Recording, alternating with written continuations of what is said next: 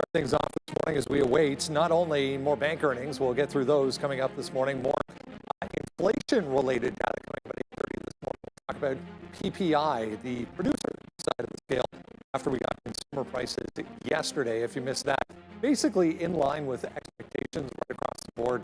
Markets seem to shrug that off a little bit. As I said, more bank earnings to deal with this morning. We have more China-related headlines coming out. It was actually late yesterday surrounding Nvidia. We'll touch on that coming up. Nvidia back downside a little bit here this morning. And we could potentially get this Supreme Court ruling on these tariffs coming up this morning at 10 o'clock. Remember, we thought it was going to be Friday. They came out and said not going to be Friday, but potentially Wednesday. So here we are. Maybe, maybe not. We'll see whether or not the market will react to this. I think is another question altogether. Oh yeah, if we get what the administration would consider an unfavorable ruling, we're going to see a market reaction pretty quick. It's going to have a lot of pressure on the Treasury. They've already made it very clear that I don't think they've got the cash currently to be able to pay back a lot of that. But President Trump has made it very clear he's going to come at this another way. So we'll have to see exactly how that goes. But Brendo did mention China is certainly in focus. Multiple stories out of that country. The first one, obviously, the H200. Chinese regulator telling customs do not allow the H200 into the country. That's already after a meeting with tech companies yesterday. Basically tell them don't buy it unless in very limited circumstances. So that's China story number one. Number two, cybersecurity names have to be in focus today, Brendo. The Chinese regulator coming out telling their companies do not use these American cybersecurity names, in addition to the Israeli one as well. So American and Israeli cybersecurity names should be in focus. PanW has exposure there. I was telling Neil off camera, I was kind of surprised. You're a Chinese company. Are you using American cybersecurity company? I mean, I already felt a little bit weird there, but nonetheless a story. And that might be the reason why somebody is really shrugging this off, not really reacting. CrowdStrike, one of those, CRWD, basically down, but ever so slightly versus where we were yesterday. A little bit weak, though, right across the board to start things off. Dow down about a third for the S&P, NASDAQ. Leading the way once again on the weak side of things, 0.5% in negative territory right now. We're seeing a bump in oil once again today, back-to-back days, back to the upside, full percent right now for oil on the high side. So for the economic side of things, 8:30 is going to be the main one this morning. Again, a whole bunch of inflation-related data. Producer side of the scale this morning after we get consumer prices yesterday. We'll also get retail sales and some housing data coming up at 10. And speaking of consumer prices and the inflation, have you seen silver? Again, 6% here to start the morning, another all-time high for SLV. It's the number one story on the morning, you know, as it should be, Brendo. Multiple days, every time this is gapping up. Silver, I said this to Raheem yesterday, silver is officially a meme stock apparently for some reason, but unreal. Just continues to absolutely rip. Yeah, Joe going to be on the sidelines for a few days here. Obi will be in for the midday this morning. Sean and Neil are both here, though. Good morning, guys. Yeah, we're here. Sorry that we're here. I can always make sure my the only thing stronger than the move in silver is the grit and determination of Shavers on the Bills, who tore his ACL in the game and finished the game.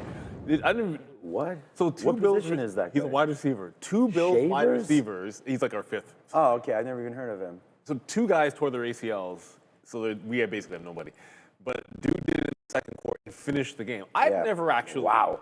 Like there's injuries that you can come back from. Bless you. Who was that? Oh, that was Sharif. Oh my God, I thought that was Usually Brady. It's me that does like a crazy, earth-shattering sneeze, but that was 100% Sharif that time. No, but this silver move, man, it's ridiculous. CompuCare team, first of all, I mean, that move is absolutely nuts. Okay. Oh, I see that. All right, it's already done. Can we bring Brendan and Sharif, or you know, can you visit here with Neil, and stake is on him. Ooh. NYC. Well, New York. He says NYC. Yeah, New York. Brendan's down. He just wants to know where we're supposed to meet. Well, you know Sharif is down. So, yeah. It's not fried chicken. CompuCare, why don't you just come here, man? Then you got all four of us right here. We got Adara here. We've got everybody. Right? Sharif, you want to go for some steak? Absolutely, Sean. Are you kidding me? He has a piece of ribeye in his mouth right now. Protein, Sean, protein. All right, back over here, Andre. Let the man eat. Let the man eat. What the hell? The camera was, oh my goodness. Wow, okay. First of all, the camera had clearly gone to Sharif was about to talk, and I figured I would take that moment to very subtly get some protein myself. We got bacon and eggs today. Yeah, it was good. And I actually told the caterer, I was like, ever since there was that little coup against the carbs, there hasn't been any more carbs. So we just get the, well, there's carbs. There's side bagels and stuff like that, but we don't have the pancake waffle. We don't want them to bring chicken and waffles. Chicken a little bit too greasy. You know what I mean? What? We absolutely. I got the fruit salad. It's like over there. I think I took most of the pineapple. It seems. Yeah. That's my bad. Probably because you thought there was pizza waiting to put you could put on it. But silver and gold keeps going higher. Nvidia catching a little bit of heat over the last couple of days. It was amazing to see yesterday Intel run high, and we're gonna see.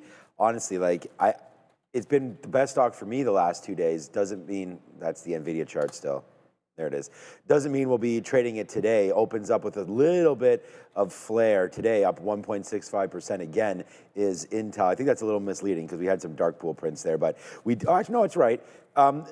So this is what I kind of call a fugazi move up because you had such a good move down there right at the end of the day that you're actually just back to where you were in the last hour, but that doesn't mean that it's not a strong stock. I mean, if it was a weak stock, it would be down. So we'll have to watch out for Intel, but the position for me here would be this $47 area for Intel. We'll look over there, and then as Sharif, Brendan, Neil, we always talk about this silver trade, and I said I came in today, I was like, who's hitting the button here to buy this thing up another 6%? But this commodity super cycle is on, and it's like once it's on, there is no stopping this. And I've learned a lesson after 20-something years in trading. Like, I didn't think this kind of stuff would be able to happen. I mean, I was told that gold is not even worth investing in, basically. Why would you be invested in gold when you could just be invested in basically anything else over my whole, let's just say the last 24 years of me doing this? It was only in my 25th year where I realized something like this is very, very possible. And it was just amazing how far gold has gone in some copper, gold, silver, platinum. We had yesterday, actually, Brian on, and he was talking about the metals company.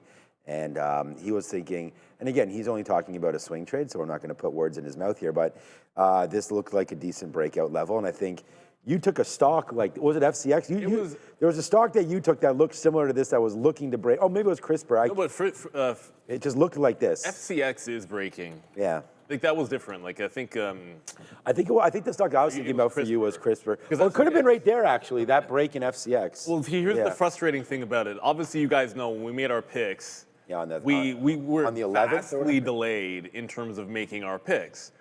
And for myself, like here, I'll put up a daily chart of FCX because that's the context that we're looking at. Like at the beginning of the year in January, we're actually breaking out this 54. Like this came to my attention. Like I'm pretty sure I wrote this one down, like 52. And then oddly enough, I'm leaving it up on my iPad that I change my pick just to every single day remind myself, why did you switch from Boeing? Because I really do like Boeing this year. But FCX I think works. CRISPR was a different one because I think it's a very similar. It's a good setup, but it hasn't broken out yet. That was sort of the pivot to something which hasn't gone instead of trying to chase a move. But these moves, and we only really talk about silver and gold, but when you start talking about all of the miners and it's just, and then all the geopolitical issues as well. Like you really start to think about it. There was a post, and I think it was JC Peretz, and he was talking about this morning about just the Mag 7 relative to the S&P and how much they're breaking down. And what I wanted to show is you look at Apple. We'll talk some Meta today, with the exception of Google and Amazon. These are all starting to lag significantly. Even this morning, like we just had Citigroup, BAC, JP Morgan yesterday. The banks were also strong. Those are starting to pull back. There's some legitimate rotations from some themes that were working last year. I mean, Citi's not down that much, but you can see it was a very distinct uptrend, and now you're starting to pull back. So we got some new things happening, and one of those is also Bitcoin is at 95K. 95. We are over that 94 resistance. There's another chart. Yeah. Like this is potentially breaking back out on Bitcoin. And well, I'm showing you guys iBid. So I think there's some room for this to rally. I like this one for a long today. As long as 94 holds, I think that's going to be pretty key. Yeah, there's a lot to cover, and we've got a bunch going on. Some Fed speak today. Beige book is going to be out. We'll see how that goes. And I don't know the timing for this in terms of the decision on the tariffs. No clue. But the last I checked, I think it was Polymarket had it like 72% that they. We don't have a timing thing, but we have no idea when that may or may not be. So that should be that could move the market. We saw a real big trade and a real big opportunity yesterday with our news reporting. And if you're not tuned in because we have the most handsome hosts, you're tuned in hopefully for the news, right? We had this little story right there, right at the end of the day, that Adair dropped to us with about 15 minutes left in the day, that Netflix was potentially revising their offer just to all cash. It's basically the same $30. It's just, here, we'll give you a 20 and a 10 and get out of here. So that's like what we're thinking about here with Netflix. And then today you get up that $1.63, that 1.63%, almost $1.63. And then that wasn't the trade that I chose yesterday. We both went into Warner Brothers, that all of a sudden, caught this move. And so just being able to punch in there. As soon as I heard Adair come on and report that, there was a higher bid potentially, or an altered bid with cash, and I was like, boom, let's go, because cash is cash. So that's $30. So you gotta, obviously it's not gonna close, they don't think, until this third quarter, potentially even longer now. But right into there, busting that through. And we were able to hold out for, my best out was like 84, 85. So right into there yesterday. So that was a big, huge move there for Warner Brothers. So congratulations for anybody. And it's temporary. I don't know if Netflix could drop back in, right? We'll be looking at Netflix today, though, I think $90.50 or so. So that was a good dip buy. It's basically right on my average price now. Like I bought some at 96 when it first came in, and then we bought some at, I think it was $90.20 exactly. So we're in and around 93 bucks here.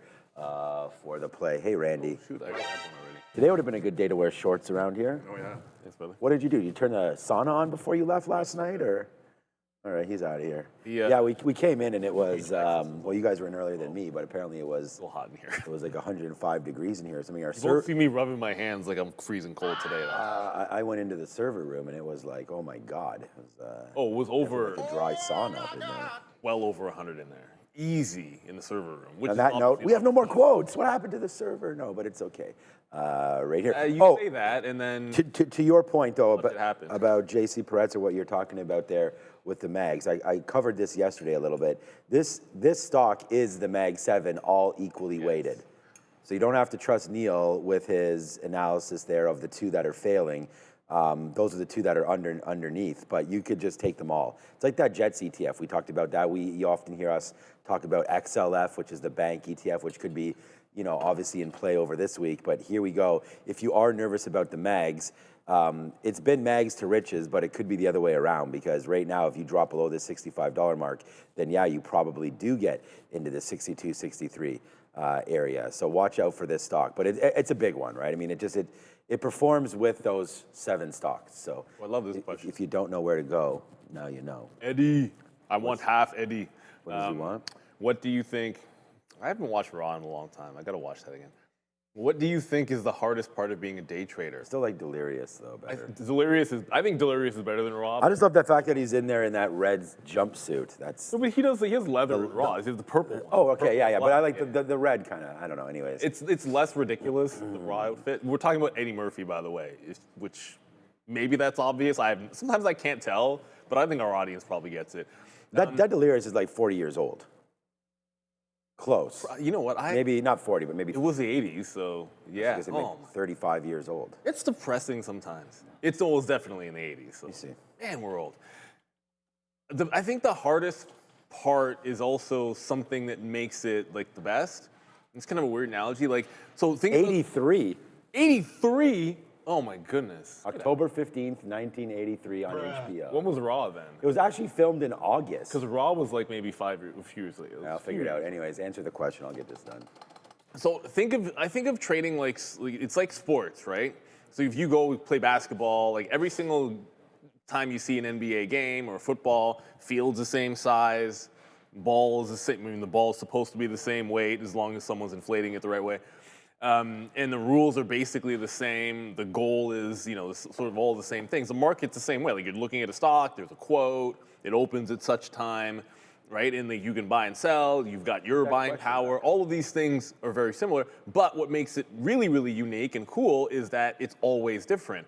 But that's also the hardest part about being a day trader, is that no matter how close things will align or look the same, they're just not. Like we're down 0.5%, we're gap down 0.5% in the market. That's going to look completely different one day and react different than it will the next day. And silver might have a pattern going on where, hey, look, if you buy the dips when it's gapped up, it's like, well, that's worked 4 times out of 5, but it doesn't mean it's going to work the next day. So it's like a living, breathing, changing environment, which makes it really cool. That's the best part about it. But that also makes it very difficult because most of what you do as a trader is just pattern recognition. You're observing patterns and trying to find edge off of those so that you can move on to the next day. But just there's no guarantee that when you observe something, it's working, it's going to continue because it's constantly adapting. Have a look at, just ask Jalen Hurts, right? Like the RPO is dead. And so what made him and the Philly such a ridiculous offense? It's like, look how quickly the league caught up to them. So now the challenge is then for them to come back. It's the same thing in trading. It's the hardest part about it, but it also keeps it fresh and exciting. So hopefully, Eddie, 1537. Thank you, YouTube, for the random names that you've given everybody in the chat. You can change them, but No, you can. You can go into your YouTube profile, and it's like your channel page is now the name. So if you do change it, if you want like a more personalized name, that's all. All right, Brendan and Sharif, did you guys see that question about what makes a day trader? What's the hardest thing about being a day trader? So I'll throw that, Sharif, to you for your opinion. You're trading here live every day on the show.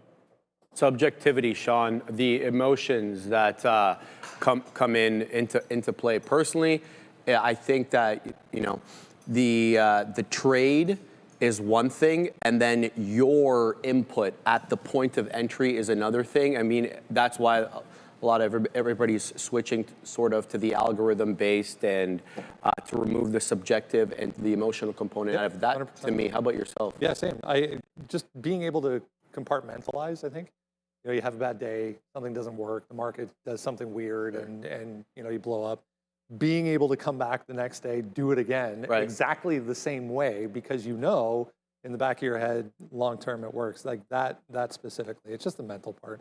I talked about it on the Midday yesterday. There was this EVTV, I think it was one of the names of the tickers. It had, I was right on it to start, even though it had a nice breakout, and then it broke through the trend line. And I was saying on the show quite openly, I'm a little gun shy on this one, despite the fact that it's setting up in the right way. Yeah. I'm not taking the trade on it because I haven't performed well. And what the hell? I mean, it's not like a current state of affairs that's going to continue, right? A trade is judged individually on every individual basis. So removing the emotional component to me has been the toughest part. Yeah, it's really easy to overanalyze, I think, as well, specifically on a short time frame, on intraday basis. Yep. Being able to look at years and years and years of data and then just trying to fine tune it to a point where it gets ridiculous. But anyway, let's talk about Rivian here real quick. Randy was so upset about the downgrade that he broke the heater apparently. WFC, first off, just made a day low there. I was checking 91.50 coming into play. I mean, the banks are just negative outside of Citigroup right now, right back to the upside. So BAC, we'll touch on this coming up, but BAC day lows, WFC basically day lows. Citigroup here on the way back to the upside. But yeah, let's touch on Rivian. This was a pretty extensive note. I went through all of this before we came on this morning. And I mean, this is UBS downgrading Rivian, but they're talking about a 20% downside risk here. Their target right now is 20% lower. Specifically pointed to that AI day that they had. Said that's priced in now, and we're only up 15% since only. Up 15% since that day. Yeah. And then they were talking a little bit about the R2 and some manufacturing difficulties they're still seeing with that. So they're just not seeing the light, I guess, at this point. Yeah, I mean, that's the thing, but I know it's such a tough business to scale in. Seen it so capital X heavy and currently, sadly, in North America for these EVs, it's not where it was about 5 years ago. Let's talk about what UBS said, though. They downgraded Rivian from a neutral to sell, so now they're quite bearish on it, dropping the price target to $13 from $15, citing less attractive risk to reward setup. It's about a 15% rally, as you mentioned, Brendo, since AI Day, but UBS flagged elevated expectations around the R2 platform, which is going to be that cheaper, smaller version of the R1S.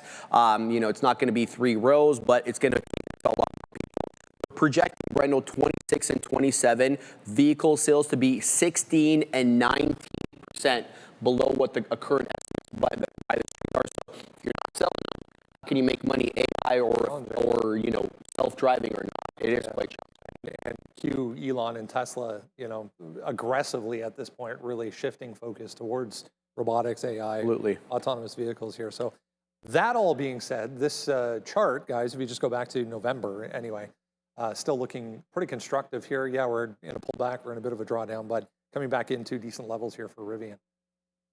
Yeah, I mean, I think it's got some room, not a ton, to get to the 50 period, which I think is the level you're talking about, like at 617.7. I threw that one into the note because I just feel like it looks like a pretty decent bounce spot. But most of the time when it consolidates, it's like a multi-day event.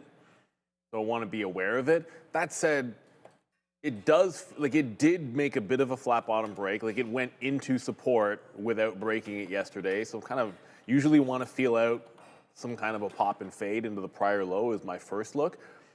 But if we're thinking about Rivian in the higher time frame, okay, so how badly did Rivian get beaten up really? That's a good looking daily chart, right? I think everyone can agree that daily chart looks pretty good, but that's just 2025. And if we move on to looking at this one on the weekly, doesn't really feel like this bounce has done a heck of a lot. And if you look really closely, there's now a 200 period on the weekly, and it's basically bouncing off this. So I think, I think two ways here. For the day trade today, I am going to initially look short. You get like a flat bottom breakdown like this, support level. I'm generally looking for a continuation short first. But in the next couple of days, probably through the end of this week, I think if we start to get any consolidation off of this level, there can be like a trend breakout for sure. Whoops, this is what I want to do. Like you could have a nice little trend back in, hold a 50 period, and then a trend breakout. I think that's a more appealing play than looking for a day trade into the 50 period. So I think you got to wait for this, wait it out. I don't know that it's going to make the bounce today. Again, like I said, I'm probably going to favor the other side of the trade. The market's a little bit weak. It has been trending down, so it's kind of like it's a short that shows you the bounce here on Rivian. When you zoom out at the higher time frame, there's pretty much nothing wrong with this pullback. If anything, you're just kind of waiting for your spot to get up. I no longer hold Rivian, so I'd actually consider maybe I'd want to swing that. I don't know if I'd want to buy it right up here, but yeah, I do think you have to be patient here today. And someone in the chat was like, "Oh, are you guys going to talk about FSD?" No longer with Tesla here. FSD no longer yearly. You gotta go monthly on it. Yeah, well, Elon's got to make that cash. It's not moving Tesla stock, but certainly it does show that there is some price, let's just say, and margin concern in the space. That's always been true for Rivian, and when it's true for Tesla, it's not like it can be better for the likes of Rivian. So for me, I actually have Rivian as the #1 trade today. So I'm pretty confident in this short. Just the way it's been going, and then now come out with the clause today once it breaks through this 1850. So yeah, I think it's game over right here temporarily for Rivian. It's UBS, it's a downgrade. They're talking about the demand for the R2. So boots on ground, if they know that it's not as fruitful as the stock price has given it, it will come back in. Man. This is a stock that does not make money. You're not one of those names in this environment. We've seen this sort of year of magical investing come to an end last year. Obviously, there's been a little bit of a bump up in some of those quantum names and names. But if Rivian's not going to make money, it's not going to be investable. Although interest rates obviously staying low helps names in the car business. It does help companies that need to borrow money to fund operations. I just think Rivian is a breakdown today.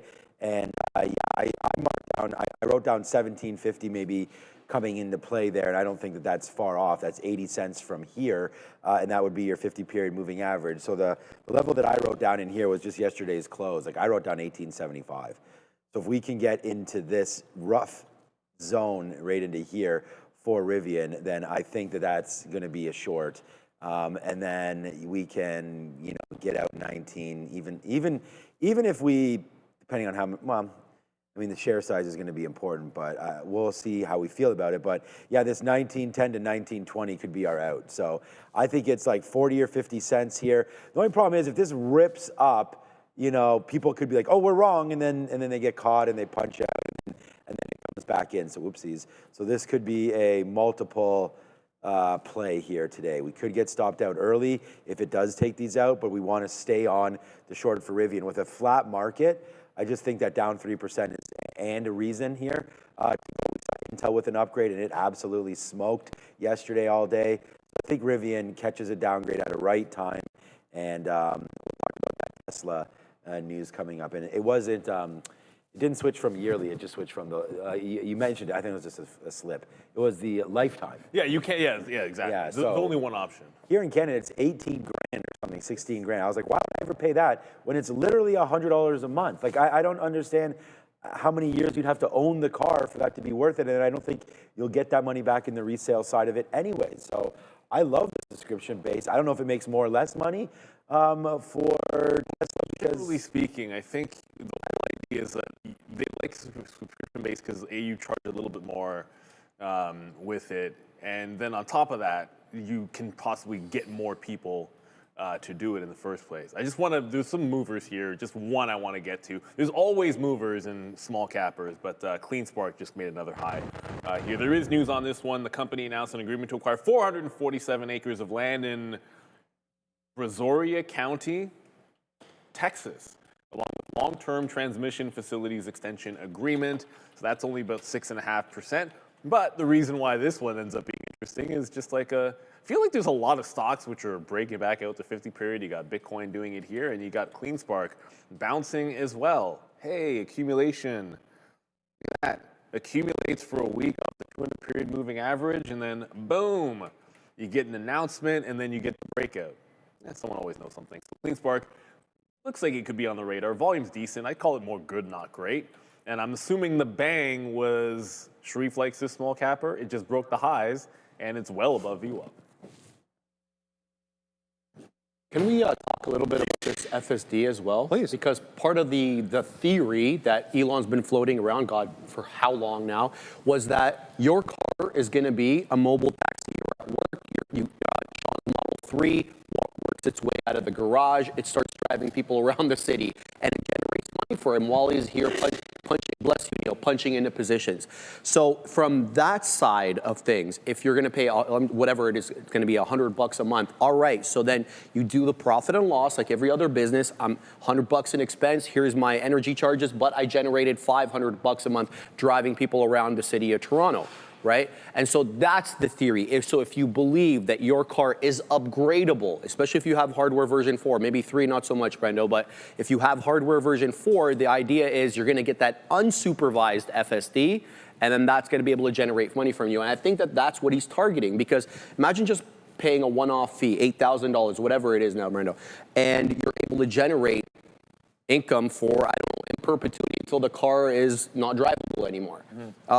Whereas much more business-like and much more, kind of a normal course of business is to have an expense on one side, a recurring, a fixed cost, and then your profit on the other one, or your revenue you're generating on the other one. So it should be interesting to see whether that actually comes to fruition. And if it does, do people use it that way? Yeah, I mean, you would have to, theoretically, you would have to have some sort of revenue to offset that, right, as you said, that ongoing cost for that. Someone who's just, driving it for themselves is a little bit of a different story. But I mean, let's see. I mean, like we were saying, that in itself as a SaaS can be a huge business for them. And I think it makes it more attractive to other people, quite frankly, as well. I don't have to ante up $8,000 at the point of sale. Right. If I want, I can take it for a few months. And Sean, he's already confirmed to me that you can get it on a monthly basis. And is that, I don't even know, maybe, guys, maybe, is that, like, can you sell that with the car? Yes, yes, it comes with the car. So once FSD's tied to the car, it's tied in perpetuity, Brendo, yeah. I was just reading a note here on Airbnb. More people taking off from Meta. I was trying to find that note again. But another executive departing from Meta, heading over to Airbnb. This one specifically, quietly having a pretty good start to 2026 here. But I mean, you can go all the way back to the end of November, beginning of December, even at the end of last year. I mean, we've been straight upside for Airbnb since then. Just hearing, let's jump over here to PPI as it is 8:30. We'll get that refreshed here for you as well. What did we get? I'll scroll up here. Where is it? PPI month over month. Still waiting for that to populate, but I did hear that come through in my ear. Do you see that anywhere? I don't have that. I don't have PPI. I can double check. Oh, here we go. 0.6%. So a little bit higher than expected. So 0.6%. Oh, sorry, that was U.S. retail sales.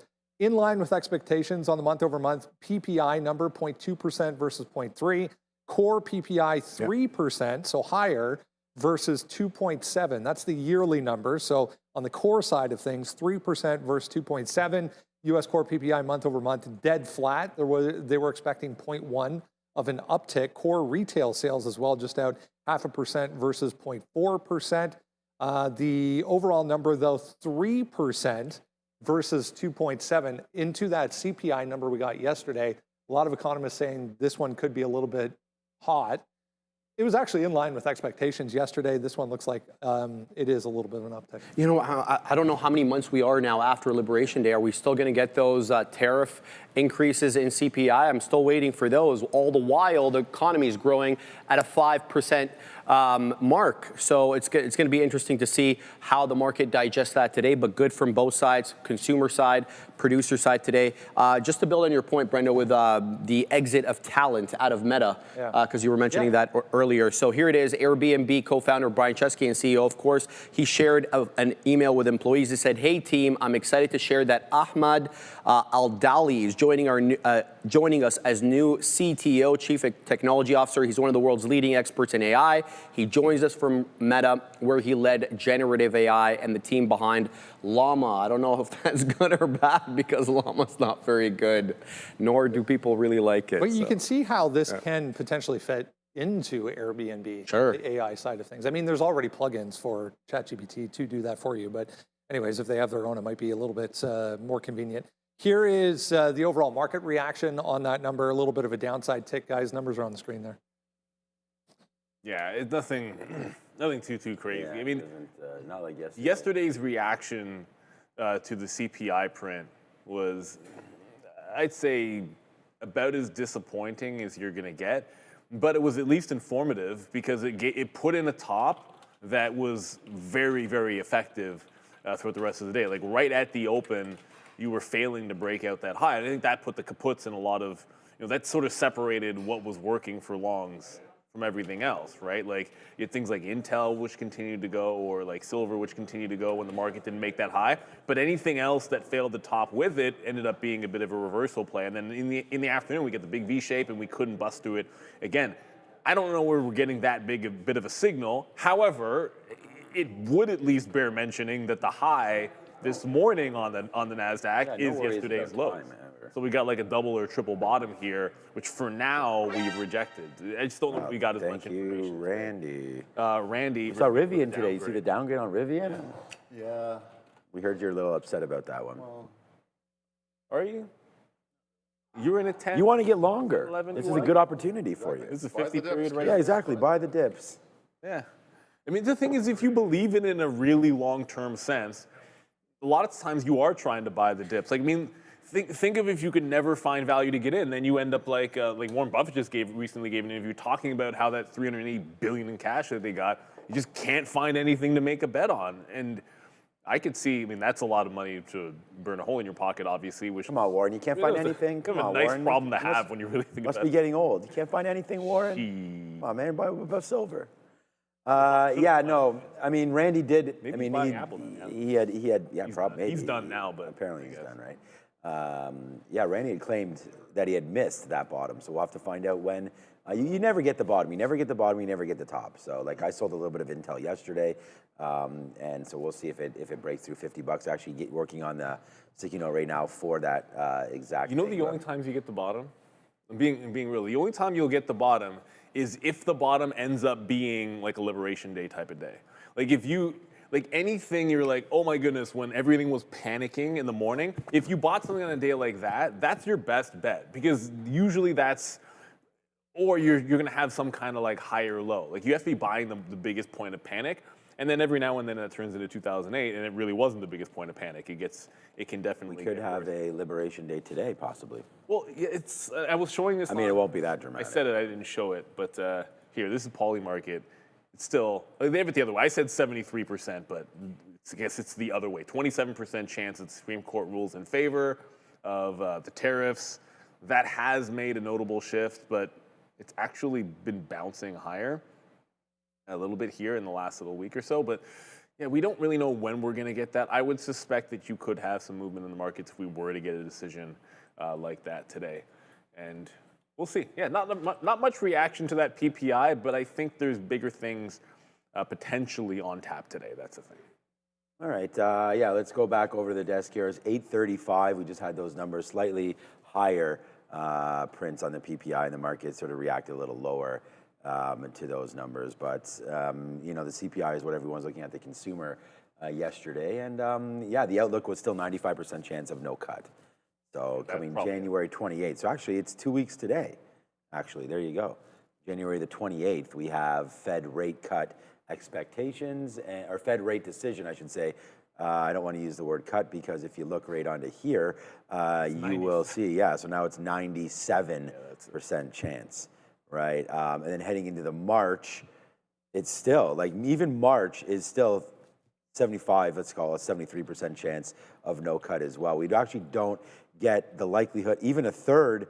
Wow, April's no cut expectation. Okay, so it looks like June is the very first time where the odds are in favor of a 25% rate cut. So we got to go 6 months. That's through 2 earning cycles before we get an interest rate cut, according to the Fed rate watch tool by the CME there. So you got to go all the way to middle of the year before we get that cut. And then we've already talked about what December looks like. That's where you have a third chance of 2 cuts by the time December hits the calendar. So yeah, it's going to be a year of, you know, very, very specific in what you're looking for investing wise. The banks did not help us yesterday with JP Morgan. We'll see the effect today, guys, over at the desk as we discuss Wells Fargo and Citigroup and some of those other banks. Goldman and Morgan are tomorrow. And then the regional banks as well. And BAC is the big one. BAC is getting hit. Yeah, that's They're down too. Yeah, down 2% here right now. That's the biggest reaction so far. But I mean, I was saying this yesterday. Like it was kind of hard for any of them to have that big of a day after JP Morgan had great numbers and got beaten down. So like, you know, Wells, we'll talk about Wells. Wells missed on revenue. I'm like, oh, good luck with that. See how that works. And I like Wells Fargo this year. But yeah, still a lot to talk about for sure. And I see the boys are always scanning the headlines. Do we have, just out of curiosity, I don't know, Brennan, but do we have any indication time-wise? I've been scouring for even someone to like speculate as for the Supreme Court thing. If it does come, it'll be 10 a.m. again. If you remember back on Friday, it was scheduled for 10 o'clock. They came out just before that and said they're not going to make the decision today, and then they pushed it to today. So if we do hear anything, it will be 10 o'clock or thereabouts this morning. So hopefully, if not, we do get another heads up saying it won't be today. So let's do a quick recap here. Lots of people just coming in. Good morning. Come join us at 8 o'clock every single day. We come on at 8 now, guys, not 8:30 anymore. Here we go. PPI rundown for you. PPI month over month we got 2 of them actually there. For October, 0.1%. For November, 0.2%. Core PPI month over month for November, they're flat versus a 0.2% uptick that was expected. Retail sales, 0.4 versus 0.4. Retail sales ex autos, 0.5 versus 0.4. So a little bit on the high side as we saw. And as the guys were mentioning there, a little bit of a downtick for the overall market. There was some questions around, sure, yeah, bring it. Yeah, come over here. Come over here. I'm not sure who this is from, but CompuCare team. Thank you. It's always Krispy Kremes too. Like, I was just there and they knocked and I heard. So. Amazing. Thank you, Adair. Thank you. Thank you, CompuCare team. Yes. Thank as you well. very We'll- much. We'll make sure. I mean, maybe this is not the best place for them, but we'll make sure someone takes care of the Krispy Kreme donuts. But yeah, thanks very much. There was a lot of talk going into this week on the economic growth side of things and the speed at which we could see that accelerate going into the second half of the year. As Sean was alluding to, if we get 2, maybe 3, they're pricing in by the end of the year, at least consideration of cuts going into the end of the year. You put that on top of, the already expectation of what they've done to this point, the GDP could get pretty exciting. And you got to make that assumption, Brendo. Let's just call the facts as they are. Chair Powell likely is out in May. Okay. Now, the point of why this whole investigation is coming to light now, at least, in speculating, is that they want rates to get cut earlier because they want that to be felt by the midterm elections. Now, whether or not that ends up happening, rates will get cut because there is going to be a new person as the Fed chair in May.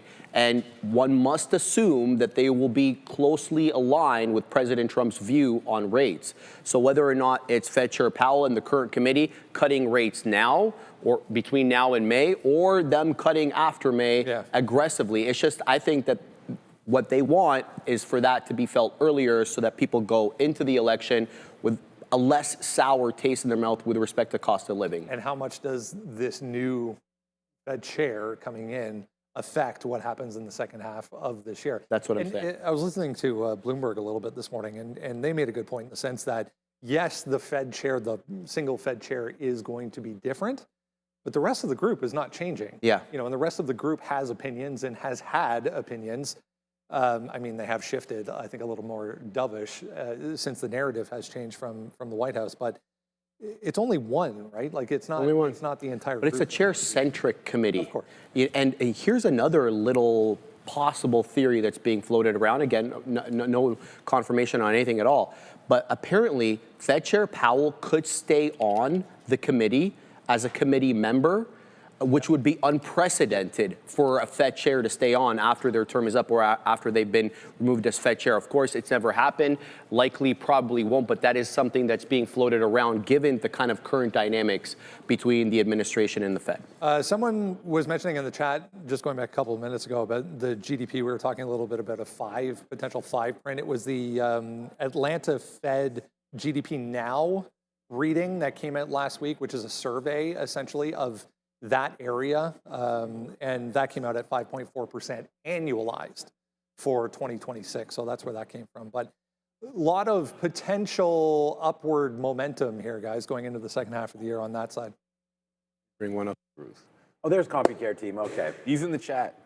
There it is. Now we they said how. Yeah, he delivered 3 dozen donuts there. Thank you to Adara and for bringing that through, and thank you CompuCare team. So very nice. I was saying if it had been. I was going to say we got to get something more on the healthy side because you guys will never have any of these. Look, it's Charlie Brown. Yeah, it's a Christmas box there. Yeah. We didn't watch that this year. Oh, the Charlie. Yeah, we never watched the Charlie Brown Christmas either this year. Yeah, look, I don't know what Jerome Powell is going to wind up deciding to do, but we know that his term is going to be up in May. And there's not much as far as to look at. We've talked about the dollar, and we've talked about how he's been way too late to everything. That's the opinion of the current administration. And then I think that the maple one, I like. I mean, maple is good. Man, you just open it up and all you just wafting that smell. You guys are killing us over here right now. You guys said something healthy over here. Wow. Yeah, Randy's all about it, man. And Randy, man, they got all the good ones in here too. Thank you. Thank you so much to CompuCare team, man. I mean, this is, well, I know what you went above and beyond here. Absolutely, for sure. Thank you, CompuCare team, because my daughter thanks you too. She loves this one, so I'm just going to take that, and I'm going to take that home for her. Oh, that's the Oreo one. That's the Oreo one that she is in love with. Yeah, I'm going to take some home to my kids too at some point. Make sure she gets that. Yeah, I'm taking the whole box home, Brendan. We got hockey tonight and everything, so I'll give it to the. No, I'm just joking. Well, You know what? The other thing too is there's a lot of people like Obi's here. There's a lot of people in the back. You know, so we just want to. We're just joking around. We want to thank you for all of that. Right now, here we'll just close this for now, so it doesn't. But anyways, we'll keep it there. Thank you so much, CompuCare team, for that. No, but I was going to say like all of that. We talked about it yesterday. Unfortunately, the sort of DOJ inquiry here into Jerome Powell and the spending and everything there of the building out of the Fed and how that all looks and the you know, subpoena or whatever is going to wind up happening there with Jerome Powell, I think leaves a sour taste in the mouth right now of how this is all going to end for him. But I think it was a pretty decent, I mean, the market's going to go out on his watch at all-time high, give or take a huge collapse coming out right now. He worked through a lot of obviously turmoil with COVID and then with Trump appointing him the first time, and then he had to go through the whole President Trump administration. Then he's flipped it over with Democrats and then back to Trump. Like, I think he's done a really good job of actually managing some of the outside rhetoric that comes from politics. And, you know, it's been obviously a big intervention with the president that we don't normally see. We know that Donald Trump is a star, and he came out and said that he looks at the markets and he tweets about them. So that's extra pressure being added to the Fed to make sure that the markets stay afloat. So yeah, I think he's done a good job, and no matter what you do think of the policies and the timing of them, you know, it's got us to where we are, and I think a lot of us have hopefully made money in our term portfolios. We're all doing pretty well. And it's Data Robinson is in the chat. It isn't unprecedented. It's not the norm is the best way to think about it. It did happen years and years ago, and it can happen. I more liken it to well, when you've got that type of a pinnacle, like what is there? Like usually you ascend to this role. Like you've got to the highest level effectively as an economist, really, to be the Fed chair. Like what else is there?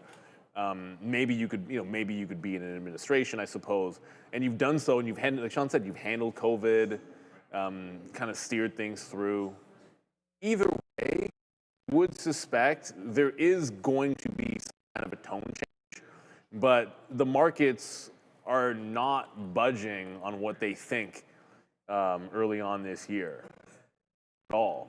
You know, like we're not, and none of the data that we've been getting so far has really budged from that. And I think that it lends some of the air out of how many cuts we're going to get this year, and I think you want to proceed in that realm. So, you know, good luck to him. As I said, like I'm going to be more excited to look at earnings. I think this first quarter of earnings is going to be very, very big, especially when it comes to names like Micron and that kind of a thing where you're expecting a really ridiculously high expectation. So I think the focus will be on earnings, at least for the first quarter, and then we'll start thinking about cuts more as we get on in the year. That's just my take. And again, thank you for these donuts. Just the smell of it, I'm trying not to just wolf this thing out. The problem is if I eat the first one too fast, I'll probably end up eating 2 or 3.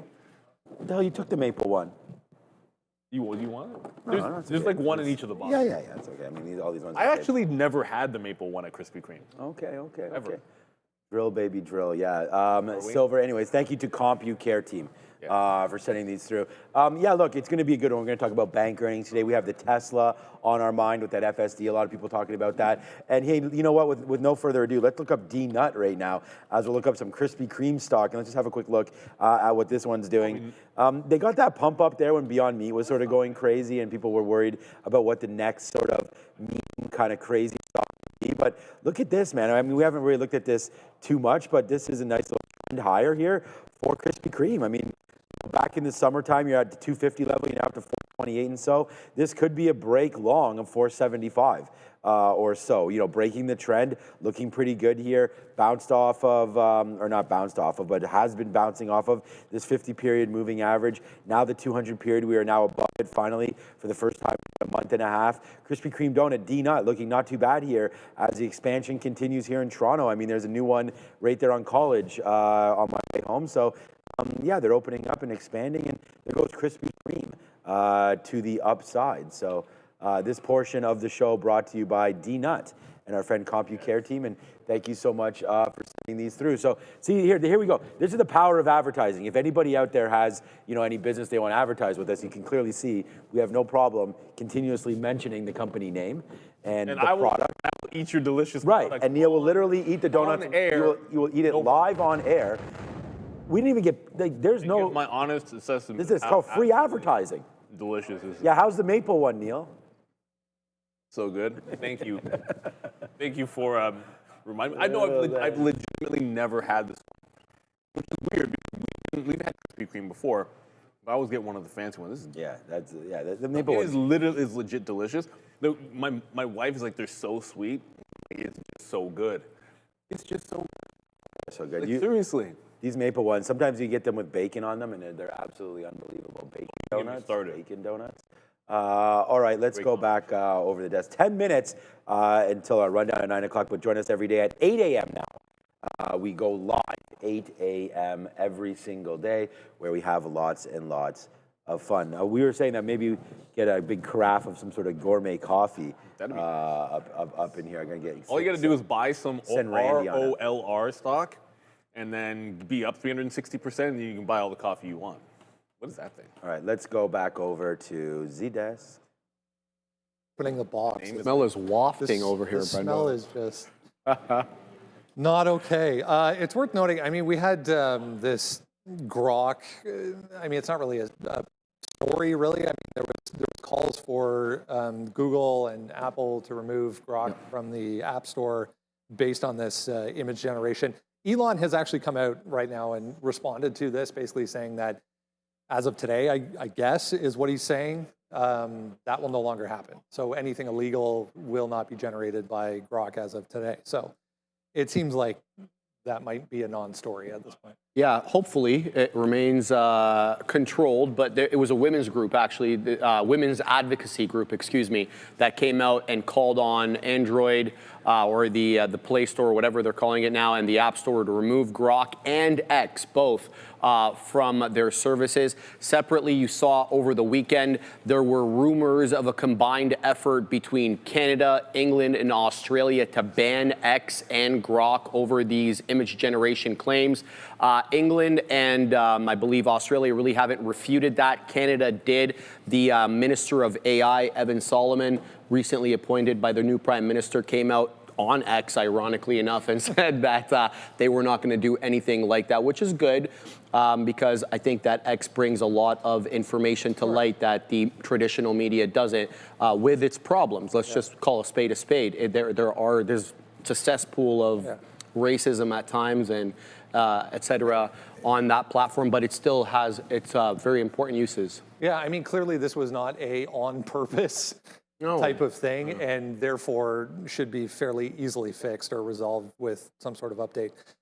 Let's talk about Netflix here. I was just hearing we're breaking downside, and it looks like 91.50, 91.60, trying to let go here back to the downside. But I mean, this thing had a huge move, not only after the close yesterday, extended that this morning here all the way up to almost 92.50 on the back of this story. Again, if you missed it yesterday, considering going all cash with their bid for WBD. Neil, you have some words for us. I do. Before we get to Netflix, we'll talk about PDS Biotechnology. That's PDSB on the NASDAQ, and they're transforming how the immune system targets and fights cancer, with an initial focus on HPV-16 positive head and neck cancer. HPV-16 can cause head and neck cancer, and more people are facing these high-risk cancers than ever before. HPV-16 positive head and neck cancers are projected to become the most common type of head and neck cancer in the U.S. in a few years. You can learn more at www.pdsbbiotech.com and link in the description as well. I want to shout out to them and thank them for sponsorship of this part of the show. Yeah, just do it or don't do it, Netflix. I mean, I felt when we got that headline in the afternoon that we would come this morning and see the specifics. Like, is it the prior deal was cash and stock of $27.75. The stock portion was incredibly convoluted. It was like, if Netflix is above these prices, then you get literally, like, it was like $4 something worth of Netflix stock, regardless of the price. And if it was below a certain price, then it was like a ratio of shares. And so when the stock falls and people say the deal's not worth as much, now they want to go all cash, but we haven't actually seen whether this is factual or not. The good news, I think the good news would be here that they're not raising, there's no indication of them raising the value of the bid. So presumably, based on what was said, it would still be $27.75 in cash. If that's true, and their response is this, and the board still favors it, that would be bullish for Netflix because they didn't have to raise their bid. If they come out and say, oh no, the cash portion that we're going to do is more than it was before, more than the value of the deal before, then you might see the backfill. I think you do have to keep your ear to the ground, but I love that it put in a pretty clean double top here at 91, which kind of gives you a place for a base of support. Now the bodies of these candles are more like 90, 80, so I think you got to look a little bit underneath that even dollar level, and it's worth a look. I think until proven otherwise, however, on Warner Brothers, I mean, if you're trading in this, you've still been more of a ring the register above the 29 level. Like that's kind of been the way to navigate this. But that gets a little bit riskier in the event that Netflix were to come out and it's not just that they're going all cash, but the actual total value. If that changes and it's higher, it could bump this 29. And then you've also got to keep in mind that Paramount could, if Paramount responds by raising their bid, which right now is at 30, this could absolutely fly. Right now, it's perfectly priced in between the two bids. If Netflix is at $27.75 in theory, until we know otherwise, and then we're up at 30, was the high. It was just chilling out right in between, almost like hanging out in the midpoint of the two deals, which makes a heck of a lot of sense.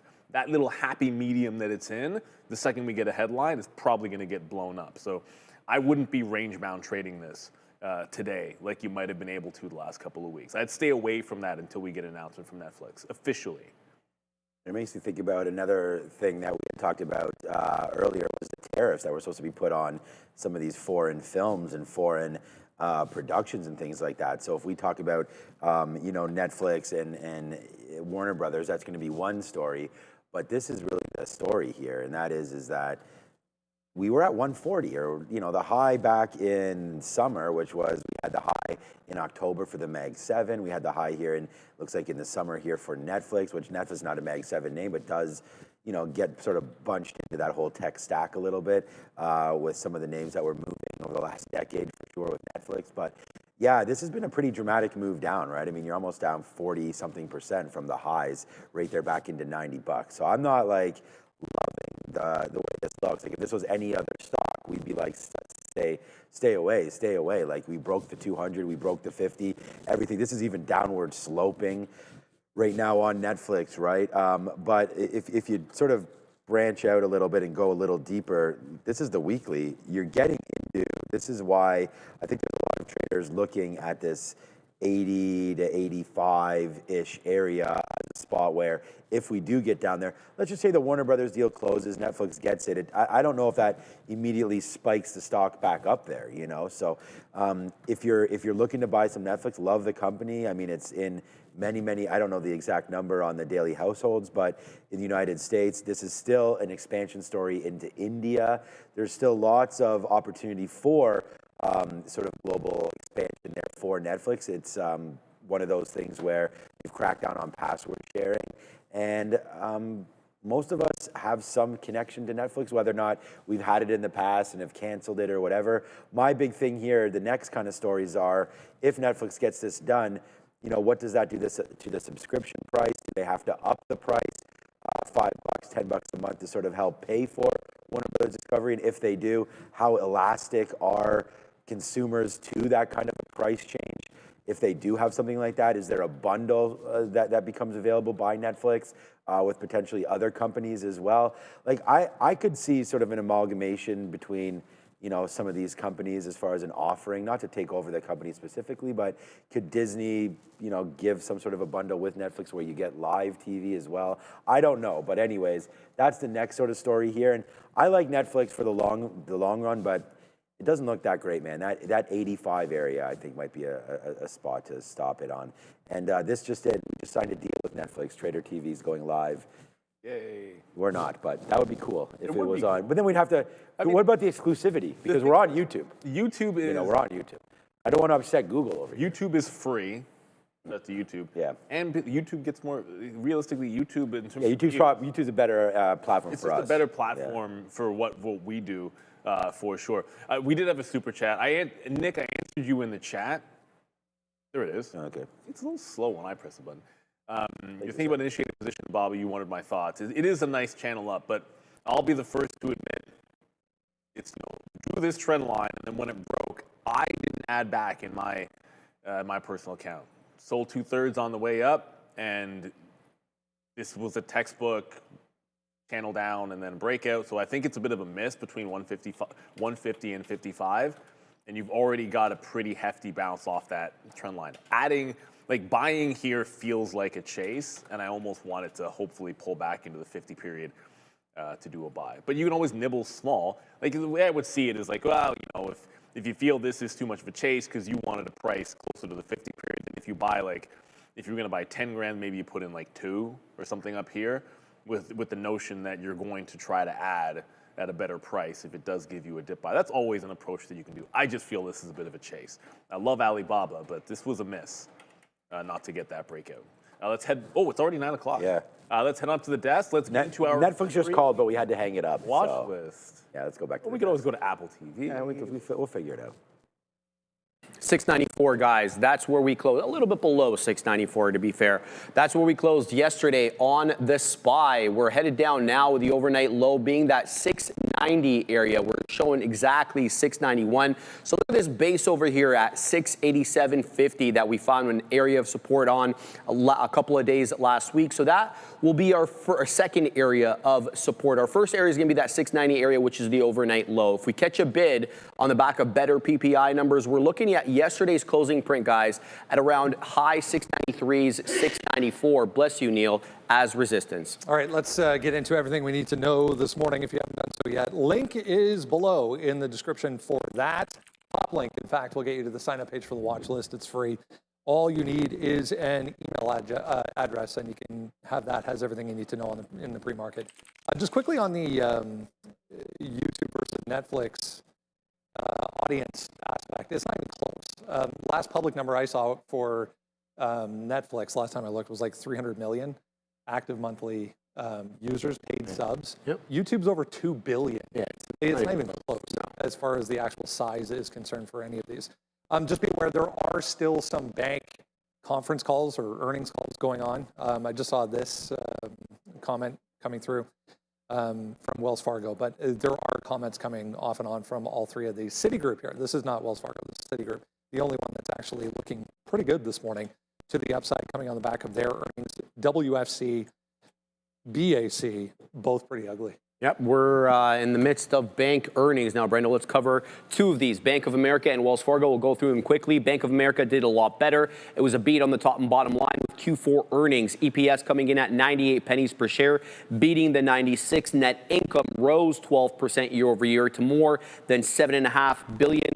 The results reinforce Bank of America's position as a key beneficiary of higher rates and a resilient consumer and active capital markets. We're not going to go through line by line, but net interest income did do quite well for them, up almost 10% year over year. Wells Fargo, a bit of a different story. Neil alluded to this. They beat on EPS and they missed on revenue. They got $1.76, which topped analyst estimates of $1.66, driven by, again, higher net interest income and improved non-interest revenue.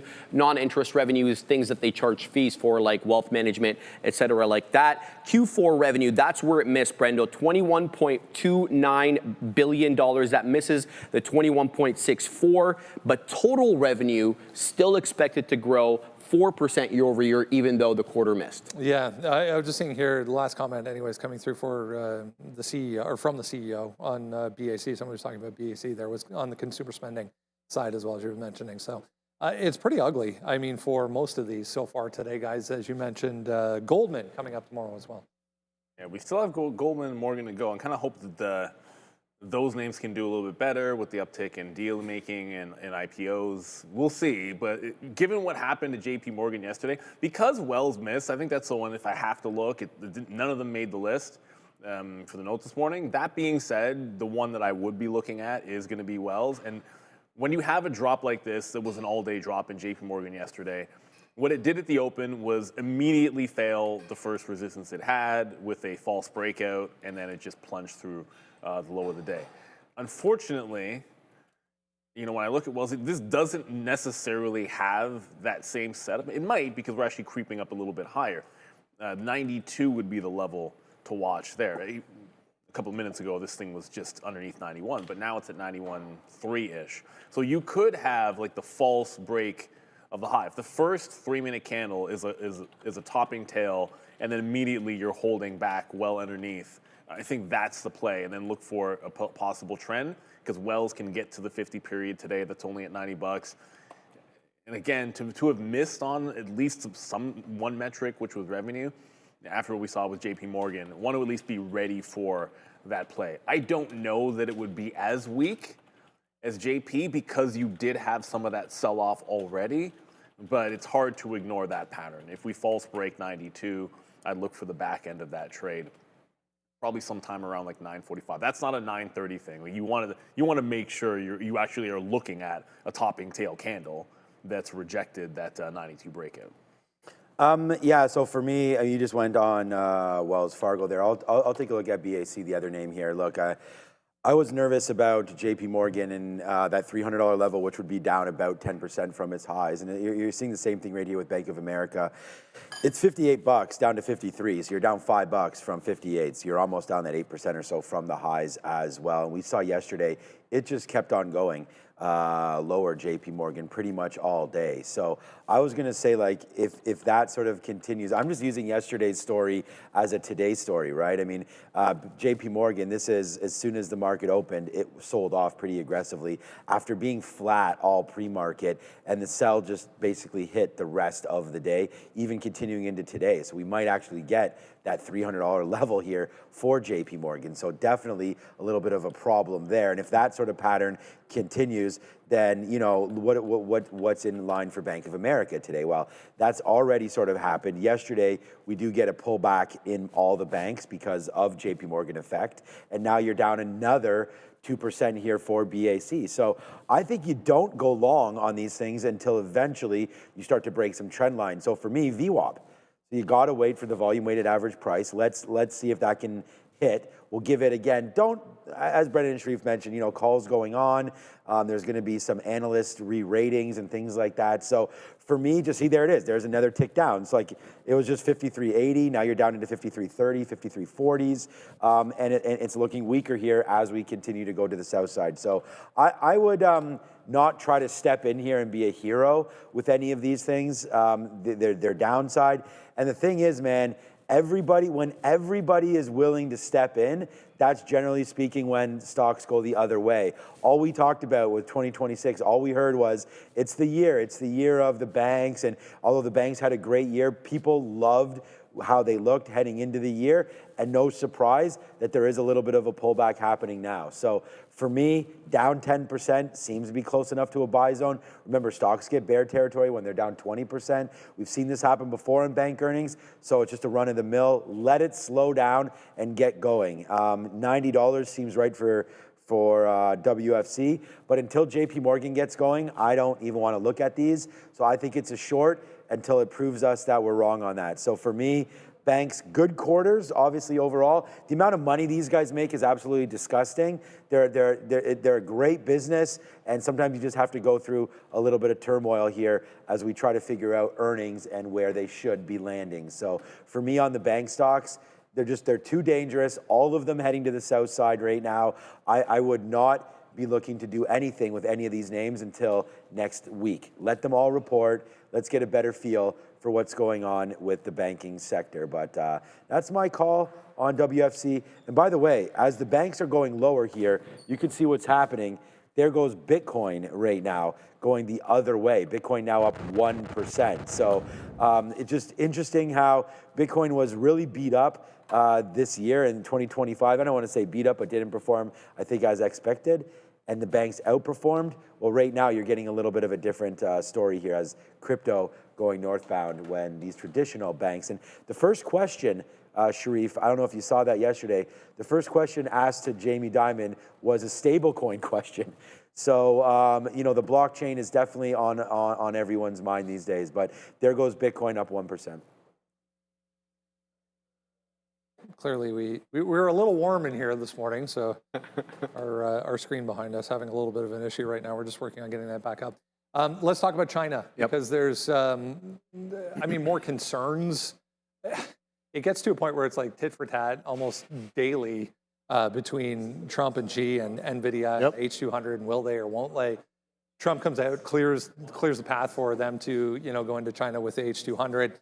Immediately, Xi turns around and says they're going to limit who and how many that will be available for sale. A lot of posturing, Brendo, in anticipation of that April meetup between the two leaders. We'll have to see if it takes place and what the feelings are like between the two. But yeah, this is an important story because Chinese customs authorities have instructed their customs agents not to allow Nvidia's H200 chips into China. This is according to multiple sources. Nobody's verified this. We need to make that very clear. These are all sources. Domestic Chinese firms were explicitly told, the story broke yesterday, not to purchase the H200 unless absolutely necessary, with language described as severe enough to amount to a de facto ban for now. Officials, as I mentioned, did not clarify whether the move applies to existing orders or new purchase orders. Why is that important? Because Nvidia told us, Brendo, that Chinese firms reportedly placed orders exceeding 2 million H200 units, which is far above the estimated inventory of 700,000 that Nvidia has. Recall, Nvidia is not producing these en masse anymore. They're no longer the best chip. It's Blackwell, which is taking the majority of the Taiwan Semi's capacity. Authorities offered no formal explanation and did not confirm whether it's a permanent ban or a temporary policy lever. Analysts are suggesting Beijing may be weighing multiple objectives, obviously forcing their domestic chip champions to get going, as well as a bargaining chip ahead, as we mentioned, the April meeting between President Trump and President Xi. Whether or not this will be anything today remains to be seen. Most likely, probably negative before it's anything positive, obviously, but we've just been chopping around here, guys, for Nvidia, but more macro headlines. With this concern, you know, you could probably add the cyber. With this concern, you could probably add the cybersecurity headline because that's also a China headline to this. I feel like yesterday, at this time yesterday, probably said 187 should be a fade. And then didn't. So if we get up there again, and I'd say between there and I've got the line at 188.5. If we enter this channel, look for a mean reversion on Nvidia, right? If it's range bound down here and they're selling the pops, and we have some uncertainty, well, uncertainty I'm going to consider in this place not good. The barcode off the 50-period moving average is slightly to the downside on the daily chart. That would suggest, and even everything about the chart suggests, if we do get a pop, and that's an if, I'm not sure we're going to, if we get a pop, look for that fade between 87 and 88. Maybe it's not as obvious as hopping tail candle. Maybe you get like a little consolidation up top. But whatever it is, once we get close, we've got to start looking for the turnaround here on NVIDIA. And you throw on top of this that it's not as if this was the strongest name. At the open, this was weaker than AMD and Intel, and really only got the late bump, and we gave it all back to be sitting where we are. So I just look for the same thing. I almost put Nvidia down. The sticky note is now out. You guys can go get it at Trader TV, Sean. But at the Andre's running back. Give him a second. There he is. Yeah. So I was just gonna say, like, I almost put Nvidia as a short, and underneath every line that I look at, 200 VWAP, 50-period moving average, down 0.73. Market's starting to head a little bit lower right now. I don't get the feels. CompuCare team, actually, thank you for the donuts again, but he asked earlier about which way was I feeling, bearish or bullish, and I was kind of like question mark, bearish. Like, I'm feeling bearish today because of the setup, but at 10 o'clock, the tariffs hit. President Trump is going to be on the microphone and tweeting and truthing and all these things out today. I could see Nvidia getting, sort of bunched up with China talk if there is any tariffs related talk there. So I think Nvidia is worth leaving alone a little bit today if you're going to think about going long. I'm all about taking the short here in and around this 185, but I'm not confident on the levels. It's just, I think Sharif's note says it all, man. I was just reading it, and it says range-bound news price action, sensitive action. So I just think, like, if you're going to go back to the 8th here, which is like a week ago, this is very, like, get rid of my mug here, Andre, if you can, just so I can show this. You know, just very, very choppy. Here, I'll just move it like this. There you go. You can leave it, Andre. Just here. Okay, or not. There it is. So it's been pretty choppy into here. You know, so I think if you're going to wait for something, Neil just mentioned 187. I don't think it gets up there unless we have a big story. And if we do, you might not want to short it. That's my thinking. So I would just, if you're going to short, you want to probably short somewhere in the middle. This is like just a natural VWAP. Like, let's short somewhere in the middle, 185.50 or so right now. But I'm not in love with it. And let me show you something else here. A stock that is obviously being affected here by the China talk and by, you know, we talked about Quen, we talked about Deep, not Deep Mind. What's the Chinese, you talked about yesterday there, Sharif? Deep Seek. I thought it was Deep Mind there for a minute. Deep Seek, you know, this is just going to be, whether or not it's as, you know, informative and, you know, as efficient as some of the large language models that we're seeing develop here, Perplexity, Claude, all these. Alibaba's working on something. We got that Quen. We know chip in China as well. Alibaba, obviously, when something's brewing there in China, Nvidia does have to be very worried. And it's just, it is what it is, right? The Chinese government can almost do whatever they want, similarly to the US government. So this, to me, is signaling something here with Alibaba. We did buy the dip at 160, got nervous, got out of that position at 160. So we're still in this one, but I think Alibaba's firing some signals here, telling us that maybe things in China are okay, and we don't have this whole Nvidia hangover to worry about, and that's a problem for Nvidia and a nice upside momentum play for Alibaba. So if I'm going to look long on anything, it would not be on Nvidia today, it would be over here in the space, the Chinese space, with Alibaba. And if we can get to 168, 169, that looks pretty good to me. That's your 50-period moving average.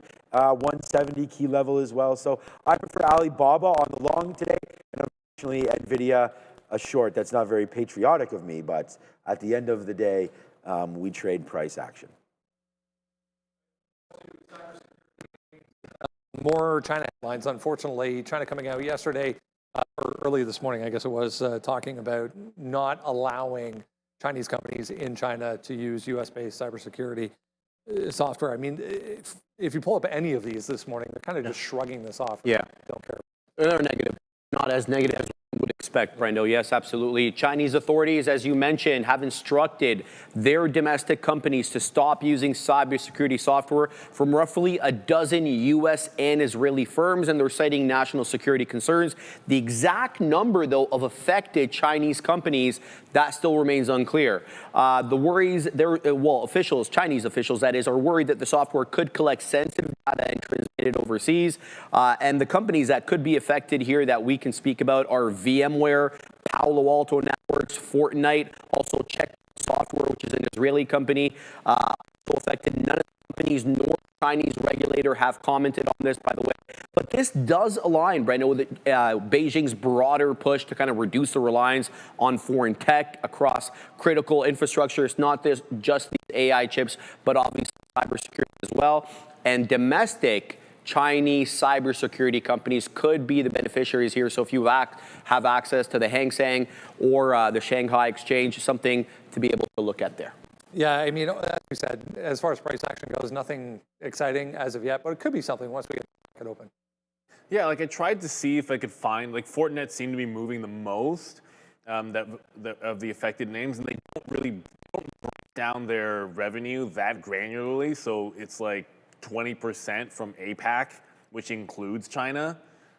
But then you're sort of drawing your conclusions, like how much of that 20% of the revenue is in China? Is it like 18? Is it 10? Is it 5? I mean, I don't know, which makes it really difficult to sort of figure out how far would be affected by it. So like if I'm gonna end up trading it. I think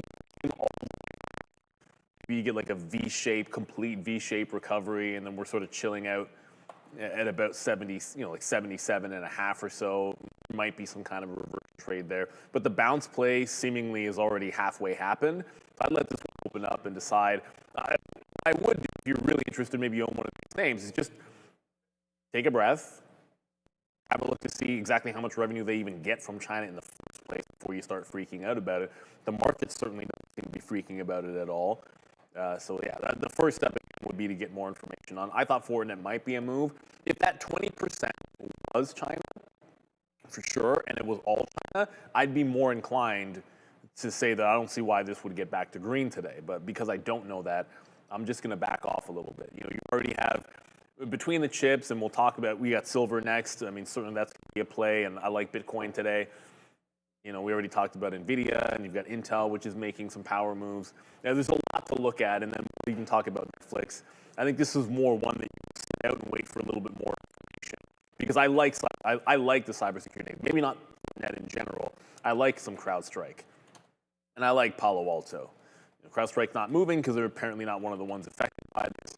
But it would seem to me like an opportunity in Palo Alto, but treat it like earnings. Just give it the 3-day rule. And yeah, I'd be more confident shorting Fortinet if I knew any kind of a reasonable breakdown of how much business they actually do in China, but I don't.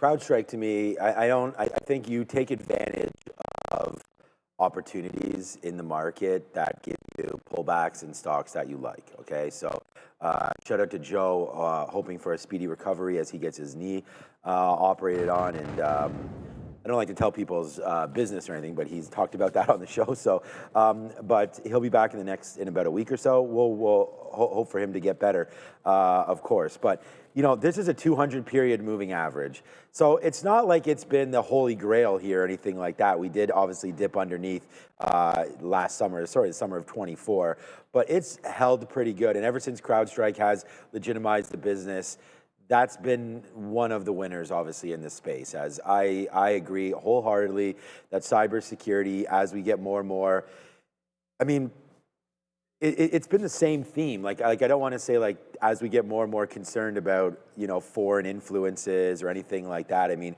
hacks have happened ever since the invention of time. Basically, everyone's always trying to get an edge on something. And I mean, we've seen Bitcoin hacks, or now people worried about.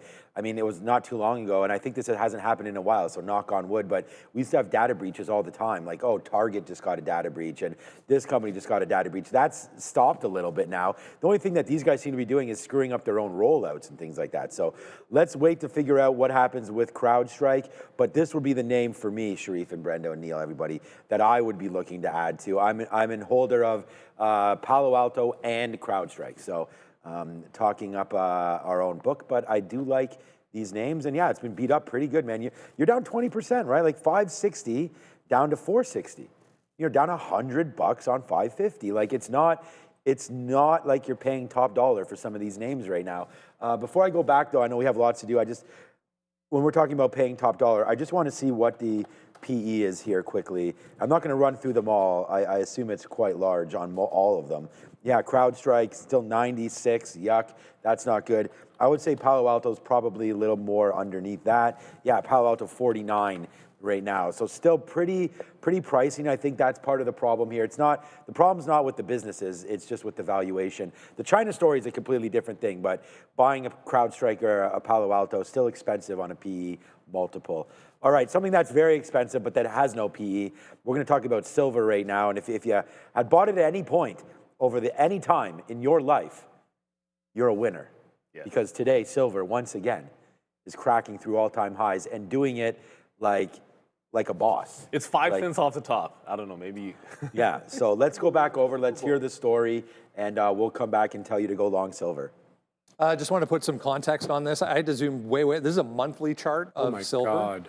A lot of economists, I was reading this morning, a lot of economists pointing to the 1980s, where we had a similar percentage move. Interesting. And then a crash going into the interest rate moves that they made back in the 80s in an effort to combat inflation. Then there was one specific Thursday, I was trying to look it up, but I ran out of time here. There was one specific Thursday where it lost half its value in one session.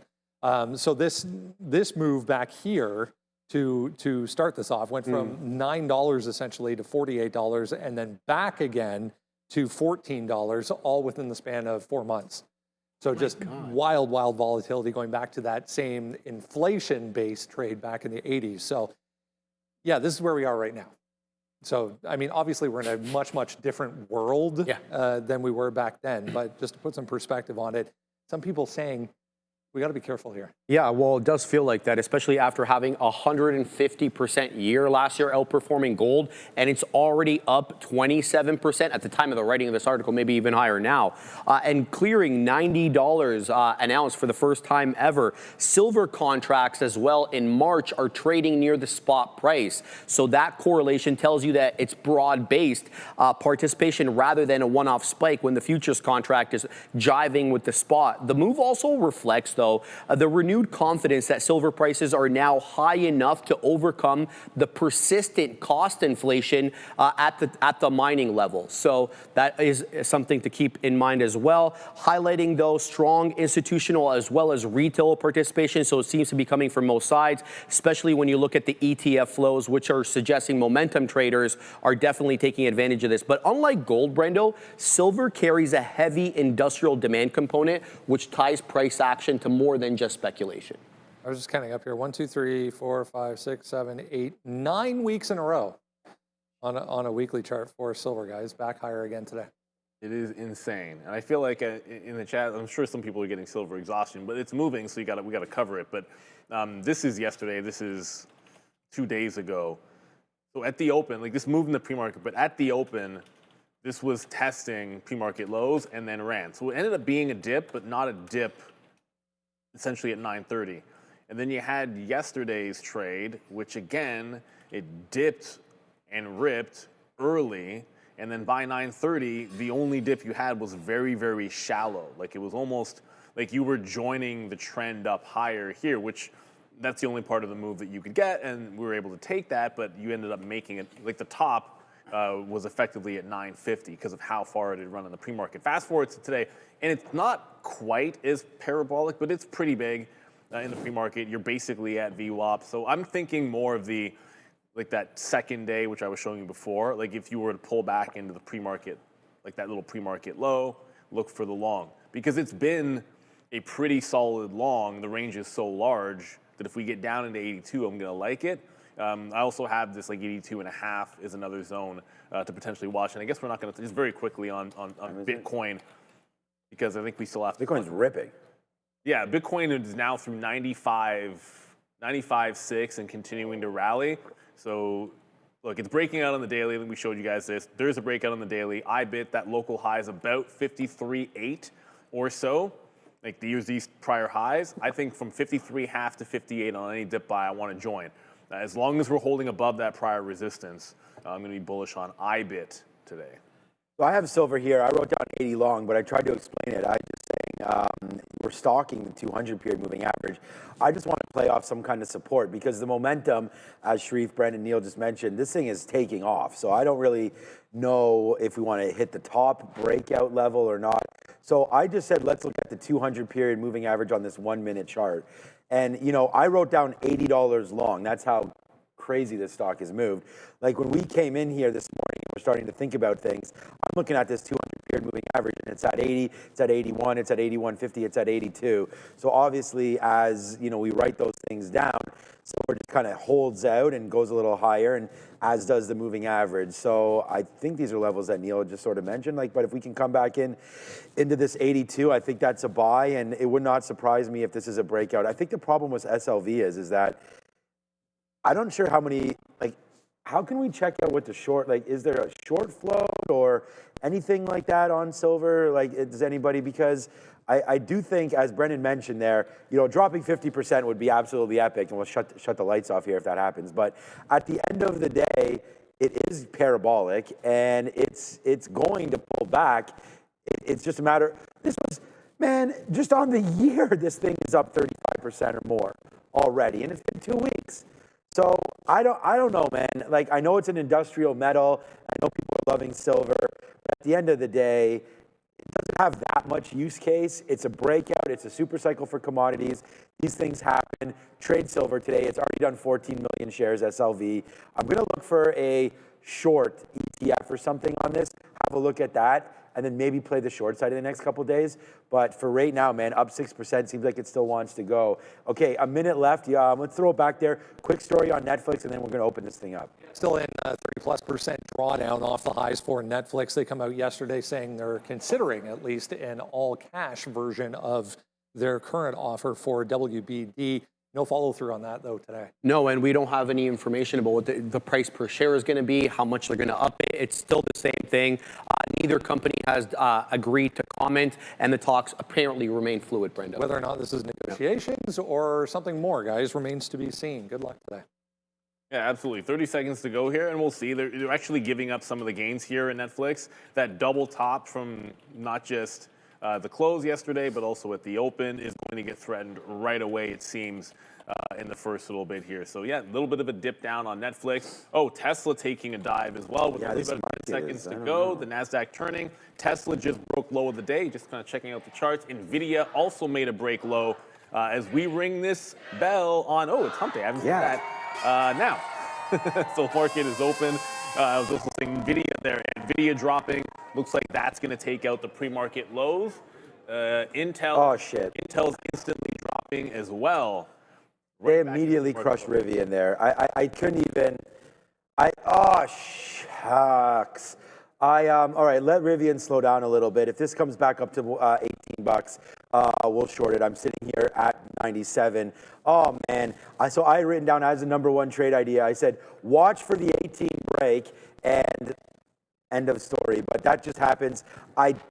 So tough to get into something on that first open because it just rammed through on Rivian. So I'm still going to sit here at 18 and see if we can catch something on an uptick. But there it goes, man. What's up, Others Inc? Sean, get hyped. Okay, I'm trying to get hyped up right now, but that was Rivian, and we missed that one, so that's that play right there. And then Silver, Neil, obviously is going to be on our minds. I don't expect much to happen just because the market's open here. It is dropping nicely. Yeah, it's dropped about $1. But I was going to say it's not a stock, so I don't know if there was a market on open imbalance there. I didn't notice it, but here comes Silver back in a little bit. And the other play I wanted was Intel short, but I wanted to look at 50 bucks, so we almost got up to that as well. Now this name starting to fall back down as well. Okay, we need to get into something. There we are. We are now in first position. It's Rivian, and I don't want to get caught with my sort of, I don't know, hand in the cookie jar or whatever that saying is right here, because, oops, see, switch over, man. Sorry about that. There's Rivian. So we get it short there. Nice dip off the open there as we wait for tariff news. But I'm going to probably stop out at this 200 period of 1850 if it does rip against me here on Nvidia, but it was Rivian. I don't know if I get a bounce on Nvidia for that to get still going. It's still going. So look, obviously it doesn't end up getting into any of the resistance levels as you can plainly see. So I got to think about maybe the first available bounce. We're still absolutely cratering. Bitcoin is not. So okay, I don't need to be all the way. I already had a bid down for like pull back into prior high, but Bitcoin's nowhere close. So as the market breaks through lows, you're actually seeing some strength here in Bitcoin, and then silver. Silver's still tracking lower. This might actually fill the gap into 82. So trying to be patient there. It feels like if there's no pop in Nvidia. Dude, the banks, by the way. Just because you were mentioning things going southbound there. Yeah, we talked about that. Now Wells Fargo down 4% right now. That's not nice. JP Morgan gets the bounce upside. Okay. Wells was the one they missed. Wells was the one. Yeah, and then there goes BAC. So is Wells Fargo issue. We did get 1 for 1, so we'll just go sirens up a little bit. We'll go bang. As we did get a little bit of a bid there. We only got out of 20% there. So we're going to wait to see what happens with Rivian. Reload or put a little bit more on 1830 or so near the high of the day if that does happen. Rivian going against me temporarily, I hope, right now as the washout was real there on Rivian. We're just going to hold tight on this trade and look to see if we can get another short, more short. We don't take a lot of shares right off the open. I'm not doing that anymore. Okay, so Intel does make that move to 48, bounces clean off the 200 period. I'm going to short 49 if it comes in and use 49.20 potentially 49.40 as our out. So I'm going to short Intel if it does come back there to the upside. So that's a play that I've got my eyes on right now. Shorting Intel, staying in this Rivian trade and looking to get more short if we can get up to 18.20. That's what's going on right there. Someone in the chat, what's up, Anish? This is why you guys got to get in the chat right now. We want to say thank you to everybody who hit us up for 550,000 subscribers. Thank you so much for that. Keep that one going. I'm going to clean up this chart, Anish, but yeah, Google is looking lower. Nice little drop there into 332, but I got to clean up this wick so it looks a little bit better. Also, there is Roller, which is, look, they're going into the prediction markets. That was the headline for. They're rolling. I'm not making this up. The name of the company is High Roller. ROLR. So I'm just going to call them Roller. They are halted right now to the downside at $14.65. Current tap is flat. Oh, it's .am. So the indicated open won't give us too much of a heads up whenever it's an AM stock on the AMEX. So halted, probably volatility, so should be open in approximately 3 or 4 minutes. All right, IBIT just bounced off of VWAP. Trying to come up. Just try to get this at 16s. So I'm going to give it to like the prior high, which is about 54. But I'd like to be able to get in the teens initially. So stop is going to be in if we lose that prior high, and then I'll try to do the first dip buy. And what seems like it's relatively strong in IBIT. Nvidia is trying to bounce. Well, that's more than trying to bounce. Hefty bounce here so far in Nvidia. It did this yesterday on the first initial drop, and it was like 3 green candles in a row. This is a little bit more extreme, so we'll take some patience on the back end, but if we're not shorting up here, then we got to try it here at VWAP or prior market lows. So just going to wait patiently for this little curl as Nvidia. I mean, heck, when the stock already drops $3, sometimes you feel like you missed the move at 9:30, and it's easy to rush into it, but this was one I wanted short, so we're going to have it, hopefully. In just a minute or two, we'll actually get the close of this candle and see if we can open underneath. Yeah, I like Nvidia short. That's what we were thinking about earlier as well. So good look there. All right, hit the sirens up, man. We got 76s there on Rivian. So far, so good. Are looking for a reload here at 18.20 if that does come in. All right, what else you guys want to look at? Look at IBIT right here. It made a nice move higher here for Bitcoin. So Bitcoin does get into those levels. And what level was that exactly, Sean? Good question. Here's silver on a daily. Let's just type up Bitcoin here just to get you guys spot Bitcoin on Coinbase. All right, daily. Let's go into the 1 minute chart here. Our spot works. Well, yeah, our spot works. I never call it up, unfortunately. I need to get better at doing that. It gets as high as 95.8 right there. Pulling back into 95.5 right here is BTC. So 200 period on a 1 minute chart is 95,000. So that's going to be close enough to what we're doing for IBIT, $54. So watch out for that little level to come through now on Bitcoin. As it's still up that 1%, we like that one. Wow, market makes a move higher there, and then whap, right back down. It's too bad because I know you were looking. Did you oh man. Sorry about that, guys. Our screen is off. I'll have to get into another position there to get some more shares. INTC, it's back, yeah, because I filled out that trade. INTC.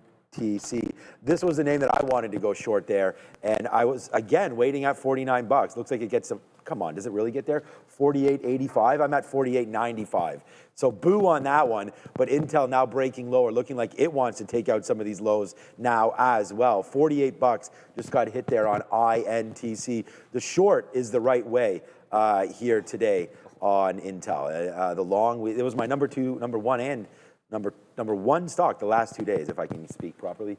And we'll look to go short again on Intel, but we just missed that by 10 cents up there. I'm actually going to cancel that and work on another stock because I think this is a little too low right now. Market going lower here. I guess we're 25 minutes away from maybe tariff news. That sounds ominous. That's something. That beeping? I think our gate is out. I think our door's open. Okay. No, I heard a beeping. I get paranoid anytime there's a weird beeping sound in your trading because years and years ago, we had like a battery backup bill, whatever. We lost power while Damn we were you, trading. Intel. It was not that. The back door is open because it's hot. Just message me. So we got to VWAP on. I didn't get Nvidia. I'll slap the fail on that one. But we did get Wells, Vernon Wells, at 90.30, which was exactly at VWAP in front of this prior bar, which is going to end up being the stop. But immediately, it's finding. Okay, well, it was finding buyers. See this reversal candle? It was finding buyers above it, which is, to me, not a good sign because that means you're in a big-time reversion play if it's able to hold 89.60. So instead of like that buck, it like scalped it out in the 30 to 60 cent range and might even get some more out as I speak. It does make some sense to maybe take a little bit more out here. IBIT, oh no. Oh, I didn't get filled.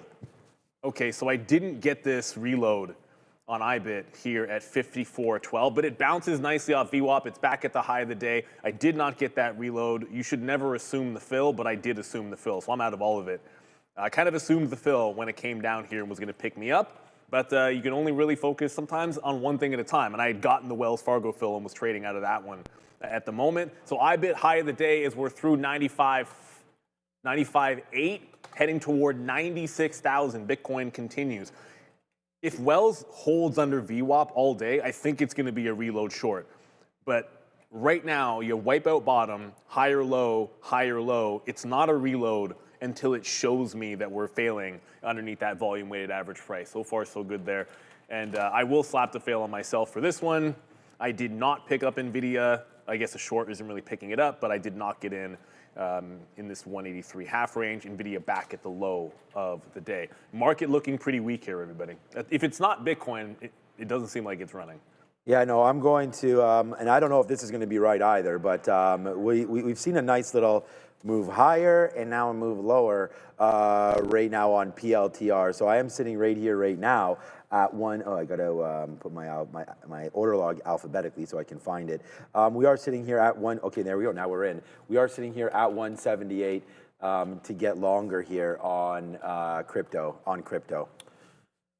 Man, on Palantir here, I got to have another coffee. But there it goes, man. Palantir, I just went and refilled it too, and I haven't even had a sip yet. But all right, so long Palantir down there, and the reason is like, again, we've made these lows. We've kind of ticked down to a little bit of a bottom. We're going to see if we can respect 177. If we break through 177, then we'll get out of this name. Okay, we've reloaded it. We're now, whatever, 15 cents in the money, but let's see if it can go upside. We do have some big time shares here. Not big time, but we have enough to celebrate it. If it wants to go up, we'll offer 50s. We just missed 60s, and then we'll put something in the 80s, and hopefully we're able to get that. But here we go. We're going to average it into 177.50, and then here's our break, 176. Honestly, let's go to 176.89 or so. So a little bit of a break there of 177. We'll get a piece out. We'll try to get 10% out if we can get something at 50. Here we go. See, we just rejected it. Now we start going back down into the downside. So we'll sit on this Palantir. Rivian is working, but not really doing anything. We're looking to get some action here in case the market does want to do this dance. And right now it's dancing for sure, but sticking near the low end right now. We do have super chat I just heard in my ear. Okay, well, let's go. Here from Adam Jones. Check out Northern. What's up, Adam Jones? Northern Graphite Corp. Jones. It started with N and had a G, and I was about to say Northrop Grumman. You always look at things. It's weird. That's how the brain works. This one's on the OTC, everybody. I think we have Jeff today. Maybe, yeah. You think he's? Yeah, we might. Well, he's in the afternoon anyways. He'd be in the afternoon anyways. That's a penny stock breakout. Now, we cannot trade these. I can tell you right now, at Real Trading, if it is 20 cents and doing no volume, then it would not be on the list of names that we can trade. But yeah, this looks like it's pretty good. Graphite, look, its materials are going to be the jam right now. I'm a believer in this rally. I think it's got legs, or I wouldn't have picked FCX. And I think there's all kinds of, whether it's metals, whether it's materials, I think that's going to be a good play for this year. But this is not going to be a tradable stock. But thank you, Adam, for the shout out. I think we do need to pay attention to more names. And another one right here, Shaned, watch RLR for the short of the day. This was halted to the, well, not anymore. It did halt down. It did halt down, and now it's halted up. So yeah, my guess is you're probably going to be stuck with a bunch of halts on this thing. So good luck. You're short at 17. Well, it already gave you a halt down at 1466, but the first move was to bounce and then halt up here at 1643. So be very careful with this name. That is absolutely nasty. High roller is going to be a big-time mover today, but I'll be staying away from that as we're in some. Will Saddison, another one. Today I feel like a gap fill day. Get to the chopper. You got to get to the chopper. That means evacuate for anyone that's never seen Predator. Predator is a vastly underrated film, and it's got one of its. Have they redone that? Best. They should redo that. Yeah, I'm not sure if they have. It's got the best handshake in movie history. It's the one. I don't even know that one. I'll have to rewatch. Carl Weathers, when Carl Weathers meets Schwarzenegger for the first time, well, they see each other and they do that iconic, like they do this and they start like arm wrestling in air, and they're both jacked up. And I don't even recall that. So rest that's in peace, Carl Weathers. Definitely like to check that out a little bit as well. So yeah, man, we got to stop it fail because down goes Palantir. We tried it at 177, and yeah, just down. Let's leave this thing alone right now. There goes Palantir to the downside. I do want to take a bid on it if it can get going again, but maybe not until we break 178. Like, it's got to turn around, right? Just to sit there and trade that seems a little nuts. We did got another fill on Rivian. What I still want to stick with what we're talking about here, and that's Intel short, honestly. Like, Palantir is really starting to crack now, 176.50. Intel, just to the downside, if I check some charts out here, we did bounce off that 47.50. I was actually thinking that was going to be a short level if we wound up breaking that. And if you see yesterday, 47.50, not really meaning anything. It was that little break there. So I thought if we could break, then maybe we get to 47, and then that's when we could think about dip buying something on Intel. But you are making a move back up to $48. So this is another decent opportunity against the 200 period moving average. So let me go a little short here at 80. I just put an 86 so I can get the rebates. So there it goes. So we get filled on 86. I never like to sit and punch this way if I can get something off here. So with the volume moving around, we do get short 86s. It might not be no good. Who knows?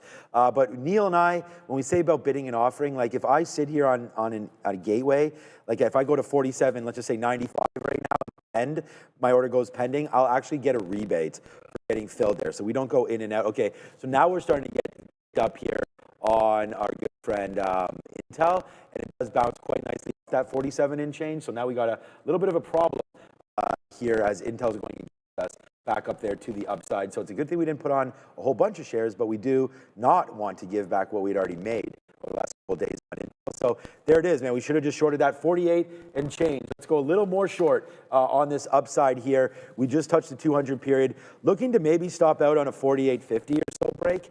I think that's reasonable for us. So 48.50 up here for Intel. I'd hate to go negative again on all these names. It may happen. Nice tick down there for Rivian as well. Yeah, nice. Rivian's going down to the lows. The market's at the lows. I want to go over to Tesla in a quick second because I know we're going to talk about what we're trading.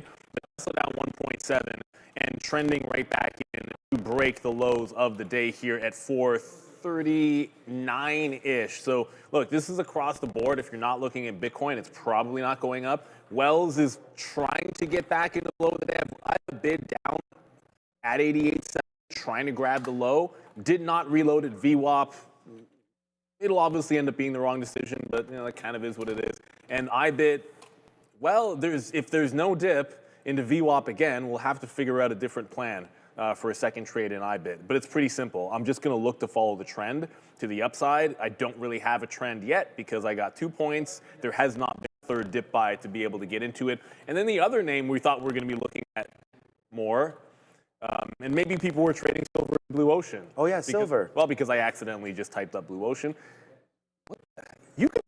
Man, people probably are making money on this. Look how clean this breakout is. This is last night. Look how clean that break is. Look how clean that trend break is. Okay. Anyways, no, seriously, silver is pulling back as we speak. Didn't get all the way into the prior low in the pre-market at that 82. But it's still trending down into that level. So if we get down a little bit further, that's where I'd try the bounce. If it starts making higher lows, I might join in that regard. But we're expecting a bit of a dip and rip scenario in silver. I just don't want to be too early to the curl. So banks obviously to the downside. We saw with JP Morgan yesterday. We're sort of seeing that again with Wells. And I keep asking in the chat, is something running is not crypto? Because if it is, I'm not seeing it. What the heck, Bitcoin? Yeah, it's Rip City. Spot's at 96.5. Yes. And we're just chilling out at almost 55. At some point, this gets a little bit out of hand. Wow. I mean, great if you picked a Bitcoin as your pay of the year. I know I didn't, so. I was going to, yeah, I still don't. I don't love it on the year, but I think it's a good play. Yeah, we said that we would try to wait for a bottom there, and to try to sit there and pick it up at 176.50. I don't know if that's going to be the bottom or not. I mean, I thought 175.50, 177.50, sorry, was going to be that as well, but it is a downside play happening for us right now on PLTR. All right, man, the NASDAQ trying to go lower right now, and yesterday's big runner was AMD and Intel. I chose Intel to go short here today, but it would be nice if the whole space started to go to the downside, as there we go. We are now in again here. And I could take profits. It keeps on bouncing off 80. I think maybe now we're short at 90. Let me put 10% down, a little bit less. Let's put a little less than that down there at 80, just in case that does happen again. We'll sit right exactly at 81. So hopefully that will fill us out because we're going to stop out, man, if it breaks 40 and 50. So that's definitely a possibility here for Intel. It's not squeezing to the downside like I thought it would. I mean, initially the move happened and we had down 50, not 49. I wish we had thought about 49 because we'd probably be short already up there, but that's what's working out right now. Rivian is having a hell of a time breaking through 70s here, so I'm on the bid at 71. I can't believe I'm not getting filled. It's literally printing 72s and 73s right now and nothing else. Rivian on my mind now too. I might just put a bid right here. Okay, there. We got 71. Okay, so there it goes. I did not put a bid there. It just filled me. And now I'm bidding 60s, but I'm going to put another bid now and just see if we can cut this out there. I'm bidding 72s. All right, well, I joined at Jex there. Hopefully we get that. Go. I'm just this rambling. comment here. Jay Walken. I do a Christopher Walken impression, but I can't do one. I would be doing it right now. Just imagine that I would. There goes Intel. Yeah. This market makes 0 sense in the mood swings from day to day. Feel like I'm trading with my. I didn't read the whole thing. With my ex-wife. It's actually. Okay. Oh, okay. Look, especially in the first. Okay, we're now into like the second 15-minute bar, but especially in the first couple of wicks, it's insane.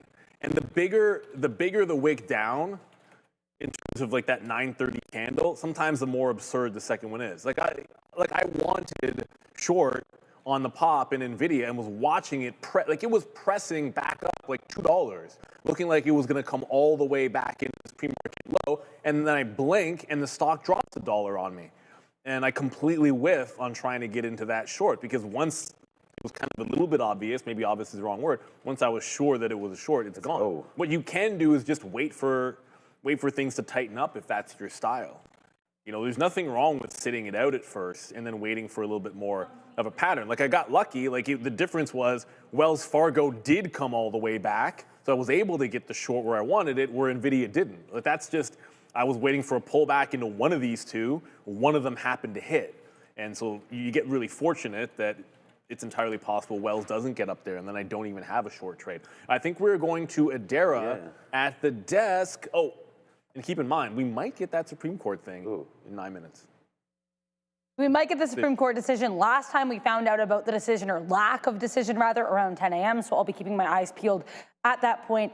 In the meantime, I want to talk to you guys here about comments from Fed's Paulson. She's the first Fed to speak today. We have quite a few from 9:50 a.m., so right now, all the way to 2:10 p.m. Fed's Paulson talking about how not everyone's doing great in the economy currently in the U.S., but that she's, quote, cautiously optimistic that inflation could move back to target. She, in fact, even says that they could potentially get roughly 2% run rate for inflation by the end of the year. So again, comments coming from Fed's Paulson, nothing super groundbreaking, but just be aware she is speaking, and she is not the only one from the Federal Reserve doing so today. Back to you. All right, here we go, man. Yeah, thanks, Adara. A lot of money being made there on the Rivian short. I hope you guys joined me on this one. It is, and I just put it up on the board here. It is the number, I mean, this is back-to-back days, man, where we've had big-time #1 trade ideas. There's the Rivian short. Watch that $18 break level. That cracks. It flushes. It flushes to where, Neil? 1750. So that's exactly what had just happened. It's at 1750 right now. We take a couple 1750 bids, and now we are not very light. We have about a quarter left. I'm actually going to take advantage of that because we get I'm going to bid, I was going to bid, I'm punching some 63s now. I'm bidding 61s. We got to get out when levels are hit. So there it is, level hit right there. Okay, talk about levels getting hit. Look what the hell just happened to Intel. We were getting out there at 70. And then this rip just happened. So here goes Intel, trying to rip my face off, actually. Back now to the upside goes INTC. So we're short here at 48.10s. Not a great position for me, but I don't know. This name's starting to go hard to the upside. Intel was not expecting that. A pure momentum play over the last couple of days. Watch out for 48.50. If that breaks, I think we should step aside. Yeah, and sometimes you've got to. Throw my mouse. Oh my goodness, MP. So shout out to everyone that's mentioned here. We were talking about materials earlier. Look at MP. That is a huge reversal. This is why it's tricky when you miss that initial short. I was just talking about how we picked one up and didn't get the other. Well, this is why you're cautious with it.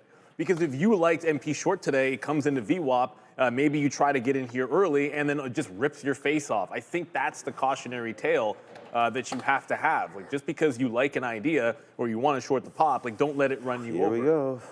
Well, I'm now at the point where I want to look for the reload here at VWAP on WFC. I am going to move my stop. It goes from in here at 90.5 to, I'll probably put it somewhere in the 90, just above the $90 level. So if we get a reload, it's going to be underneath the volume weighted average price here on Wells Fargo.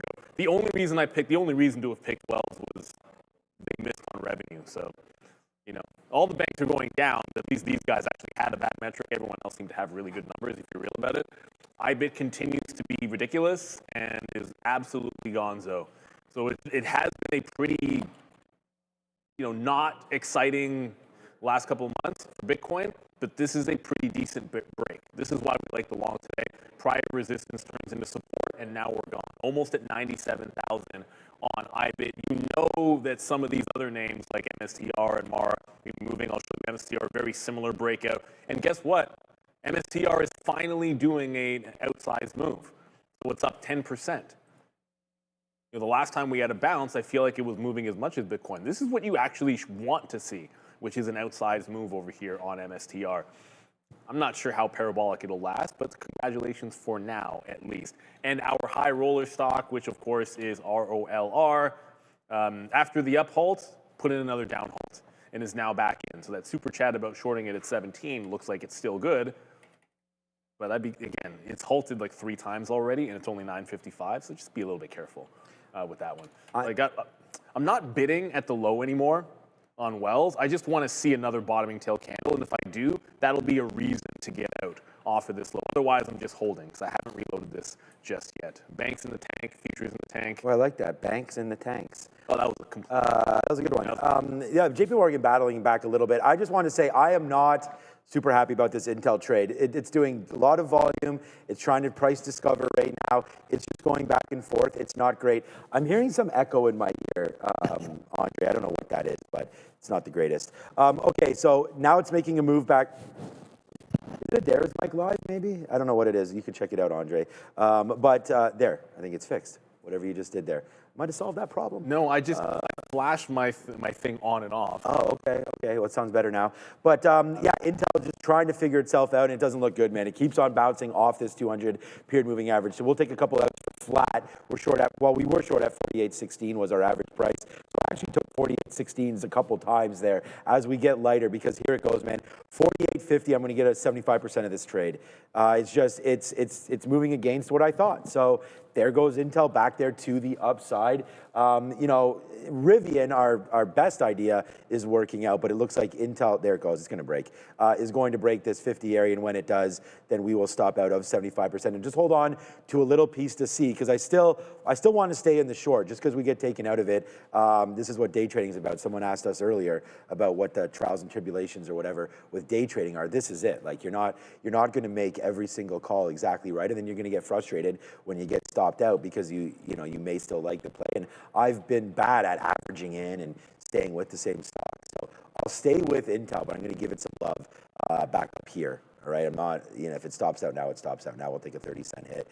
Well within our purview there. Here it goes. It's going to break now anyways. Okay, so BMNR, just looking at, what potentially Ethereum's doing, as we just saw an epic rise there in crypto today. BMNR and are, same type of ways, up 6% right there. This is, of course, the Ethereum play, and that one kicks it off to those highs again one more time. As there it goes, Intel breaks through, so we do have to slap a little bit of a fail on that trade. We'll see if it can come back in, though, for us at some point. Maybe the market has found a bottom. Palantir, though, no. I mean, we didn't want to get back into this one, we had said. That's going lower here as well. So, yeah, so there's the break. We got stopped out a little bit there of Intel. I don't know if that was the high or not, but we're going to wait. We're still in 25% of this trade, giving it a little bit of room. So if it does pull back, good for us on that one. I don't know if we're in the wrong stocks. You just reminded me, BM, I'm paying for looking at yeah. The way that's moving to to the upside, I just feel like if there's any kind of reversion, Tesla. That's going to be one to be had. And I might have already missed. I just saw Bitcoin do this for the first available pullback. You're off of 55 and the 97,000 level, so there's a bit of a dip. I might have already missed it, but if there's another salvo to the upside, I might take that curl in PBR if we get it. Silver is finally looking like it's catching. There's a rounded bottom. I'd like it to break VWAP. I don't want to be long here. I made this mistake the other day on, I think it was Walmart, where I was long on a trend break in here, right tight to the volume weighted average price, got myself shaken out, and then it proceeded to hold over VWAP and then really break out later. So I think patience is going to be a virtue. Right now, the market is weak and continuing to fall. So I want to reload the short if we get any pop in Wells Fargo as a priority. That did hit the low of the day, and just be patient with the silver long until it looks stronger. So I did get that. It was a bottoming tail. I said I'd wait to see how it tested that higher low. It kind of wicked it, so I did take some more out. I'll let this one break the low of the day. Don't have a target in mind on the daily outside of the even dollar at 88, which is this low here in December. Let's go to Adara at the desk. It's already 10 o'clock. Number time.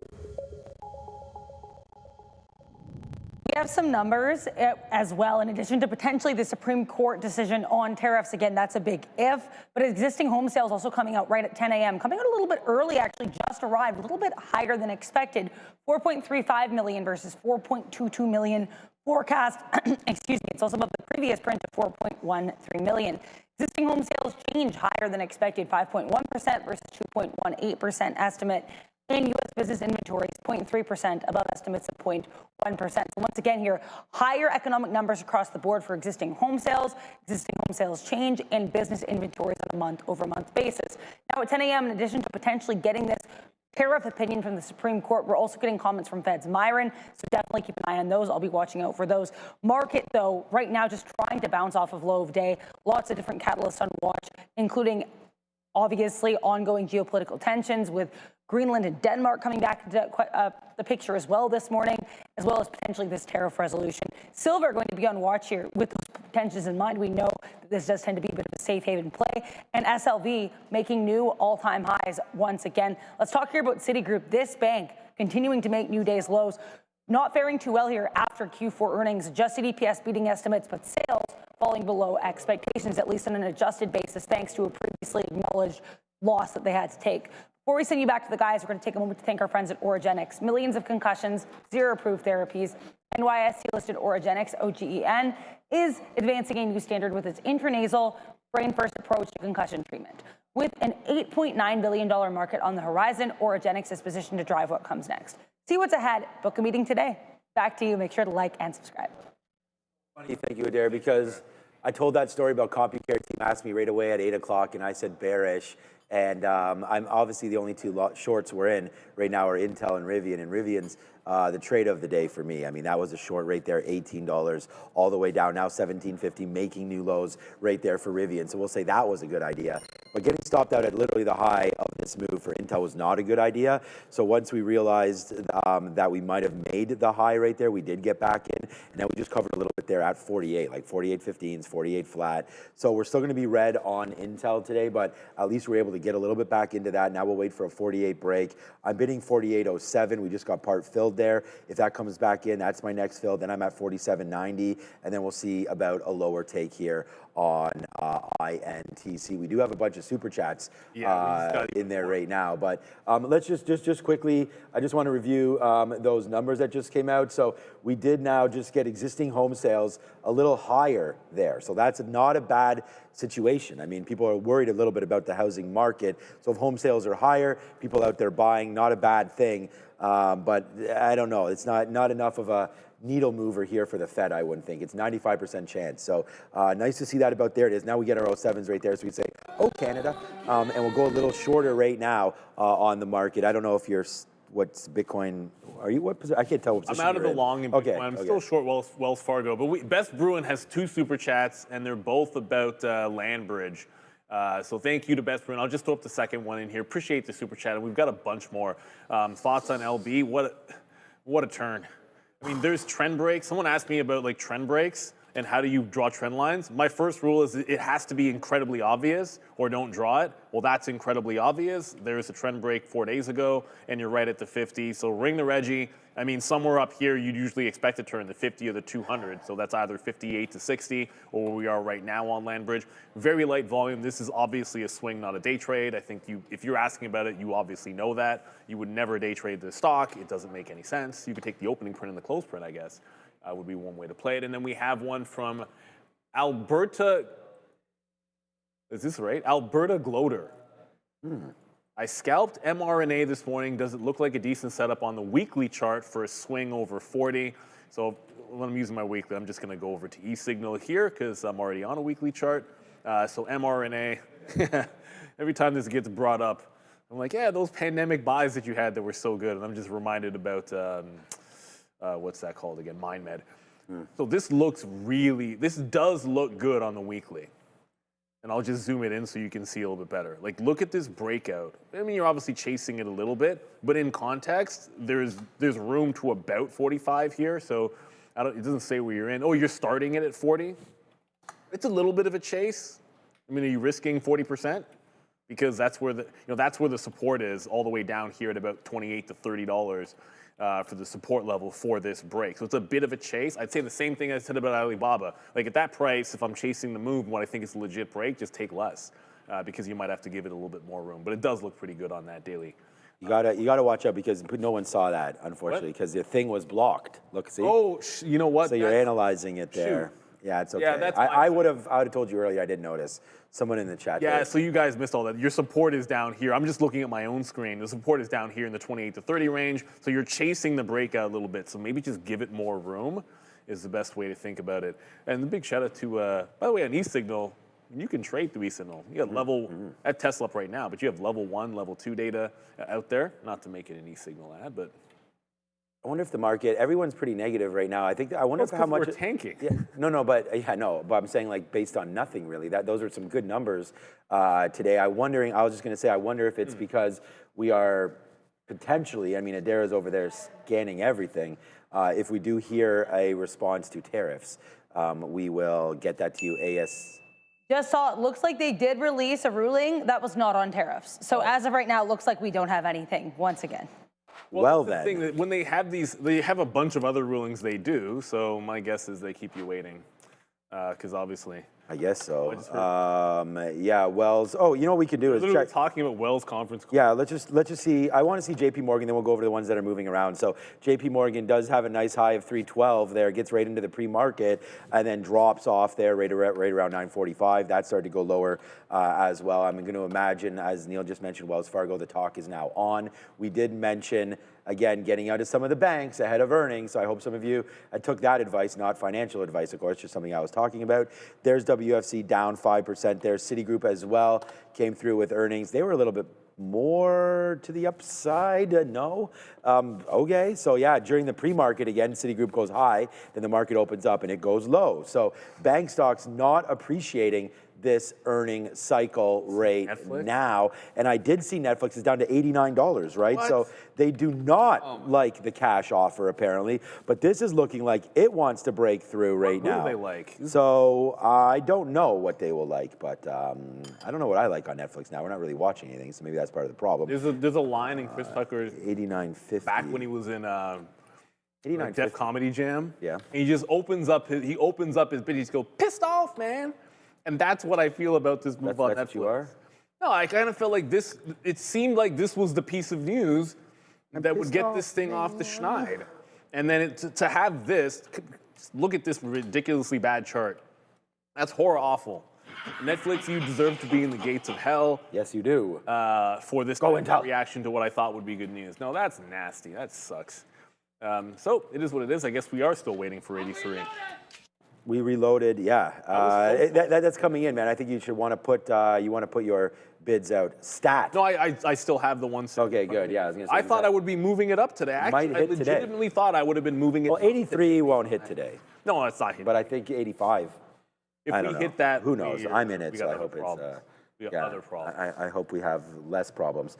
Okay, we just said that we were reloaded, so we got another one right now. We're going to get out some more bids. We're actually going to be positive. I mean, if I got it all out right now, we would be close to positive on Intel. That comment was more if we were sub 48.10 because we just were. So I'm going to reload that thing just a little bit right there at 40s, and then it just made a fall back into some levels there. That is Intel. Let's go over and have a look at Tesla right now, a name that, again, moves with news. And today we had the full self-drive news, and we weren't sure what that meant for the stock. Looks like FSD will no longer be allowed, no longer be available for purchase outright. You're gonna, if you haven't already, and you want to buy it for 10, 11 grand, you can go ahead and do that, I think, today. But pretty soon they're going to be removing that option and just charging you $100 a month, which, I don't know. I think that Elon should take the 10 grand if someone wants to pay him that, but that's going to be gone. Software as a service now is FSD, and that's good. I don't mind that. I think for $100 a month. We talked about turning your car, if you did have software version 4, you could, or hardware version 4, you could turn your car into a robo-taxi potentially at some point. So that's what the FSD is looking at there. And yeah, there comes the move back on the market. Here comes for you, because yeah, but I'm not. I don't. I thought about it. I'm not letting anybody. No, in I'm my sort of car. thinking different lines of like because you come into downtown, so yeah, you could like just zip around the core taking people while you're. I thought about that, but then I thought to myself, like, I don't really want anybody in my car. Oh, that's yeah. But it is a revenue source. There's, I mean, that's something exciting. But we did talk about that, and I think before I got the Tesla, I was like, yeah, I'd let people. I let the car run around for me, but nah, I like it. I don't know. I could. The reason I was sort of saying that is like if it's your second vehicle that for the family doesn't get used as much. Yeah, if it just sits in the yeah. My second car just goes from my house to the train station, and then I'll just every now and then I'm like, yeah, when I take my daughter to sports, I'll okay, guys, take this. Yes, yeah, that's what we do with my car. It's literally just a commuter car. Right now. Okay, let's effing go right now. Come on. Let's go as we get bearish there on Intel. So we're actually going to go 2 for 2 on our note today. The only one that we lost on was the trade of Palantir, where we got a little slippery on that one. And it's not that we didn't slip up. It's just that slid down, and yeah, it got down to 174, 175. Wow, a destructed stock there today is Palantir, down 1.5%. If there's anything, did I get that, Phil? Yes, I did on Intel. We got 91s there. Okay, if anything, if there was a stock that I need to not rebuy, but I would buy on dips, and we've missed it already. It's up $2 from the low, but Google's been one of the strongest names, man. So on any kind of weakness, I think we should support this stock. So yeah, if we can get back into 330 there. And remember, we are still waiting. I mean, Derek did a great job there of giving us some information on the tariffs, but there goes Rivian, man. And again, like if you're joining us for the first time, you may not have heard about the sticky note. If you're joining us for any more than the first time, you probably have. Talk about this every single day. This is released between 8 and 8:30 every single day. There it is, man. It's Rivian. It's your #1 trade today on the note. And I said 1875. We didn't even come close to anywhere near there, so we had to short right there what we wrote down, $18. So once $18 broke, that gave me the okay to get in there and short it. And we said maybe we flush to 1750. Supreme Court does not, there, I just got it in my ear. Yeah. Supreme Court is not ruling today on the tariffs. So that's a boo. So we say boo to that one. I don't. Spiked. Yeah, so I don't know what that means exactly, but I'm going to cover just a little bit more here on Intel and then wait for some more intel on that story. But we do I'm have... no longer going to believe that we're actually getting a decision until it's rendered. This is twice now. Yeah, this is just... maybe the decision is going to be against President Trump, and they are a little nervous of doing that. I don't know. Spitballing right here. Yeah. All right, Adara's got some business to handle, and then we'll come right back. Take a moment to thank our friends at Funded Futures Network. Let me ask you this. If someone handed you $1.25 million to trade, would your process change? Or just your upside? That's the opportunity that Funded Futures Network provides. They're a prop firm that gives traders access to large SIM and live funded accounts every day. They've already paid millions to traders around the world with fast same-day and daily payouts. And right now, evaluations accounts are 50% off. Buy one, get one free with no activation fees. You can find the link below or scan the QR code to check it out. Thanks again to Funded Futures Network. Yeah, this is getting silly. And I know obviously everyone was sort of waiting for that ruling, but there is a notable spike happening both in the NASDAQ. I mean, silver, it's not 3 points on a trend line, but I'll look to see if it closes above this. I'm probably going to end up going into the long. Look at the reversal that you see right now on this bad boy. So we are going back into the upside. Silver was one of the names I like long, so this is what I will go to. My goodness, Tesla. Okay, yeah, sure. Why wouldn't Tesla do this? V-shape and breakout here on Tesla. Do have to monitor the short for sure, because we're starting to come back into VWAP on Wells Fargo. I've only got it the first time. But if we break VWAP, this is also going to be a trend break. So I got to move my stop, probably give it to this prior bar here. So first things first, always move the stop. And if we get a reload off VWAP, fine. But sometimes when you get a trend break that corresponds with quote-unquote news, and in this case, the lack of news, you don't want to fight it. If we confirm this downtrend one more time, I'll try to get that reload. But it is silver and Bitcoin that are absolutely ham. Bitcoin didn't even dip very far. That's just annoying. So silver hasn't given me reason to get long yet because we're not holding the volume-weighted average price. And BTC, we're back testing 97,000 as IBIT just retakes 55. Yeah, the dip, I thought we'd go a little bit further on that dip. So we've only traded 2 names today and like to get into silver as the third, but it's just not doing enough of what I want to see on this bounce. So I've been covering, we have a new position right now, and it's going to be a bad one because it's Palantir. I can't seem to make any money on this name, but we're going to go short here. Palantir goes all the way back to the 200 period. I was just going to give it, you know what, now that I see this, we could give it to 179, but I'm not going to do that. I'm going to wait and give it to like 179.50 or so. Oh, sorry, 170, yes, please, Randy. 178.60 break, we're going to get out of that one, but there it is. The short is now on Palantir. We just got filled. So let's start to cover this. If it does dip down just a little bit here to the downside, but we did have a movement. Broadcom's, okay, there it is. Yes, sir, Palantir. Come on, PLTR. Let's see if that drops down, but we do have good opportunities here to make a little bit of cash. So let's wait to see if we can make some money back here on Palantir if it gets to the downside. Short at 178.40s. We just took a fill there at 15s, giving us that 1-to-1. We're stopping out at 178.60 break. And if that happens, that happens. But a nice move from VWAP all the way back on this market. So I guess they're okay with President Trump. The tariffs not being announced, so that's fine. Let's see what winds up happening right now with Palantir. I'm going to put another bid down here. Seems to be bouncing around a little bit. I just haven't traded this one well over the last couple of days, waiting for too big of moves. So maybe it is a scalp setup right here. We won't make that much back, but if we do get filled, we're starting to chip away here. And that's the right way to look at trades, right? You don't... Like I went back into it because it's set up. It came up to the 200 period moving average. I like the trade. I chose to short it instead of the futures. So there we go. Shorting on Palantir, short on Intel, short on Rivian. I mean, all my eggs are in one basket here. So let's start to cover as we get these moves down. It's as if somebody puts eggs in more than one basket. It depends if it's Easter. Unless you're Sharif, then you don't have enough eggs. If you're Sharif, the chickens are running away from you as fast as possible. All in the same basket. It's a weird saying. I get it. And it makes perfect sense from a trading standpoint. It's just a weird saying. I don't even understand. Well, it must come from the olden days when if you're carrying the eggs and you're responsible for a dozen eggs and you drop said basket. The context obviously gets a little bit lost. Yeah. So look, Wells doesn't get to VWAP, but Nvidia did. So that was the other name that I liked short. So it bounced VWAP once, and now we're bouncing VWAP. Bouncing underneath VWAP, I should say, again. But it immediately, so this prior bar here, so there's your push into VWAP, this prior bar high, immediately catches a bid. It's about 35 cents. So So I'll probably reload this one as long as VWAP holds, looking for that push back in. For now, the shorts are going to look like the way to go as long as, see this, the Qs go right into the volume weighted average price. If they roll over here, then we're just going to have some structure for the short. And if we don't, I got to start thinking about where I like long because, shoot, like IBIT's so far gone that my mind is thinking, where's the turnaround going to be? So I'm also watching BMNR because see how IBIT continues to break highs? BMNR is not.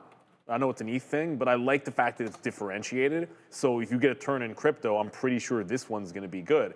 There just hasn't been a turn yet. So I don't want to force it at all. Like the money right now has been in patience. Like the opening flush, if you manage to catch a reversion off the bottom, congratulations. But I think we got another one coming in here, potentially back into the lows. Like if the NASDAQ even pulls back a little bit, I feel like Nvidia should get to the lows as well. And commodity K, ETH moves better, does it? Dude, Intel is. I don't know about that.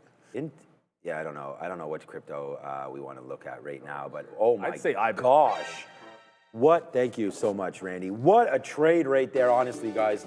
This Intel, we stuck with our guns here, and yeah, we came out blazing right there, like just absolutely on Intel, man. We believed in the trade. We did get stopped out. We put it back on. We put it back on again, and there goes Intel into the lows of the day again. So it's a big trade for your boy right there. And I told you, like the only stock that we're red on, well, we're gonna go 2 for 3 is gonna be there. It is, man.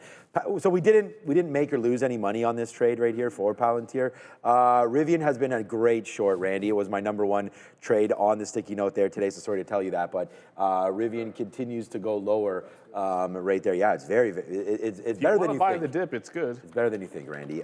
It's really good. So there goes Rivian to the downside. We'll leave Palantir alone, but yeah, it's Rivian downside. And again, just it's the same thing. Follow me at Trader TV. Sean, I'll put this up right there. The top 2 stocks today for me, Rivian and Intel, both shorts and both absolutely cashing in. It was the problem today for me is Alex Karp and company. We do have small cap recap with Adara, and maybe we should short the futures right now as it's bouncing around that 25.70 area.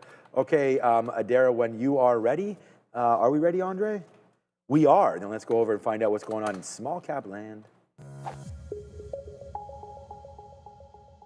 Let's start here with a name that has certainly rallied in the past, IVP, Inspire Veterinary Partners. No news on this one from today, but this penny stock currently trading around 25 cents. Did have a catalyst on Friday. They filed a certificate of amendment to increase its authorized Class A common stock from 100 million to 700 million shares. So again, penny stock with a catalyst from a couple days ago about increasing its float.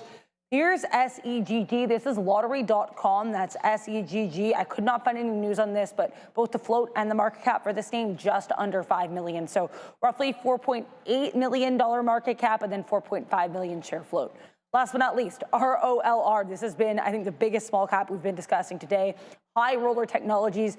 Partnering here, a couple buzzwords, partnering with Crypto.com for a prediction market related catalyst. They're going to be making, I guess, event-based prediction markets here in partnership with Crypto.com. Nice look here for ROLR, though it is well below its pre-market high still. Make sure to like and subscribe as we send you back over for more trading action with Sean and Neil.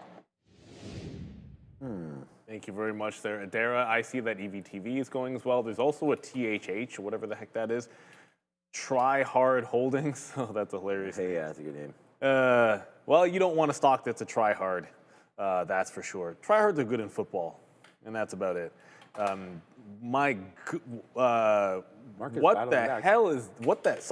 What is this thing, and why is it 0 bid? This is down 62%, and it doesn't even have a bid. Okay, I don't know what the heck that is. But look, we took a reload on Nvidia. This will be the first L. It's a frustrating one because missed, then only get it the 3rd time through. So it trends long enough that it could have been like a really, really good stock, but that kind of is what it is oftentimes, but you do what you can. The problem is Wells doesn't get back to the volume weighted average price, and Nvidia does. So sometimes the one that gets stronger, Nvidia, because it's actually getting the VWAP, whereas Wells is resisting the volume weighted average price. That said, suddenly I can at least look at a couple of points here under VWAP for a trend line. So if we can start respecting this is a bit wishy-washy. So if we can start to really respect this trend line, I can add without it getting to the volume-weighted average price. There, Bitcoin's doing its own thing. And silver. Silver did hold over the volume-weighted average price. This was kind of the confirmation candle. And then it opened up. And I completely, so it opens, this is the break of that body. It just immediately went about 50 pennies. I did not chase it, but I'm gonna just buy that back into VWAP as silver, I feel like, is headed back to another all-time high. Market is definitely turning around here. Nvidia just pressed VWAP as I showed you. Tesla is well above it as we speak. Bitcoin continues its rally, my goodness. There have not been any dips in BTC, but if this breaks trend, I'm probably gonna short BMNR. And you have distinct trend line. That breaks, I just paid for locates on BMNR. I will short BMNR if we get that trend break. And I see people saying, oh, be patient, CMRML moving, and SNDK rejecting 400. How's it even up there? Market is battling back, boy. How is the market this bad in the morning and SNDK still up 2%? Stock can't lose, man. I'm so glad I'm not short this. Imagine I'd made this when we said we were allowed to short stocks for our picks, I'm so glad I didn't actually pick SNDK. That would have been bad, eh? Like you're already out like what, $80? $70?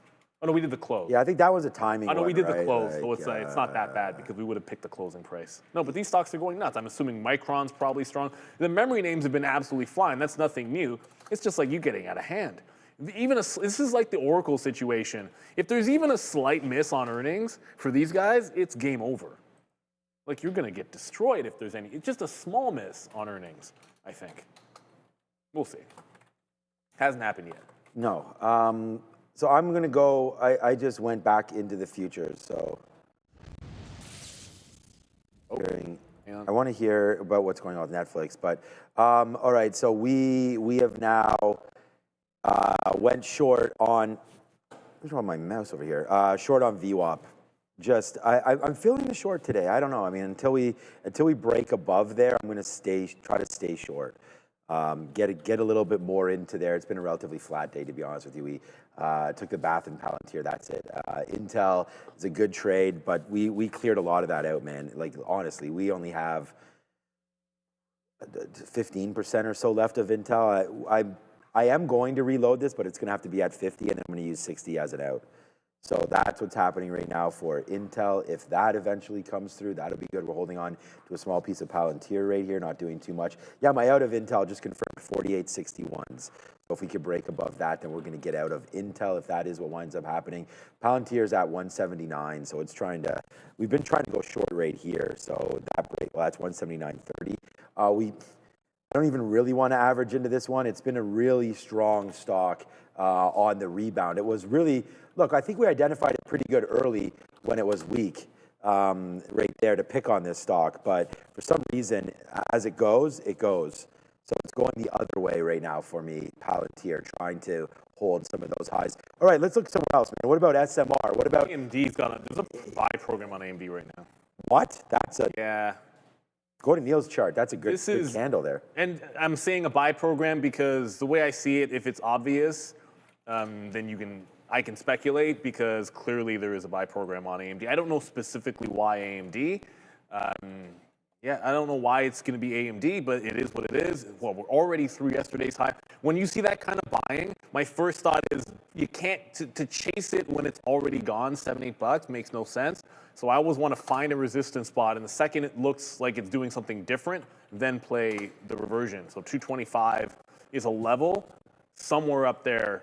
I'm going to probably look for a reversion on this. Kind of like I was looking for a reversion on IBIT and BMNR. Same thing. I did get into silver off of VWAP, but my goodness, AMD. If anyone's aware of a story as to what's going on here specifically for AMD, I've heard nothing.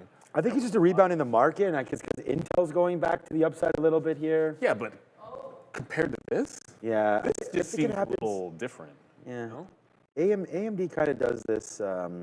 Let's check it. But yeah, I mean, if there's news, there's news. No, but look at Nvidia.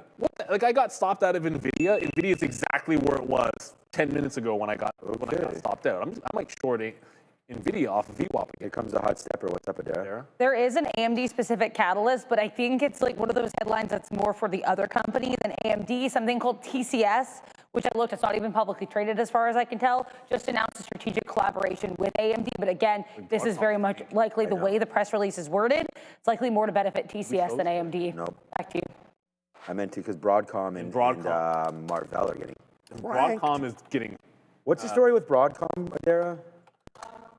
They have VMware. VMware is one of the companies that was implicated in that Chinese crackdown into cybersecurity. Okay, well, yeah, that makes sense. Right. Okay, so yeah, not a good name there. Because Broadcom's even a big piece of hack, right? Yeah, I mean, any kind of an ETF like that does have. Oh, hack ETF?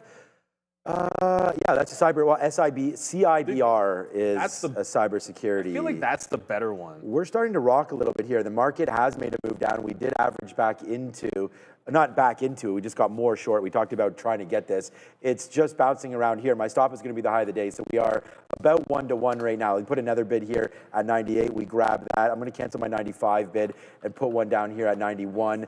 And then we'll just go. So let's see how low. There it is. How low can we go? Bang, bang, bang, bang, bang. We're green on the day again all of a sudden. There goes Palantir to the downside again right now as that's starting to crank lower. Now, all of my positions are, of course, position pending because the way this market is moving, we're getting violent right now, boy. There it is. Yes, sir. We go back to the futures. And there all of a sudden, P&L number one. Thank you so much for the TQQs as that goes southbound right now. Let's see if we get down to 53.60 would be a nice little move for me there. I'm going to bid some 78s and 79s, bid some 25s, some 75s, and watch out here as the NASDAQ going southbound. Man, I was asked early, bearish or bullish. We did say bearish, but we didn't get that tariff news. So that's leaning on the market right now. People, I think, were sort of geared up for that. We did see a nice move down at 10 o'clock and then bounce back. And now we resume regularly scheduled programming right now. There it is. Thank you, Palantir. So we had to dance with the devil here a little bit, and we did, and it's working out for us right now. So PLTR, nice downside play here as we go a dollar club hunting on Palantir. Nice, and it's been all working out all morning long. And if you're watching, like Tesla just broke back down. The only thing that didn't pop lower are Bitcoin and BMNR and silver's making a bounce here. We're going to go to Adara. But the second I saw that on AMD, I was like, why the heck would I short AMD if Nvidia is back at VWAP while that move is happening? That doesn't even make any sense. So if it's weak, then just go back to the one that you liked anyways as that heads lower. We're going to go back to Adara, but silver just, it's bouncing off VWAP. That was the new entry. This is not the trend break trade, so if it loses VWAP, I'm out. If it was a trend break trade, I'd be covering somewhere in here, but no. I missed the trend break. We're playing this off the volume-weighted average price in silver. Let's go back to Adara at the desk.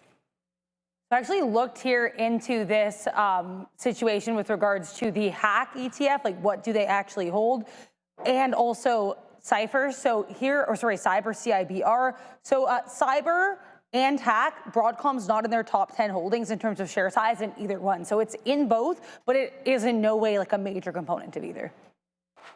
I'm pretty sure those ETFs don't have a single name over 15%. Like they're very, I think they're pretty diversified. Don't quote me on that, but I'm pretty sure the last time I looked, they were relatively well diversified, which it really depends on how you want to play it. I prefer in the cybersecurity just to have the big boys. So I don't like the ETF. I'd rather just own CrowdStrike and PanW and be like, boom, that's it. And then just try to have the best. But diversification isn't always bad. We didn't get too diversified today. We just hit shorts.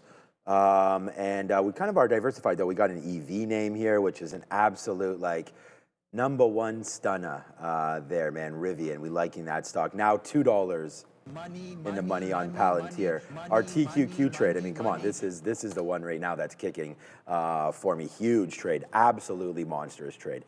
I can't say that enough. All the way down into the bottom there for the TQQs. I mean, sure, it's working out, but we brought all of these to you. Intel, Palantir just broke through the 50-period moving average. I think this is probably, I'm going to put something out here. I basically have to. As we've been getting covered out on it, I mean, I wish we still had the whole position. We still have, though, 40% of this trade as it goes to the downside. It's the futures, it's Intel, it's Palantir, it's Rivian, and they're all just doing what they do best, man. That is go lower here today. So, yeah, but let's not get too cocky. Let's start to cover a little bit more here. The NASDAQ's starting to go back up to the upside. Look, we've already already nailed it. Pay yourself always if you can. So we'll punch out a little bit more Palantir. We'll punch out a little bit more Intel right here as Intel's at $48. So I'm not sure this one wants to be that weak considering what the market's doing. Intel probably should have been weaker than this right now. So I am a little disappointed in the action that we're getting right now on Intel. But we have to be happy with everything else. Let's put a bid at 22. Let's put it at 16. Get them all. And now we'll wait to see what's going on in the general market. I do want to go back to, just before I do that, we haven't really, I know Adair has been coming with some coverage here today on everything, but it's not a nice market.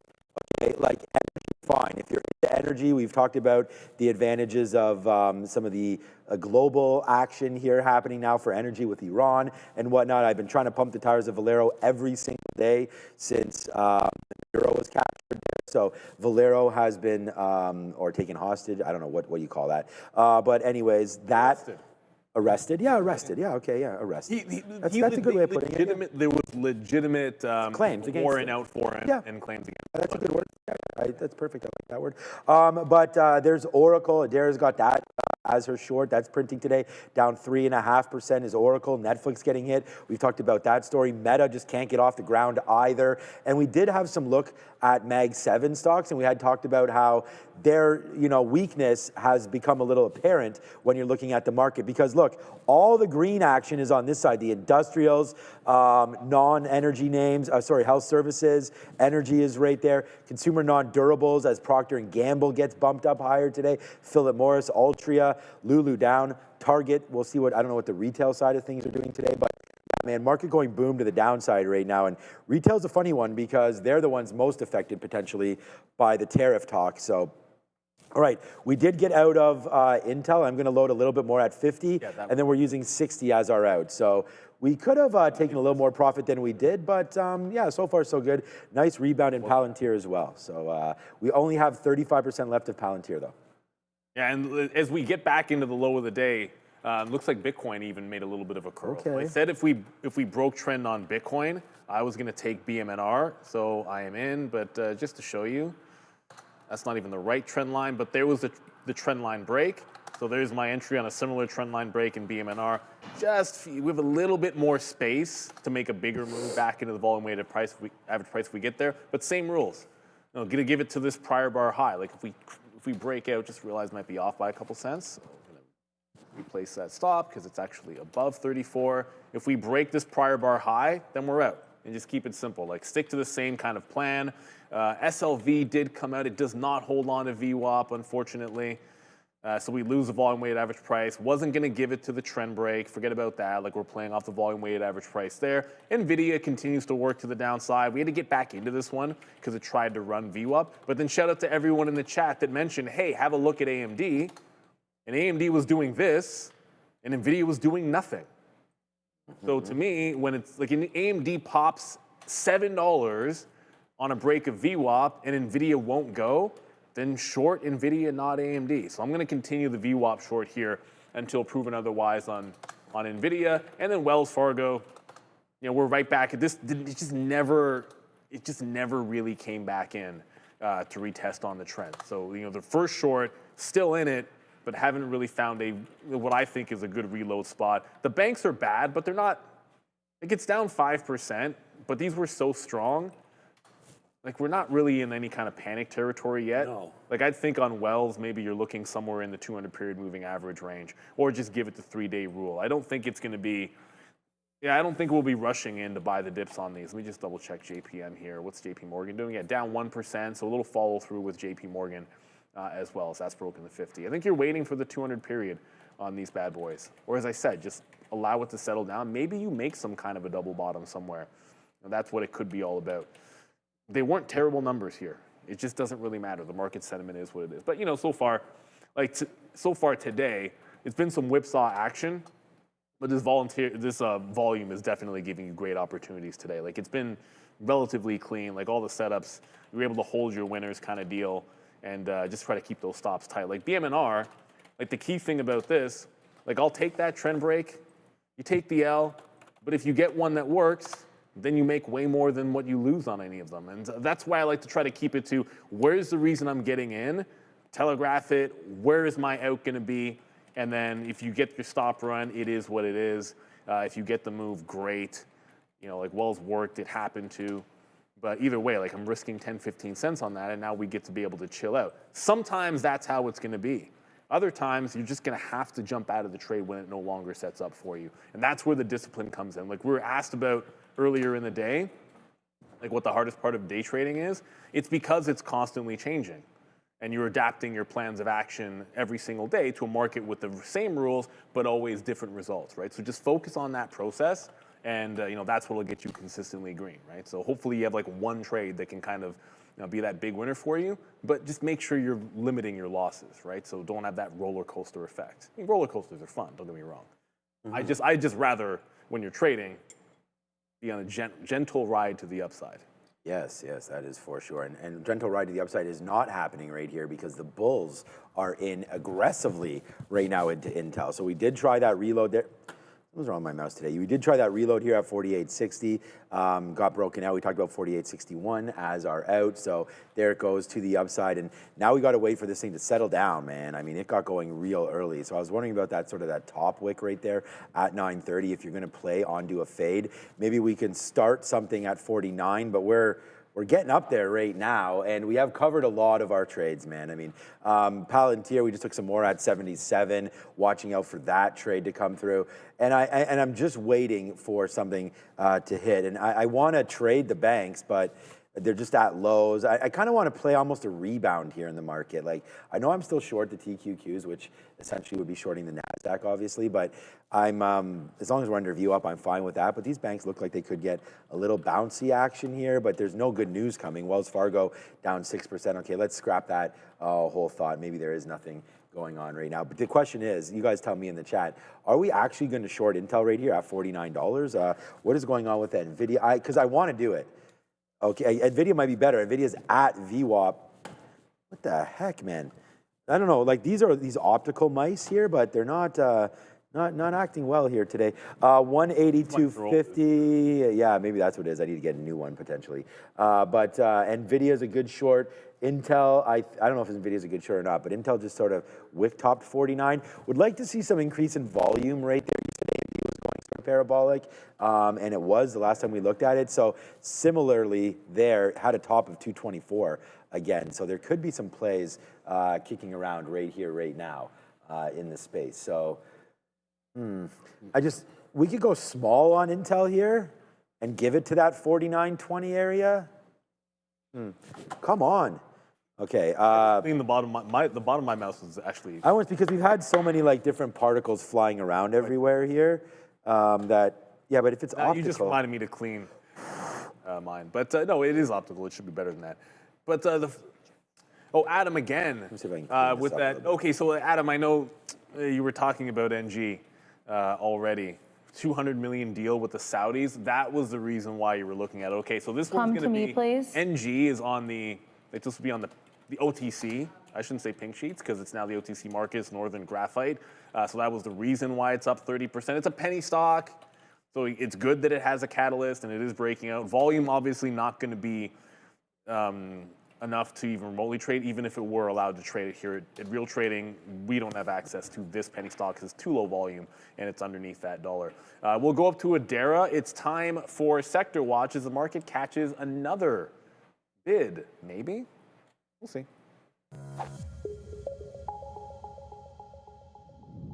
Let's take a look at these sectors. Most of them are very weak. So let's start with what isn't. Energy minerals, very strong again. Ongoing geopolitical tensions. We've also seen a push into some of these other safe haven plays, like sometimes, geopolitically sensitive plays rather, like silver today. I want to talk as well about commercial services doing quite well. Health services being led by UNH up 1.5%. Communications sharply to the upside. And industrial services doing quite well too. Let's talk about what's weak. Producer manufacturing to the downside. Consumer services quite weak across the board. Non-energy minerals generally pretty red. Retail trade to the downside. Finance on day 2 of 3 days of major bank earnings not faring particularly well, with Citigroup, Bank of America, and Wells Fargo, all 3 of the names that reported, all big red today so far. And tech and electronic technology and tech services can't really save the market either. Broadcom and Nvidia to the downside, though Intel relatively strong.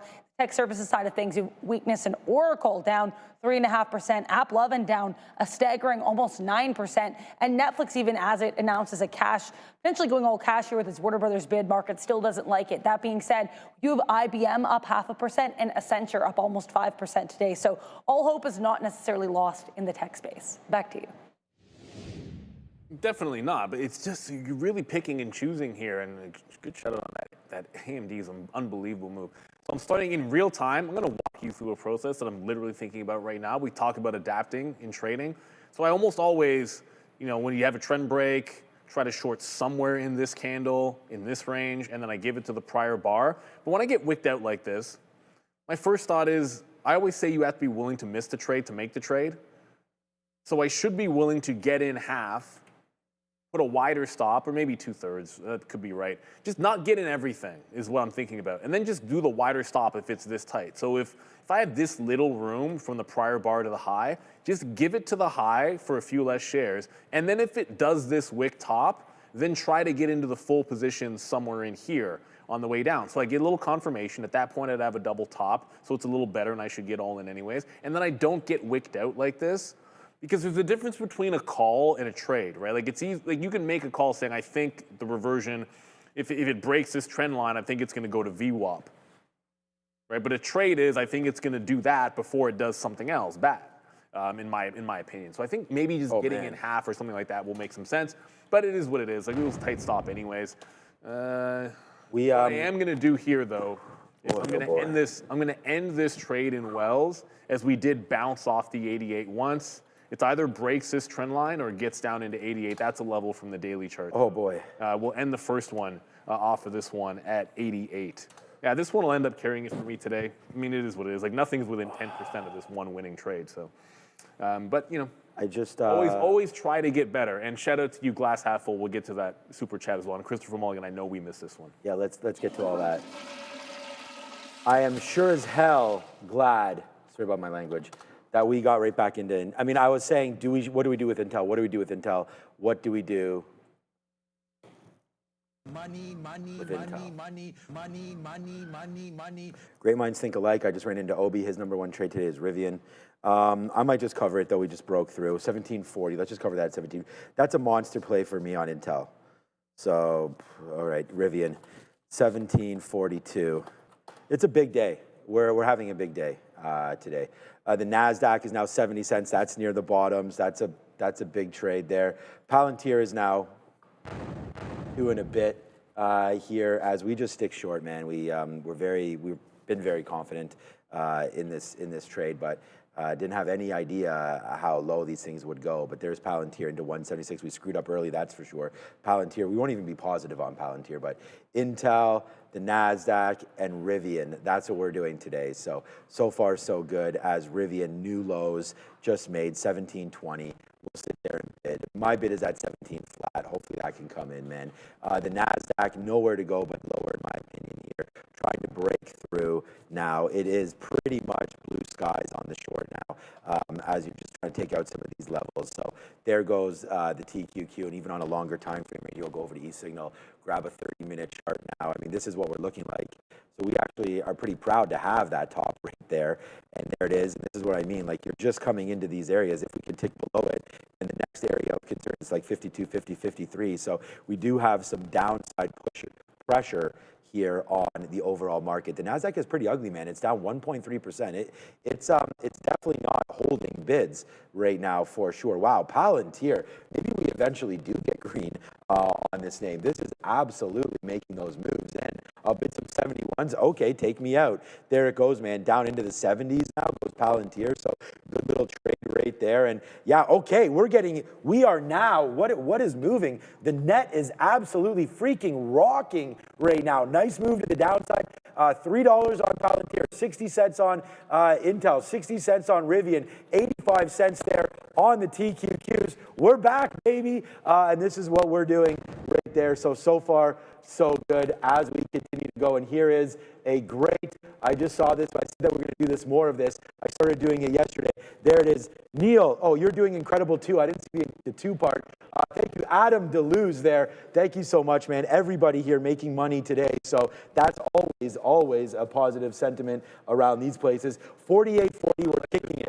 Yeah, good. From glass half full. Trading alone sucks. It does. That's why we're here. That's why we started in the first place. Trading with you guys makes it entertaining and supportive. Even if I don't always, I can't read the rest when you do that. Don't always trade what you trade. When I do, it's even more exciting. Thanks, guys. I mean, that's what it's all about. It's been a great start to the month. Well, I shouldn't say month. It's literally like halfway now, but it's not the start. We're literally halfway through the month, but it has been a good start to the year. And I think as long as you stick to your plan, that matters. Baby Hands says misery loves company. You know what the good thing about trading it is? You share the upsides and the downsides, and you learn the perspective of everybody. You have to be able to get that perspective and make sure that it is your own. I know we missed a couple of super chats, but there was one or two in there, and it's really difficult to always find them. It was Shopify. I have not looked at Shop. Shop is dying with a super chat. That's what it was. Popped up a couple times and we didn't look at it. Thank you very much, Andre, for throwing it up there. Look, everything is dying. Well, I shouldn't say everything. The market is absolutely dying. Shop down 7%. I couldn't tell you specifically why, but my guess is if you're retail and we were expecting some kind of decision on the tariffs, maybe a no decision sucks, right? Like, maybe that's the speculation, but this was dropping anyways. This stock is not looking very healthy if we close down at $155. So, holy good shit. Canadian company, not looking as good as it was before. We are, wow, we are now at 2 times our goal for the day. Like, we were getting crushed right there. Not crushed, but we were not having the day that we thought we were going to have. And now we are having a fantastic one. So stick with your guts, man. There it is, $1 right now on Intel. Thank you so much, Adam. I saw your note. I couldn't put it in the chat here because I couldn't put it on the board. I could just show it here. I told you, Sean, follow your gut and experience. Great trading today. Thank you so much, Adam, man. I mean, it's really nice when you're short and the market is absolute. I might throw up all over myself. Neil, Palantir is now $4. So there it goes, man. Palantir is doing the damn thing right now. Let's put another bid on its head, down into the low of the day on Palantir. Wow, that's probably what's bleeding right now. I mean, obviously, put on these glasses, man, so I can see a little more clearly over here. What is this TQQ price? $52.93. Okay, now we are really cruising, man. We've got a bunch of handles now on this name. This is basically an absolute destruction right now. Great short there at VWAP. It prints down to the lows, man. We are now just starting to go, man. We're starting to go. So there it goes, man. We're starting to level up our game right now. Rivian, 75 cents in the money, getting a little bit lower as well. Join us in just 10 minutes. You'll see Sharif. You will see Obi. And you will have a great time with our midday madness there. Sharif and Obi kicking it out very, very soon. I don't know. I don't want to say they won't have trades like this because they'll have lots of trades on board, but Palantir right now is $4, Intel's $1. We are now $7 in the money on these 4 positions. Neil's got the short there in WFC, and we're printing all over the damn place right now. Intel making lows of the move. It's just been a really, really great morning. We want to thank you so much. Yeah, Juan Padilla, you right, my guy, right over there. We are printing, and this is what we're doing today. The market is tired all of this, and there it goes now to the downside. So boom goes a dynamite. Nice move here on Intel. So nicely traded today, and I think there's been a lot of great opportunities. So let's go. Oh, there it is. We printing. You already put that up, so thank you. We'll clear that one. We are printing today, Mr. Juan Padilla. But let's go over to Adara, figure out what's going on with Money Talks, and we'll be back and figure out what we get to indulge our caterer, and we'll see if they've indulged us with a good piece of fish today. We have dessert handles because we got the Krispy Kreme. We better not have any more sweets. Shout out. Thank you so much for this. And Target is green. Are you kidding me right now, Chris Arthur? That's exactly the thing, man. We are loving that Target trade. And we can look at that when we get back. So let's go over to Adara right now. The US dollar is still in this kind of area where it's resisting that 99.2 on the daily chart. I don't really want to say a bull flag, but again, 4 touches now of that 99.2, 99.2 area that we're unable to break out of. So we're going to have to wait and see what happens. If we do break out of this level again, we're going to be clearing resistance from December 9th of 2025. So it'll be interesting to see if we can break out of this ledge. Let's talk about some of the economic data we had today. So again, this is PPI, not from December, but from October and November. So it's interesting. Year over year prints were overall much higher, so much hotter than the month-over-month prints. Producer price index here year over year for October, 2.8%, November 3%, above estimates of 2.7% for both. Then we've got core PPI year over year, October 2.9%, November 3%, versus estimates here of 2.6% for each month. That being said, month-over-month PPI was a little bit cooler or in line with expectations, with core PPI month over month for November actually at 0% versus 0.2% expected. Let's talk here about the CME Fed Watch tool, which is still giving us a whole lot of nothing. And by nothing, I mean we are expecting absolutely nothing when it comes to a rate cut in January. Just exactly 2 weeks from today, on January 28th of 2026, only 5% chance here of a rate cut being priced in right now, 95% participants expecting rates to be held in place. We're going to have to wait and see. As I mentioned earlier, we're getting a lot of Fed talk throughout the day, so if anything kind of tilts that or we're getting the indications in either direction, I'll keep you posted. Back to you. And if I had anything, it's like I was just saying, like this, if I had any other strategies working, man, this would be a crazy, crazy year. Like Palantir, like these shorts right here are absolutely kicking. Like I don't know what's going on in silver. We didn't have a look on silver yet. Right now it's holding, so that's actually holding right now, but everything is just getting lower. I'm starting to put in some of these stops. I was actually looking to think about the TQQs and where we wanted to get stopped out of that one as well, because that's a pretty violent move right now to the downside. I'm going to get going to the gym. I just saw Sharif come in here right now, and he was talking about how warm it still is in here. And well, we're still having issues. We are trying our best. We're still having issues with the HVAC or whatever. They came in to fix it today. It is, it's obviously not working, but we are breaking. I said silver is holding up. I might have lied because it was at VWAP a second ago. Now it's breaking. This is the third point on the trend line, so this is going to be a trend break on silver. I like the long, and we did try it off VWAP, got a small bounce, and now we're going to get a break in the other direction. Wells is at VWAP for it's like the third time today. So I have reloaded that one, but it is silver that I'm going to end up going in the other direction, unfortunately. So it kind of is what it is. I can want the market to go up. I can want silver to go up and prefer the long, but trend break's a trend break, and that's an entry I like, so we're going to jump in the short instead as the market continues to bleed. And then Wells Fargo, I'll just quickly show. I've been in it all morning, but this is the first time it's actually come back into the volume-weighted average price to retest. I think the best we got was about it got all the way down to 88, but my best exit was about 88.5 or so off of that 90-30 short, but now we're into the VWAP short. So this is kind of like a secondary trade here off of the volume-weighted average price. All right, there it is, man. You are welcome right there, Wayne Griffin. Thanks, Sean, for the heads up on that Palantir. Yeah, $5 grand. Congratulations on that trade, man. Ain't nobody doing those kind of numbers here. That was a big trade right there. Like, I'm not taking that much risk on Palantir, but that was a great one. So thank you so much for the super chat. And yeah, Palantir just continues to bleed down. And if Wayne, if you are looking for something, I think you're getting close to stopping out of this maybe right there. So just be careful with Palantir because it just got into the lows. So if you've already made the profit, that's great. But if you're holding on to something, maybe it does have a little bit of a move back up. So just watch out. I was going to use one. So that's what I was doing. So I'm cleaning up right now with only 5 minutes left. So I just canceled my Palantir. 176. We'll just get out of 100% of everything if that does kick, right? So yeah, that's fine. So we'll put 100% out on that one. Intel, nice move back up right there. We literally got these lows again, so we're pretty happy with that. A take of 48. Let's go to 48.30 or so. We'll put a stop on that name. And again, our initial stop was 20 cents. So the fact that we're making $1.20, we'll take that time over time. 48.41 stop out there. As we go, Intel, Palantir, Rivian, we don't have too many shares left. And the TQQs, like I said, that was a pretty good trade there. 53.50 should be our out there as I got to cancel, my other stop. Rivian is still what it is. Here we go, hold on a second. 53.51. We'll stop out of that because we won't be here. No point in sitting in these positions for a minute. But we do have something to talk about right now because it's getting on in time. Yeah, Sharif, here we go. All right, it is what is for lunch. So I'm just going to load this up. Yesterday's was, the chicken paella was okay. Today we do have an American flag I just saw, so that can mean a couple things. We saw it the other day where there was that California chicken. That was pretty good. Yeah, it was, it was decent.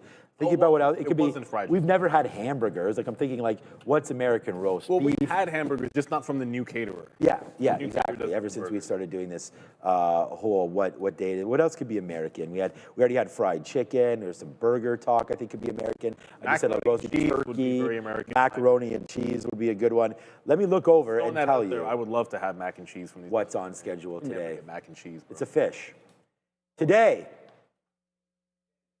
It is oven-baked salmon. So we are good to go on that one. So there we go, man.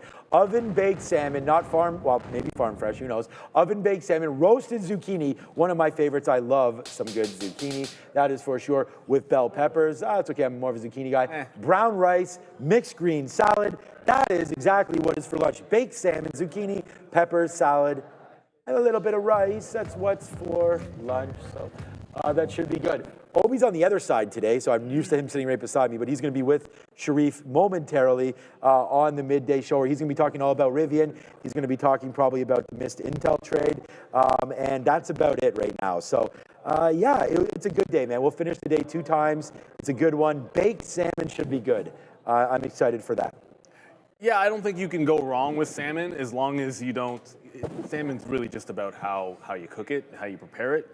So I don't think it'll be bad as long as it's not toppy. I think that's a good sign because that means we're not getting sloppy this week. They're not doing fish twice in a week. And I've just knocked on wood. No, they won't.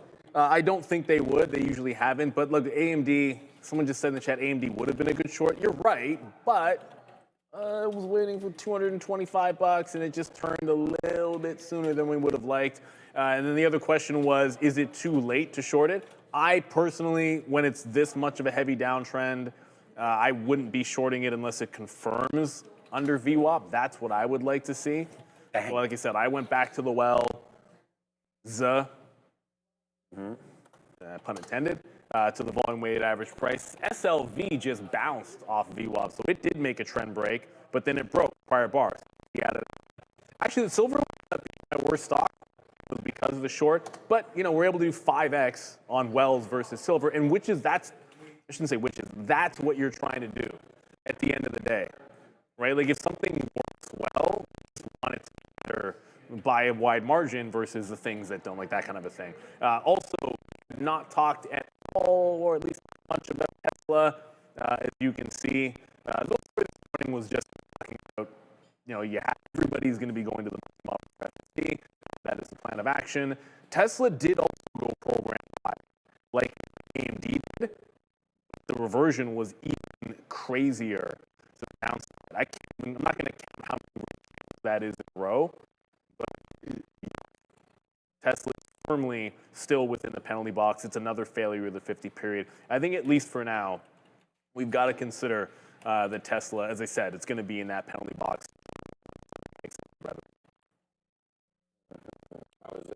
Apple, Pretty funny here. Meta.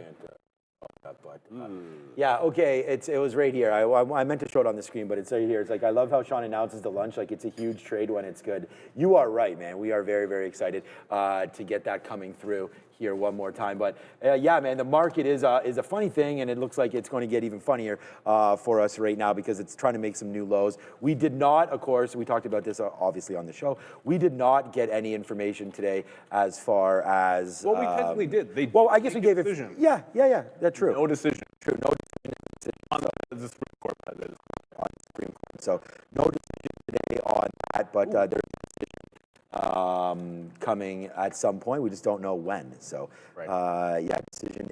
I don't want to say imminent, but when was it supposed to be? Last Thursday? And pushed it back.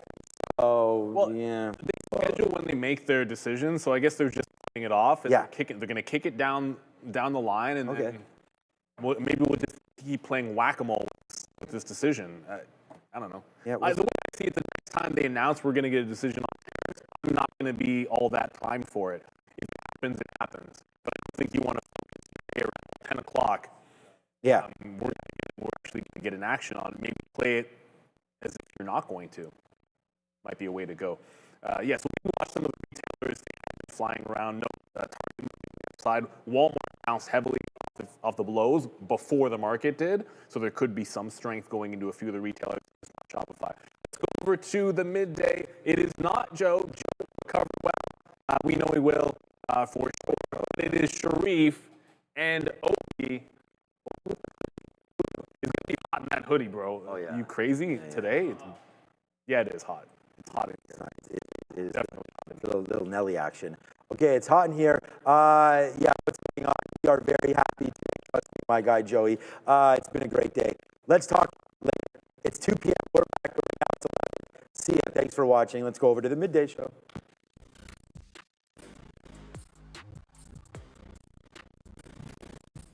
And boom, greetings and salutations, brothers and people. Welcome to the Midday Show. That's your boy, Obi. He is the freaking one, Kenobi, and I'm Sharif. And I saw we had a lot of early birds in the chat man's today. not hot. You're not hot. Man's not hot. You're not. Man's not hot. Shout out to Don Sharifo and Conservative Movement. We got Davey B911 and T. 604. Baby Hands Donnie and Bob Beck. Yeah, don't ask me, I'm just reading the names, baby.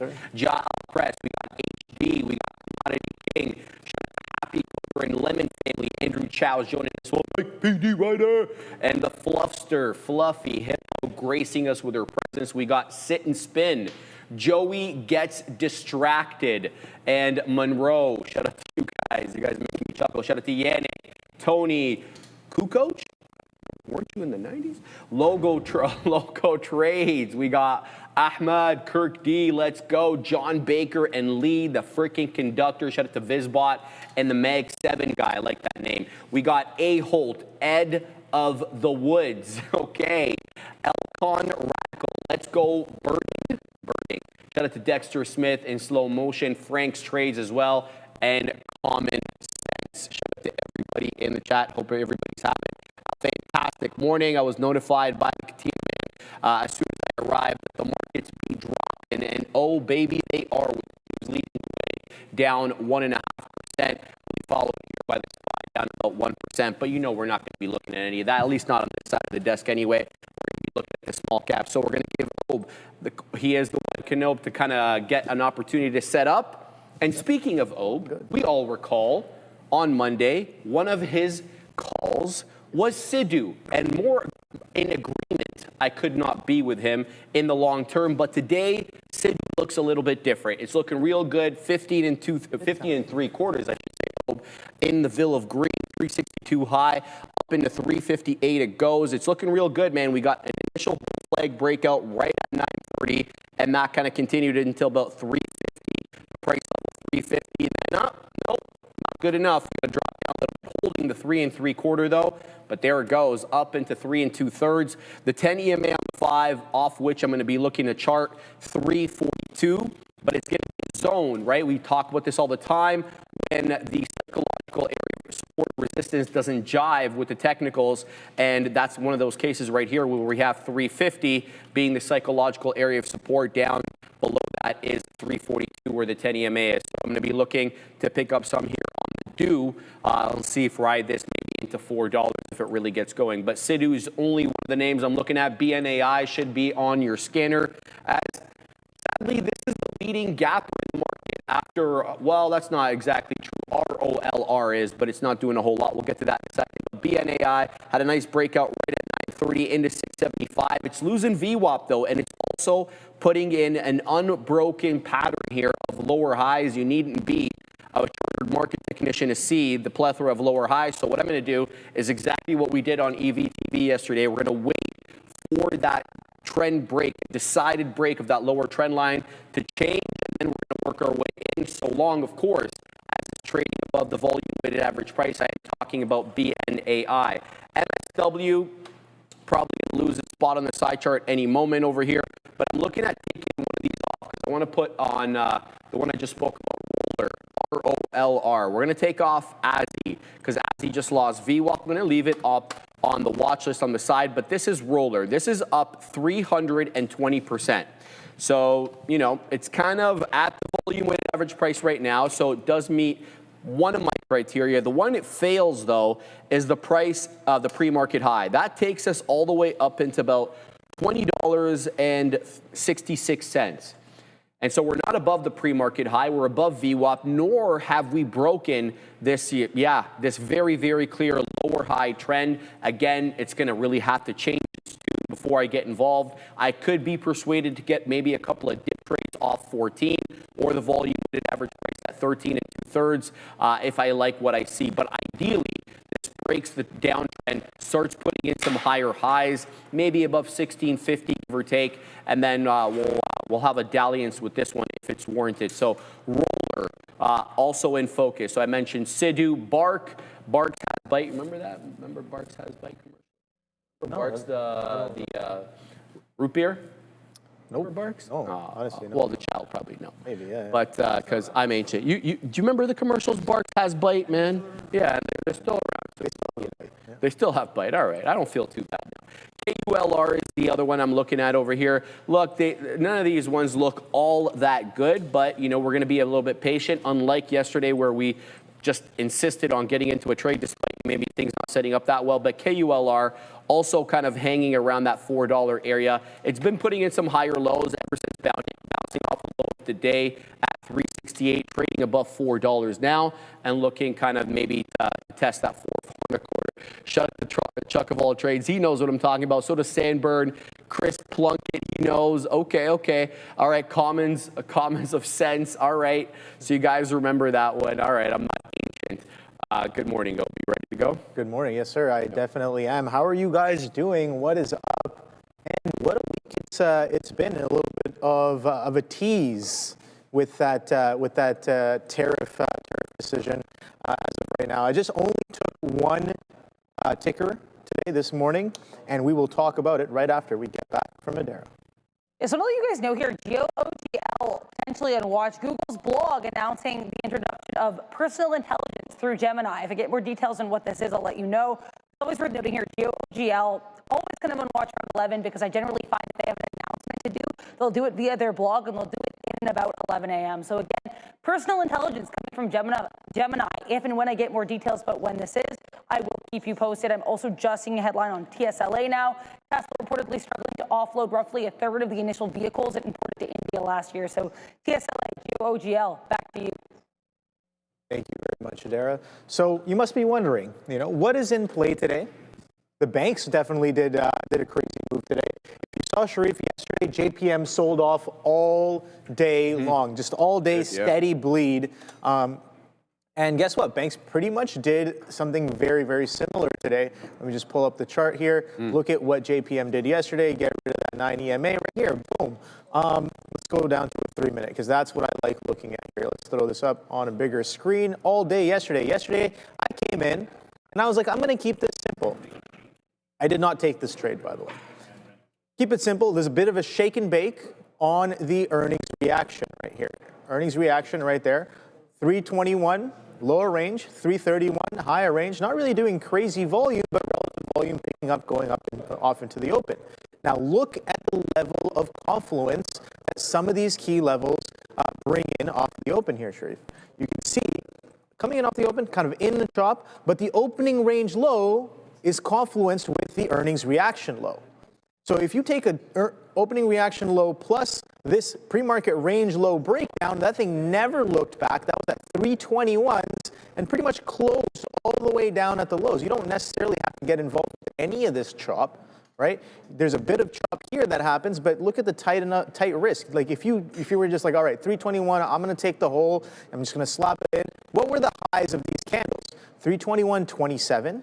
321.24. So 25 to 30 pennies, roughly, well within a percentage of, well within a small percentage of its daily ATR. And yeah, kind of comes in pretty nicely for all-day fade, gave you about 3% off of that move. Yeah. Now, what did banks do today? Let's go to Citibank. Citibank was one of the cleaner ones. There's also BAC that happened. Now let's do the same exercise here. Right? Maybe you get in on the range high, maybe you get stopped out. Regardless, yesterday we had strong selling, so maybe now I'm a little bit more poised for the short. Today, not as clean, right? not as clean. It's not going to do the same thing every single day, but let me throw in this VWAP here, volume weighted average price. So right here, okay, we don't need those Bollinger Bands, so let's just take out those bands because bands are not going to make this dance. Well, you got to be faster, Sharif. All right, so coming in off the open, straight slam, selling pressure is there. Banks yesterday, JPM, one of the top banks by market cap, sold off pretty aggressively.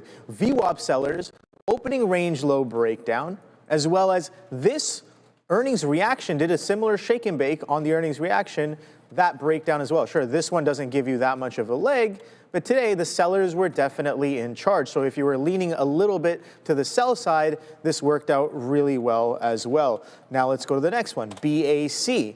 BAC, much, much cleaner. It shows you sellers are in charge in the pre-market. This reaction, if I were to put a range on this one as well, you can see the high, pre-market high, and then this was broken already in the pre-market, but we can just be like earnings reaction low. That breaks down, telling us who's in charge, kind of comes in, gives us another level right here.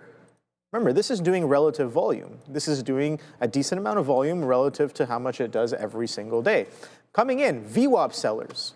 Pre-market low sellers as well. You can be like, you can even move it down here. You can be like, no, this is true pre-market low, or even this is true pre-market low, right? Down at 52.80s. So once that cracks, we're off to the races once again, giving us a similar kind of action. Now, don't forget, now, this is a little cliche, but markets don't necessarily repeat, but they definitely rhyme. Oh. And today, the banks rhymed that price action of JPM's from yesterday. So what did I get involved with? Where'd you get? All the way around. I missed all of those trades on the bank. So first of all, I think we have a super chat. Let's cover that one here. Shane B, smoking. All right. So let me take this one because I've got it up here. All right, yeah, go for it. Thank you, Shane, for the $5 super chat. Really appreciate it. I've been shorting Roller, ROLR, every time it gets over 1625, like that. 100% success on 4 trades, at least $1 every freaking time. I had it freaking on my own. 1 trade worth $3.50 a share. Excellent trade, first and foremost.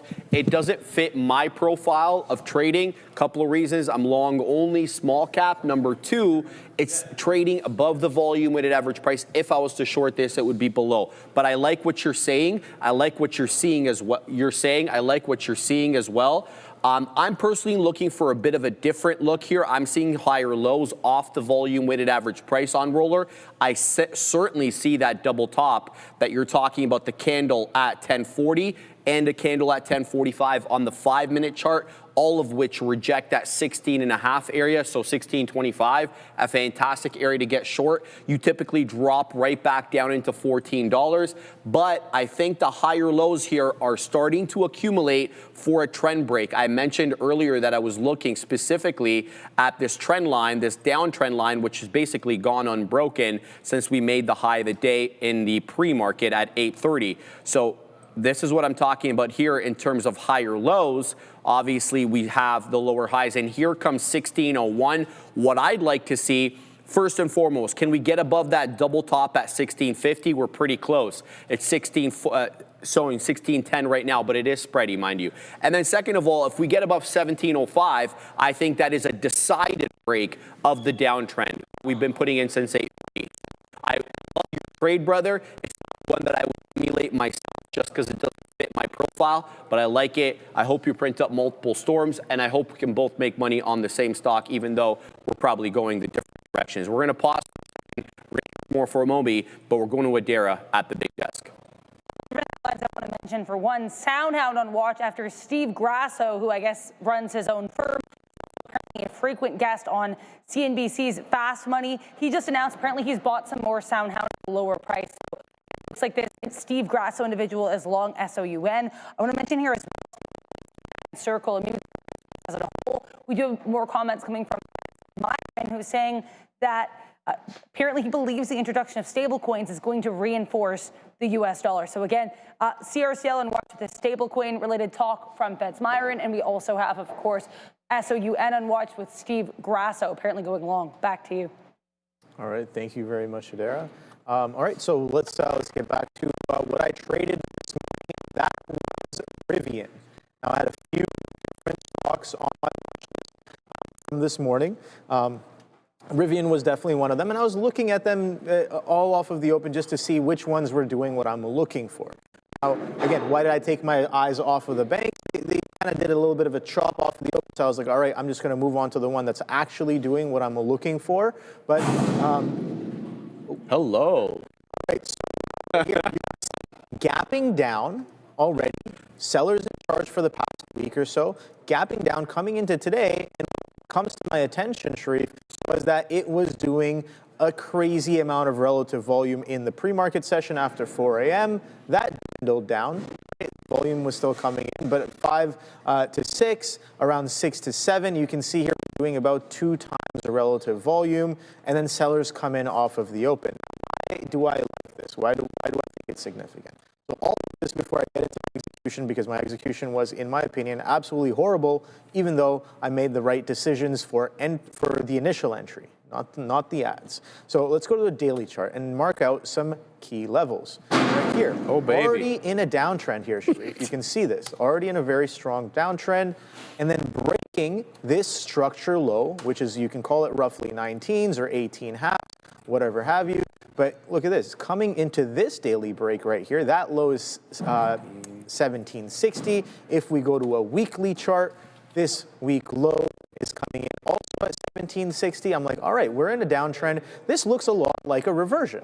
It looks like a lot like a reversion. The buying is not necessarily up here on Rivian. Rivian has looked like it's kind of turning around. It is making higher lows relative to this 826 low and has broken down this bigger picture downtrend that we've been holding since 2022. So we've started doing a little bit of a sideways chop. We had the breakout. I think participating in some of that breakout just a few weeks ago, but then we're pulling back into an area of demand. So I'm just like, okay, bigger picture. We've had multiple weeks of green, breaking the trend, selling coming in. So I'm looking at this multi-time frame breakdown on the intraday for continuation. So that 1760, what do we do with that 1760? Now, of course, you guys know how I like to think. I'm already leaning a little to the sell side.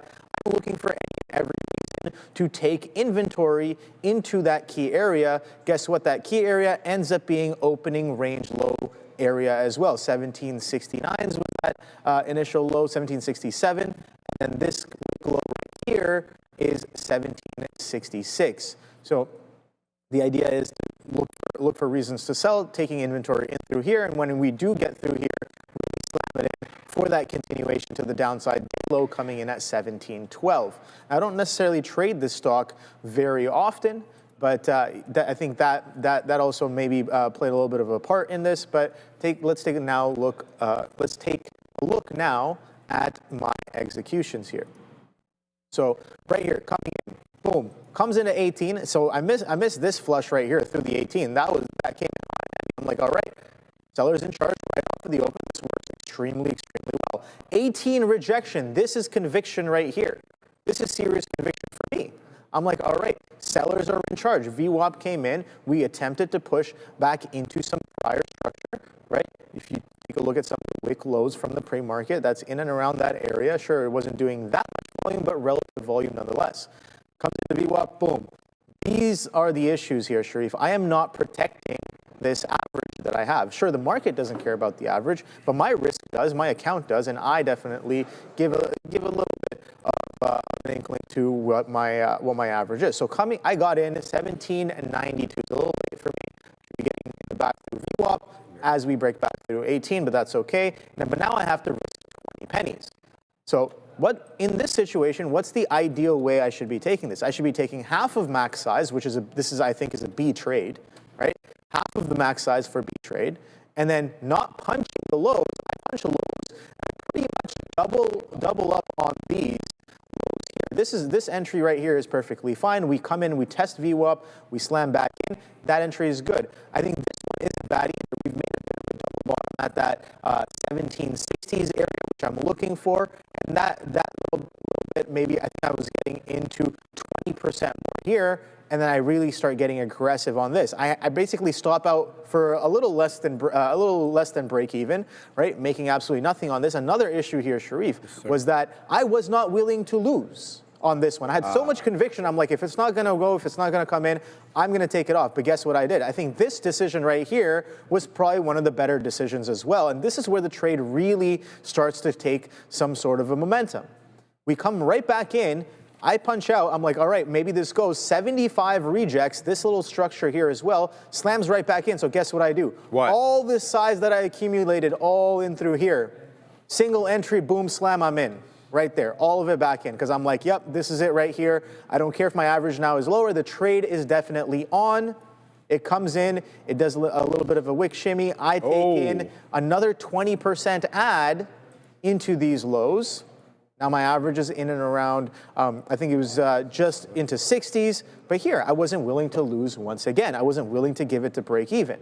I'm expecting this to go right away. And again, it goes back to the fact that maybe I'm not used to trading this kind of price action, right? Or maybe this stock in general. But I got to give it some room. Look at the moving average. Look at VWAP. Give it the prior structure risk. Those are the mistakes that I made on this name today. I had initial entry was 1790s. It got all the way down to 1710s, and it doesn't break trend really until now, where it's chopping around this quarter at 1725s, which probably is a decent reason to at least cover some, if not 80 to 90% of this position. Now, that's my review of the trade that I took this morning. Right. Worked out cleanly, but I got chopped up on it because of chasing. I had the right idea. I'm inappropriately sizing on the initial entry. I should have more than half my size here, where I only had, I think I had about a quarter of the size I should be having to initialize this trade right here. Fair. So that gets me a little chopped up. I'm punching into these lows because I'm just like, oh my God, this is going to go without me. I need all my size now. And I'm just being like, boom, boom, boom, boom. Any sort of tape flush, I'm like, okay, structure break, boom, boom. But those are irrational decisions in the moment. Right? Being patient, taking a step back, and being like, okay, let me zoom out, use some structure, use the right side of the V on each of these little pops, wait for pops to sell into, not the drops and not the breakdowns. And maybe this breakdown is probably a little bit better because now we're actually coming in to back through those 1760s with stronger distinction. And also, we have market tailwind. The market sold off all this morning. Right? I don't know what it's doing right now because I'm not looking at it. Okay, there's a little bit of a bounce, but all we did this morning was a strong sell-off. So that was the trade there. That was my trade review. And I like it, Ope. The next question is, what? What's the next trade?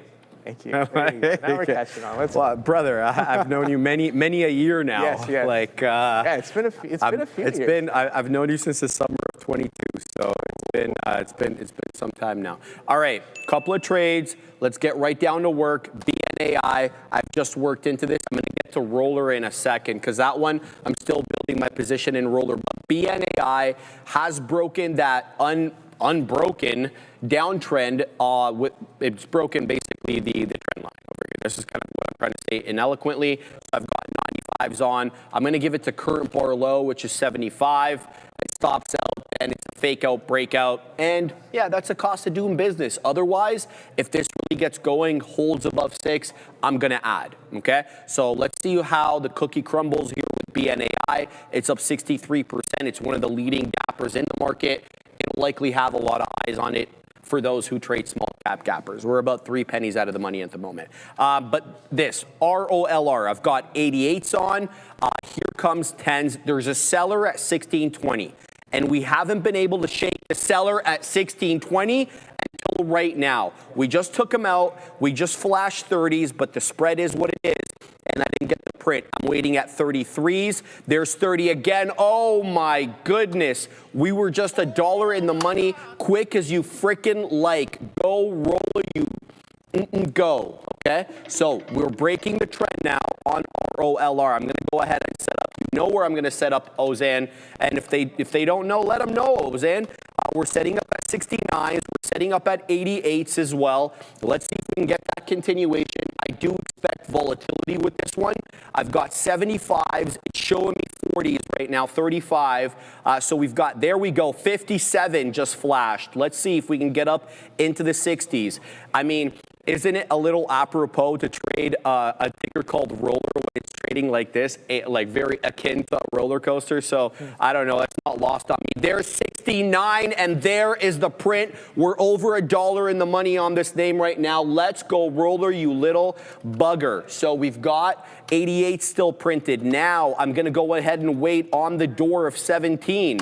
Okay, knowing that 17 could be, you know, a little bit of a resistance level, a whole dollar resistance level. We've got 1565 now as we've exhausted the older shares that we had at higher levels. Remember, first in, first out. So let's see what we get now. We're getting a topping tail candle that I don't really care for at the moment. So keeping my eye on this one. Don't want to take it out too quick. Don't want to be too emotional, especially when the volatility is like this. You have a tendency to be a bit more emotional when there's volatility. I'm just speaking for myself. All right, so back up into the high end of the candle we go. Good look. Waiting for continuation into 82s. We're not quite getting it. Current bar high, FYI, is exactly 1674. Exactly that price. We're showing 65s right now. 70s just flashed momentarily, but no continuation. So we're doing it. We're doing it live on this one. It's a good trade so far, but I don't want to exhaust too much too quickly because this thing's up 370%, right? 370% means that we can really get going and we can have lofty expectations for where the price action could go. So I'm going to go ahead and post that 17.5 as well. We're holding prior bar low. There's 65 again. Can we get a little bit higher into the 80s? We're not able to get up there quite yet, but I'm feeling like we are putting higher lows on every descent on the level 2 anyway. 70s flashing. Yeah, nothing. I haven't seen anything above 70. There we go. A little bit more on 70. And there it is, Obe, into 88. 17. There it goes. Into 1796. Boom on this one. Unreal. Very happy with this trade. That's like $2. Quick as you like on this one. 401%. We're looking for freaking more on this one. Limit up, guys. 1837. You'll always see it on my screen on the red rectangle on the level 2. 1837 limit up. There's 18. Here it goes again. Let's watch now for the break of 18 on the dot. That's the high of the day. There it goes. Oh, it is 1828 now, high of day. The strength is on roller coaster. Just wish I had more shares, quite frankly. There's the breakout, and it's continuing to go without me. We are exhausted on the shares on this one, but very happy with how I executed. That's a big dub for me today, especially relative to the shares I typically take. It's still going. So guys, limit up. Now we're going to halt 1863. If we stay at this for about 7 more seconds, we're going to limit up here. 1863 limit up, 429%. We're at the high of the day. 3, 2, 1, boom. Boom. Hey, not bad. All right, we are halted up now on roller coaster. All right, let's focus on the next trade.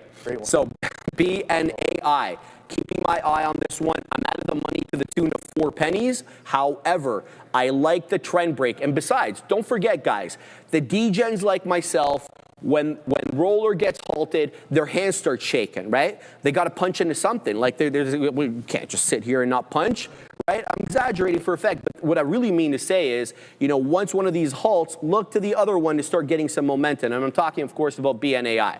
So let's keep an eye here on BNAI. Let's see if this holds trend. It breached the prior trend line, so I'm looking for prior trend line now to act as a form of support as opposed to resistance. And this is kind of what I'm talking about here. If I can enlarge this and show you guys a little bit more of what I mean. It was uninterrupted lower, low, high, lower, high, lower, high, lower, high, and lower lows, mind you. And then we get the break here at 1120. It's not exactly a continuation, but I'm going to look for this prior trend line here to act as a level of support now that it's been breached. You never really know how these things are going to go. In any event, we're still halted on roller. We're going to get to that one in a minute, but we're going to go to Adara for crypto.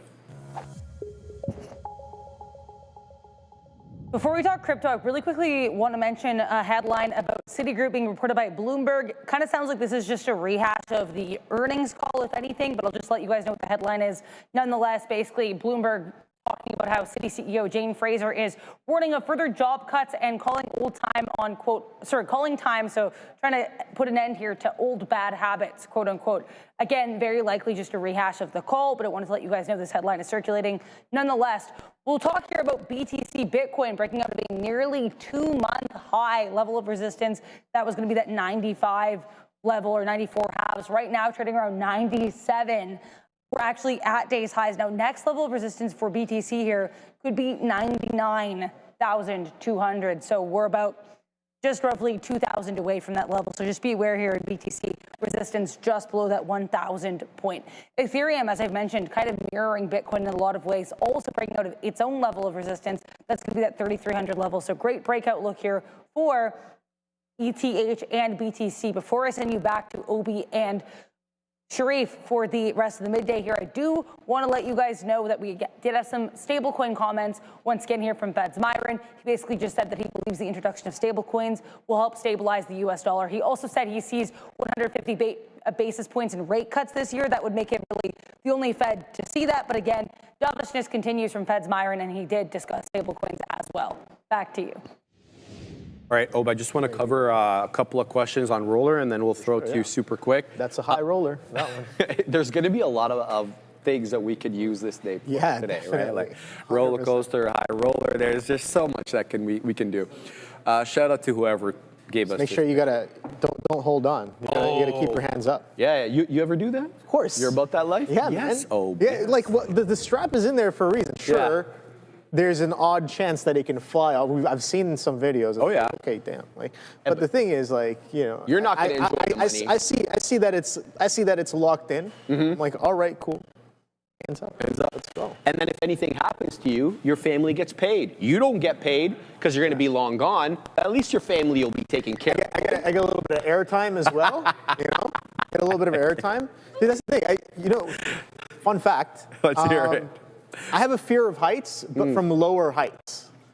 So I'm more scared of falling off of, say, like a 5-story building than I am a 30-story, because I have time. Give me time for my life to flash in front of my eyes. Okay, you know what I mean? That's a fair assessment. assessment. Give me that time at least. It's a fair assessment. I'm like it's a little bit. It's like FOMO, right? I'm like 5 stories. Like, dude, like I might survive. I have something might not, similar. Probably not, but I don't have time. I have something similar. Right. So it's not 5 and 30. But it's more like buildings and airplanes. I get, like, I don't get queasy, but I'm uneasy when I'm on a balcony, say on the 25th, 35th floor. Yeah. But put me in an airplane and ask me to do stunts, like I used to do it all the time. Like we used to go to Buttonville Airport and get one of those fly for $100, and I remember those. Now that's like $200-300. Yeah, well, inflation, brother. But yeah. Okay, let's get to the questions here on roller. First and foremost, the sucky thing about roller, guys, is that it's on the MX exchange. Essentially, I don't like trading. Well, I hate to say that. I prefer to trade the small caps that are on the NASDAQ for the simple reason is that when they halt on the NASDAQ, we'll be able to see what the theoretical auction price is during the halt. You're not going to get that on the NYSE. You're not going to get that on the AMX. You're only going to get that on the NASDAQ. So we're going to have to fly blind on ROLR. What does that mean, fly blind? Well, we don't know whether there's a buy-side imbalance or a sell-side imbalance during the halt. What the exchange is doing while this is halted is it's taking limit on open, market on open orders, whatever, sell side, buy side, and it's pairing them together. And then there's an imbalance one way or another, an imbalance of buy orders, an imbalance of sell orders.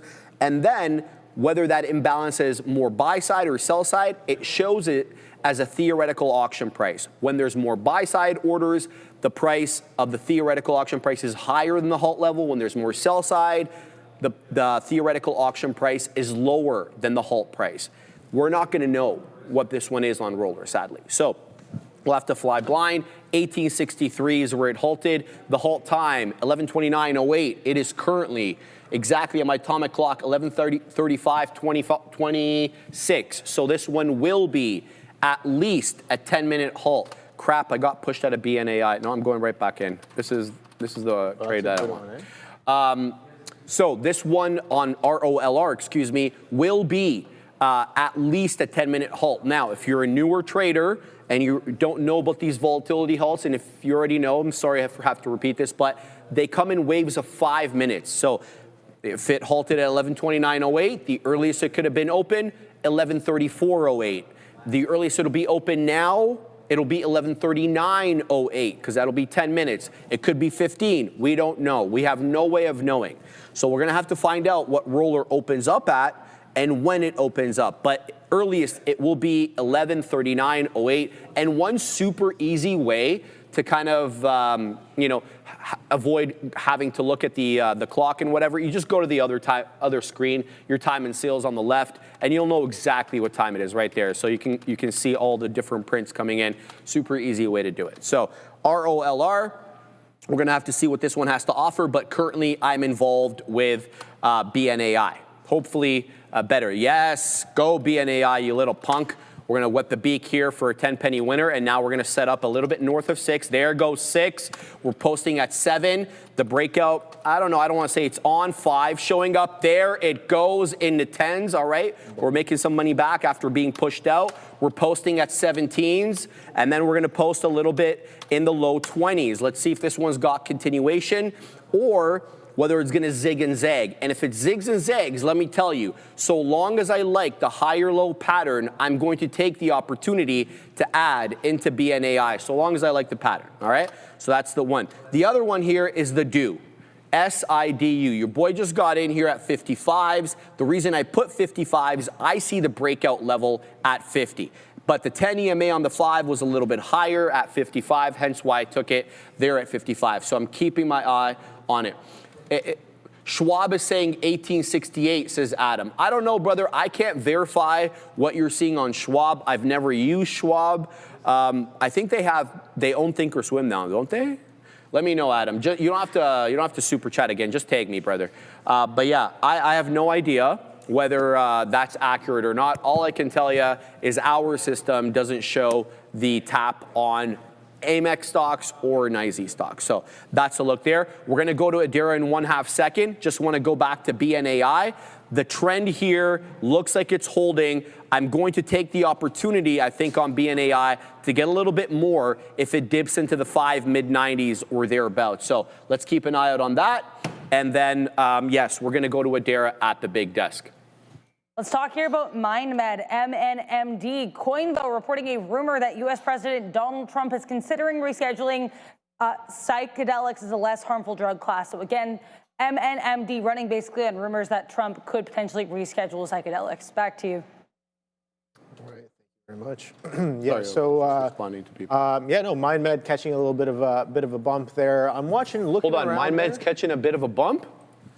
Yeah. Oh, baby. Just up to 1470s, but it's kind of just in that that's not good enough. range. Nothing crazy. Yeah, exactly. It hasn't even got through yesterday's high yet. That's at 1519 as of right now. But yeah, no, let's continue to keep on watching this one there. I got involved with TCOM. I'm involved in that in the long term. I think it's a good one. It's an RFK play. My thinking is just RFK. That's all. So Trip.com in the morning session there, you can see a nice little gap down. I didn't really look into what was the news here, but I think it's something about maybe something about guidance, antitrust probe here, but whatever. It's just coming down with some aggression, with some antitrust probe from China. Thank you very much, Tara. So they've got some antitrust probes there, and the price getting probed to the downside here off of the open. So 70 was broken in the pre-market. That breaks down into 65s as well, and then sold off all the way down to an opening range low of 61.33. So didn't get involved in it before. I was looking for a potential continuation right off of the bat, but pops up into 65s, can't really get up there because it is kind of sold off. And I'm going to assume that this is a little bit of an SSR. Let's just make sure right here. Yeah, definitely it is on SSR today. I just had to look at my book as well. So it is on SSRE today. So that is very much SSR, which means that the only people who can really hit the bid are people who already are holding long inventory. So that didn't really come in until this flush at around 10:03. That's a 10:03 candle right there. So sellers have been in charge since about 10:03, and we've been slowly grinding down. A test up into VWAP, that's 63, what is that high right there? Let's get specific, 63.38. Where VWAP was in and around 63.40s, that rejects as well. Now breaking down into this prior structure as well as we pull in a little bit lower. Now my question is, can this get down to 61.33s? I have no idea. I did get involved on that structure break, seeing that sellers are now in charge. Let's go to a higher time frame. Let's look back, let's look left, and check out some prior levels. All right, so we'll slowly step it up. This is the 3-minute chart. So we'll go to a 15-minute chart. Do we see anything in the near past? Absolutely not. 30 minutes, nope. We're gonna have to jump a little bit faster than this. We'll go straight to the 3 hour, Sharif. Okay, cool, right there. So before we go to the daily, I do wanna see some of those pre-market prices, pre-market and after hour prices. So we have a little bit of a support all the way down here at 58. That's the last time we pulled back in and then caught a bit of a bid. We also broke below this. This was the trade here. In the pre-market, it came in. 68. This was a multi-month structure low break where for over 130 trading days, 150 trading days, roughly, we held this 68 to 69 level pretty well. Price traded above it. This brought it right back down, back below this resistance, which again, this resistance from before, from 2025, turned into support over the past few months. That got broken down into as well. So coming right back into some of these prior levels here. So let's go to a daily, because again, daily open, high, low closes might be worth a little bit more than some of the intraday action, but that's also pretty subjective. But all right, 58 halves right here is the next level. So same level roughly there. If we do catch a little bit of a bid for fill back up into prior resistance, that's going to come back into 67, 68s as well. But we're in this bit of a chop zone. But with sellers in charge on the day, I'm curious to know whether or not the sellers will take it down into day lows here after being in charge for over an hour. Yeah, about an hour 45 now, an hour and 45 minutes. So trip.com taking a trip back to the past where it hasn't seen these prices in about a year or so. So that's one that I want to participate in. So I am. Not really aggressively sized because, again, the place to size was here around 64 half break on the break of this trend, and then also on the VWAP rejection, maybe back through here, and then especially on the rejection when we make the lower high here. Because all morning long, since we broke that support, look at this. This was that 67, 68 area. Look at how strong those sellers come in. Again, with that 7 a.m. Volume that comes in, strong flush, and just seller dominant pretty much all of pre-market, and then only caught a bid for about 30 minutes here on the day. So very, very much seller dominant, getting probed to the downside here. Something from China, I guess. So let's see if that price action continues. I'm going to let that one kind of cook. Let's see if we can find the next trade here. Sharif, I don't know. Yes, you've probably definitely seen this one, but I wanted to take a ride in this beam today, and this one was pretty solid as well. This one doing, look at this. This came on my radar because it was doing 2.8 million times relative volume. So this thing does absolutely nothing. It might get your attention. It does absolutely nothing normally. So I'm just like, all right, it has some interest. I think they said that they're guiding 50% higher or something like that. Yeah, that's what the news was. And then yeah, you get a bounce from 170s all the way a 50%, almost a 50% bounce. Interesting. And then comes in. VWAP sellers, structure breakdown right now off the $2, and now look at this volume has just dwindled. So I think it was a good vehicle in the pre-market session, especially in the pre-market session. It was pretty okay in the intraday session here where it gives you that VWAP rejection, can't really get past it.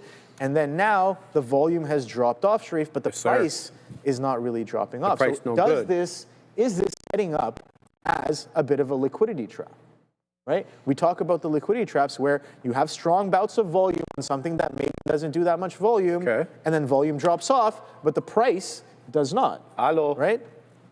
The price does not. So if this gets stuck in and around here above this reference price, day 2, day 3, I might be keeping an eye on this beam as well for a potential push past this pre-market high at $2.50. So that's one to keep an eye on. Let's see what you guys are saying in the chat here. AMD. Thank God for AMD. Saying, Ben, yeah, AMD kind of doing its thing here.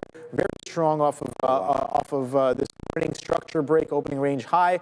Does not look back. Pre-market consolidation highs and even pre-market highs doesn't necessarily look back until about 10:30, where we get that beautiful reversion back down into VWAP. Now, looking at this chart right away, my reversion senses are tingling. Right? I'm just like, we've been here. This is an area of supply from before.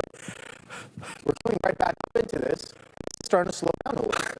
So the question becomes, is this going to continue to be an area of supply at 224, Sharif? This was an area of supply yesterday as well. So we're getting more of the same here on AMD while the market slams back into the downside. So I'm going to take a quick look at the next segment here. Who is the weakest of them all?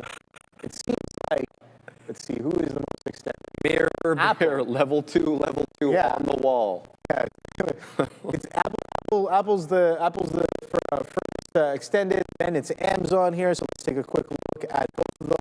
Apple coming into its day lows. Wow, look at this structure, man. This tries to chop around. This morning session structure comes in with a little bit of a test at 259s and then pulling right back into 257s. As of right now, breaking some fresh lows. Amazon, okay, all right. So yeah, the delivery came in real hot this morning as we broke through this pre-market lows. VWAP sellers very dominant off of the open and just coming into the day as of right now. 237.35s currently with a 21-day low. So that's definitely coming. Oh wow! Let's see what else we have here. Nothing crazy. Tesla's been selling off as well. I don't really look at Meta that much, but let's take a quick look. Wow, VWAP dominance on Meta as well as sellers step right in every single time, once, twice, 3 times.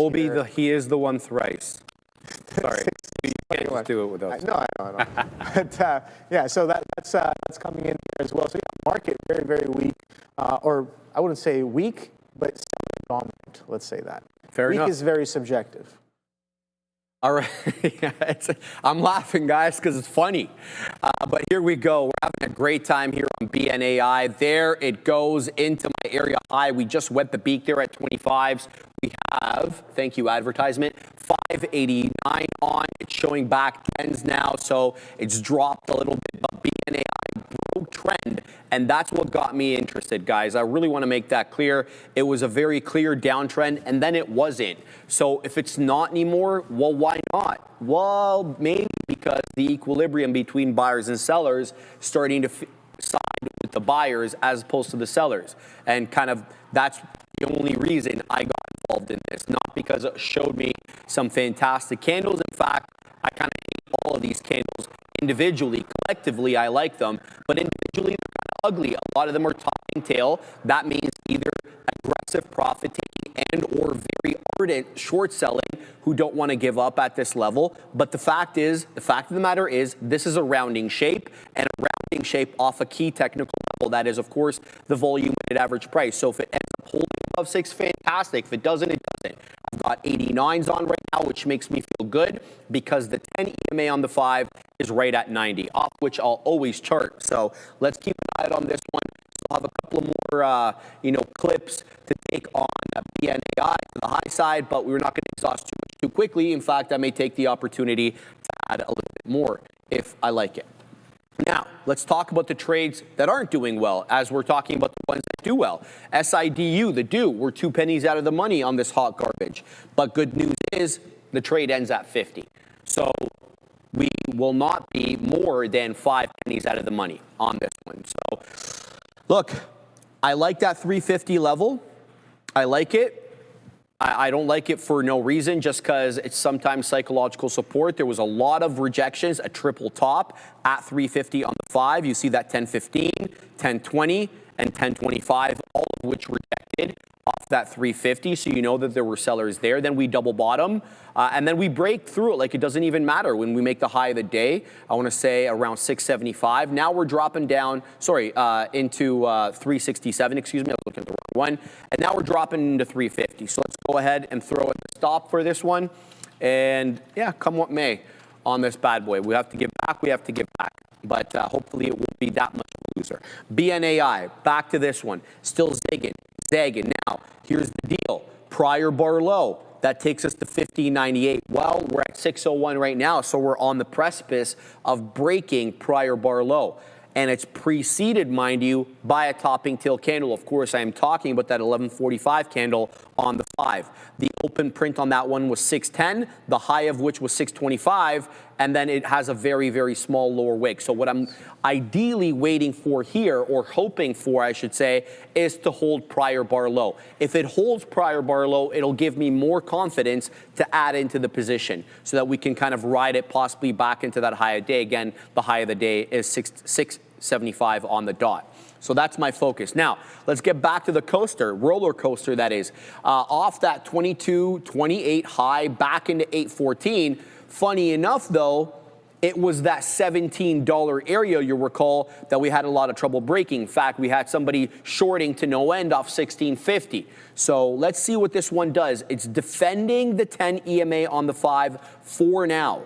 Okay, the 10 EMA on the 5 was like $4 lower than the high of the day. So yeah, an aggressive retracement, no question, but we're still holding above technical levels. I don't need to be first into this. It can hold the 10 EMA and then show me a couple of bars, maybe on the 1, maybe on the 5, to make higher highs and higher lows. At least that way I have some sort of confirmation that maybe the buyers are locally in control, because right now it certainly is the sellers. So ROLR, definitely not off my purview. We'll continue to watch that in the same way that I'm watching the DO, SIDU, and in the exact same way I'm watching BNAI. And that one is still hanging above 6, hanging out above, I should say, prior bar low. I'm just taking a quick look there at the scanner to see if any new small cap gappers have weaseled onto the scene. No, it seems like they are just the original suspects that we already talked about. Oh, I stand corrected. Criminal has weaseled its way onto the scene. CRML, and that surprises me very little because MP Materials is up 4 1/3. So typically these mineral, magnet, rare earth, whatever the hell you want to call them, typically run as a group. Not always true, but most of the time it is. So CRML, not as exactly a small cap gapper anymore now that it's a big boy, it's grown up. $1.8 billion market cap, so it doesn't exactly fit the technical term of small cap gapper, but we may trade it as such. Now, here are my levels on CRML. 10 EMA on the 5, 14 mid-80s, but I do like this $15 area, not just because it's the whole dollar level, but you have a double top there, a very clear double top, 10, 20, and 10.25. Then all hell broke loose, and then we dropped to 14, only to reclaim it later. So CRML, be ready for a lot of volatility on this. And sometimes you get aggressive mean reversions, especially with the magnet, mineral, whatever you want to call them names. So criminal now is in focus for me. Fluffster saying CRMX, is that like a derivative of criminal? Oh, it is 2 times daily, but it's super light on volume, Fluffsters, 191,000. Yeah, her name is Fluffy Hippo, but I just call her Fluffsters. 191,000. I'd rather just trade CRML, but I get the leveraged nature of it. That could definitely interest some people. JL22, if CRML reverses on news, short CRMX. That's actually smart because then you'll get the leveraged move as well. So I won't do that. But yeah, I can definitely see the merit of that, no question about it. So those are the ones that I'm looking at right now, and that hot garbage BNAI is losing the bid. Why is it doing that? All right, so it's breaching prior bar low here, BNAI, and it's coming back into the 10. I'm going to continue to watch. I've got 89s on. I'm going to give it a little bit below, just to give myself some buffer room, but this could be yet another higher low, a rejection off 1625, and here it comes right into my entry, 90 showing up. Does it hold at the 10, or are we destined to bounce off VWAP? Keeping an eye on this one. I've got one finger on the flatten key. In fact, I'll just take out some here so that we can actually be a little bit in the money on this one, and if I lose, if it ends up stopping me out, it stops me out for less. So keeping my eye here on BNAI, but it does feel like it might be breaking a little bit of trend, having broken prior bar low. Let's keep an eye out on that one. How's the DO doing? SIDU still basically break even on this one. 1 penny out of the money, in fact. Nothing to write home about there. SYNA moving, says Bree. SYNA. Oh, what is this breakout here? Up 3.61%. Synaptics Incorporated at the day high, $3.5 billion market cap. They make fabless supplier of mixed signal semiconductor solutions, enable people to engage with connected devices and data. Not bad. Okay. I'm not seeing a breakout reason yet on my blotter, but that could change. So I'll keep you apprised of that. But for the moment, I'm just going to stick with the ones that I've got on now, by the way. Before we go back to OBE, what is this? BNAI. Oh, that was a big letter. Roller is still holding up at the 10, guys. The 10 EMA is holding up on Roller, and now we have a couple of green candles. Don't be quick to jump in, though, because this one will rip your face off. So what I would suggest, and only a suggestion on Roller, wait for a couple of candles on the 1 minute, on an even smaller time frame, to start making higher lows and higher highs so you get that trend change and then participate. The good news is it's holding up at a key level that probably a lot of small cap traders look at, which is that shorter term moving average. Some people use a 7, 9. I just happen to use the 10, potato. But that's what I'm going to be looking for there on ROLR, a trend change before I get in. But good news is it's for holding up at the 10 for now, OBE. Yeah, this market's really coming in here, Sharif. So that trip.com, that's working out. There's some size here at 62. So opening range low or day low, whatever you want to call it, is at 61.33s. And where did Buddy go? Buddy was right here sitting on 62s. I guess if the price gets a little bit closer, we can see it a little cleaner here. I did see it on my other book. I guess he's gone. Okay, so there was about 30,000 shares sitting at 62 flats on TCOM here. Let's see if that'll come in. But the market tailwind's definitely helping this one out a little bit as well. I'm going to give it some room, no idea. But Citigroup continuing to push even lower here. Look at that 112 breakdown. We pulled all the way down into 110 halves here. Market's also taking a little bit of a paper cut here at the same time. I looked through some of the volume leaders here, Sharif. It seems like Intel is one of the top names. Nvidia as well. Intel was a little bit of something yesterday. It was definitely good, but you know, I definitely botched up some of my entries on this one. This one was very strong off of the open, coming into some of those prior day highs, bouncing off of them, pre-market highs as well. Really, the tape was definitely telling as we started to reclaim some of this VWAP and started to push higher up into this 47 level. And we maintained a decent amount of strength and going into the end of the day. The strongest selling pretty much only coming in near the end of the day off of a high of 48.24s. Closing in and around 47.30s. Today, I was looking for a continuation. Pre-market session already kind of came in, gapped up higher. I was looking for maybe more of the same where we hold some prior day levels. But guess what? Strong leg. If we consolidate today, that's more than fine with me. This is holding just shy of $50 as of right now. If this kind of consolidates at these highs, don't forget what Intel is doing. Intel is in a bigger picture, multi-day uptrend here. And we can just take a look at that by going straight to the daily. You can see here multiple days of green. We've finally broken out of this multi-year consolidation where we were just stuck between $25, $26 and $17. So that was a very long time coming. August 2024, we gapped down into there off of an earnings report and just sideways chop, lagging behind the rest of the sector. That's a lot of windup, a lot of pressure. And you could also see volume increasing that finally breaks out and starts to go. Again, sure, you have some strong catalysts like a presidential seal. The government's getting their hands into some of the float as well. And that's a good thing for Intel, right? It's a good thing for bringing production in-house. It's absolutely solid. I think that's the way to go.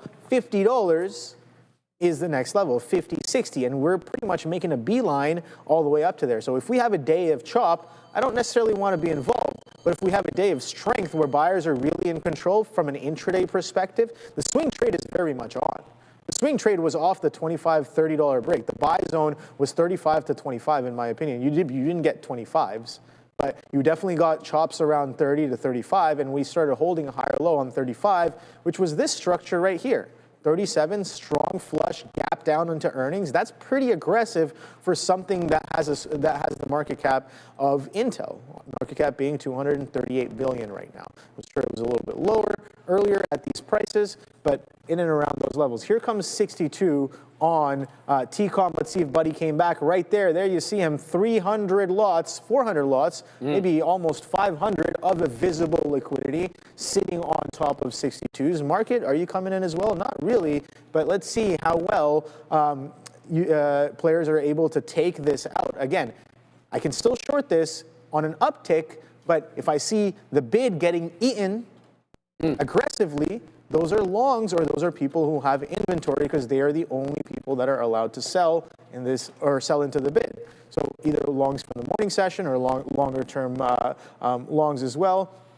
Let's see how this bid gets eaten up here at 62. So now I guess it's changed to a few different gates. I got some on EdgeX, got some ARCA, NASDAQ as well. Boom, boom, boom, boom, coming into it, knocking on the door of that 62. Let's see, not really taking anything out just yet. Bid is stepping up a little bit. It stepped up by 1,000 shares there on the NASDAQ book, but I'm going to continue watching this to see. This is, again, a key area. We're having this conversation in the pod this morning as well, as, yeah, tape, a lot of tape is just straight up noise. But distinctly different is what you want to look for, and in key areas. And is 62 a key area? I don't know, but showing some size on the book. Opening range lows is 6140s, and that's kind of what I'm looking for here if sellers are going to continue to stay dominant on this name at on trip.com. That's TCOM on the NASDAQ. All right, so yeah, we're going back to Intel. I know I got a little distracted there. I kind of was thinking about adding on this break, but again, I won't be able to punch into the bid. I'll have to get in on an uptick, so we'll wait and watch and see how well this one potentially comes in here. I'm keeping eyes on it. 30,000 now on the bid. I'm going to continue watching this one. What's up, Sharif? OB, concussions demand fast solutions. New York Stock Exchange listed Origenics, trading under ticker OGEN, is developing one design to reach the brain quickly and non-invasively. If you're interested, learn more by scheduling a meeting today. Shout out to Origenics. All right, guys, no happening now for the moment. We're going to go to everybody's favorite segment of the day. It's Neil's lesson of the day. No, I didn't even hear there was no happening now. Yeah, we got the lesson of the day, locked and loaded and ready to go. I was literally reading I got like a notice of some app to download for my daughter's school to like track progress and stuff they're doing. So I was literally in the middle of that. That being said, we are ready for the lesson. So I saw people talking about the VIX, and I got excited. So I want to talk a little bit about sometimes when you use new indicators to improve your trading. And there are always going to be moments, and I'm showing you UVXY because here, real trading, this is our equivalent that we can chart and trade as opposed to the actual VIX. That being said, I mean, the chart's going to be the same. It's really the movement that I want to talk about here. So when volatility increases, I think this becomes more interesting. Now, most of the time, you're not doing anything. And remember, there's decay with this. That's why you'll see crazy reaction after the splits. But look at how much we've condensed. We were condensed, right? So when you're not really seeing anything, who cares? But when we break away like today, all of a sudden this becomes a useful indicator to you. And I'm going to show you how I could have used it today to improve some trading. So I just want to take a quick look and point out, yeah, the short's working early, great. I know people probably made their days. I know I did shorting this morning. But there was this hefty pullback, and I want to focus on right here. When you had the biggest dip in volatility, which is about, in a 3-minute chart, it's 10:09 down into this low. So these two big moves, we pull back in before reversing. This is the heaviest pullback zone, where if you're looking for a short, the timing-wise, maybe you don't want to get in here, but you want to get in there. And I'll show you the example because I legitimately, you should always go over your trades and be objective, regardless of whether you're up or not. Like, I'm not down on Nvidia, but I know I could have done better with Nvidia today. Because look at when I'm trying to get in. If you look at that same equivalent time when it's bouncing off VWAP, well, that was that moment where it was the heaviest pullback in the VIX. And I wasn't really allowing it to show that up strength. When it had, which was like 3 bars later, that's when the short worked better. You can also go back to the other time that it did. I mean, it's working now. Who cares? We'll talk about that move in UVXY, sometimes you might have the futures up or like the stocks out, whatever it is, as your indicator.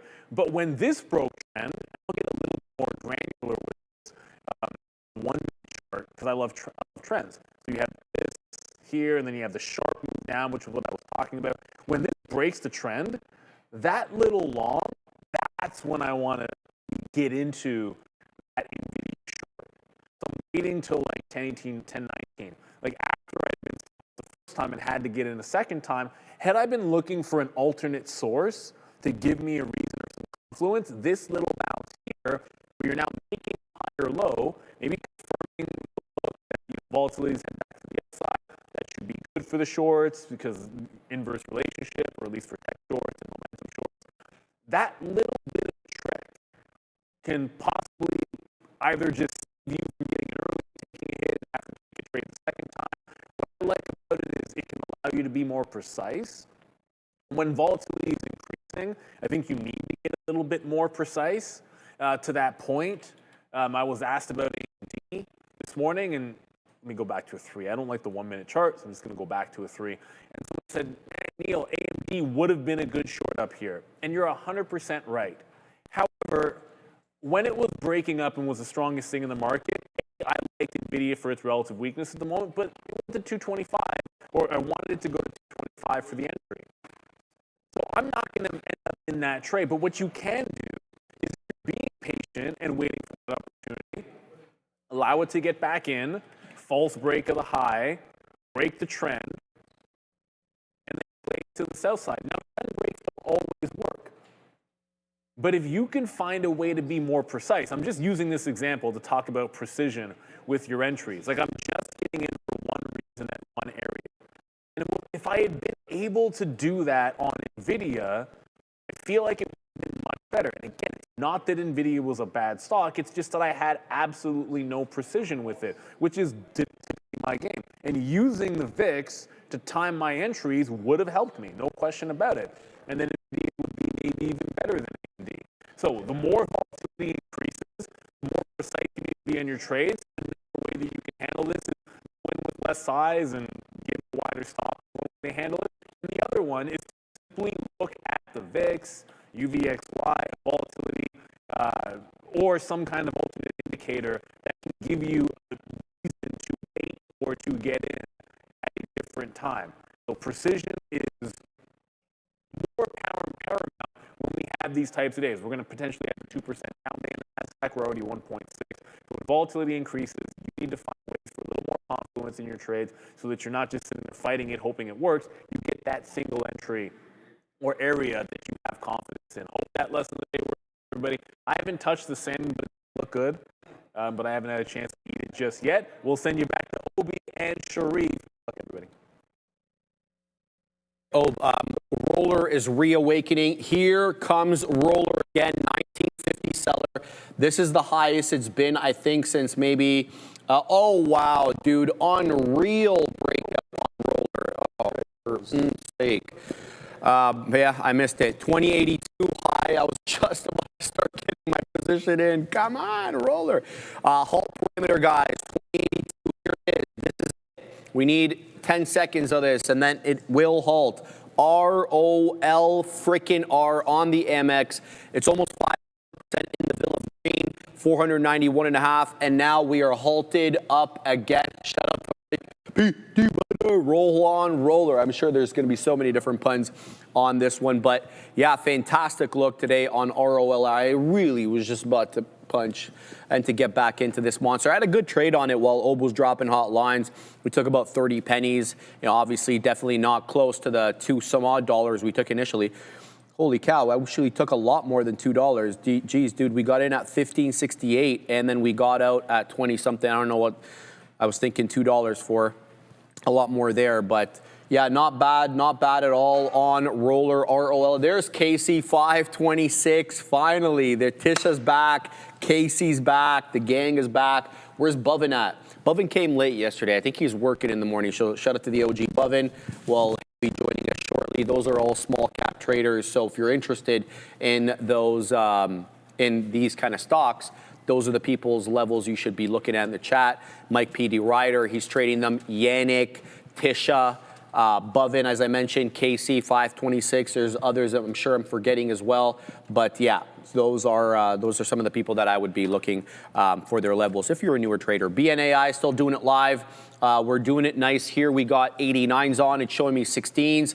I've got lofty expectations for this one. Maybe I'm crazy. I've got my beak wetter there in the mid 630s. The prior area high at 1145 is 625 on the dot. So we'll have to get above that to kind of get going here. But it's really the Sidhu trade that's boring me. I'm a couple of pennies in the money on this one, but Ob and I were looking at some TA while Neil was doing his lesson of the day. And, you know, there's just a lot of buy areas, a lot of participation at these levels over the last few days. So there could be a substantial amount of bag holders who are now possibly break even on this and then are going to be looking to get the hell out. And that typically happens. That's how TA works, right? I mean, it doesn't just, price doesn't exist in a vacuum, right? So that is what I'm looking at there. Why is it blocking your messages, Darwin? Sorry, brother. SEGG, SEG is breaking out as well. Good luck there, Darwin. Up 103%. Just seeing this one now because it was sub $1, but this is a really good one. Thanks for that, Darwin. Appreciate that. The OG Darwin, he's pretty much good at everything. So news, big caps, small caps. So if you don't know who Darwin is in the trader, now you guys know he's one of the OGs, and I'd be looking at some of his callouts as well. So keep your eye out on SEGG. Let's do a little TA on this bad boy while roller coaster is halted. Yes, this looks fantastic. The only issue with this one, for me anyway, is that the volume weighted average price doesn't really look like it's in any significant area of support or resistance. In fact, it's quite the opposite. It looks more like a line of best fit, cutting right through the heart of the price action. So right away, I'm reluctant, hesitant, will not use the volume weighted average price as an area or a level of support and resistance. Let's take a look at some other moving averages over here. Decent respect for the 10 EMA on the 5, not great, but not too bad. I'd like to see what this one does at $1. Certainly had a lot of trouble holding the dollar earlier, whether it was in the pre-market or the implied balance high at 945. The high of the day is 111. I'm not sure why this is not updating. SEGG, there we go. 111 high, I'm not even sure when it printed that 111 high. I'm not seeing any prints that reach 111, but apparently this one got to 111 because that's what it's showing me the day high is on my platform. But this one is definitely one that I'm going to be keeping my eye on here. This kind of fits my profile. The other thing is, obviously, though, it's a dollar stock, so sometimes it becomes a bit of a thicker trade. So we're gonna pause for a second because we got something to tell you guys. All right, guys, let me ask you this. If someone handed you $1.25 million to trade, would your process change or just your upside? That's the opportunity Funded Futures Network provides.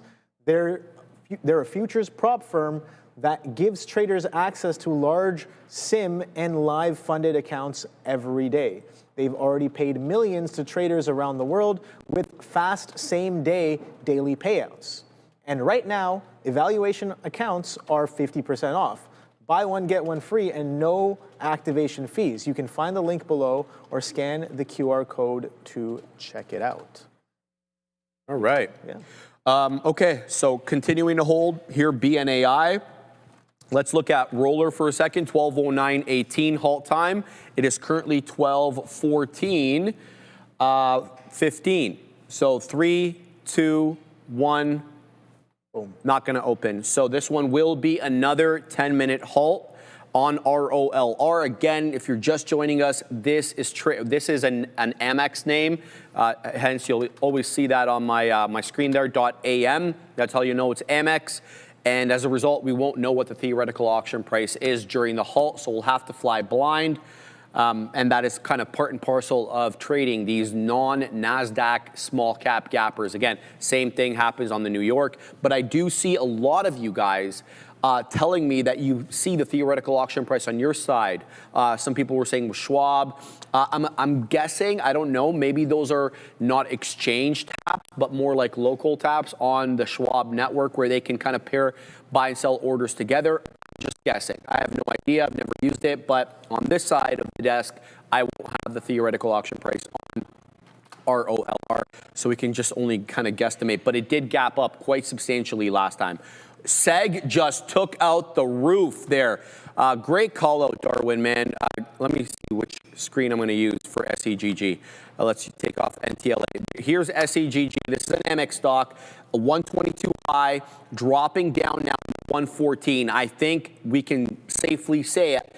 You never really can safely say anything on small cap gappers, but with maybe more likelihood that we hold the dollar now as an area of support, showing 115, and it's an unbroken pattern here on the 5 minute of high highs and higher lows, starting with that candle that bounced off the 10 EMA right at 12 o'clock. So SEG, SEGG on the MX looking real good. Let's see how this one ends up doing.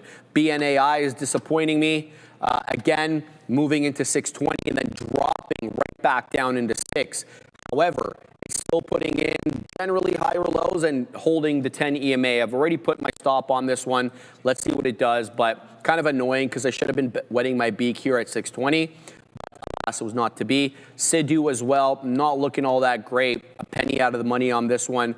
This one looks like it's going to lose trend, but I've already put in my stop. It loses 50 pennies. I'm out. I've got 55s on, so we'll give this one the old college try, as they like to say. So can I keep my eye on SEG now? Oh, because apparently that's all the rave, and this one's still trading near the highs. Yeah, but I think it's still looking pretty good there. That high roller is still halted up. Man, I didn't have eyes on it there. TCOM came all the way back up, did not break. We'll talk about what happened there right after we get back from Madeira. Hi guys, sorry, cannot show my screen and couldn't do happening now.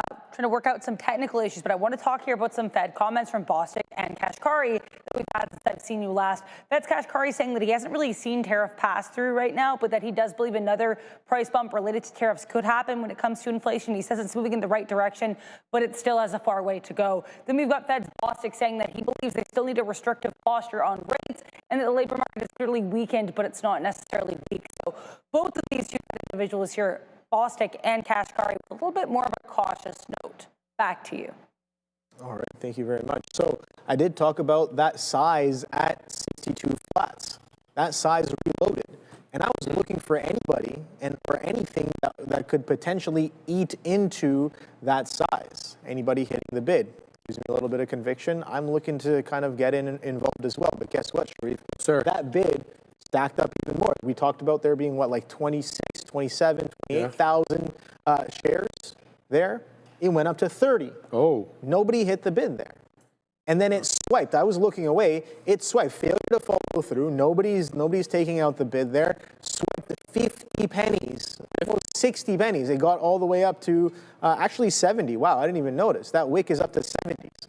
Swiped up. Instantly, you can see the candle right there. Let's go down to a 1 minute chart and take a closer look at this. Right there. Boom. Cannot break. Swipe. Makes a lot of sense. If a level's not breaking, that's a trade, right? You front run that, risk against it, risk against the 62, and you get 70 pennies in about 3 minutes. Solid trade. So if you took that trade, you're out there. Good job on you. Comes right back in. Now the question I have to ask: what do you got? How do you break a level like that? If I'm looking to break a level like that, we can talk about that right after we get back from Madeira. Just be aware here, guys. WBD, Netflix, and Paramount all on watch. A semaphore reporting saying that both Paramount and Netflix met with the European Commission yesterday. Now, the way that you could interpret this is that they're meeting with the European Commission with regards to potential regulatory approval for a merger with WBD. We know NFLX has been widely considered to be the lead here in the bidding war for WBD. They actually struck a deal here with WBD, but again, PSKY with these hostile bids. Still worth noting. So once again here, PSKY and NFLX both reportedly meeting with the EU commissioner yesterday. Back to the midday. It's a natural, it's market mechanics. Exactly. Almost, right? It's exactly. just yeah. So I'm talking to Sharif about if I say I am somebody who is, who's cornering or maybe manipulating, if you want to call it that, the stock. There's no market manipulation. Oh, stop. I mean, yeah, it's just you can just call it market manipulation. It's just part of the price. Who cares? Doesn't matter. It's like plenty of market manipulation.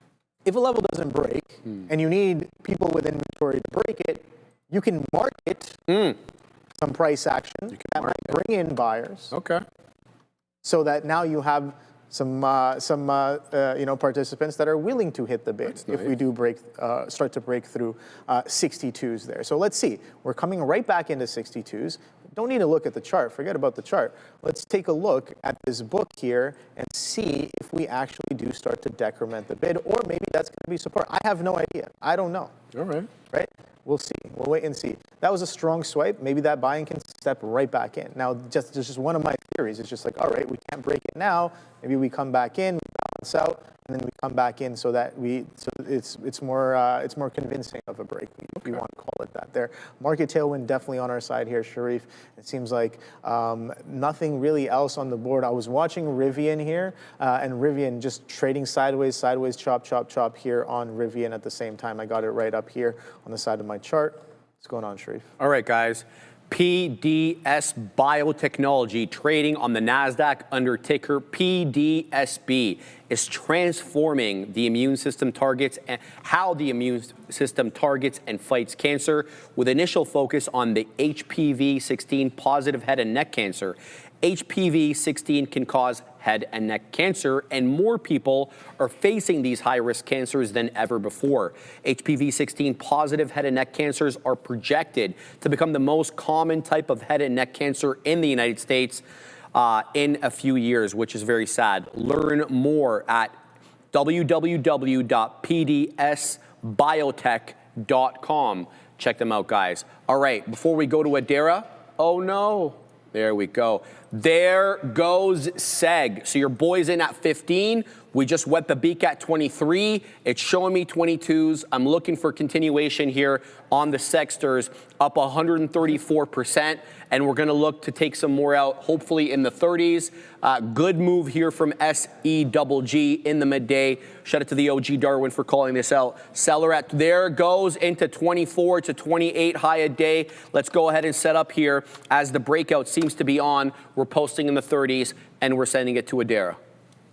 News on Oracle, guys. ORCL. I was checking to see if this was newer or if it was just reported, but all the indication I'm seeing is that this has just come out. So apparently a lawsuit has been filed by Oracle shareholders, Oracle bondholders, because they're saying that Oracle didn't disclose that they would need to raise a lot more debt to fund their AI infrastructure build out. These bondholders in this lawsuit claiming that the omission actually hurt bond prices and led to losses for investors once the financing need became clearer. So once again, these bondholders here are suing Oracle, saying they didn't really quite tell the truth or tell the whole story in terms of how much they would actually need when it comes to financing these AI infrastructures and data centers. ORCL, near day's lows. Back to you. All right, guys, roller looks like it's going to be a 15-minute halt. It is 23 after 12 OB. This one halted 12:09:18. So we're going to have to continue to wait. But, you know, oh, wow. Go, SEG, go. Yes. Into the high. We got 133s. We just wet the beak there. Here's the halt parameter on Sexters. 134. And there's the up halt. Now, this is a NASDAQ stock, guys, so we will not be flying blind on this one. Up 160%, and we're already seeing the theoretical auction price go up into 145, dropping down now into 142, halt level 134. All right, so SE double frickin' G doing it live here on the show. Thank you guys, and specifically Darwin, for pointing this one out. I didn't have eyes on it. Halted to the high side, much in the same way that roller is halted as well. So we're going to keep an eye out on that. I got bored of BNAI. I think there's just a lot more to focus on, so I didn't want to expect mental energy on this one. Took it out for like a 4 or 5 penny winner on the remaining amount. If it ends up breaking out, it ends up breaking out. I've missed a trade on it, but that we're gonna let that one go. The one that I'm still holding, I don't know, maybe I'm cruising for a bruising on this one, but Sidhu, it's just not giving me a reason to get out. Like, I put my stop 5 pennies below my entry, south of the $0.50, and that still hasn't triggered. So I don't know. Whatever. Shout out to JL822. He got into SEG at 80 pennies. We're going to drop the cash for you there, brother. You're obviously printing up a storm. You're very, very nicely in the money. And there's a storm of prints right there. And I hope you continue to print, man. Shout out to West Y'all. He says the bondholders can, you know what? Yeah, well, we'll have to see how that all works out with Oracle, of course. A lot of CapEx there, and we're going to have to see what they can do with that whole thing there. So get focused now on the DO and the SEG. Yeah. What do you got, my man? I mean, I'm closely watching this Rivian because, again, I do have it on watch for that daily breakdown. Another stock that was doing a daily breakdown and coming in really nicely this morning, wasn't very clean, was Microsoft here. So Microsoft, an alert at 465. That's coming in absolutely beautifully. What do I mean? Let's go to the weekly right here and take a look at this one. Look at this structure breakdown here, Sharif. So we had the bit of a double top. This is a weekly on the softy, right? Strong double top on the weekly. 550, cannot get through 550. Pulls back in. This structure break is coming in on the day today. And this low right here, let's measure that real quick. That low is 464.89. Just round it off, say 465. Let's go down to a shorter time frame. What did we do with that 465? Again, market tailwind on our side, but bigger picture, higher time frame. Fair. Microsoft is selling off. And we've had a very strong double top. Now you can say that, double tops don't mean anything. Sure, I know they don't mean anything on their own. But again, it depends on the whole story revolving around it. We failed to follow through in a very strong tech market. That's what happened to Softy. And then we're breaking structure back to back. Structure breaks after that. So sellers are somewhat in charge on a higher time frame. Even if you take a look, we just looked at the weekly, but taking a look at the monthly. Anyways, none of that matters right now. All that matters is that 465 today. Opening range low, 465 and some change. VWAP retest, 466 is and some change. VWAP comes in at 465, selling off. Strong sellers step in here. We retest 464s for a lower high. That comes right back in as well. So, a little bit of a higher time frame move happening and panning out here on Softy. Bit of a miss on my part, but I think a couple people, again, in my pod definitely did have that trade, so shout out to them. Structured breakouts. Not only are things moving with catalysts, with news catalysts, things are definitely moving with technical catalysts as well in this market as higher time frame moves kind of pan out at the same time. So Softy was another one of those. And just for completion's sake, let's go to a monthly chart here. Get rid of that VWAP and then take a look at this here, Sharif. So we're coming in for a bit of a pullback. This thing has had pullbacks like these in the past couple of years. Still, Stonk could go up, right? Trade up, structure hold, structure hold. Let's see if now we can find some sort of a support, maybe in and around 450. That's where these prior wicks are. For last time, we gave a little bit of a flush from 450s all the way to 350s. So 550s to 450s maybe? I don't know, but I'm waiting and watching for that bigger picture. That double top was a decent sign as well. Seems like this TCOM not really going to work out. So probably going to hit out of this one here because we could not get through that 62. We made a higher low, and now we're pushing up a little bit higher. So do I really need to stay involved? Absolutely not. So bye-bye. Gone with that one. Worked out a little bit there. I had the initial move, and then I guess I didn't have enough to be like, all right, I'm going to take some profits off of that strong reason to buy here, where sellers literally did not hit the bid at all, and they were hitting it all the way down into 62. So maybe we take a little bit of a breather. Maybe we make a lower high here underneath VWAP. I have no idea. I'm going to continue watching this one as well. TCOM gapping down on a catalyst there and trading lower here with lower highs and lower lows. 62, a little bit of a trouble as of right now with a held bid happening there as well. Day low 61.33. So that's all I really have on watch. You tell me in the chat, what are you guys watching? Nvidia strong support, says David. Stano said roller is open. Yeah, it is. Okay, well, so SEG. 34 seller on SEG. Can't shake the 34 seller. 32, I'm watching. I'm in at 15. I'm trying to be patient. Obviously, we're holding prior bar low. HOD on SEG, it is 144, okay? I didn't see, 144, exactly. And that's where I have my profit taker. Just keeping an eye here on this candle that just opened up, still showing 29s. Okay, it's losing the bid. It's coming back down into 20s. Let's just give this one a little bit of room. I don't want to take it out too quickly now. I don't think this is going to be one that I'm going to add into. So it will have to hold generally my area. What is my area? Great question. Well, the 10 EM on the 5 is 13. I'm in at 15. I'm not willing to give this any more room than that.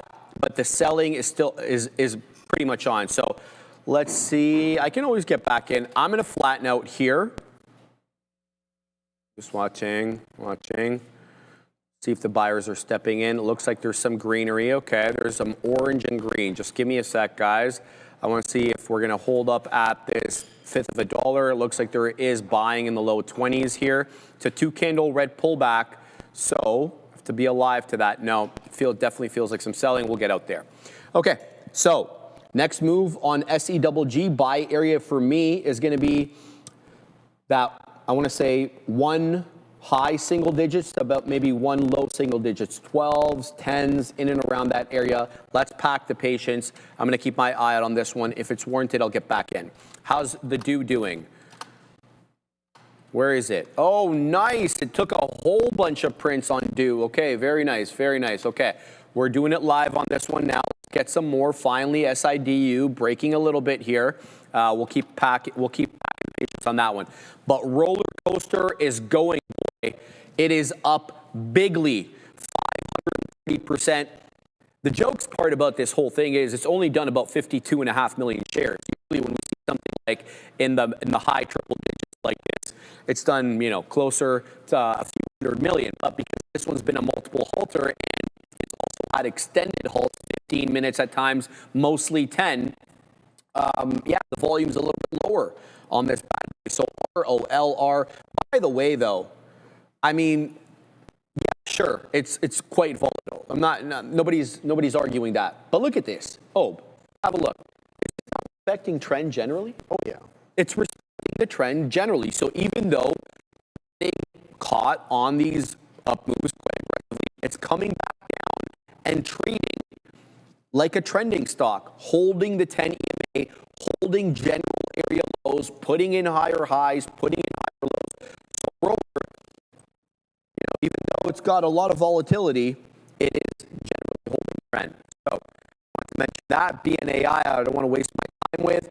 And criminal, I've said very little about, but this has been a clean trade. Let me tell you, off that 14 area low, now breaching 1613 high, coming back down now into the 15 mid 80s. 10 EMA on the 5, which it really hasn't touched since about 11:30, is about 15 2/3, so a little bit still. We're about 15 4/5 at the moment. It's up 17%, and the critical minerals trade is clearly on. MP's up 5%. This one's up 17.5%. So they're clearly running as a group. So be on the lookout there if you're looking for something to trade CRML. Now I'm seeing BMNU break down, which means that BMNR, that hot garbage, is breaking down as well. That typically means that crypto's turning.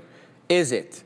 Well, let's have a quick look. We're about $40 off the high on Ethereum, and we are about, how much off the high here? We got to about 97,000 today. Holy cow, we're at 97,000? Yeah, man, I told Joe, bro, we weren't gonna lose that level. So here comes 100. Likely 100 by tomorrow, maybe by the end of the week, but 97,000 on the coin. So, but I'm not sure why BMNR is taking a turn. We'll get more into that when we get back from Adara at the big desk. Yeah, I'm seeing a couple different AI-related headlines. So I'll start with the one that just came in. New York Times reporting that Anthropic and OpenAI both taking, quote, early steps to go public. I'm guessing via IPO. We've already heard reports to that effect specifically for OpenAI. So interesting look there. Now with regards to TSLA, which also has an AI-related headline. I know we spoke earlier, or Brendo and Sharif spoke earlier today about these concerns with some of the images that are being made by XAI and Grok. With regards, again, image generation, now it sounds like California Attorney General is going to be probing XAI and Grok over the generation of these images. So TSLA not directly involved here, but again, Grok and XAI also involved with Elon Musk. That's going to be investigated, guys. Back to you. Interesting. Yeah, I'm not really seeing too much of a reaction there on Tesla off of any of that, as again the market just consolidating near its lows here. I was watching this Nvidia as well because you guys mentioned it. Nvidia at the same time holding below that 187. So what was happening on Nvidia over the past couple of weeks? Let's take a look. A little bit of a supply zone in and around this 192, 193, and then supply supply up there, and then demand maybe down here around 187s, 186s. We stepped below that range. That range break was interesting as well as we came in last Thursday on it. And every time we pop back up into this range high, even yesterday, one of the most beautiful reversions that I saw was this one right here on Nvidia, where we pop back into 188s, which happens to be, sure, it's kind of in the middle of the zone here, but into this prior structure there. And I think that was off of the China chip news, where they're going to be putting some restrictions on the 100s there as well. So initial reaction was down, and then we wiped right back up, breaking through the opening range highs, pre-market highs, prior day highs as well, and then slams right back in. Nice little balance happening today with the continuation to the downside as we break below, step even lower today, doing more of the same after this range broke down and showing us that we did attempt to push back into the range and the supply was very much there, bringing it all the way back into where the reference prices of that event kind of wicked down to here as well. So that's coming in nicely, consolidating near the day lows, guys. So that is something that I am watching. Wow, TCOM, don't tease me like that, man. It came all the way to 63s. I was watching it. I'm sitting here with even more size than before. I'm like, if it comes in, I want to punch right back in because that's $1, almost $1 up off of that 62s. And then it swipes down 30 pennies like that. I'm like, all right, cool. You know, you gotta maintain a level head here, and I gotta trust in my ability to take the next trade because there's gonna be another trade. There's gonna be another opportunity. And why am I trying to get married to the single opportunity here on the day? Doesn't make sense. Unnecessary, irrelevant. Don't do that. So where's the next trade? I'm going to continue to watch TCOM. If it comes back into the 62, that's a trade in itself, right? That's a trade in itself if we start to eat through some of that size at 62. Yeah, let's see. What are you guys talking about here? We got a super chat from Adam James abroad. My man. Best 3 days trading in a year. Congratulations very much. Go hit $30. Roller. Much love to the TTV Live gang. Thank you. Much love to you as well, man. Much love, man. Congratulations on your best 3 trading love days to hear it. in a year. Love to hear it. That's fantastic news, man. And yeah, especially, you know, when we know how hard this game is. Trust me, it's not lost on us at all. Between Obi and myself, Neil, Sean, Adara, we really do know, and Joseph, we know how hard this is. We're doing it every day, right? And we're doing it live. Go Seg, you little punk. We're back into Seg. I like the higher low. And here we go. We're showing 34s. Your boy's long at 27s. I'm looking at wetting the beak soon. Let's see if 35s are encountering selling. Yes, there's a big seller at 35 that we can't shake. In fact, there's more size coming on to the level 2. And there is 37. Go, Seg, go. All right, we're doing it live again. 44 highs, guys, okay? It's a 44 high, so I'm going to look to front run now the $0.50 if this clears the high of the day. 38 showing up. I don't know where the hell 44 came from. I don't see any prints here. Oh, this one. How come it's not showing up on my thing over here? That's so weird. 43. Okay. Limit up is 44, guys. Limit up is 44 on SEGG. We're not going to get there quite yet, showing 41s. Let's continue to watch now. Let's see if we can continue to weasel up here. Yep, selling at 41. All right. We took out prior bar high. So now, what are we looking at here? High, this candle high on the 5 is 43. Limit up is still 44, meaning that my profit taker won't print unless the limit up changes. Now, that always does change as the price action develops as well as the timer, right? Because it's running a timer here. Also, roller halted as well. The roller coaster on that one continues to churn. 24.71 halt. Time 12:38.10. Percentage up on the day, 601. unreal. Good strength today on all these names. Back to SEG, because that's the one that I'm holding, showing 42s. Current bar high. We opened up a new bar, mind you. Prior bar high, 43. Current bar high, 42. So we've got a seller here at 42. I don't know what the limit up is now. It has to, the price action has to develop more. I'll be able to tell you guys once I see that red rectangle. Selling coming in, back into the mid-30s we go. This is not gonna go against me. It touches 27, I'm out. So we're gonna keep an eye here on SEGG as ROLR is now halted to the upside. And you know, again, has a way of cycling between the two as traders look between one and the other as the other one is halted. Going back into 40s now is SEGG, trying to pack the patience on this one, looking for a little bit more.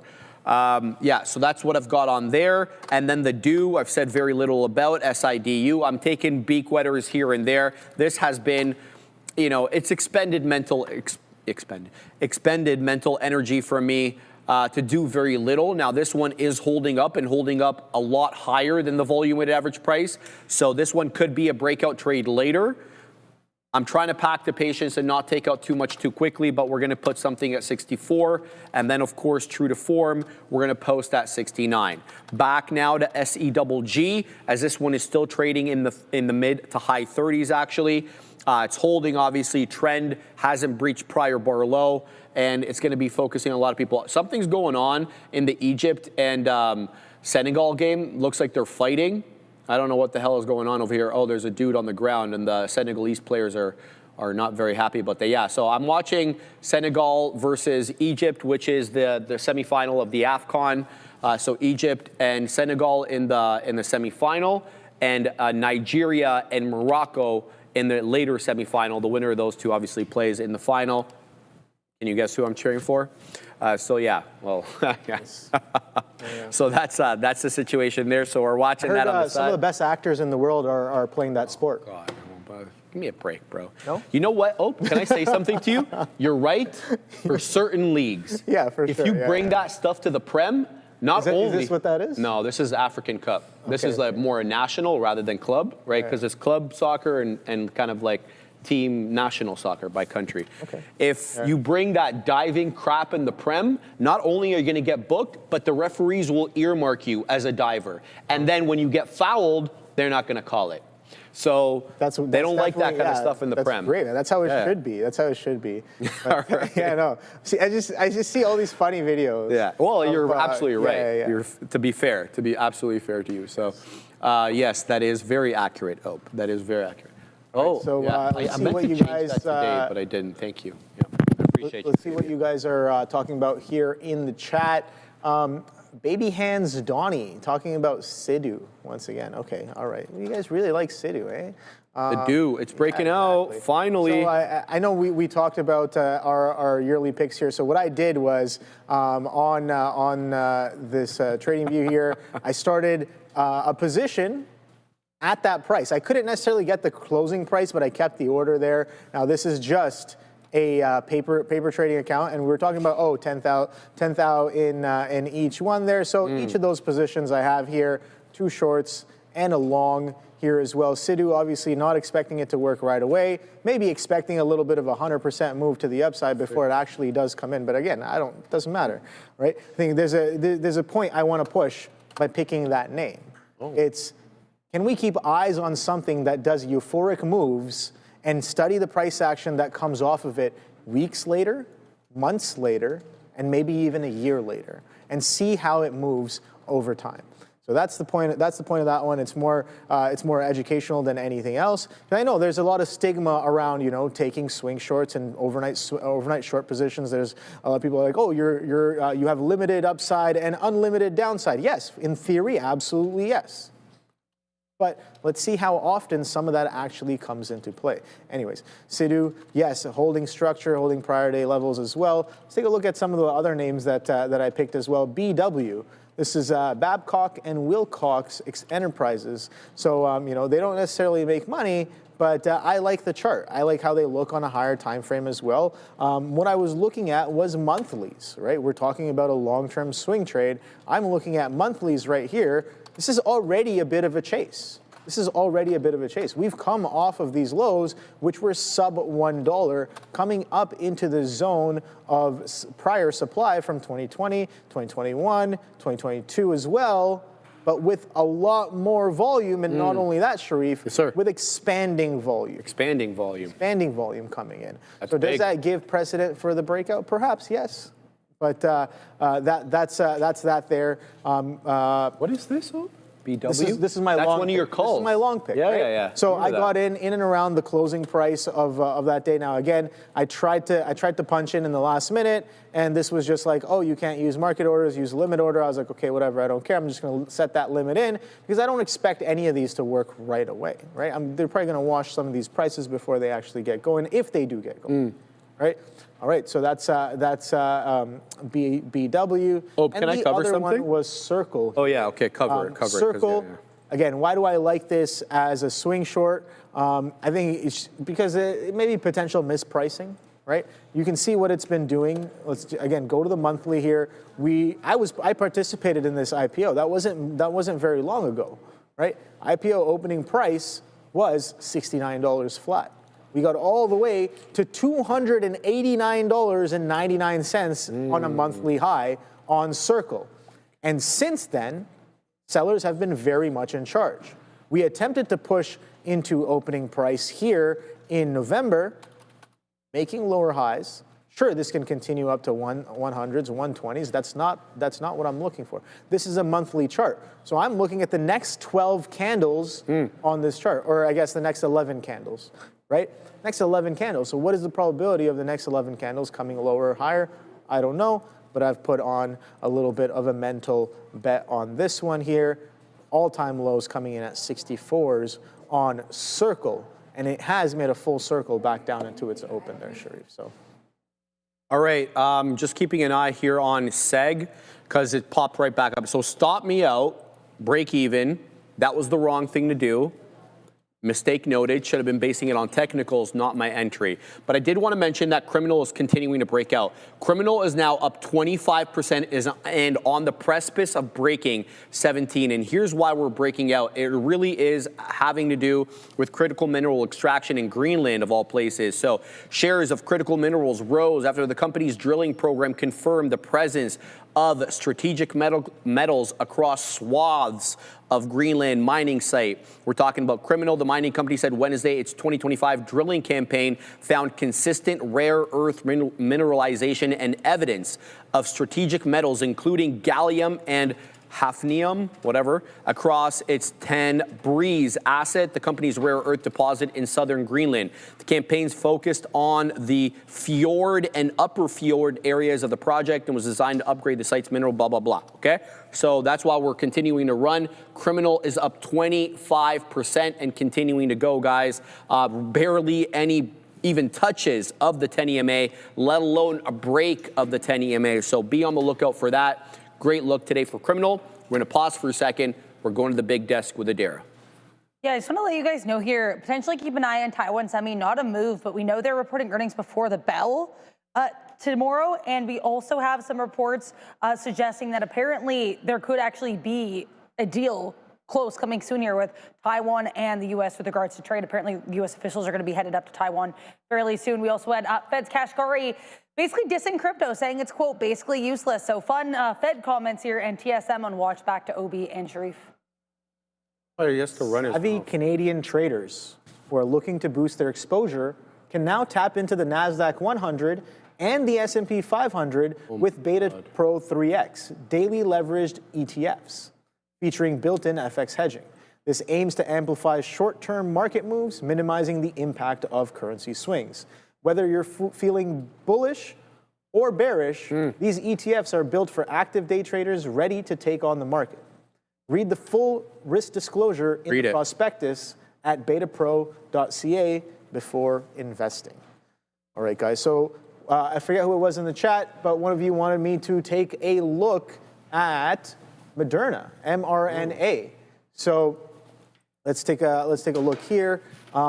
All the way up to 497. I'm still on the monthly chart from the last look here, but pulling all the way back down into this area where, again, in 2019, we had a bit of volume.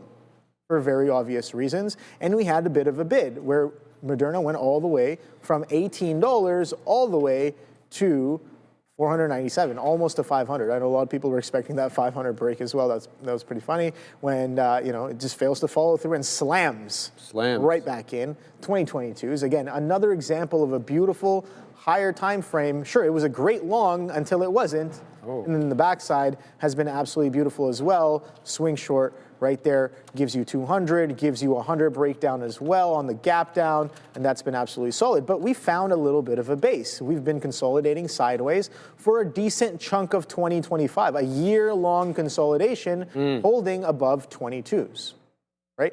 This is where that bid started. So is this now balanced? Is this now fair? That's what I'm asking about some of these prices. But a year-long consolidation, and now we're starting to catch a little bit of a curl on somewhat increased volume. The volume has been increasing right there, right? So, yeah, 22s. Don't forget, these guys are a solid company. They've been around, right? Another name here is Pfizer. Pfizer has been around. Pfizer was actually one of the top stocks in the market going into the .com. Really? Yeah. Yeah, because Viagra came out around then, didn't it? It was one of the top ones. Yeah. Yeah, it was definitely up there, right? So these guys have been around. They make money. They have a very strong and sustainable business. Yeah, they had a lot of eyes on because of COVID, but like think about this all the way here. This is that drop, right?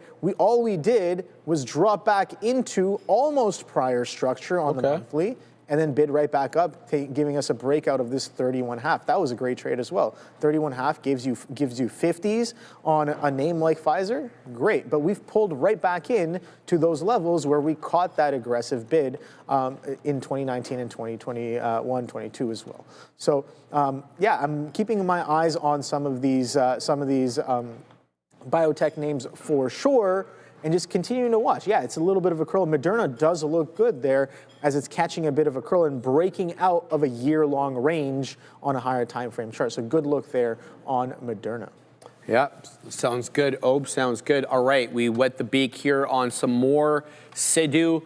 Look, it's back into the 20. It's held up at the 20 before. It's just not my favorite trade. So we're just gonna hold on to the position here.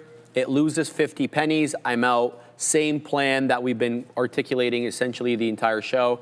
We're in at 55. Best prints I have there are 67s, high a day, 69. Looking for a hold up here, but I did get back in to SEGG. It's holding higher lows above the 10 EMA.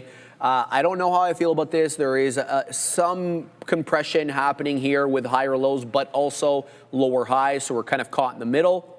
The 10 EMA on the 5 is about $1.23. So I'm packing the patience here. I want to see what this does. The lower highs seem to be a bit more operative than the higher lows, at least for the moment. So that is my observation there. But let's get right down to work, man. It's the roller show here and nothing else. ROLR up 575%. It's got a bit of a double top now through 24. Prior bar high takes us to 24.37. Current bar high prior bar high 24.37, and this is 24.40. So double top, essentially 3 pennies off one another there, with the day high being 24.71. It's still very much holding trend, hasn't lost the 10 EMA even when it's halted. It's still continuing to hold that. So what I would say is base your entries off the 10 EMA. That requires a little bit of patience because it's not always there. And then keep your eye out on the breach of prior bar low. That's sometimes how you can kind of tell we're going to get a bit of a deeper retracement. To drop down into the 10 EMA is almost right at $22. So we'd have to drop $1.50, which is certainly not out of the realm of possibility for this one. Keeping an eye on that. Also, criminal, which we haven't traded at all today, but probably really should have been a lot more active on this one. CRML is just a beauty. It is a $17 high on the dot. There seems to be selling at the whole dollar here, as this is the second 5-minute candle to make its way into 17, neither of which have breached it. So be on the lookout here for a rejection of 17 or a spike through 17. Oftentimes, though, that spike is met with an immediate reversal right back down as people take profits above that whole dollar, I should say, and or shorts get short above that level. Dropping back down now into the mid-80s, I want to tell you that current bar low on CRML is 1658.5, and the current bar high, obviously $17 on the dot. So that is something to be on the lookout for there. And that is really all I've got at the moment for these bad boys. Let's go back and have a look at SEWG. Still, trending in the wrong direction. My stop is below 120, so we will take a bit of a hit on this one if it does drop and give back a little bit on that earlier look. By the way, Jala Press saying the daily resistance on 17 on criminals. So not just intraday resistance, but looks like it's on the daily as well. Thank you for that, Jala Press, informing me about that one. Let's go back to roller, though, because that one is still putting in higher lows. 23.75. It held prior bar low. This current candle has a low of $23 on the dot. The prior bar is 22.63. So trend continuing to be an operative factor here for roller, even though it does have aggressive price swings both ways. Halt level, I believe, I just saw on roller 26.04. So we're still a ways from that. Keep an eye on it. But as you've seen, this thing can move $3, $4 at a time pretty quickly. So if you're taking this one, look both ways before you cross the street. Nothing doing here on the do. Still holding this one into the 20 EMA, but my focus really will be on SEWG. I'm looking to add into this one if it can breach prior bar high. Prior bar high has to be breached at a price of $1.35. High of the prior bar is 134. We're showing 130s now. So nothing for me to do at the moment. But Sidhu is losing the 20 EMA, and done it before. Yeah, I'm just going to insist that this one stop me out. I don't want to take it out lest it continues to go, and I feel awfully bad about myself. And I want to see the plan. I want to see it through, right? So I'll just focus my mental energy on SEG, and here it is.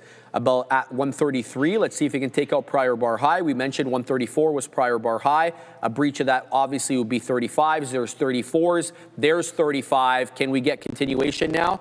Good looking candle here on SEWG, but no follow through. There's 6s. All right, some selling coming in, but we did breach a prior bar. So trend still holding here.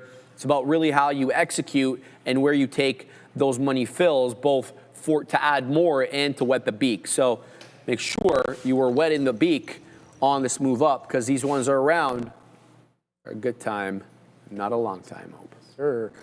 So, man, Netflix has been on one.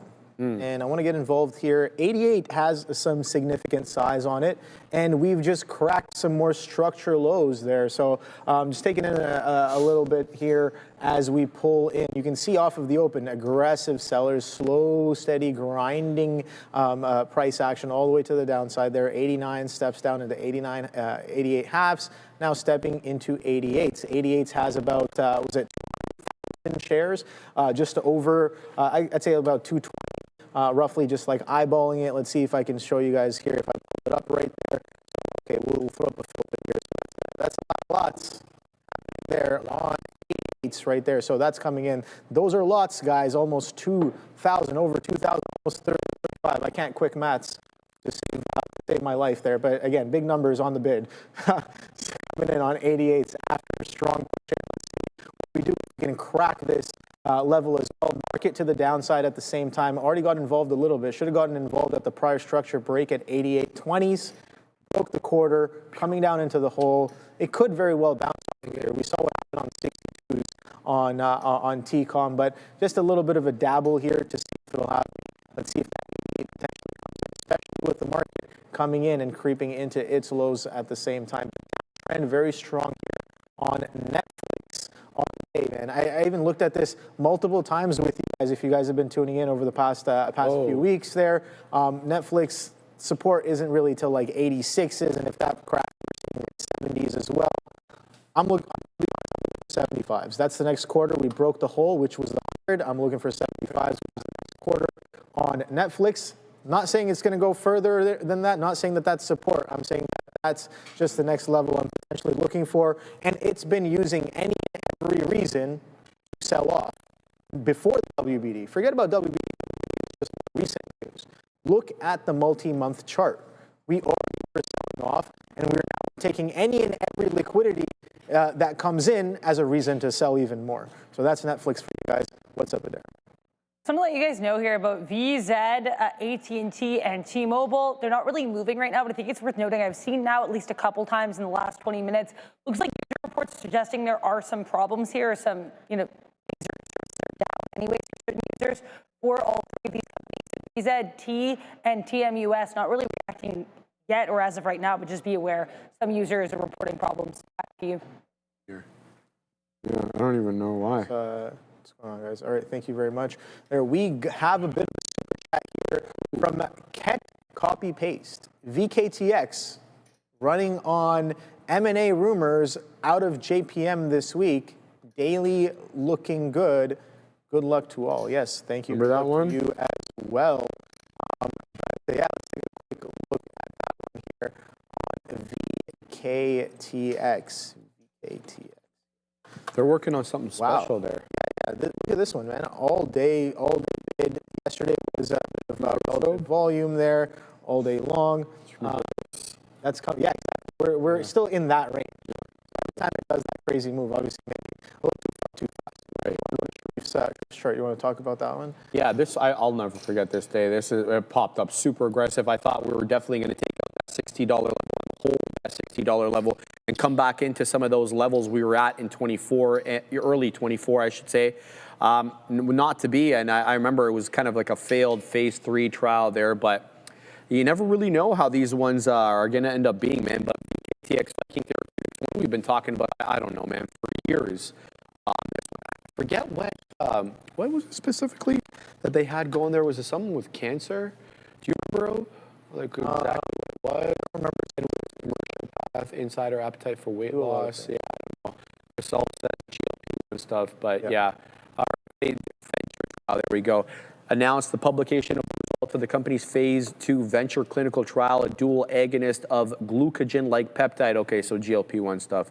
Glucose-dependent insulin-tropic polypeptide receptors and subcutaneous formulations, which we're seeing a lot more now, but it's kind of late to the party.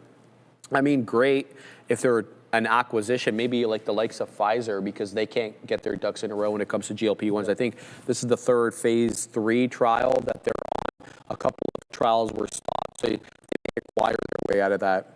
And, Albert Bourla has been in the White House, I think, a bunch of times, so he may be in Trump's good books with respect to the regulator approving any acquisition his company makes. So, I don't know. I like it. KTX has been one that I've been going back and forth on for a while now to throw into the long term or the swing, and I haven't pulled the trigger at all on that, but something definitely to keep an eye out on there. But it's looking fantastic intraday. So let's look at it from an intraday sense, because that's what we're doing around here. Criminal looks fantastic too, man. What a clean bounce off that 10 EMA. But let's look at VKTX. Intraday looks real good. Here it is, decent spread, 3 pennies on a 30 some odd dollar name, 3 million shares of volume, and there it is, another high day, 34.60, a clean stair step up. Very few red candles littered in a sea of green with good volume, increasing volume profile, might I add. I mean, it's not 11:10 volume, but certainly off the consolidation area, lows in the volume at around 33. There it goes again into 34, low 60. So up 12 2/3 and looking at doing some more damage, man. VKTX, if this fits your profile, looks absolutely fantastic here. I would ride trend and see if I could get something off the 10 EMA. Let's go ahead and put this on the side chart so we can do a little TA, who we're going to take off. BMNU's hot garbage. Let's go VKTX. Yeah, a clean 10 hold, right? You got the 10 hold over here at 11. You got a nice area consolidation and a clean 10 hold, and there it goes again, 34.65. Very clean move, but it's getting extended away from the 10 EMA, and when it did that, recall, at around 11:15, it didn't pull back. Now, it might pull back here. It didn't pull back there. It consolidated. Kind of just gave it a chance for the buyers to step in. Shorts couldn't do anything about this, though, at least not at that moment. And there it is again, 34.73, continuing to go here, guys. The 10 EMA on the 5 is about $1 south of where we are. 33.83 is a 10 EMA, 34.73. is the current price action. So VKTX, beautiful midday breakout, and it's been basically putting in those higher highs and higher lows since 9:30 this morning, really uninterrupted.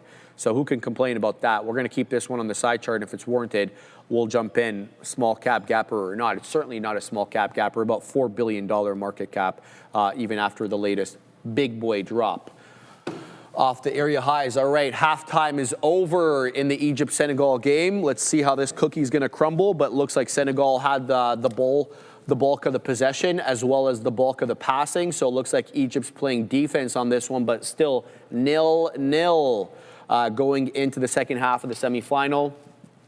If you're interested in soccer, there's another semifinal today. Nigeria and Morocco, 2 African heavyweights. Of course, if you watch soccer, you know that. Shout out to Brahim Diaz. Shout out to Ashraf Hakimi as well. Some big names on Nigeria as well. My man Alex Iwobi, of course, with Arsenal ties. So definitely going to be watching that. And then Arsenal plays Chelsea today too. I don't know why I'm telling you, but I got to talk to somebody here. Yeah, for sure. Yeah, let me know. Arsenal plays Chelsea today in the League Cup semifinal. Who's Chelsea? Chelsea is another London team. So unlike North America, there can be a lot of teams in one city. Yeah, I and heard they can about have that, monster stadiums. Okay, that's just kind of normal in Europe. So one of the teams of London is Chelsea Football Club. They are in West London. So it becomes a difference of what area in London you are. Like Arsenal's North London, Crystal Palace, South London, another West London team is Fulham, and then West Ham used to be East London until they moved into Central London because they took over Olympic Stadium. But yeah, very, very important. They're like clicked up almost. Yeah. Because I've seen like videos of like comedy skits of just like you walk into the wrong pub wearing the wrong stuff. You're in the wrong side. You're in the wrong part of the neighborhood, and you best believe there's going to be some stools and some glass flying around for sure. But I didn't know that. That's the thing. Everyone, and not just in big cities, like even smaller ones will have multiple teams. What do you think? Is that? What's the one? There's one that comes to my mind. It's like Westminster. West Ham. You're thinking? Okay. West Ham. Yeah. Well, there's a bunch of. There's West Ham. Who else? Maybe you're thinking West Bromwich Albion. Who's the best? The best in the Prem right now is Arsenal. Arsenal. My team. I've we're number one. definitely heard of the Arsenals. Yeah, for sure. Well, you never really know how the Prem is going to work because it's like a marathon, not a sprint. But Arsenal leading, I think, by 6 points right now at the top. So that's 2 games, essentially, because when you win a game, you get 3 points. You tie, you get 1 point. So they're 2 games clear of City, Manchester City, who's second. Liverpool is the best, says David. Look, man, hey, I love Mo Salah. My old man is a huge Liverpool fan, so I'm not going to smack talk Liverpool, but it's always Arsenal and will always be Arsenal for me. It's been Arsenal since 2008, and it's not going to change. We're going on 20 years of being a fan, so that's when I moved out there. All right, it is almost 1:10. Right, we should probably start the news. So let's give, I'm just going to cancel all my resting orders so nothing triggers while I'm doing the news. But guys, Criminal is going. It is taking out 17. It's 17.20, and so is Viking Therapeutics. So they're both going. They're both very clean trades, by the way. Very little in the way of bamboozlement. We're just going to show you guys this real quick before we start. Very, very clean. Bottom right of your screen, CRML, and then we'll throw in the ticker for VKTX over here. If you're looking for something to trade midday, these are a couple of non-small cap gapper names that are running really clean on news. Both of them have a news catalyst, so you're not flying blind with respect to these ones. As well, I want to remind you, Roller is still up 528%, looking real good, and the Do, SIDU, trying to jump back up here into where I got out. So that's another thing to keep your eye on. But without further ado, after Sidu, we're going to do the news. Sorry, bro. Yes, sir. All right, let's get right down to work. Katina, man, this is what you miss when you're gone. Thank you. By the way, John Baker, he's dropping a super in the chat. We're going to thank him for that.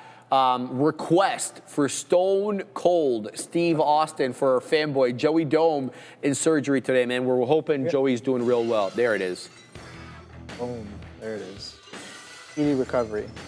We're hoping he's going to kill it. I'm going to message him as soon as I get out of here, make sure he's good. And I'll wait, when he's good and ready, he'll message me back. But, we know he's going to kill it. He's going to be waddling around here. You guys thought Neil was waddling around for like 6 months? It's going to be the same thing with your boy Joey Options. So let's get right down to work. Silver breaks $90 an ounce for the first time ever, extending the powerful multi-year rally and holding above some psychological levels and thresholds. It's already up, at least at the time of the writing of this article, 27% year to date after outperforming gold, I should say, last year with 150% gain. Tell me these commodities trend without telling me these commodities trends. In addition to that good news, the March silver contracts are actually trading near the spot price, which is showing you that there's broad-based participation rather than just a one-off spike. That's one way to be able to gauge that. The move here, amongst other things, reflects renewed confidence that silver prices are now high enough to overcome what people have complained about, which is the persistent cost inflation at the mining level. That's been one of the reasons, a lot of people haven't been jumping into silver. The cost of extracting it was sometimes higher than you were actually getting for the mineral itself. Not at these levels, according to this article. And the silver-linked ETFs, case in point SLV, for example, are rallied sharply higher, along with the metal, highlighting strong institutional as well as retail participation. So you're getting it from both sides. ETF flows are suggesting momentum traders and macro investors, not just traders, are increasingly using silver as both an inflation hedge and an industrial demand play, because unlike gold, we know that silver carries heavy industrial demand component, tying the price action to electronics, the energy transition, manufacturing trends, so that there are reasons to extract this other than just to say we're hedging against inflation, we're de-dollarizing. No, there are practical uses for this as well, So give the people your observations on SLV. Yeah, so silver, you got to remember, so a lot of people are just looking at SLV and being like, oh my God, gap ups, gap downs, whatever. But here's the thing. You got to look at silver futures, because silver is an asset, it's a commodity that trades like futures. It trades almost 24. I think it does trade 24/7. But yeah, it trades overnight. It trades in the morning as well. There's a whole session that kind of happens. And sure, SLV, you'll see that intraday piece, but you got to keep eyes on silver futures. So I have here the silver futures, and they're currently at $91 an ounce. So yeah, what a breakout this has been, man. So the breakout came in here about 83s. That was the breakout from the December 2025 right there, and then kind of consolidated. 70s held pretty well, and then breaking out. So this is on a very strong uptrend after a multi-week breakout. Now, bigger picture as well. This thing has already been running since last year as well. So yeah, very much in an uptrend. The thing is, it might be harder to swing something like an SLV, but I think contracts might be a little bit easier, more in line with what the action you're seeing on the bigger picture time frame here is, and that is that we've broken out of this bit of a range that we made, and we're very much in an uptrend here. So you can look at hourly charts, you can look at whatever, you can confluence that with sentiment and the kind of participation that the commodity is getting. But just technically speaking, we've broken out of a bit of a range here, and we're trending to the upside here since then. Higher highs, higher lows, holding many different trend indicators post-breakout here. And I would consider the most recent breakout here at this 83 change, 84, let's call it clean right there. 92.23s is the high as of right now. All right, just before we get to the super chat, Chief Keef is asking for the article that I'm reading. This is my morning note. It's going to be ready every morning, 7:50, 7:45, before we come to air. He's like, where do I get it? So let me tell you exactly where to get it. So here's the video. This is the YouTube, this is the YouTube homepage here for Trader TV.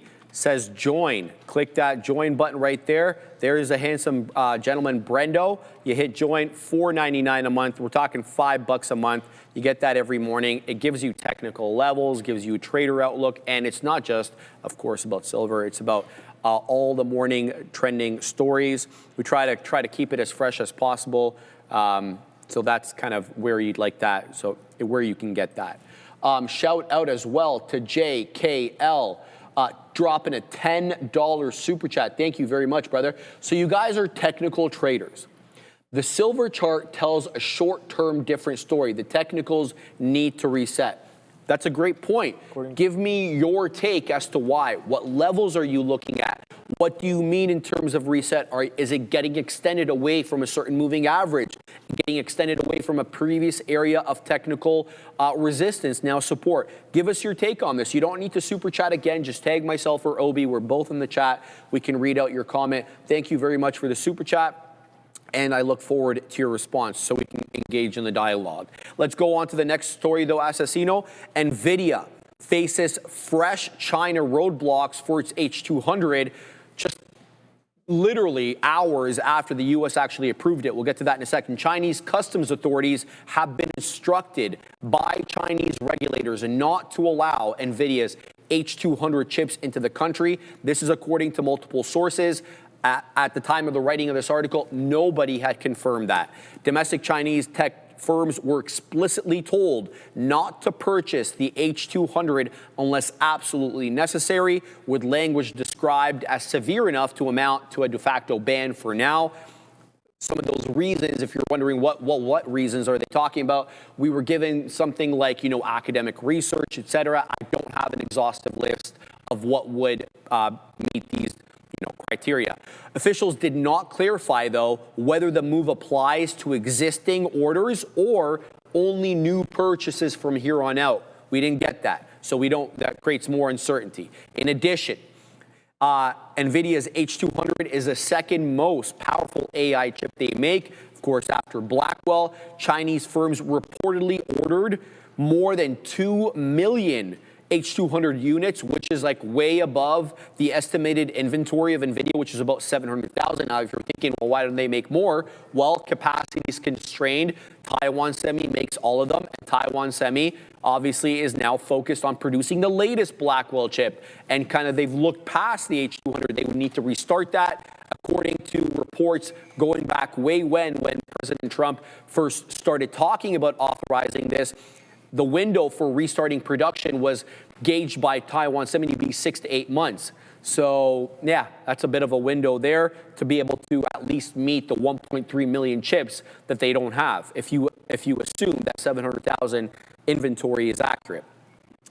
But Beijing's move here, nobody really knows what they're thinking, but we can make educated guesses. They've offered no formal explanation. They did not confirm whether the ban was temporary or permanent, but analysts are suggesting that Beijing may be weighing multiple objectives. Firstly, they're trying to, champion a domestic alternative, whether it's Huawei, SMIC, Meta X. There's so many names emerging now as potential, candidates to make these advanced AI chips.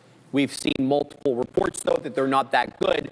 In fact, they're not that good, but strung together and putting a lot of them together, they seem to be able to achieve similar results. Or the bargaining chip ahead of the President Trump and President Xi meeting that we're all expecting in April. Could this be a way for Xi to be like, those NVIDIA chips look nice. You guys are making a lot of money on them. But we're going to stick with our Huawei Ascends. Who knows? Unless Trump gives up something in return. Who knows what that would be? We already see President Trump already kind of interfering with the deal that he did with China because he's threatening to put 25% tariffs on anybody doing business with Iran, which China obviously does. So we'll have to see how that ends up working out. Last but not least here, the H200 was formally approved for export to China by President Trump's administration this week, albeit with conditions. And the U.S. officials we know remain split.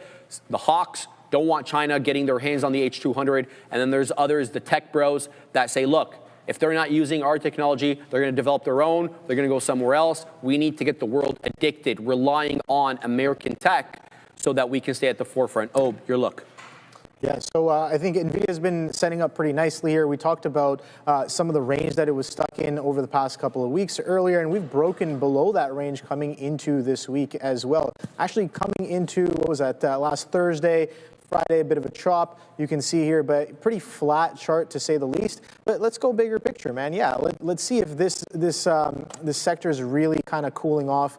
We saw that softies already showing some signs of a slight pullback, right? But bigger picture, this thing is very well within range, and I think with some of those upcoming catalysts on the horizon, it's going to definitely catch some more second wind, some more tailwind, because higher highs and higher lows is what I see. But prior structure right here, this is where we had a bit of a chop and that 100 bounce as well coming into the middle of the year.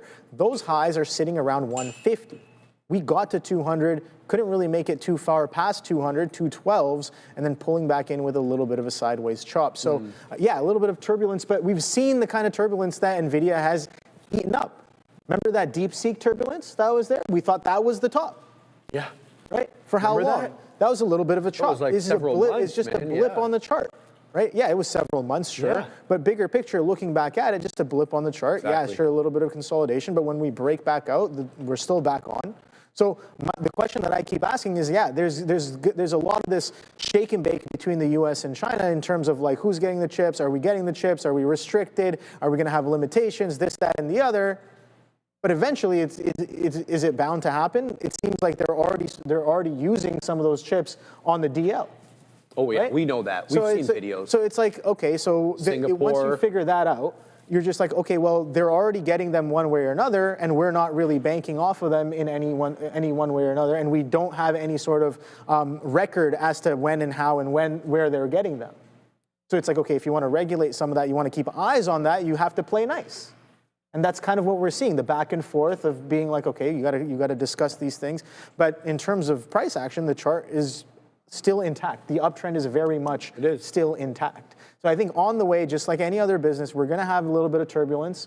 Business deals go back and forth. But bigger picture, these are the shovels and picks. And we are very much in a gold rush. So. All right, Adira, give us your take on this latest NVIDIA story. As I've kind of said for a while now, and I'm going to restate it because I want to, I think that I'm getting very tired of this Nvidia, China, US back and forth. Oh, they're going to be able to send it. Oh, but China doesn't want it. Oh, but they can, but they're not going to be able to do anything with it. But, well, we're going to be able to send it now. Oh, but China's telling their companies not to buy a lot of them. It goes on and on and on. Here's the thing.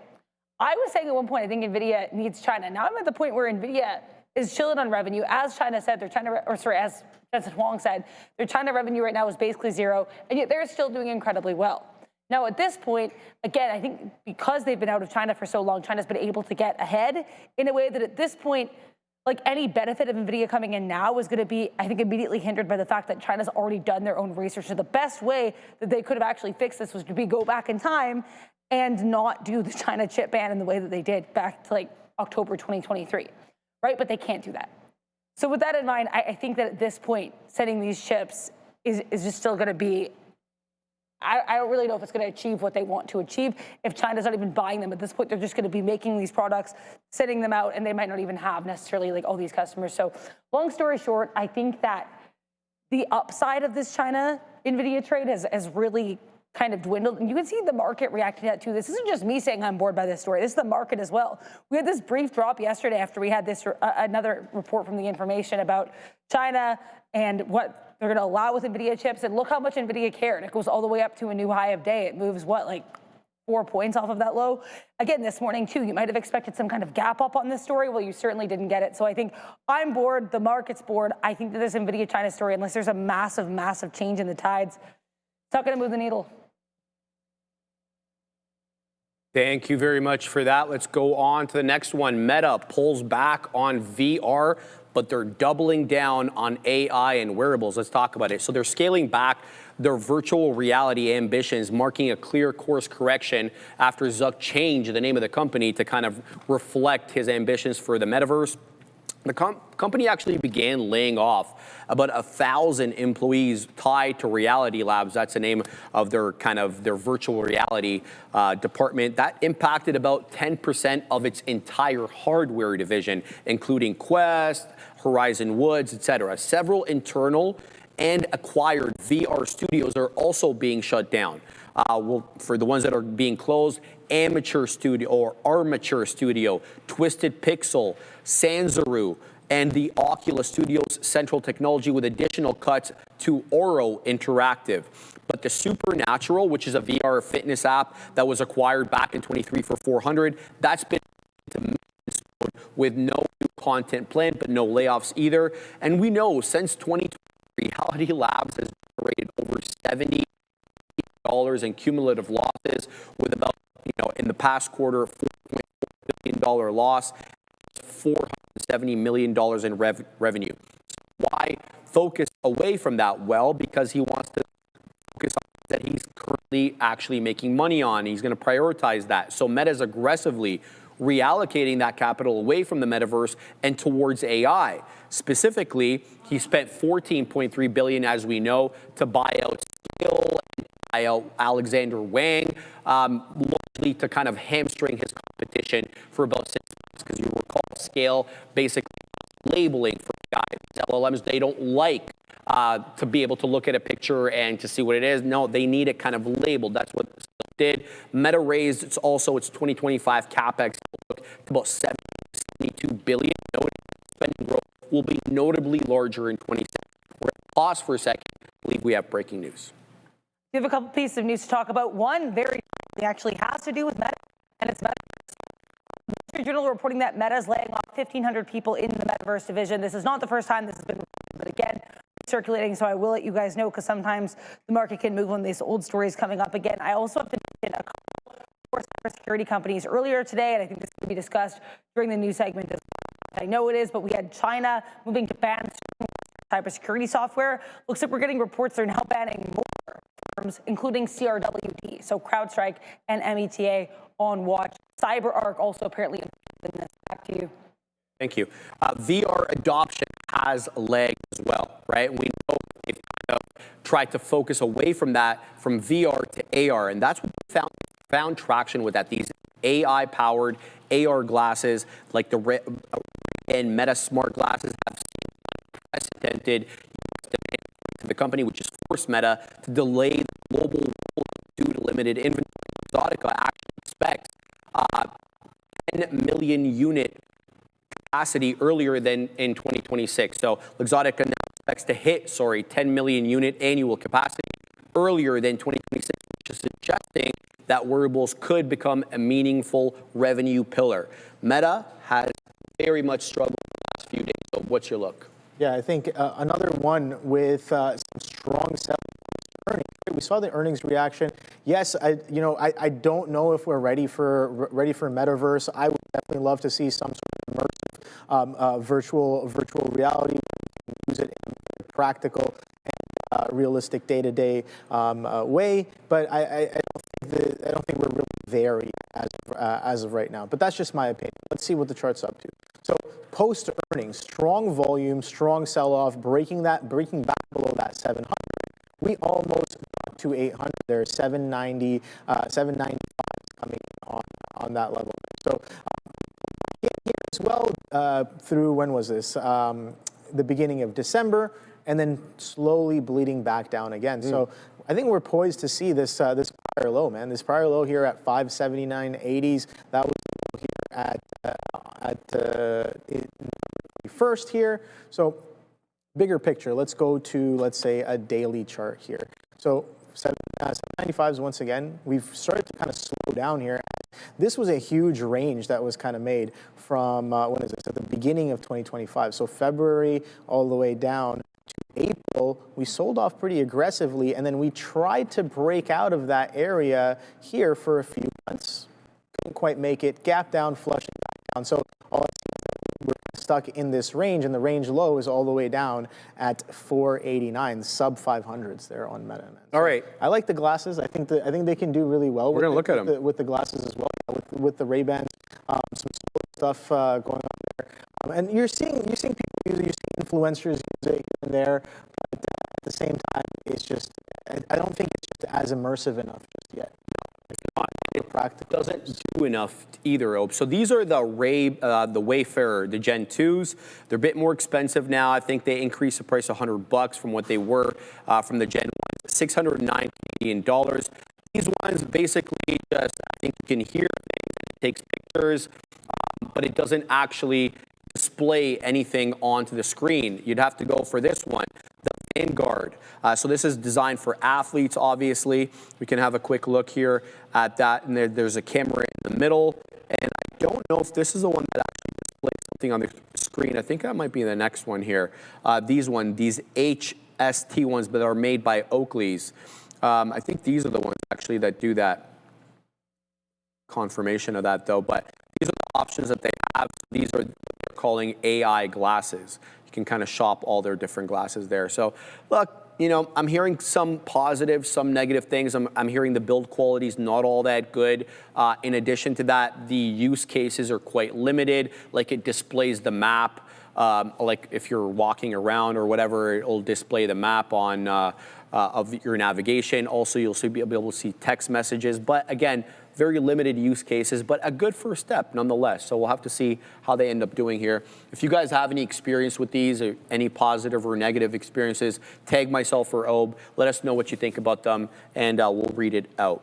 All right, let's talk about Tesla. Next story here is shifting FSD, full self-drive, into a subscriber or subscription mode only, like a SaaS. So they announced that FSD will move to a subscription-only model on Valentine's Day of all days, February 14th, eliminating the one-time purchase option. I think in Canada, it's like $8,000. I'm not exactly sure where it's at right now. It's changed. U.S. customers can either pay, currently not going to be the case. U.S. customers can either pay $8,000 upfront or subscribe at $99 a month. But going forward, it's only going to be a monthly tariff that's going to be available. And Tesla's pushing forward, you know, for that recurring revenue, right? Software-based revenue like a SaaS. That's really what they're trying to focus on here. The move to subscription-only FSD may lower the upfront barrier for new users, potentially boosting the adoption rates over time. I don't even know why that would boost it, because currently they have the option of going $8,000 or they can go $100 a month. Recurring revenue does improve revenue visibility though, and lifetime value per vehicle. So you can kind of see analysts using this, like, oh, so you have, I don't know, 100,000 subs, so we're going to project this kind of yearly revenue, whereas now you're really only getting those FSD. I don't even know if Tesla reports FSDs. Incrementally, they do. How many FSDs they've got currently as buyers or subs. So here's what I'm thinking. I'm thinking this is more of an opportunity kind of to get people on board to what's coming on in the future. So what I mean is, you know, we've talked a lot about this, where you're going to be able to take your car, your Model 3, your Model Y, you're parked at work, your Model Y goes out and does basically Uber, ride sharing while you're at work and you're generating money.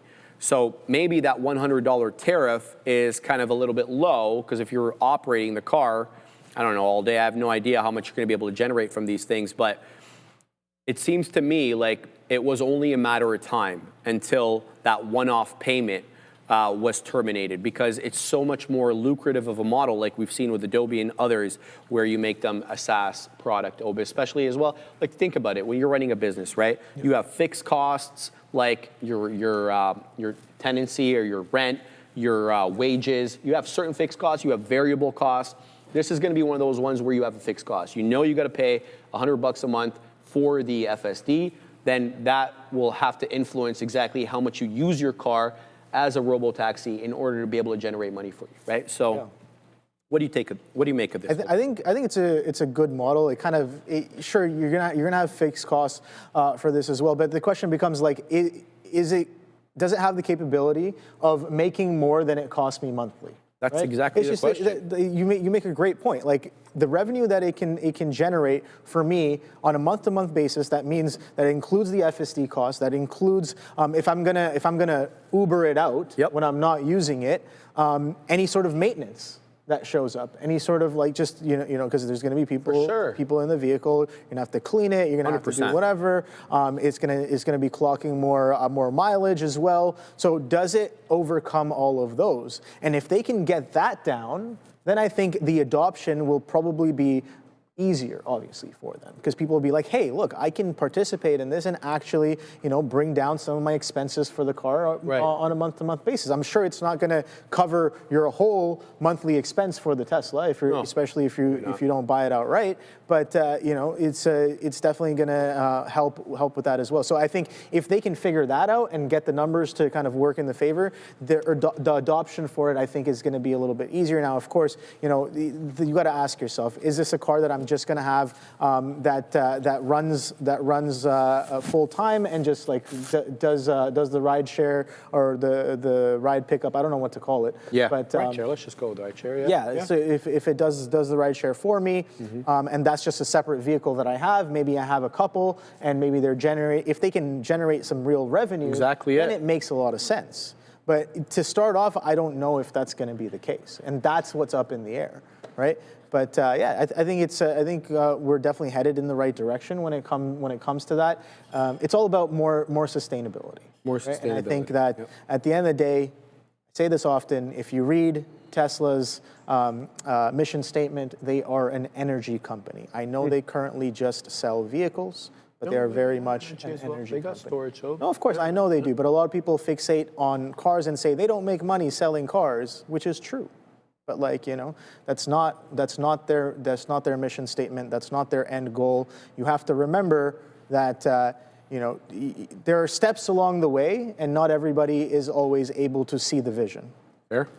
Let's look at some comments, because you guys have great comments there. Ichiro bringing up a really good point.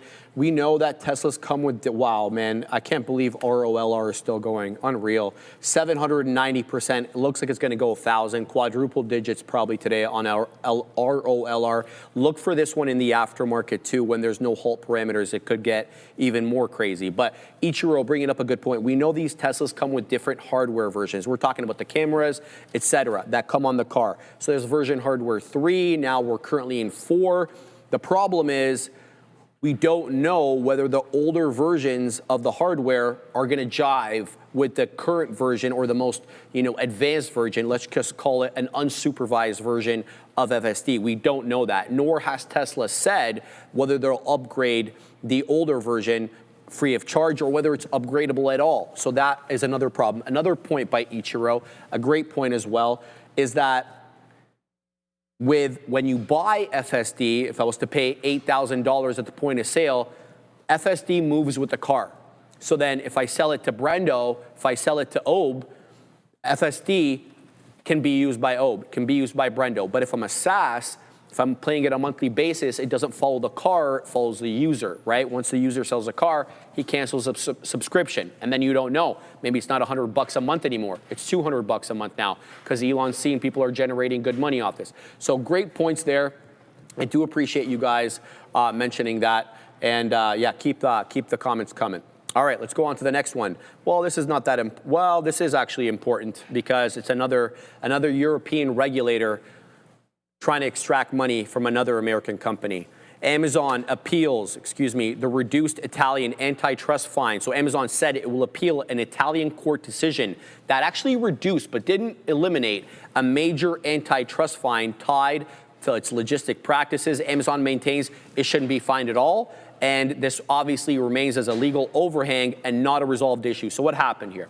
Italy's antitrust regulator lowered Amazon's fine to about a little bit more than 750 million euros, which is about $876 million, from the 1.13 billion euros that it imposed back in 2021. The reduction followed a ruling by a regional administrative court last September. Regulators had actually accused Amazon of abusing its dominant position by restricting competition in e-commerce logistics services within Italy. Amazon said, look, we're going to continue these legal proceedings. We're going to fight this to the end. The Italian financial paper called MF reported that the Italian antitrust body is also appealing. They want the reinstatement of the original fine, the 1.13 billion euros, not the 750 that the new court handed down. So the dispute adds to the broader theme that we have been talking about a lot on the show of the European regulatory pressure on U.S. tech giants. It's not just the Digital Markets Act. It's not just, Meta and Apple and Google and Microsoft with their cloud. It's basically all the tech names. They're all catching hands from the European regulator. Yeah, it's as if they have it out for American companies. You know what I mean? That's really what it's feeling like. Like for example, that whole iRobot block. Was it last year, a couple of years ago? I don't know. It feels like yesterday. That was, again, unnecessary, irrelevant. Don't do that. That's kind of my perspective on that. But Amazon has been doing well, man. Amazon, you can see it here on the daily chart, slow and steady. Slow and steady. It's not as fast, it's not as aggressive as some of the other ones, but over the past week or so, we got those aggressive bids. We came all the way up to 250, now pulling back into some prior structure here as well as of right now. So I do have it on watch. I like the stock. I like what they do, and technically speaking, man, we can just, again, let's go up to a monthly chart. Well within range. Now, of course, a lot of the Mag 7s look similar, some of them relatively stronger, some of them relatively weaker, but here's the case. This thing has been holding up quite well, and it has already bounced off of that 200, already bounced off of some prior structures here at the same time. 258 highs here, Sharif. So definitely on its way higher, especially if the market continues in the same direction that we're going to, because it's just, or that it's looking like it's going to. What's interesting to me is like they have their hands in everything. They do, bro. Data centers. Yes, they do. What do you call consumer discretionary? Yep. Just everything. So it's just like they're at a point where, yeah, even if they lose a decent chunk of their business, maybe the stock will drop. But the thing is, they're so well diversified in how they make their money. That's why I really like the stock. Great comments by you guys as well in the chat, man. Dang it, Senegal scored. It's 1-0 Senegal. I just need to see this goal. Is he offside? Oh, there might be a hint of offside there. Bring the VAR back. All right, let's go on to the next story. Bitcoin ETFs are driving this macro, or is ETFs drive macro correlation, I should say. So Bitcoin's latest bounce looks like a crypto-specific move and looks less like, I should say, like a crypto-specific move and more like a macro-driven reflex, which is tied closely to these sensitive, rate-sensitive assets. Softer U.S. inflation data and shifting expectations around the Federal Reserve policy also helped lift this up. We know that, likely Chair Powell will be out by May, and if that's the case, then we'll probably see some more aggressive rate cutting after that. Whether or not it moves the needle before the midterms, that is still undecided. So U.S. lawmakers, we know, also introduced draft legislation aimed at clarifying when crypto actually qualifies as a security rather than a commodity. Makes a difference which governing body regulates it. While still far from becoming law, the proposal is reinforcing that gradual move, towards a clear regulatory guardrails. And that's what we need, regulatory clarity. It's seen as supportive for the long-term institutional participation. We've seen a lot more of institutions get into crypto, but hey, not enough to move the needle here above that previous high of 126. But we saw broad-based participation today with the crypto rally. Let's take a look at this. Bitcoin is moving back down now into 96 after being at around 97 and change, I believe. 97.5, I think it got to. ETH continuing to move up here, but you're seeing some of the names as well. MSTR up 2%. You've got the mining names like Mara's up 0.5%. CleanSpark's got a specific headline for itself. It's up 5.5%. Likewise with Riot up about 4.4%. So not too bad, but sticky inflation tied to housing and tariffs could also keep these rates a little bit elevated for longer. So, what's your look here on crypto? Take Bitcoin, IBIT, whatever you want. Yeah, we'll go with the king of the castle here, BTC. So I've spoken on this a few times. The attempt at quarters, which was 125K, came in, couple of times there, but bigger picture, structure is stepping up quite nicely on this one, right? That 70 breakout, that's I think a very key level here. This kind of structure, this very tight consolidation above prior highs from 2021 and 2021 as well. Yeah, double top 2021 brought us all the way down to 15, almost 15K there. 15,460 is what it brought it down to. I still remember that. But we've been holding structure quite well, and this 70K level is very interesting to me. You can see the first pullback into that 75 held quite well, and that gave us a bit of pressure all the way up to 125s, 126. 126s and some change are the all-time highs here on Bitcoin. Another pullback after a failed attempt to hold those 125s and hold 100 pulls us all the way back down into 80s, which is pretty close to that 70. So back into the zone where we found some buyers last time. So that's kind of what I'm watching here. We could continue to step up. We could continue to pull back. But I do want to reiterate, if you just go back and look, I know people are saying the cycle is different this time. Guess what? I've been watching Bitcoin and participating in crypto since it was around $6. Sorry? $6. It was in high school. In high school, we like me and my buddy. 24? I think I was in grade 7 or grade 8, something like that. But it was around that time. And the thing is, like I've lived through multiple cycles, and every single cycle, people are like, "Oh, it's different this time." Yeah. Because of these participants. Last time they were like, "Oh, the CIA is buying it up. The government is buying it up. So it's different. They're going to defend." Guess what? We had a 50% pullback. Right. We did. So you got to understand that over time, how this asset moves. What is the range profile on this thing, and give it that kind of room. As of right now, it's kind of holding up, and there were people loading up with leverage on the 100. It makes sense, right? 100 hold, again, psychological level for some. It's just like, okay, but where on this chart have been the best times to really buy this thing? It's always almost been those crazy pullbacks when everybody's like, yeah, crypto's dead. When most people are saying crypto's dead, and that's probably where I want to start looking at for some sideways action, for some rounded bottoms. I like it, man. As of right now, we're still in this 100 chop zone, still very much here, still being adopted by governments and banks alike around the world. Yep. So I think we're in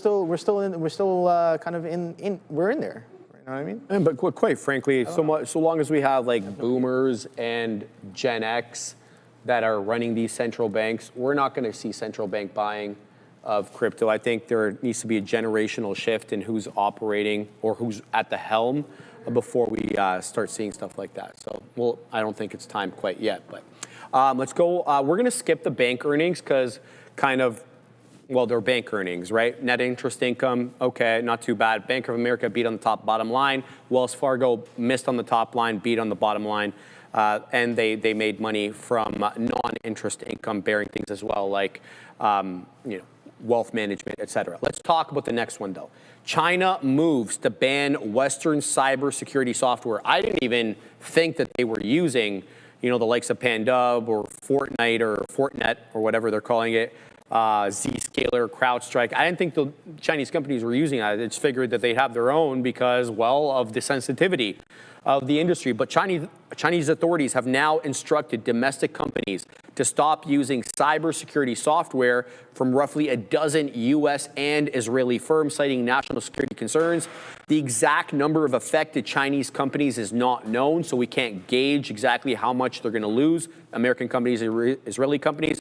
Officials are apparently worried about the software collecting sensitive data and transmitting it overseas. That is according to sources familiar with the matter. Nobody's commented in an official sense, at least not at the time of the writing of this article. Some U.S. firms that could be affected, we're talking about like the likes of VMware, which is owned by Broadcom, Palo Alto Networks, Fortinet or whatever, Fortinet, as well as this other company here from Israel called Checkpoint Software Technologies. None of the companies nor the Chinese regulators commented on this or have said anything publicly.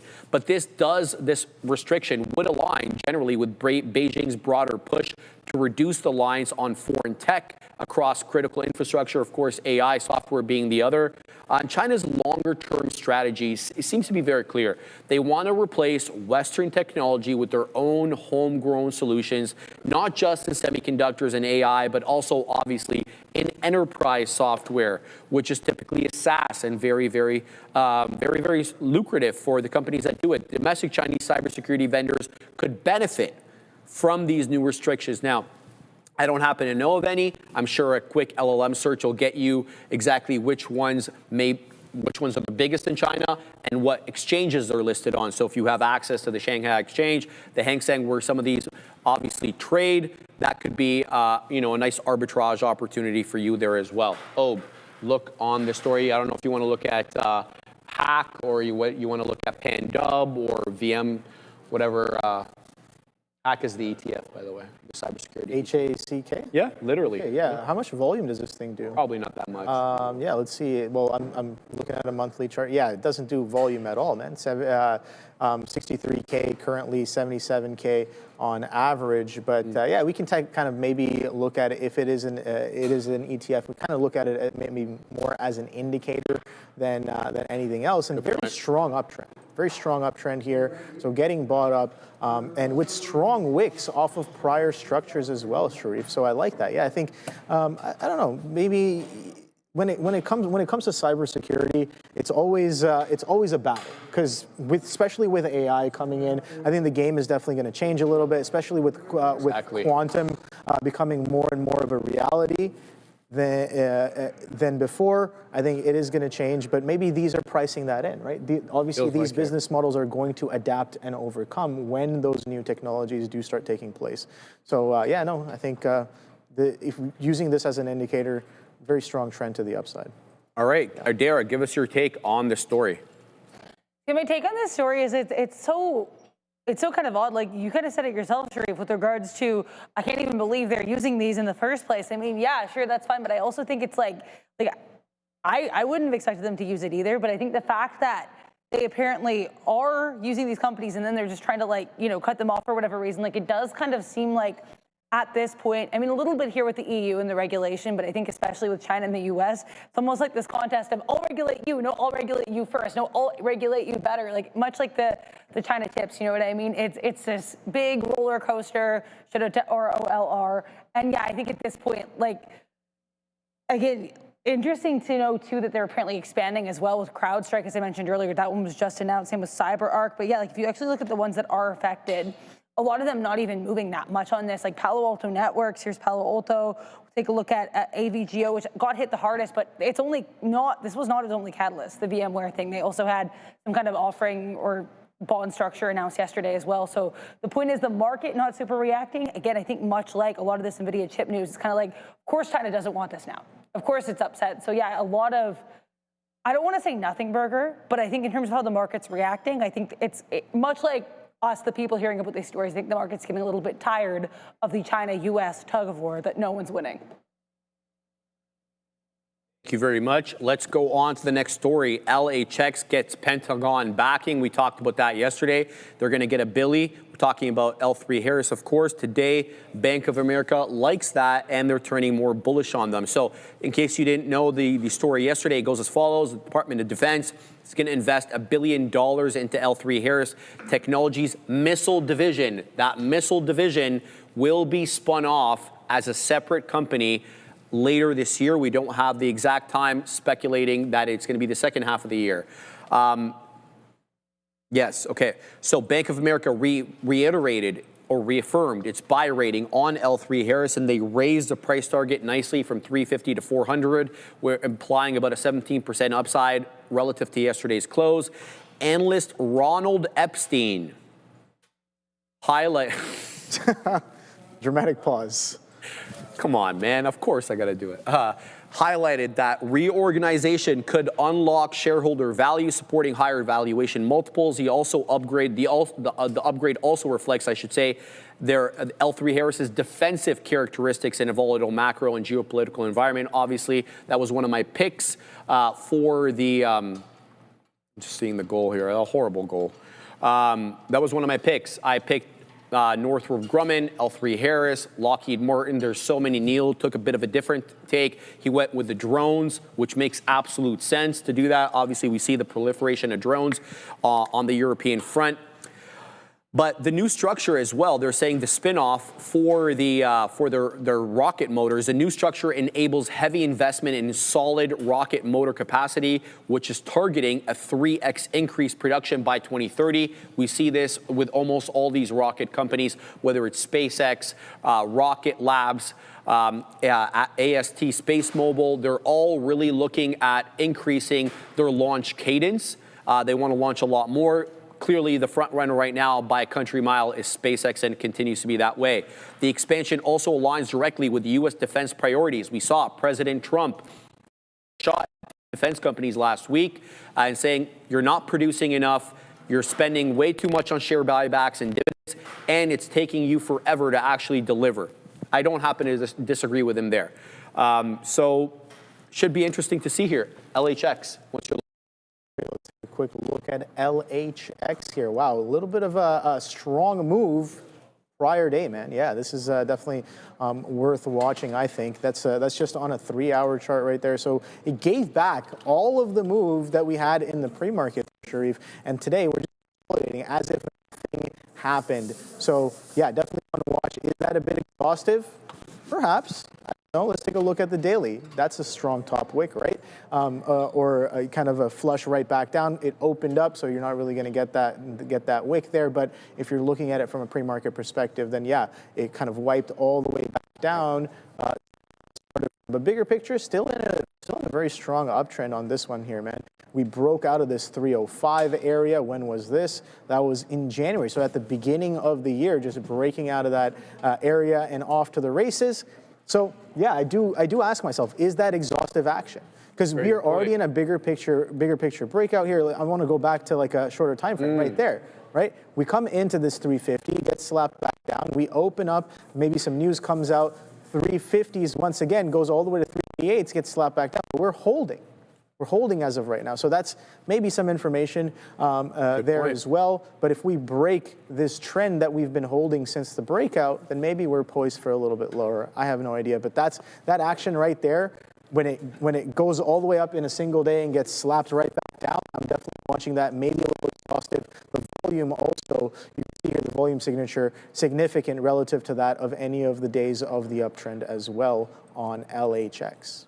All right, let's go on to the next Netflix. This was late yesterday, but they're apparently trying to sweeten the deal, an all-cash move for Warner Brothers Studios and streaming. I'm just looking at my blotter here. I want to see if we got any new information about how much are actually going to boost this up, because we don't really have any information other than they're looking at changing it. So just taking a quick look and not seeing anything there. So here it is. Netflix is reportedly revising its bid terms for WBD, including discussions around an all-cash offer for Warner Studios and their streaming assets. I don't think they changed anything about divesting or insisting that WBD divest its legacy assets before the acquisition. That was part of the original Netflix structure. Not so for Paramount. The revised structure, though, is aimed at simplifying as well as accelerating a complex transaction, which is expected to take months to close. Talks remain fluid, and neither Netflix nor Warner Brothers Discovery commented publicly on the report. The potential sales already drawn, though, political scrutiny. We already know President Trump has made, comments about it. There's also opposition, which adds friction to the deal.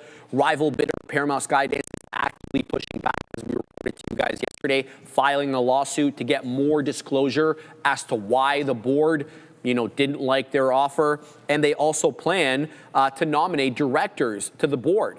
So they're looking, at getting their own people onto the board there. So very, very hostile style attempt here. At stake is the following: Warner's film and television studios and a deep content library, including we're talking Harry Potter, DC Comics, and there's many others. For Netflix, acquiring these assets would obviously very much strengthen their long-term content, because they could start remaking these into different versions and newer content, which obviously could be exclusive to them. Paramount views these assets as equally strategic, setting up that high-stakes battle. So I know you're involved in Netflix right now, so give us your take, Ob. Yeah, no, I just want to simply take a look at this from a weekly perspective.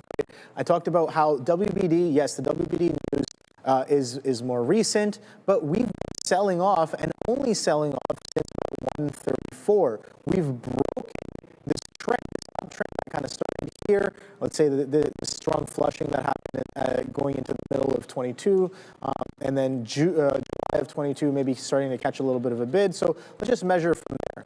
It's about 1,075 days of bid that Netflix have just caught, higher highs, higher lows, very strong uptrend from July of 22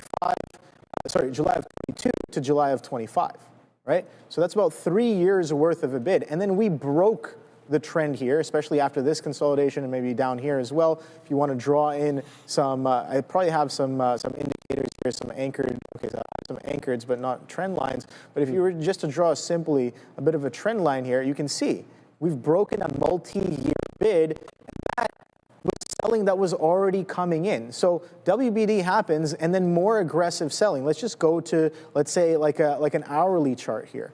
You can see the strong flushes that we started to have after that 134. Off of earnings, once again, off of earnings, sure, they split, and it continues to sell off WBD, and news comes in and more selling. So it seems like participants are using any and every reason to find the liquidity to sell into this name. And today, it's breaking down once again prior week lows. Prior week lows are here at 88.30. So if you go up to the weekly right here, look how clean that is. And yeah, sure, 2 days left in the week, but prior week lows breaking down. This is the support I was talking about, 81s, 82s. So that's the next level of interest right here on Netflix. If we continue to do what we're doing, if we continue to stay in this trend, 81s is where we last found the bid. But the question becomes, has the sentiment changed? Are people positioned differently in this? Right? And what is this really looking like? It's making a beeline towards prior support, double bottom support. Right? And then prior resistance all the way down here at 70s, 69s and some change. So if we crack this 80, where are we headed? If we're just simply looking at support and resistance levels, right? I'm sure there's going to be a lot of turbulence along the way if we do kind of reach there, but multi-week back-to-back selling here on Netflix. I think it's kind of obvious who's in charge over the past couple of months. Yeah, it does feel that way. It certainly does feel that way. And you got the death cross not long ago either, I believe early December, the 50, or no, sorry, later. Mid-December, you got the 50 crossing the 200, and you hadn't seen these cross all that much. The first time that you got the golden cross was in late 22, when we all know, late 22 was the start of the recovery for the market, right? You saw Meta bottom at around that time. So you hadn't really gotten bamboozlement in terms of these moving averages, but you got it here. I'm not touching Netflix. I said that very, very clearly for a while. Anyway, Adara, your take, please, on this latest tie-up. Yeah, I think, honestly, it's interesting to me that Netflix is going this route, because this maybe suggests they're a little bit scared of what PSKY could have up their sleeve. I'm of the opinion that if there is anything up PSKY's sleeve, they already would have pulled it out. I don't think you get much better than Larry Ellison, second richest man in the world, being like, hey, here's some financing. But either way, I just posted this X at TTV Research, very serendipitous timing. This basically compares, as of right now, the Netflix deal to the most recent Paramount deal. One other thing I want to mention here, with regards to why I think, PSKY can keep trying, but I don't know if it's going to be successful. Warner Brothers and Netflix, I just discovered this. They have a website for their merger, guys. It's called WBD plus NFLX together. It's the funniest thing I've ever seen. They've got a photo here of Harry Potter and the girl from Stranger Things all together. It's a nice, happy marriage. So the point I'm trying to make is Netflix and Warner Brothers are very, very, very invested in this deal going through. I think if anything, like NFLX, sure, that might make them look a bit scared, as I just mentioned, but I think doing the cash deal shows we are committed, whatever we have to do to get this proposal through and to shut up PSKY, we're going to do it. Check out the website. I'll drop the link in the chat if anyone's curious. But yeah, I think there's obvious commitment there, and NFLX is not going to go down without a fight, nor is WBD. We also just got the Fed beige book out. Thank you very much for that. All right, Ob, it's great having you on. You're going to be on for the rest of the week. Yes. So it's Obi and I on the midday until Friday. We're hoping Joey Options is doing well. I'm going to shoot your boy a text right now, and hopefully we'll get back to you guys, and we'll let you know how Joey Options is doing. But for myself and Ob, take off. See you guys, same bat time, same bat channel. Big boys are that way. Welcome back, everyone. Joey Options. I was literally reading that infographic from Adara right now. That's What's up with that? well, you guys whatever. You guys just saw it, but I just saw it for the first time a couple of minutes ago. This is good stuff. It outlines I don't know well, if we can come just for the chart. I want to show you guys what I'm looking at. Like this is really good. It gives you like in nuts and bolts. This website I use for buyouts. This is actually far more clear because they have like 2 separate entries and it's like really long-winded and it's all written in like annoying speech. No, this is very, very good. So shout out to Adara for that. Check out Trader TV Research. Lots of fantastic comment. I'm in a reversion trade on. Well, I'm in Nvidia, BM&R, but that's old stuff. Nvidia from VWAP because we were doing that before and we're still doing it now. But a bit of an all-day trend break here, attempting on Netflix, which has been getting beat down. Let's be real. Like it's been a rough day for Netflix, down 2%. What we thought was going to be a positive, I guess, outcome that they didn't raise their bid. They just made it all cash. But, I thought this morning I was sort of saying, oh, maybe this is the chance that we got to raise our bid, and then all of a sudden I'm still going to be bidding in front of 83. Anyways, just popping on over just to recap. I know we're going to go through the rundown in a quick little bit. Nvidia has been all over the volume-weighted average price all day today. So just basically like scalping off of that level, and have been watching the VIX to see if it does something distinctly different to what we've been doing before. But it's also gotten range bound. So if you're looking at like what's going on with the market, we're sitting in kind of a bottom end of a range. I'm gonna jump out of BM&R. I'll show you BM&R. I was also short BM&R off of this 32.4 level. A couple times into the low, but this time it breaks out. So I'm gonna walk away from that, maybe come back at VWAP. But just to finish the thought, if we break away from this range on UVXY, I think you stop with scalp trading and start thinking a little bit more directional. Like if we were to ever break down, reverse into maybe the long in Nvidia, if we break up here, then maybe start shorting it away from the volume-weighted average price. But as long as you're inside that kind of a range, really what you got to do is play said range. Not much else you can do. We didn't get a decision on the Supreme Court. Yeah, no, what's up with that? What's up with that? What's up with that? What's his name? What's up with that? I can't throw my voice for some reason. I got a drink. What's the dude's name again? The wrestler that does. Oh, what's up with that is there was Keenan Thompson was. What's up? Oh, No, you're talking about the big wiggle there, Norman Smiley? No, there was another wrestler that says that. Maybe I'm wrong. Is it a little skinny white guy? Yes. Yeah, I'm Right? shoot. Yeah, no. Where's the chat? Where is the chat telling us usually? Crap, I'm not even in the chat. Hurricane. That's the guy. He had the mask, yeah, and he goes everything. like that. Yeah, I knew okay. it was a dude. Yeah, okay. Yeah. All good. I gotta get in the chat. Thank you. That was Jay Bronson in the chat hooking me up with the correct answer there. All right, Jay. All right, Jay. That guy was a clown show. I wonder if Jay Bronson knows Jay Lethal. That's a guy from AEW. You don't know who he is, Neil, so don't worry. I barely do myself. So, okay, I'm the same kind of ways, man. I mean, unfortunately, we didn't get enough down at the low of the day. We talked about punching short into the low of the day on the midday show in the NASDAQ. Unfortunately, it's not unfortunate. We did real well, man, bringing this back in, so it's all good. TQ's my number one stock today, obviously, or whatever, trading tool. But yeah, we're doing kind of what Neil was saying there, and before we got wrestling caught up, was looking at ranges, right? And like even right now, I'm going to bid 53 and just take some out right here, 15 cents on this if we can get it. That's all we've been doing is just sort of in and out, in and out, in and out here, and then hoping that we have something left on board if and when we do eventually tank through. Sia is here this afternoon, so we're really excited to have her come through, and that should be fun, reading some stories, some news, and getting bigger and better at that one. So I know a lot of you have been asking where she's been at. She's here right there. You'll see her in the background momentarily. But yeah, that's what I've been doing, just kind of chilling out here this afternoon. We're really chilling now because they fixed. Oh, that's good. Perfect segue. So look, you guys, we might not have complained as much as it really was bad this morning. It was like a sauna in here where you like basically, it's like do your best to not pass out while you're drinking coffee, and it's like way too warm. It was probably, I don't know, it was like 80 something. In the office, which is too much for an office. Yeah, no, it was a problem. We're turning the screen like crapped out and all that stuff, but they fixed it. So shout out to the HVAC guys. Like, I know I want to lose a little bit of weight, but like I'm not trying to like just sweat off the sauna indoors, man. Oh, and the funny part is I went to the gym. Sauna was being worked on today, so I was like, I got one at work. I can't get one at the gym over here. I guess they got it. Anyways, and then I heard that some OB is sticking to you. You opened up the show talking about reversion trade, so I was like, okay. Well, yeah. OB definitely, some of the lingo over there has passed its way over. There's Sia, there's Sharif in the background. So there's Obi. Oh, that's Obi, by the way. Hey, Obi, how's it going? Yeah, we're having a good time today. Should be. Look at Chevron. I was going to say, we got to look at the banks, got to look at some oil names. I hate myself. You know, so here's the surprising thing. me. There's an idiot around. By the way, Netflix. Ooh, Netflix doesn't want to do that reversion. Speaking of which, as the market continues lower.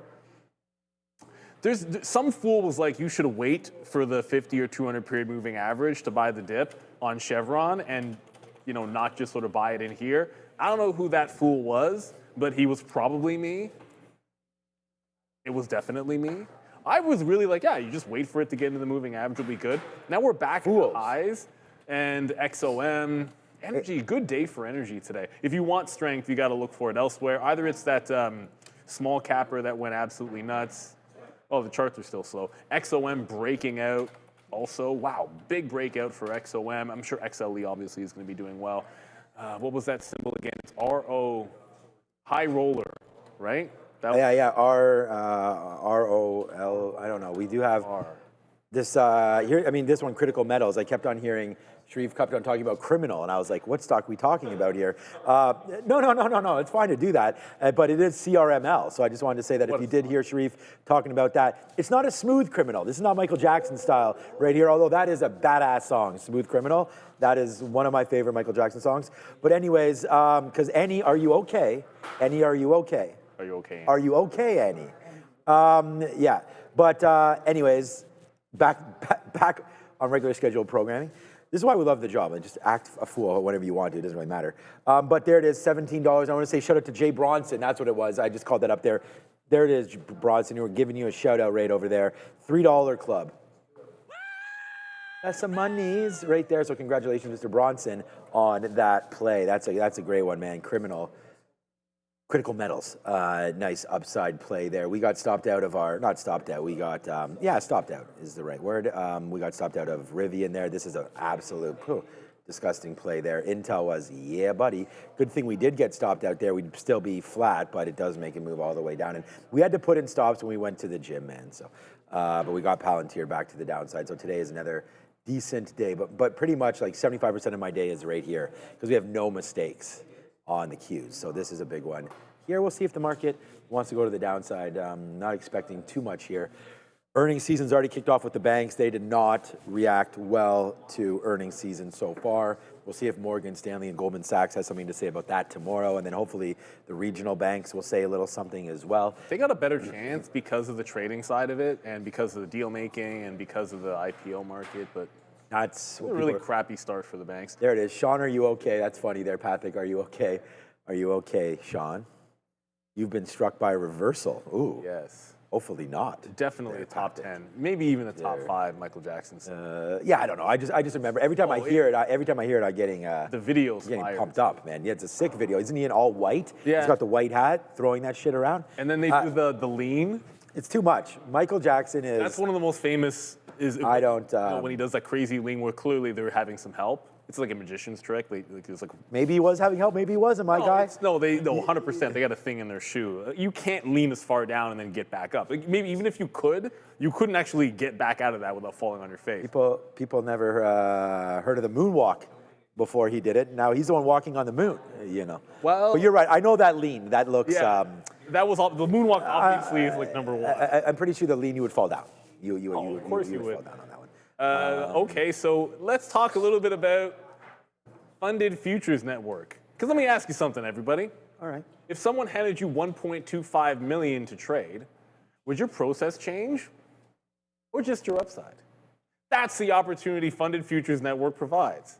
They're a futures prop firm that gives traders access to large SIM and live funded accounts every day. They've already paid millions to traders around the globe, and with fast same-day and daily payouts. And right now, an evaluation account is 50% off where you get buy one, get one free with no activation fees. So you can find the link below or scan the QR code you see out in front of you. Shout out to them and thank them for sponsoring this part of the show. We are ready for the rundown. I see Sharif is there, Sia is back. Sia came with like these ridiculously good like lavender chocolates. Did you get one? All right. This is my. Sia knows the problem here. No, you were probably at the gym. Specify that I called out Sean's name so many times. He had AirPods on. He was on a call. I wanted to give him the chocolate, so it's not my fault. You were on the segment. So, guys. I mean, clearly Sharif didn't hear it. Sharif was sitting right beside me without earpods in. I was not trying to throw Sia under the bus. I was not trying to throw Sia under the bus. I mean, and plus her mic is very staticky, by the way, just to let Andre know. Sia's mic is out of control, staticky. They were. Okay. They were tasty. It was tasty? No, they were really good. There's more. You should have one. They were really good. Potentially I should have one, but I have to be offered one first. I'd have to be offered one. Dark chocolate? Oh, are you kidding me?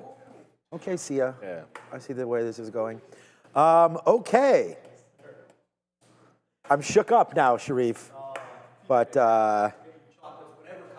okay. No, it's all good. I don't like lavender anyways. All right, back over to the desk.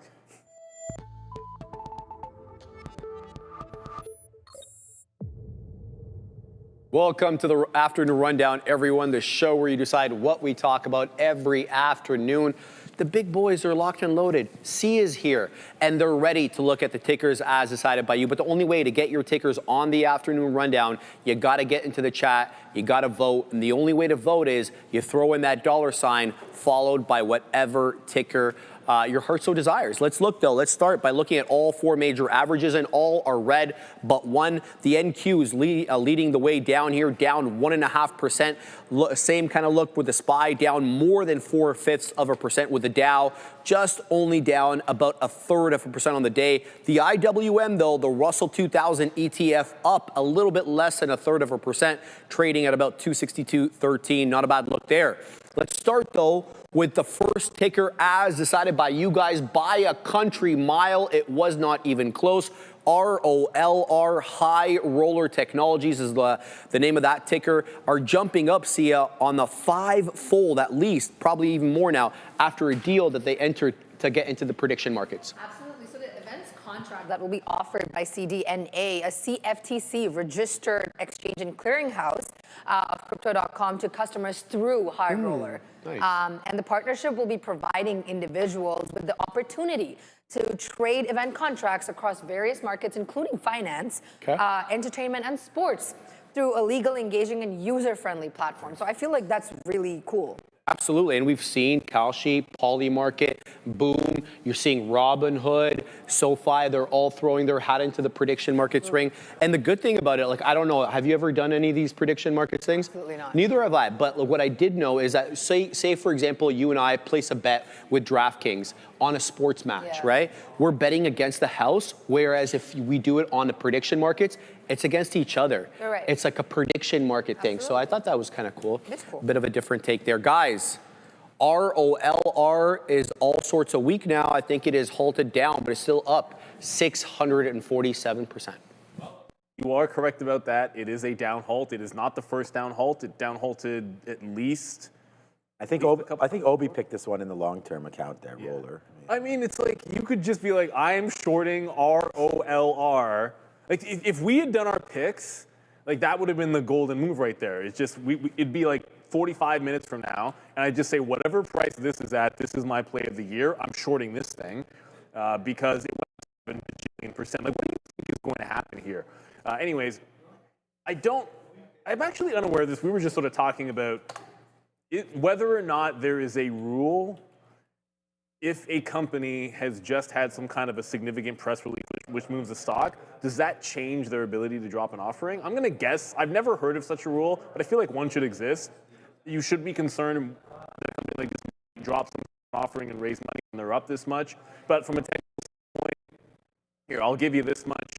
Even with this down halt, this is going to be more line of best fit than trend line because it broke a little bit, but I think it's still valid. Even with the down halt, unless it breaks 25, it hasn't broken the trend from VWAP. That's how absurd the stock is. That it could drop $5, or actually that's more, $7 from the high, and still hasn't even broken the trend. I feel like if it broke the trend, it would be anywhere underneath the $20 level. This would be a pass for me.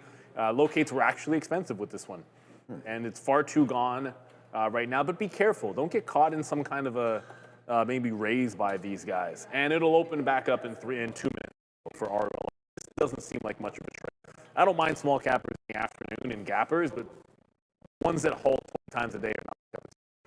All right, yeah, big time halts happening there on Roller. Can you probably halt it into the afternoon even more and more? We're just having a lot of fun. Yeah,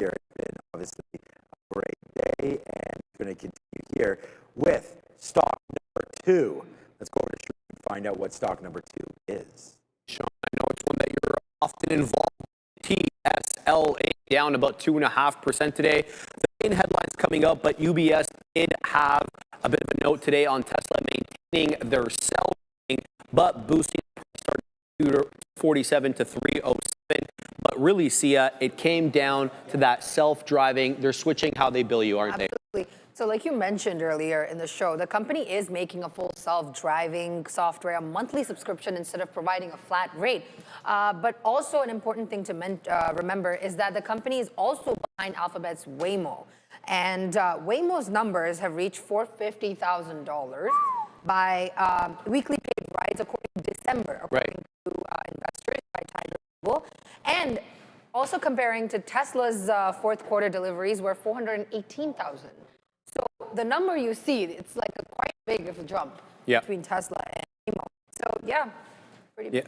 So Sean, you have a Tesla, and you also have the option of getting FSD. And I don't know, a birdie told me maybe you might be heading to Boston soon, and maybe you don't want to drive when you're heading down there. Katina, man, what say you on FSD? Yeah, what say you? Yeah, what say me on that one? No, unfortunately, it's funny because the trip that we were supposed to make, I think it's until June or something. That's in Minnesota, so Minneapolis.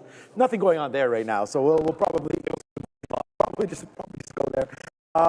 But no, that's going to be for me to do anything with full stuff. But I would always going to subscribe to the monthly, anyways. Like I don't see the reason. I think here in Canada it's like $11,000 or something.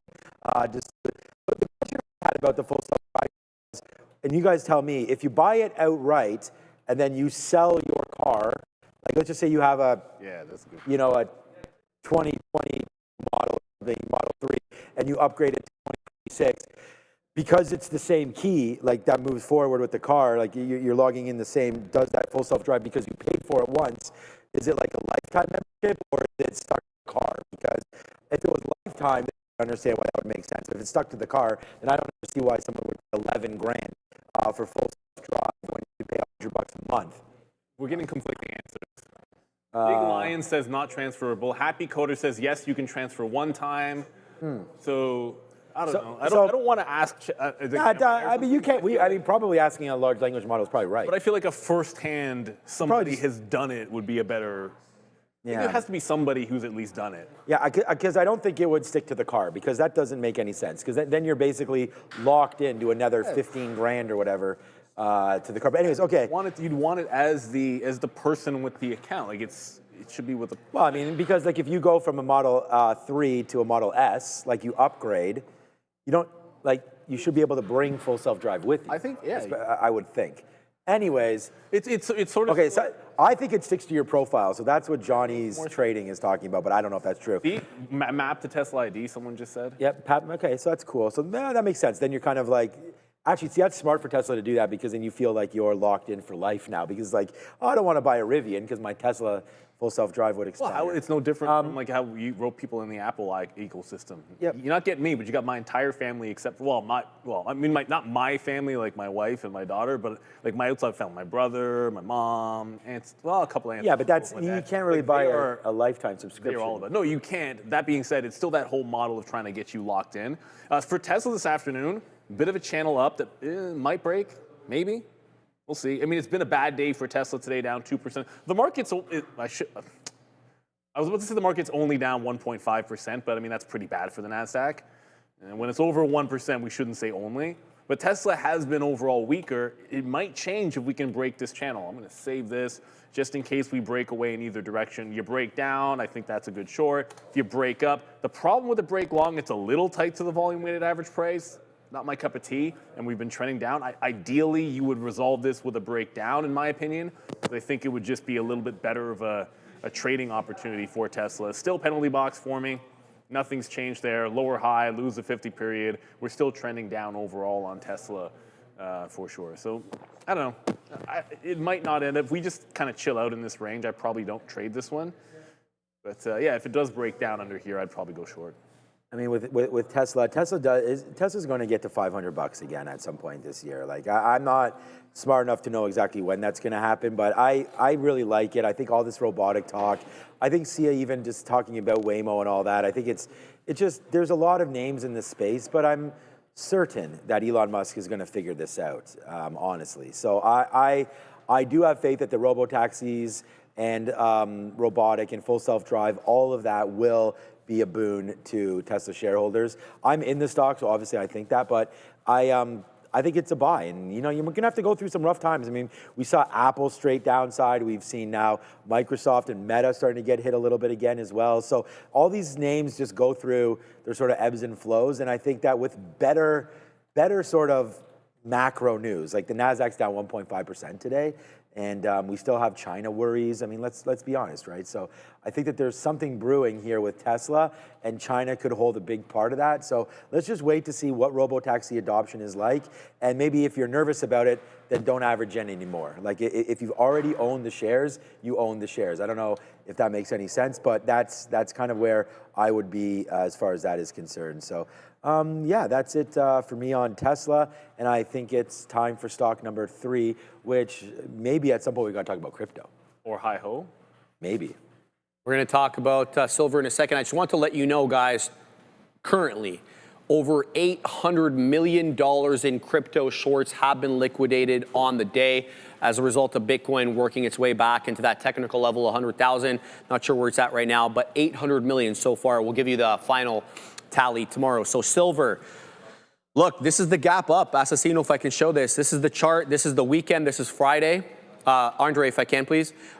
This is the Friday closing print at around 72. When all was said and done, Friday or Monday morning, we were trading at 76.5 as a result of the Department of Justice filing a criminal investigation to Jerome Powell. There's also Iran. There's a whole bunch of stuff happening in the world right now, Sia. Also, another thing I would like to mention is that in the pre-market trade, the U.S. listed shares of Hecla Mining, I know I mention Hecla a lot when I'm talking about silver stock specifically, but which owns what was the name? Greens Creek Mine in Alaska.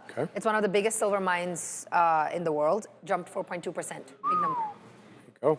All right, guys, silver almost just printing days highs. SLV at 84.28, up 6 3/4. Thing is ridiculous. Absolutely ridiculous. But it was a tricky one because I was transacting off the 83, like right in here. Like you initially broke down 83, so I'm like, oh, we break back through. Let's try the long. It didn't. It broke a trend down underneath. I tried short, and then it couldn't hold VWAP. But really, you just had to wait for it to do something insane, and then maybe react to it, which I guess was this bottom here on the 15-minute. By that point, I'm like, whatever, man. I can't make heads or tails of silver today, so I'm just going to stop. You know, again, thankfully AMD during lunchtime paid for it, but otherwise, it was just getting involved at the wrong prices. At VWAP didn't make any sense today. It just was not going to be a VWAP trade. It ended up being allow it to try to press lower, press somewhere into the prior high, and then go. And then when it relieves that pressure, then it can pop. I feel like maybe that's what silver is all about. Like either you get it really coiling up for a consolidation and then jam short, like you could have done that here and wait for that reversion, or you wait for it to do something really, really distinct. And you know, here probably wouldn't have worked yesterday, but today, gangbusters. I think looking for big reversions is probably the better way to play this. The other side note about silver, you're getting more out of this overnight than you are intraday. So for anyone that's swinging silver, and I know it's dangerous because at any point it could correct on you, but a lot of times like you're getting the best benefit for some, like look at the gaps, especially some of these gaps to the upside. Like you're just getting more with the gap up than you're capturing a lot of times like intraday. And even a day like yesterday, like it was a great breakout trade. It comes all the way back in, and anyone buying the close, it's like buying the close and holding it overnight was just as good as having a perfect trade the day before. So maybe some kind of a blend is the way to go for those of you that can swing trade. I hate to say mixing day trading and swing trading, but it just feels like if you bought this one here, like a reload with the same stop, and then you could have held overnight and got an even bigger trade. on SLV, but make sure you have a stop. You can always gap in the other direction. So I was just going to say, like, gold, silver, all the precious metals seem to be doing something. Yeah, sure. Some Mike's having some issues here. I don't know whose it is, but Andre told me. So, yeah, okay, thank you, Andre. I was going to say, like, gold is just one of those names that continues to break down, and you get all-time highs again here today for gold. So I know we always talk about silver because it is sort of the, you know, shiny piece of metal right now. But gold also shines pretty bright, and it's been doing that. So I would just say, like, if you miss silver one day, don't forget to look at gold. I mean, I finally got in about midway through last year, and it's been great. And I think the super cycle for commodities that we've had many traders on, many articles read, we posted about this for a long time. Breakout on gold and silver is real, and it's continuously happening. So as we get less and less confidence in the Fed and in sort of the powers that they potentially have, and their Fed independence is the word I'm looking for, stocks like gold and silver will continue to operate properly, as we all learned in economics class. So gold, silver, and especially in a flat rate environment, there's no incentive right now. If they were lowering rates, I could see people maybe pushing more money into equities and things like that. But with a rate environment that looks to be pretty stable this year, I think gold and silver can continue to win. So back over to the desk. It's stock number 4 now, Sharif. Let's go. Yes, absolutely, Sean. But I want to let you know, Chevron getting a bit of a bump here. They are expected to receive an expanded Venezuela license from the U.S. Department this week, according to the oil industry sources.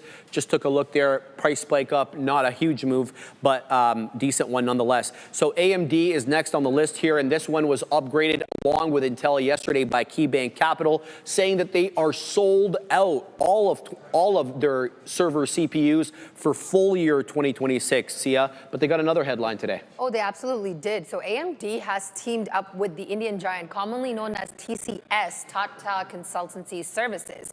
And the aim is to basically help these businesses move their artificial intelligence projects from a pilot mode to a full-blown large-scale production. I think this is a seriously good move.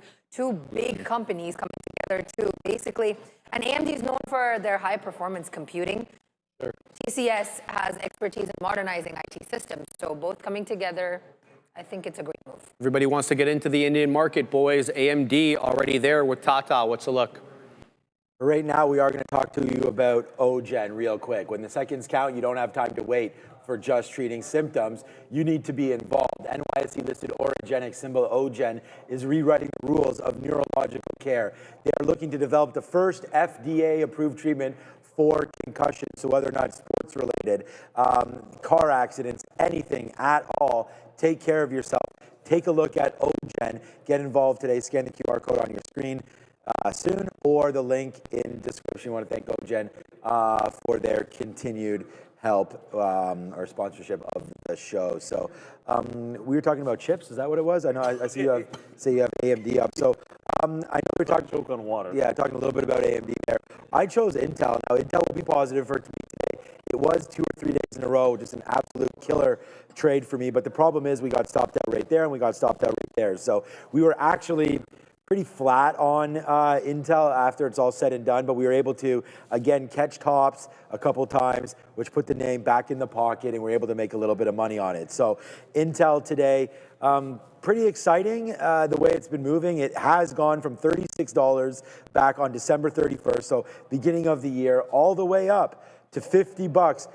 Nothing can stop it. It's all the way up. Just going, 48, 49 bucks. I think this is a short at 50. It's what I wrote down today, but it didn't get there, so we did 49 instead. I think I'll try it again. If we can come upside here on this name, I think it's primed for me to try one more time on the short of Intel. So, yeah, I just don't really think it deserves this kind of a bump up there with limited news. I mean, I know there is news about it, but this much, I don't know. So I don't think Donald Trump, I don't know what the plan is for those holdings. It's almost like the minute that they sell, I think the government rings the register. That's when I think it's time to pull the chute. I did offer out about a quarter of my Intel. We talked about that. Got out of that yesterday. So today, the fact that it's up another 3%, okay. No stopping this one. It's all the way up. Well, this is where it is in the weekly. Actually, oh, that's January. I didn't realize that's January of 2024 on the weekly, the last time we were at that $50 level. So it was literally 2 years ago when it made this top. And look at all that buying at 20 and all that accumulation. This is an obvious spot where there's going to be resistance, or in theory there's going to be resistance on Intel. But as far as AMD goes, look, I know, so obviously this was a rocket ship today. It is what it is. But once it got to the 50 period up here in front of the 225, I was really just thinking that's a resistance spot. If you're looking long on AMD, congratulations. Like, I just can't get over how when we broke out VWAP on AMD, the reaction on AMD was that rocket ship. The reaction on Nvidia was just to continue to hold the line.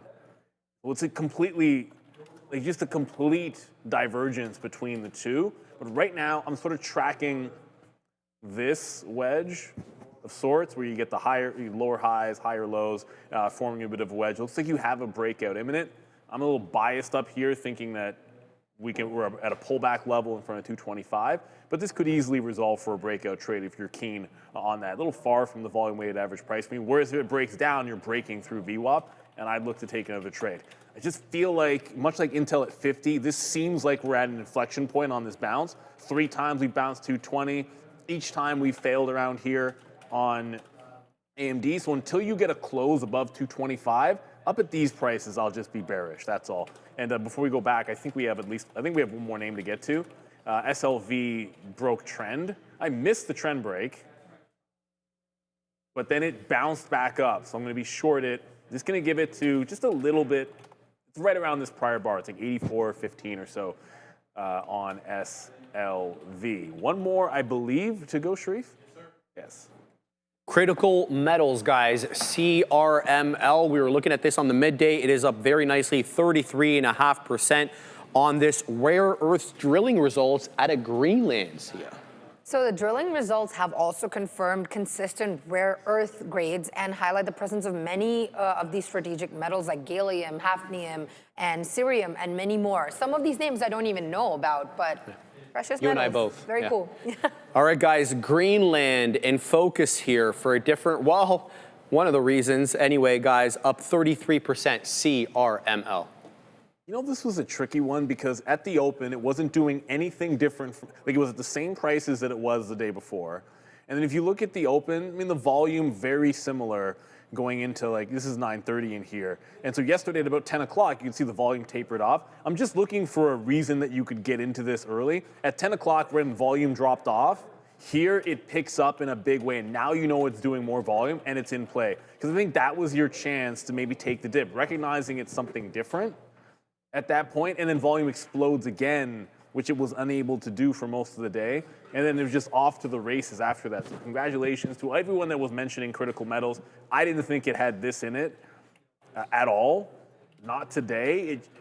If anything, I really did feel this was still pulling back a little bit for a better dip buy, somewhere closer to like $11, and that just hasn't happened. Now it's a pure squeeze because you're above that little, I guess we'll call it the pullback high, into 17. So as long as it closes above 17, the shorts are, well, I mean, screwed. As long as it closes above 17, given how decent this would have looked. Short sell firms that lean into this on the way up, they don't just sit there when it goes down for a day or two and take money out. The hedge funds that do that kind of a thing, they're shorting it and adding to it when it starts to work for them. So this kind of a day is like the worst case scenario for short sellers if it closes above that 17, because that means you've been adding and now it's breaking out your little resistance spot. So some of them might start to get triggered if this gets to 20. You know, not to bet against anybody, but I always rather stocks go up than down. Yeah, of course. I think more people are generally long than short. I'd hope so. If you're an option player, maybe it doesn't matter to you.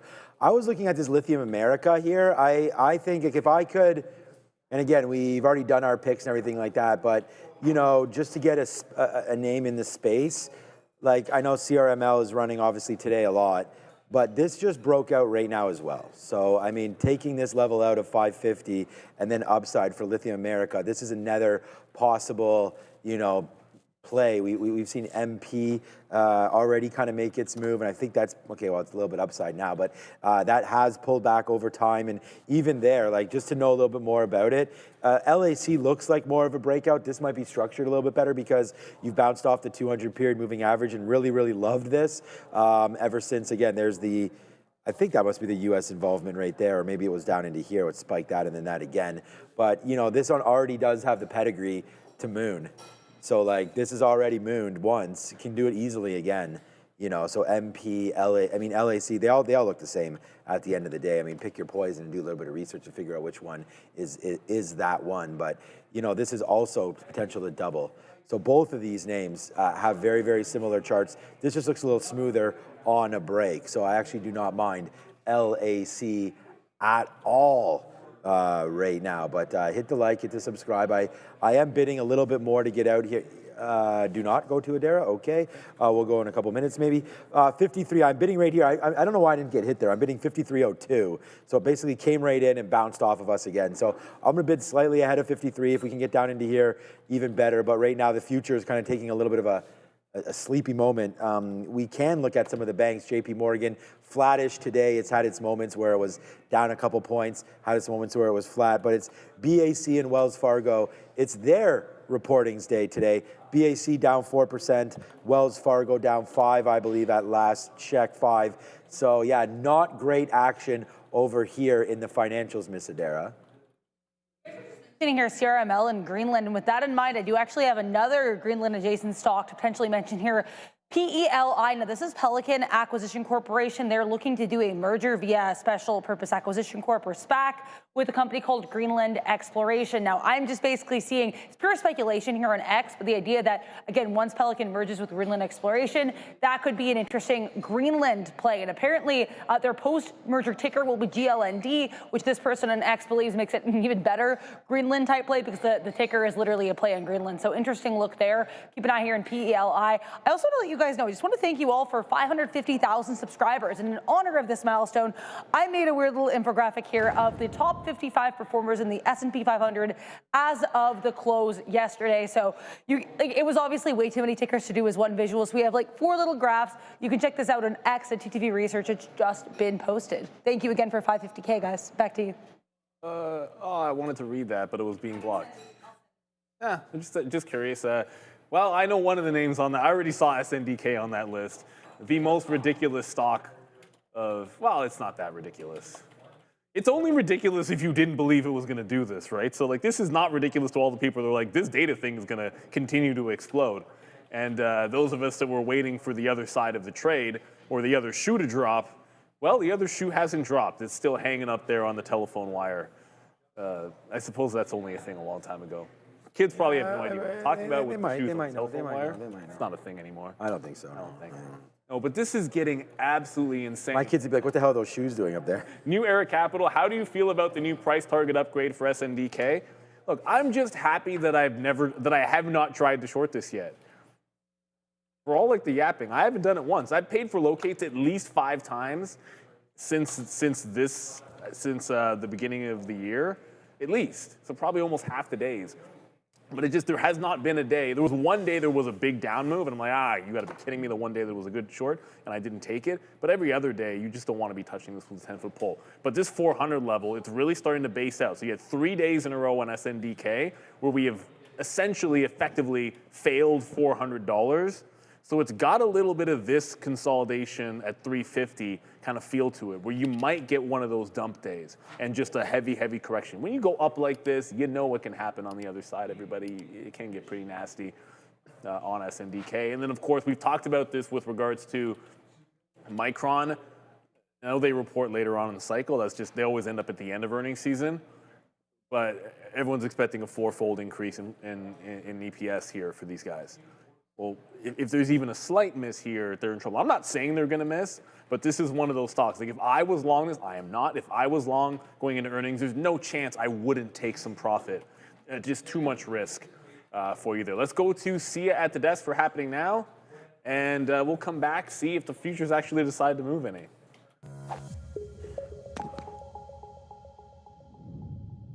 Thank you so much. So a couple of numbers for today. The NBA 30-year mortgage rate came out at 7 a.m. today. Current number stands at 6.18%. No significant jumps from last time. The month-over-month PPI for October and November came out at 8:30 a.m. today, with October 0.4 less than its previous number and November 0.1 more than its previous one. EIA crude oil stocks change at 10:30 came out today, have risen by 3.4 million barrels, and EIA gasoline stocks changed at 10:30 as well, have jumped by 8.977 million barrels. That's a big number. Let's quickly talk about some headlines. Google has launched the personal intelligence feature in its Gemini app. The company said that its personal intelligence tool will be included in the beta version of its Gemini app, will be followed by an AI mode later this year. The feature will basically connect Google apps to provide a more personalized answer to questions, just like some will say ChatGPT. The head of the Gemini app, Josh Woodward, has asked users to provide feedback on any of mistakes found in the app. And Google currently, I'm so sorry about this, Google currently is down 0.3%. Let's move on to Tesla. Elon Musk has said that Tesla is going to, like Sharif mentioned earlier in the show, move self-driving to a monthly subscription instead of providing it at a flat rate. The company is doing so on Valentine's Day of all days, on February 14th, which will be the last day that FSD will be available at a flat rate, after which it'll move to monthly subscriptions. Tesla's share fell by 2% earlier today and are currently down 2.4%. We're also going to quickly look at Citigroup. C has topped estimates on stronger net interest income. The company's fourth quarter, it benefited from more income set aside, less money for troubled loans that analysts had expected. The company's net income has fallen, however, 13% from the year earlier period due to a 1.1 billion after-tax loss, which was linked to its plan of letting go of its operations in Russia. Currently, C's stock is down 3.8%, and that's all. Back to the guys. Thank you very much there, Sia, for the update. Well, we just got back into VWAP on. I mean, here's an idea. Like, this is an NASDAQ, which is just holding the lower highs. I have a line on my NASDAQ chart that I should really examine why I've got it there. It's not really doing anything, so I'm going to get rid of it. Just don't what happens, I'll have like a support or resistance from like weeks ago and it's meaningless now and I don't get rid of it if it has no value. But we're just holding a very slight range. We just had a nice little reversal candle, so hopefully we can actually make a move back into the low. I'm going to keep rinsing and repeating Nvidia as long as that happens here. But let us know what else you guys are watching this afternoon. Like, my halt scanner is one stock about a bajillion times that is, I don't even know what the heck is going on with this thing. It's very not tradable. It's about as not tradable as possible because it's halted 10 times and there's 26,000 shares in volume. So you couldn't even really nobody would have been trading this because there's zero liquidity for us here because it's too tiny volume. So there's not much going on. I see some Dow, SATS. That was one. SATS. If it will load, I promise it will get there. Super strong day today. Look at that nice linear progression to the upside. And this is another monster breakout. I know yesterday this was one that was certainly a topic, or at least the last couple of days. But just another breaker. Consolidate, break. That's just what it does. Joey Dude saying, what scanner do I use? I'll show you. To look for so I have a halt scanner. This is built into P Pro. You can go to like NASDAQ Trader and they have trade halts, and that's free. Anybody can go to their website. But here at Real Trading, like in P8, I do have this halt scanner, which will show me like what's moving. That's a test stock, ZVZZT. Used to always be funny when people would prank trainees with fake positions in that stock because they're not. You can trade it, but they're not real. So like your broker will just ignore it all, but your P&L will look real. A WHP, look at all the halts. THH, that's not really trading. So in terms of small cappers that are moving enough that they would halt, there just is nothing going on. So outside of Nvidia, just have that silver reversion. There was a trend break, and then we're still sitting in. I got a bid in front of the prior high, and then I'll look for VWAP, as I think we're going right back to Thea. We'll talk to me here for a second here. Just want to tell you guys about Chevron. We know Chevron is apparently in the running for this Lukoil sale or certain Lukoil assets. I'm seeing reports suggesting that the U.S. has authorized certain transactions for that Lukoil sale. So I'm not sure, again, who necessarily is going to be implicated. But again, Chevron is reportedly in the running. So once again, U.S. reportedly authorizing certain transactions for that Lukoil sale. We'll go back to the guys. Ook. I shorted more TQs there. I mean, as Neil was talking a couple minutes ago, anyways, 10 minutes ago, into there, back into the 50 period. So we'll take about another dime piece there and see if we can get a little bit lower for me on that one. Yeah, Chevron. I mean, you have Chevron chart up right now, up 3.5% right now, looking like it wants to. Here, I'll call it up since you're over here. Yeah, it looks like a nice little beast. I'm going to be wrong on this one, man. I can't predict this oil news here, but I didn't think Chevron would get back to where we were on that first day when we had Venezuela. That was last Monday. And yeah, it has, man. It has made that one an incorrect call.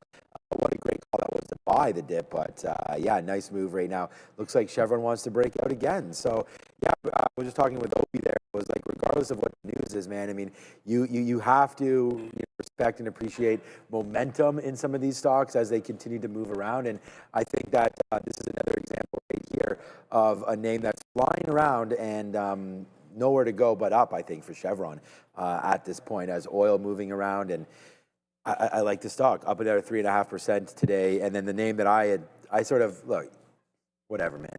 We had talked about Valero. We'd sort of patted ourselves on the back a little bit about that stock. It's the same kind of a way where it had that huge move up, kind of pulled back in, and now is talking about taking out some of these highs again. So, Valero's had such a great run. And, back there, if you go to the tariff bottoms of $100, now at 200, so you almost got to double here. That's not common for this stock, 4.5%, something like that. I'm not sure what the yield is right now, but that's what I'm trying to get at. So there's also a dividend associated with all of these oil names. So not only you get capital appreciation, but you also get some portfolio assurances with dividends. So lots of stuff happening right here in the market. And it looks like the futures right now are getting close to getting stopped out. I'm not going to average in these PQs again.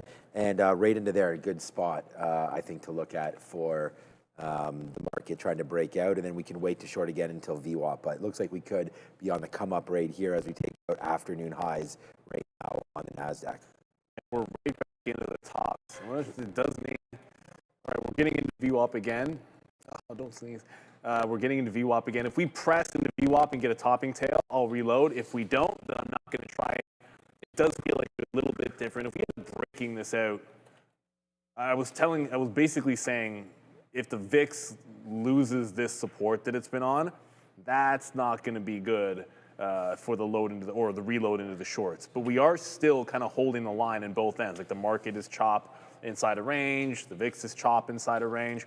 It was asked in the chat, like, what's going to get us out of this chop? It seems like we'll have movement, but there's no follow through, which I think is fair to say. Like, there's no afternoon follow through with any moves. That's a good thing when we have a down day, obviously, but maybe earnings will be the change for that. That would make sense to me. Like, we get into the non-bank earnings, you get some tech names, and you might see a little bit more movement and follow through. Especially if we get if you have any bad earnings from some of the big cap tech names, I do think that could be a bit of a deal. Obviously, rates. Maybe had we gotten an actual decision out of the Supreme Court, there might have been follow through today. Instead of like that same sideways. So in the afternoon, I don't want to force anything at this point. Like when we go from, like, look at the even just the back and forth in the UVXY and what you're able to capture in the morning relative to now, you just don't want to get chopped up, unfortunately. So if if a big move gets made, fair enough. But, like when I zoom in, like you can see in here, like it's just a complete chop fest. So if I see something like a big move where I can play a trend break, yeah, great, because I think there's an actual opportunity for silver to revert. But if it ain't moving, I don't want to touch it. The VIX is up today. Oh, but we're doing this. I'm going to move over my Windows desktop. I'm just going to go to Trading View so you can see the actual VIX. To give you an idea of, wow, Bitcoin today. Oh, seriously? There we go. Yeah, it's Bitcoin's Just to give you an idea of like where the VIX is at. Like, yeah, the VIX is up 8% today. I'm not saying like you look at it now because we're starting to creep up, right? So it becomes a more important indicator as we start to go. But it's not even in danger territory yet. We're still under 20. You know, until you get above like 25, that's when you start thinking about it reverting, and we get like deeper pullbacks in the market, like that kind of a thing. It's still very much in the early stages of any kind of real shift.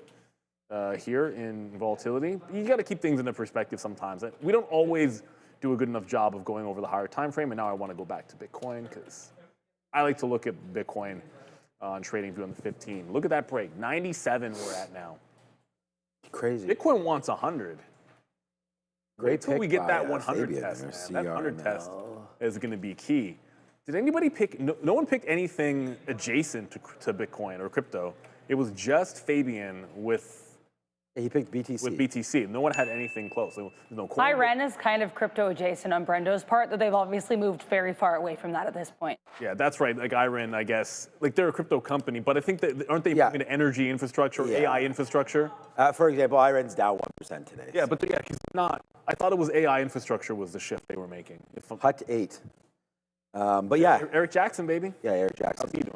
I haven't looked at Hut 8 in a minute, but here goes CRML. So I think, what about breaking 19 right now? I mean, what is going to stop this name? We just go from 18 to 19 in pretty much a straight line. This is a 1 minute chart. So I just think you want to play pullbacks into $18, but I just don't know if they're going to happen. This kind of a stock is not really my cup of tea at this time of day, but I could see, whenever I see things like this, I just, and again, Obi's over here, but, you know, I would always like to play the other way on this, like to try to revert this back down in, but you know, it hasn't worked out too much as a strategy on this stock so far today to do that. So CRML, yeah, there's the day break right there, the break of the day at 1850. It looks like a good one here. CRML continuing to hum here. All right, another update. Let's go over to Sia. Just a real quick small cap update for you all today. The Russell's up 0.3 right now after trading a little lower earlier today. Let's move on to a couple individual tickers. BE is down 5%.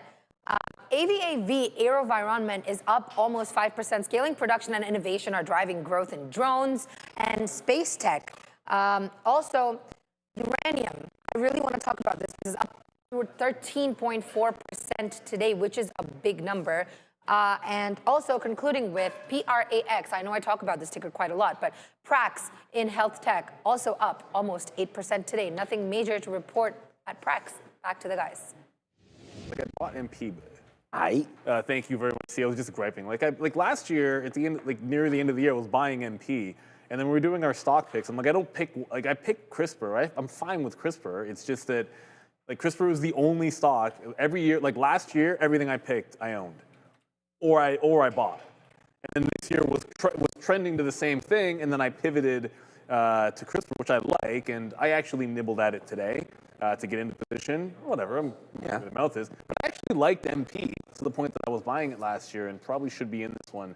It is what it is. It's making a move. Like CRML is moving a lot. You know what? That's a Freudian slip. I'm going to quickly pivot. We went all day yesterday without mentioning Salesforce once. So I'm going to call that a Freudian slip. Salesforce is down another % today.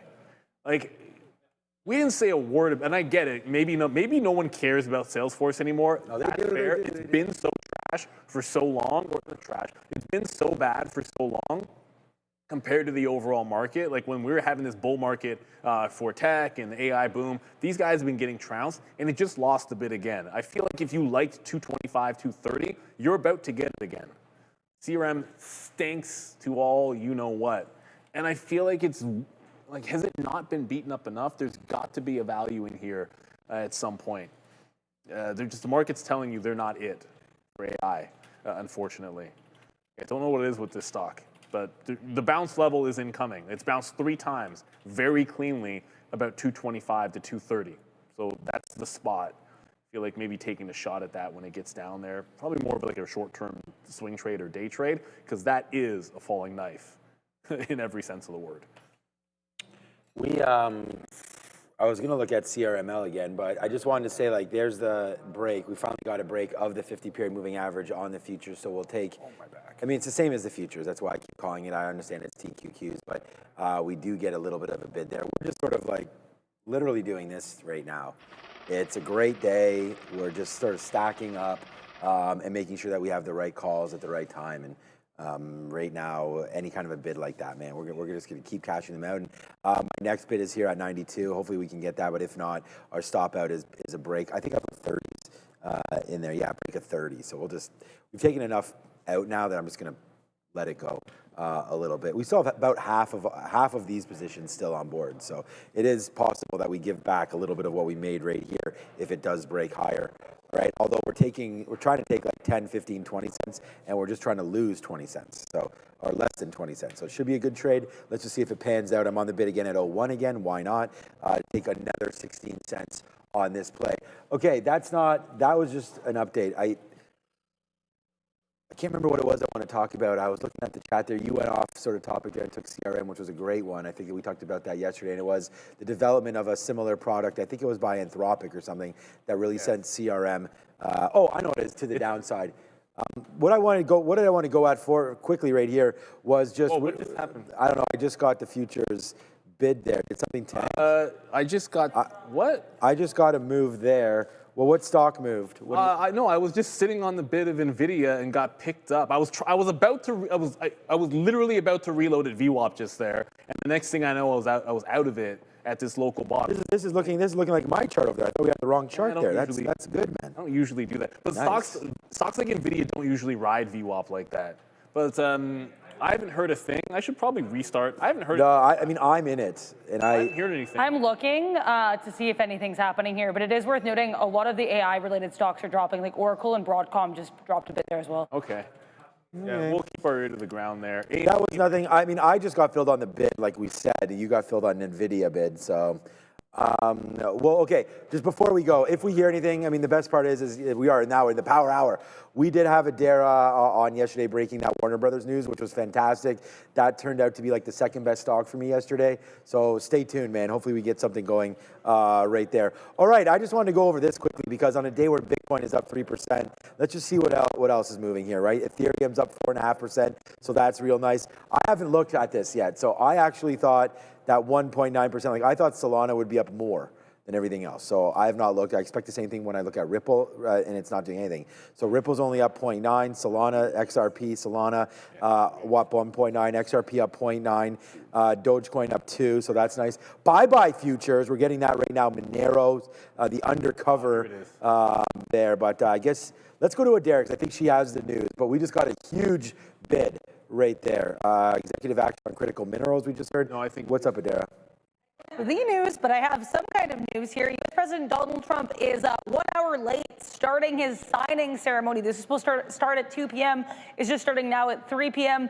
Unclear as of yet what it's about, but I am seeing this Agriculture Secretary Brooke Rollins present, so it could be agriculture related. If I get any details specifically if it's market related, I'll let you know. And they just zoomed in on a jug of milk, so I'm guessing it's milk related. Either way here, if there's anything market related happening with U.S. President Donald Trump, I will certainly keep you all posted. Back to you. A few things. OpenAI forges a multi-billion-dollar computing partnership with Cerberus, the executive order on critical metals. He also was saying the president's making a bunch of comments, but the only thing tech-related was the OpenAI thing. But look, it was a bunch of stocks that just went to the downside. Like I was in, by the way, prior bar out. Like usually this is more my style of trade. Like it does a trend break and it's like a binary trade. I just kind of hit it once. But like Nvidia was just, I guess it was different. I might get reloaded if it's still probably not going to bounce. It might reload into VWAP, but AMD also could be losing the volume weighted average price here. So if this continues under VWAP, I think this would be a breakdown on this as well. But AMD's been so strong today. This is maybe not the one to try the short. And look at it already. Wow. Okay, look at the bounce. Even as I was saying, maybe this is not the one to short. Yeah. And it pops $1 right in front of me. There's some crazy news going on. The futures are going nuts right now, like absolutely insane. We just got an awesome fill. We're really on one right now, guys. This has been a great trade. Nvidia and Advanced Micro Devices. There's some sort of. Are we going to Adara? Okay, there's a huge story happening. Let's go. I mean, I'll tell you guys what I have currently in front of me. Sorry, things are still populating. But I will mention here, apparently USA is saying that Trump has signed a executive action on critical minerals. If I hear anything more about said action, I'll let you know. Here's TMC. You could also watch your CRML. Also, Trump saying they're going to be talking about Iran news. I'm waiting here for this news from Nvidia and AMD, but I will mention again, as Neil said here, Wall Street Journal reporting that we have OpenAI with a $10 billion compute deal. I have the news for Nvidia. Trump apparently just saying that he signed an action that will allow them to take 25% on chip sales in China. Again, this is news we already were aware of, but that seems to be the only headline I have right now. It is a little bit hard to hear him, the stream I'm watching, so hopefully we'll get better audio. And either way here, NVDA, again, Trump announcing they've signed an action that will allow us to take 25% on sale of chips to China. Stuff we already knew. Back to you. How are we moving like that on old news? That is so ridiculous. Whatever. I don't know, but yeah, whatever. It works. It works. Yeah, we got reloaded there. I don't. We were sitting up there, and yeah, it was 6 cents worth of risk. Boom. So just before that story came to the market, we got 81s right there. So remember, like our risk is 14 cents, and we just cracked out 50 cents there. So let's go, man. We're hearing something in our ear about Iran as well. So there's going to be stories coming, and it's a good thing that we have the president in power hour is what's happening here. The one thing that I don't like for reloading up here, I've shorted this price all day long on Nvidia, but here's what's happening in UVXY. Remember I said if we lose the bid, I don't know that I want to be shorting, as this is actually going in the other direction, because that could kind of bode for a push to the upside. So I'm going to stay away until we stabilize in UVXY. Once we do, then maybe go back to shorting VWAP here. This is old news. Why are we doing anything? Adara, again. Yeah, I was just going to mention here, with regards to Iran, I did mention it while I was talking about the Nvidia AMD story briefly, but apparently Trump just said he's going to be teasing out some kind of an announcement about Iran at some point today. So that's really what it is with regards to Iran. He's also mentioning the state in Iran right now, but again, no real news, or it's nothing that we haven't already heard. I'm going to guess oil probably made a pretty significant move. What's the current what do I have? G. Oh, I do have it. Haha. At some point. No, we don't look at oil very often, so most of the times I actually have the wrong contract up there. Yeah, that'll do it. Okay, yeah, down. We're actually now red on the session underneath 61. So big, massive move in oil. Well, that's how it works sometimes, unfortunately. So you always take your profit and trade with stops. Although there's not much you're doing here. I think this might be when you get rinsed like this. Yeah, when oil futures decide to move, I'm kind of chuckling in my mind because some of at least one of the worst days I've ever seen in the history of this floor was traders getting trapped in an oil futures move. It's just built differently when you get caught in one of those. It's not like when like the NASDAQ cracks on you. Like you're gonna get a reasonable out. Oil futures, you're not. Yeah, VIX still absolutely sliding down here, so the market is coming back. It's not feeling like it's a reshort yet. Maybe when if and when the NASDAQ gets to VWAP up here, if it rejects the volume weighted average price and I see UVXY stabilize, ideally Nvidia would be in the same range between 182 and like 182.25 to try to short it. But until then, just going to back off a little bit here. Maybe see what's going on. Ooh, save man woman. That was exactly what I was thinking. I'm like, well, maybe you can find like a dip buy in one of these oil stocks. CVX just pulled right into VWAP and seems like it's holding. That could be something. Maybe a little bit of a hold 167, get a single bounce, maybe higher low or something, and then try a long here as a reversion play to be able to react. So the market starts moving. We were complaining about no action in the afternoon. Well, be careful what you wish for. Yeah, I'm thinking about this breakout here on Nvidia, to be honest with you. We did get stopped out, obviously, on our... Yeah, it's gone, but it's okay. It was still down 2% here on Nvidia. Obviously, that move down, we would have loved to be there, but it is trying to break right now through this level of 30s. So, yeah, I think Nvidia is worth a shot. Let's buy some here. I just put a bid at 29. There it is. So now we're long at 29 on Nvidia. It kind of makes sense a little bit to me here to see if that we've potentially got a deal with Trump and Nvidia and China, and he wouldn't have been signing something if he didn't think there was some sales potentially coming from Nvidia over there into China. So I think this should probably be a negative for Alibaba and a positive here for Nvidia. So Let's just go long until basically. What about if we just break this spot right here, 181.70? I think that's worth it. We could get a little bit more in. I mean, here we go, man. This is another one. We're in this right now. So there goes Nvidia, man. Huge move right now. Let's go. Like, we just put this on. We just talked about it. I put this long. Like, this is the thing, man. Like, what I do is live. You know, that's what we're doing. And this went against me. I put this in. You guys all saw it. So let's go. Let's see if we can get some action here now on Nvidia. Your boy's long. We ride the bull, man. Props it up. It's Nvidia time. It's long. And we're just going to, you know, take a little bit of a shot here against that 182 flat or so. There it goes. Yes, sir. Nice move here for NVDA. So there it is, man. Nice move higher. We got Nvidia. It's long. We're 30 cents in the money. Let's go. And AMD is also absolutely flying. I just went like 80 pennies to the upside. I'm going to like this one a little bit better. I just feel like it was stronger before, so hopefully it'll be stronger after as well. I just want to pick on that one. The other thing is what I was looking for on the UVXY.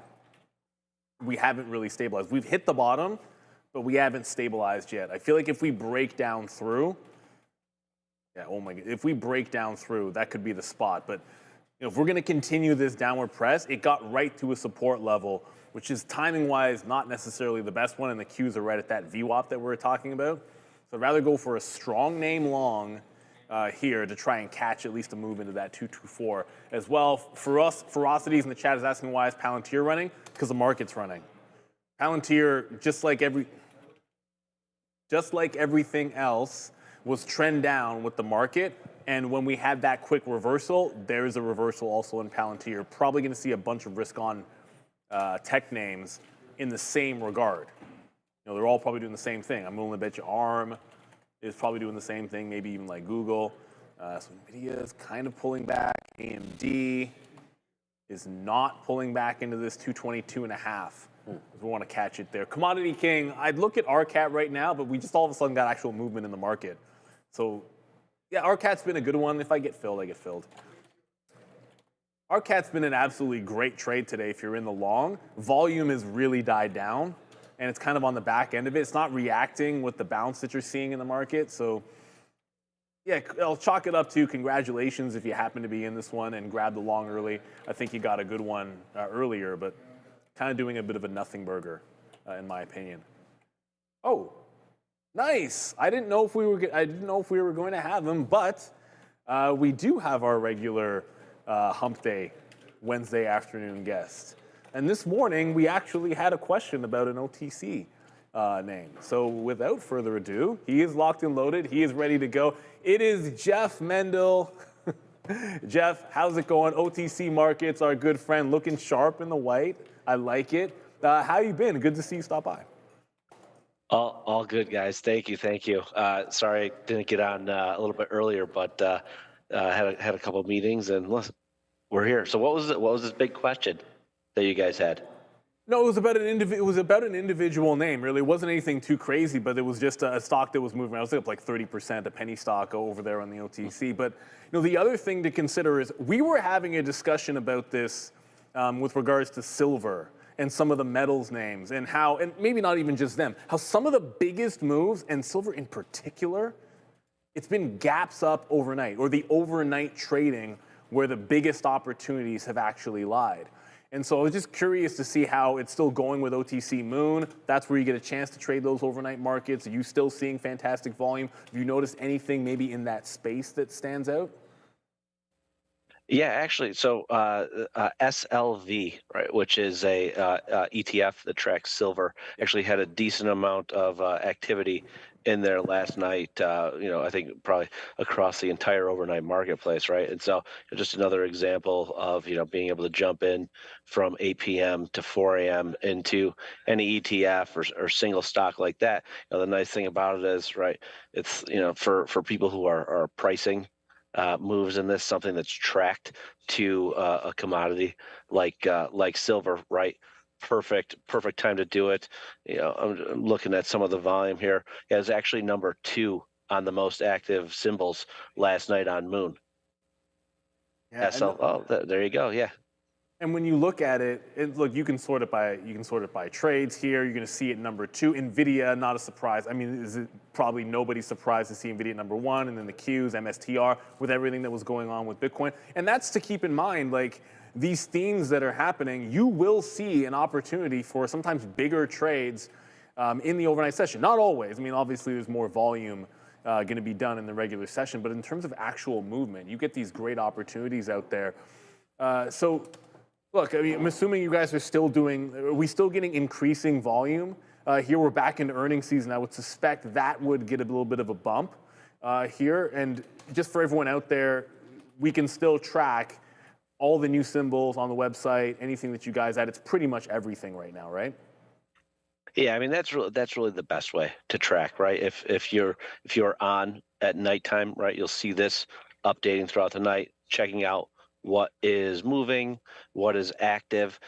Overall, yes, the volume increases has been sustaining. You know, we're looking to bring in new participants as well too, right? This is just, you know, when I say we're looking, right, it's also just, I think, as a whole too, as more broker dealers get access, right? It's like, it's not like, you know, the guys at Trader TV have been trading overnight forever, right? There had to be a point when you stopped, and there's still a lot of firms that aren't there yet as well too. And so it's education, it's connectivity, it's getting people, you know, everything. It's not just you turn on your phone app or your trading system and you can send an order, and there's other things on the back end too where you need to get to get hooked up for things like trade reporting and clearing and everything like that, right? But you know, as you can see, that's the end result right there is activity overnight. So you mentioned some of those names too, right? All names that are active during the daytime in most cases as well. Yeah. And I see.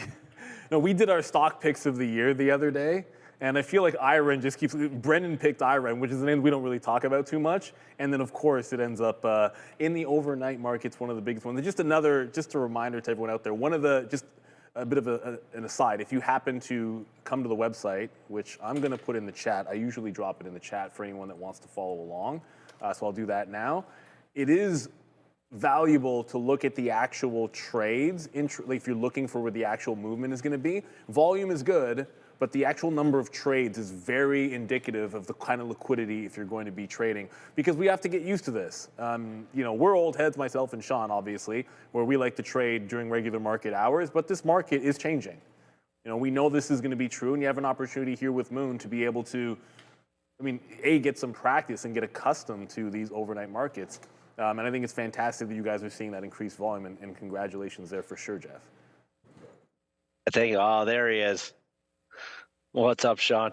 Good, man. How are you? What are you chewing on something? Are you eating lunch? Yeah, no. It's all good. No, I'm just waiting my turn to talk to you. But no, it's always a good thing. And plus, I don't know if you noticed, the market's still open and it's going kind of crazy over here right now. But you're going to have a lot of overnight trading again, I think, today, as some of this news just does not stop coming through. Just got news about Iran. We got news about oil here again. So more and more happening. But the one play that I wanted to bring everyone's attention to, and we talk about it all the time, and it's Fannie Mae and Freddie Mac, can only be found over on the OTC market. And this is something that I think, as Donald Trump sort of makes the rounds, you know, through everything that he wants to talk about, housing has been a big part of the story. And I just think, honestly, Jeff, that Fannie Mae and Freddie Mac have been such amazing volume pieces when they get going. And I always want to remind traders, although I don't have any executions on this here today, but not doing much, breaking and lower. The executions are fine over here. OTC markets at the top of the level 1 right now, 38 by 40s. You're here right now. Liquidity is pretty solid. And I just always want to remind traders that this is the spot to go to. Fannie and its brother Freddie definitely can pick up 50 million, 100 million shares, right, Jeff? We've seen these guys do 100 million shares a day before when it starts to dance. So this is a great spot for traders to look at if the housing talk starts to heat up again. Yeah, definitely. You know, just another name, right, that we talk about a lot here. Yeah. Coming up in the news a lot as well too. You know, it's one thing where it's like, you know, it's at some point last year was trading, you know, huge, all around huge below volumes. 10. Now it's over it again too. You know, I don't see how much it was. This was like $1.50. This was $1.50 when Trump was appointed, right? So right now you're up to $10. It's not $10 today, $9.50 on Fannie and Freddie. And then also, just so people are aware, there's a lot of sort of, not misunderstanding, I mean, your website does great for education, but what do we need to know about when we see these little symbols beside here? You know, we talked about sort of the registration, the QX and whatnot for Roche, and there's SoftBank here as well. That's an easy way for many traders to get involved with what's happening in SoftBank. Luckin Coffee, we've talked about Rolls-Royce, but what are the different symbols, classifications here over on your side, and should we feel safe trading many of these names? So it really has to do with, for QX and QB and ID, it has to do with our engagement with the actual issuer directly. Okay. Right. So if you see that on there, right, they've met certain criteria, thresholds for us to put that up there. We're engaged with the firm as well too, right? And then it goes down. QX is our premier marketplace. Okay. QB is our ventures marketplace. ID is saying that we have data on the company. We have right here. Yep. Have financials, right? And then also going down to Pink Limited as well too. It means that the data might not be as readily available out there on our website, right? But a firm like Tencent, TCEHY, it's one of the most actively traded names. It's listed on the Hong Kong exchange as well too. So it's it's going through requirements to be listed there. And this is the ADR version of that, right? TCEHY.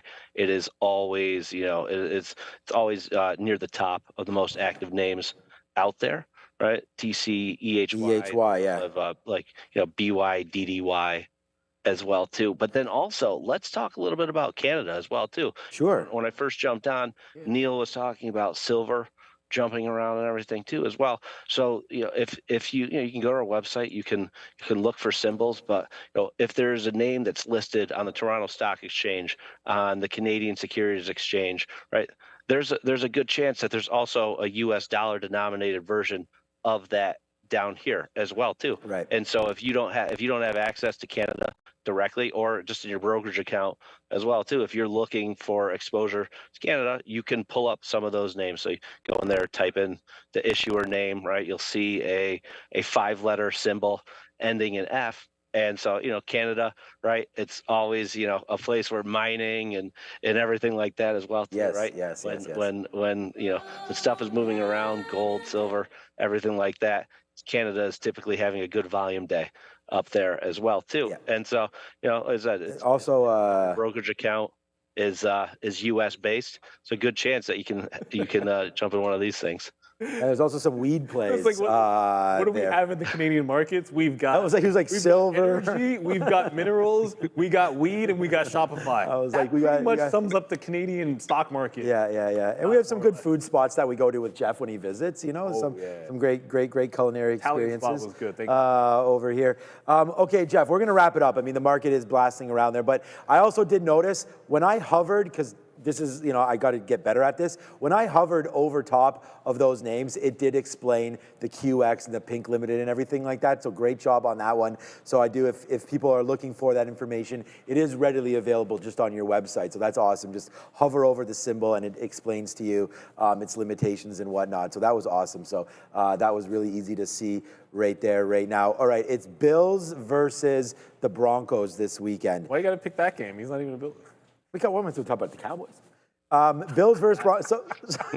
No, but I'm just saying, my team's the Packers, so I'm not trying to do anything.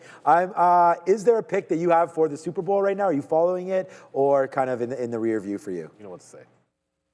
Listen, I mean, it'd be great to see Bills versus Patriots right now. I think AFC that'd be awesome. Game, right? That'd be awesome. NFC, I think still a toss up right now, but I think great old school show up.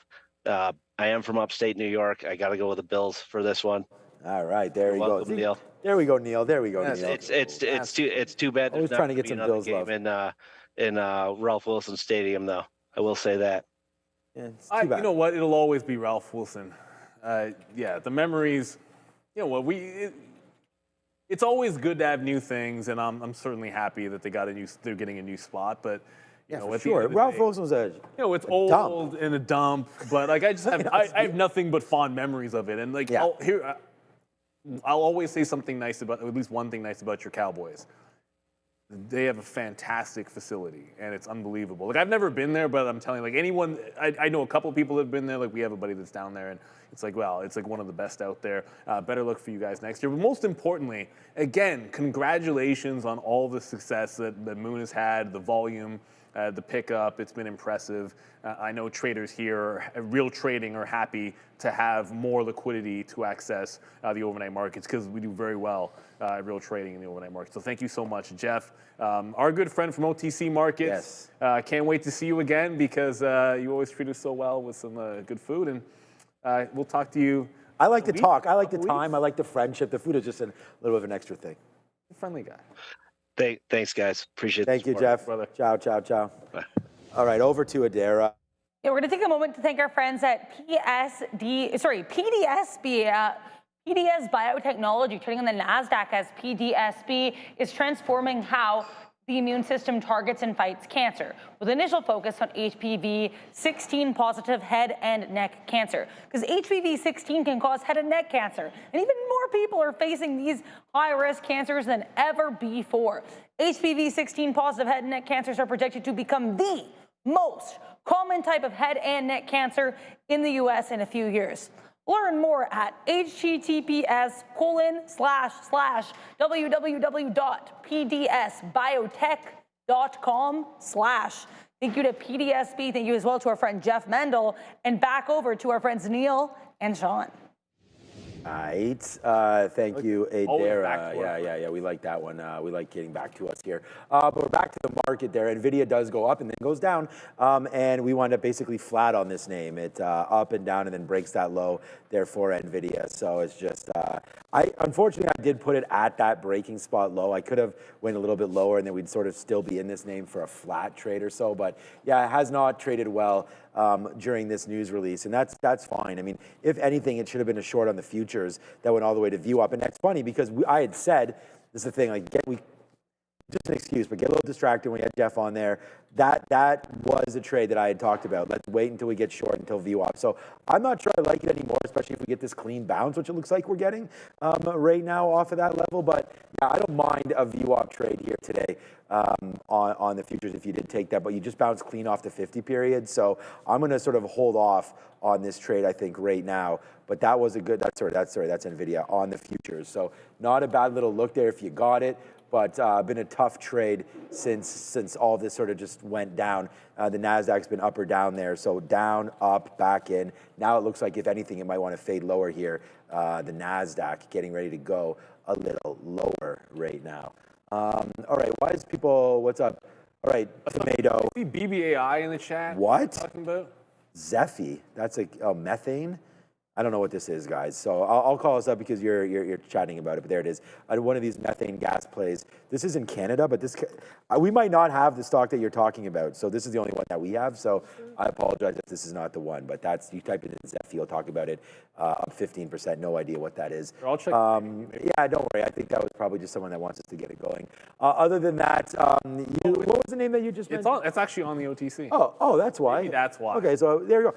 It's funny because Jeff had mentioned, don't forget about Canada, and there's a Canadian stock on the market that we're not even talking about. So there it is, Zephy. No, it was BBAI. Sorry, my mind was somewhere else when we were talking about that, and I was going to jump over. No, BBAI is... Never heard of it. It's called, what do they call it? It's like big, it's an animal. We have a lot of them. I have no idea. Polar bears. Grizzlies as well. Yeah. We like big, and you might run into one. AI in these places. You know what's crazy is, I'm not saying I'm more scared of a moose than a bear. I am. But I am. No, it's like I'm not saying I'm more. It's just moose. They don't care, and they're just way bigger than you think. If you've ever been close to one, they're huge. I mean, just insanely big. Like my in-laws have like land up north. You have no idea how big they are. We go like hiking in their woods in their back, and it's like you'll see the tracks, and when it's like at a Jurassic Park or something. When you see the footprints, like we see the footprints in the snow, and you're like, if that was here right now, I would be like, oh shoot. That's a big animal, bro. But the BBAI breakout, not just high of day. I think it's through maybe not yesterday afternoon top. So this one is on a bit of a breaker. It's got the 50 period and 200 period hold going. This seems like a 650 breakout tomorrow, right? But does that not look like, here's a 15-minute. Yeah, that's a 650 break tomorrow. I'm writing down, oh, wait a minute. Oh, should I have a doctor's appointment tomorrow? Anyways, yeah, so I'm actually off tomorrow because I have an appointment. But this is a 650 breakout. That's 1, 2, 3 tests in the last 6 days and some big reversals. Good consolidation, holds on to 6, and then you break higher. Oh, and then there's the super chat, which I didn't even see. Okay, this dude, TNY said, loaded up. Same super chat. It's just he loaded up on BBAI. So, yeah, good call there, 2NY cent. We'll see if it goes. I think you're right about the break. I like it because of that 200 period moving average. I mean, we've talked about that. That's even better. Look at the. Before we go to sector watch, look at the 200 period moving average on this thing. The only breach was literally the April lows. Like, you're talking about the tariff bottom. That's it. That's the only time we've actually closed underneath the 200 period moving average. That is accumulation on a stock, any which way you cut it. I believe we are going to the desk. We've got sector watch. Yeah. 30. See you. Thank you so much, guys. We're going to take quickly a look at the market right now. I want to start with talking about a couple, just go over the market first of all. Energy is doing great today. Electric tech looking a mix of red and green, honestly. Finance is flat for today. Retail also looking pretty flat, but communications is another thing that's doing really well today, including consumer non-durables. But I do want to talk about 3 stocks here. XOM up 2.7%. Exxon will also be announcing its Q4 2025 financial results on January 30th with a press release at 5:30 a.m. and a conference call at 8:30 a.m. And Oracle, I want to talk about ORCL. The company has been sued as of today by bondholders who say that they suffered losses because of the company chaired by billionaire Larry Ellison, who concealed its need to sell certain significant additional debt to build out the artificial intelligence infrastructure. And the company has declined any comments on this particular matter, but the shares are down over 5%. And Nvidia as well, to quickly end it, is down 2% right now. U.S. lawmakers and former officials, as of today, question President Donald Trump's decision to allow Nvidia to sell its second most powerful AI chips in China, arguing that the move orders America's AI edge and threatens to electrify Beijing's military. And that's all. Back to the guys. Thank you very much. This was a funny one there. You should have picked Big Moose AI instead of Big Bear AI. So shout out to Viz. His body got us there. That was you don't want to, and you can't hit one either, man. Like, your car is. Oh well, yeah, you don't want to hit a bear either, but yeah, a moose will be a problem. I just feel like a bear. Like it is what it is. You're not surviving a bear attack either, but there's I feel like there's something to do. Attack. I think a bear is. I don't think a moose. But a bear is not really going to attack you in a lot of cases. I think the real issue is that people are naturally afraid of bears, so you're not going to get messed around. But a lot of people don't realize that they should be afraid of a moose. Oh, yeah. And I think that's the problem. You don't think that whatever, this thing's not going to hurt me. There was something else I was going to mention. A moose don't play around. Well, you know what? We can come back in a second. I lost my train of thought. I was going to talk about something more, and now I don't remember. Not Big Moose AI. Big Tilapia AI. Okay. Yes, this mistake right here, guys. Look at Nvidia. Stopped out. All the way to the upside. Definitely some, trading to be desired there. That we stopped out. We were just using this little tick to get stopped out. So unfortunately, it does run those levels. And in hindsight, you say, why don't you leave it to down there? But come on, man. I mean, there's only so much that we can do. I can't predict everything here. So, yeah, that's part of it. So we just gotta stay the course here and just continue to watch for these markets. You were mentioning there was some earnings. Okay, yeah, let's go with the super chat. Okay, another super chat right there. Hold on, I got to get some orders out as we start to look around. All right, there it is, easy peasy. 2%. Great call in the short, Sean. You're welcome. We'll just hit the props up there. Thank you for continuously supporting the easy peasy, as mentioned. You've been work Every day. 0.2%. So if you, I hope you're, I mean, I know you're keeping track because you are the one, it's your P&L. But that'd be kind of cool. It's like maybe on the whatever, how it's going, obviously, exactly. with all of these, because we're not keeping track of all of this, but that is amazing. Thank you for the continued support of the show and of your Super Chat donations. Now, yeah, we did pretty good on those shorts, needless to say, and that's, we were just buying short the whole day, and you know, the futures was my best trade. And Rivian was really something special today. That was parked up there. If you guys are wondering what he's talking about, we parked that right here on our sticky note every single day. And Rivian's the #1 trade today. I said 18.75 if it comes into play. Obviously, that doesn't hit. And then we said 18 short. It's all written here. It's out between 8 and 8:30 at Trader TV Sean. Just go to our socials, and I'm sure we'll pop up. So there it is. There's the break of 18, and there's the short, man. We were really lucky to get that down to 17.20. Again, down there to the downside. So thank you, Easy Peasy, for all of that. It is for sure. There he is in the chat. It's a great start for 2026. That is for sure. My guy over there, like, I don't know. It's halfway through. Yeah, I know. Isn't that crazy? nuts? Like yesterday, I made the slip up of saying, it's been a great start to the month when we're literally at the midpoint. This is an interesting one because, like, at what point would OB short eventually get called? Now you're down 24%. We didn't make up a rule. No, we didn't make up a rule. I was just saying if it doubles, then I think you get kicked out of it because at that point, so what's the news with Citizens? You wouldn't. I don't even know what the news is, but I'm not bringing it up because it's OB's thing. It's up 25%. Yeah, and it's done 50 million shares. So City of Space right there, starting to go upside. I mean, we know. But Refrain went all Rocket in Lab space. Yeah, well, Refrain again, went both ASTS. See, that's a bold move. Going both Rocket Lab and when ASTS it's fake money, you can do whatever you want. Literally, no, I feel like it's kind of redundant. Why can't I call up ASTS here? Oh, there it goes. I mean, Rocket Lab's up 7% right now. So 2 and 7. Yes, that's the thing. One of my picks. Rocket Lab is in my opinion, this is just my opinion, a little bit better fundamentally. They're both going to be shot plays. I just think Rocket Lab's a little bit better fundamentally. But then I'm biased between the two. Come on, daily chart. I don't know why that was on Blue Ocean. No, but good look. Because if Citizens is going up, it's probably because the space is going higher. What I'm worried about for these guys is when SpaceX comes to market. There's nothing better to signal a top than the biggest IPO in the group. Because when that turns, I don't care where they are. Like the second you get that IPO high on SpaceX, because everyone's going to love it the first day, let's be real. Like we're all buying it on the first day. Well, okay, we're all trading it on the first day, and we're all going long at the open whenever SpaceX comes around. But if it does like its CoreWeave moment, and, look at Nvidia, Jesus. I mean, everything. VIX is that's what I was going to talk about the VIX. The VIX broke that. Broke long that low. Is stupid thing. So longs followed through because the VIX part when the VIX broke down and then VWAP went. No, but when you talk about like, those IPO moments, CoreWeave, when it caught the turn, bye-bye.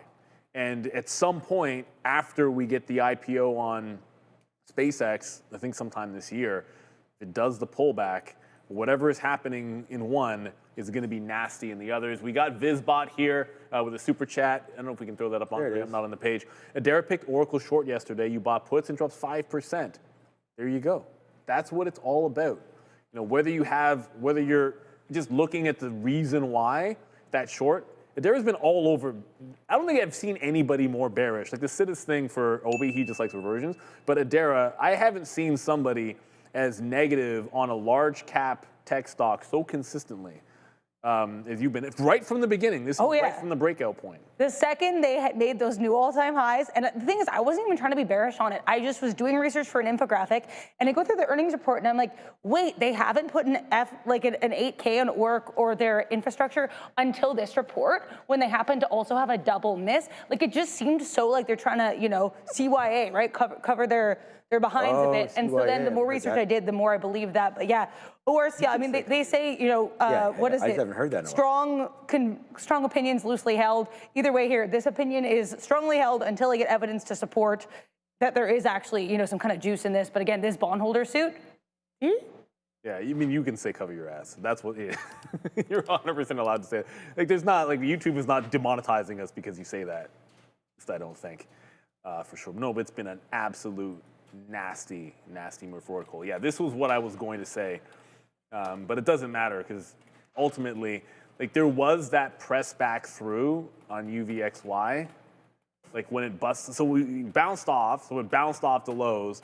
Then there's your curl. So like that short there, when it reverts, that's kind of where you'd go long. And unfortunately, it just didn't have anything. And Nvidia is going to end up breaking higher. I wanted to look at. We haven't really talked too much with only 13 minutes till the imbalances come through. I looked to see if Tesla was going to see if it could break out, and it's not. So this move up in the market, Tesla's not going with it at all. Alphabet, actually this just went green, believe it or not. So again, you have some outperformance. And it's important to look at the Mag 7 individually at this point, right? Like just don't compare Google and Amazon to Apple and Meta anymore. It's not going to be the jam.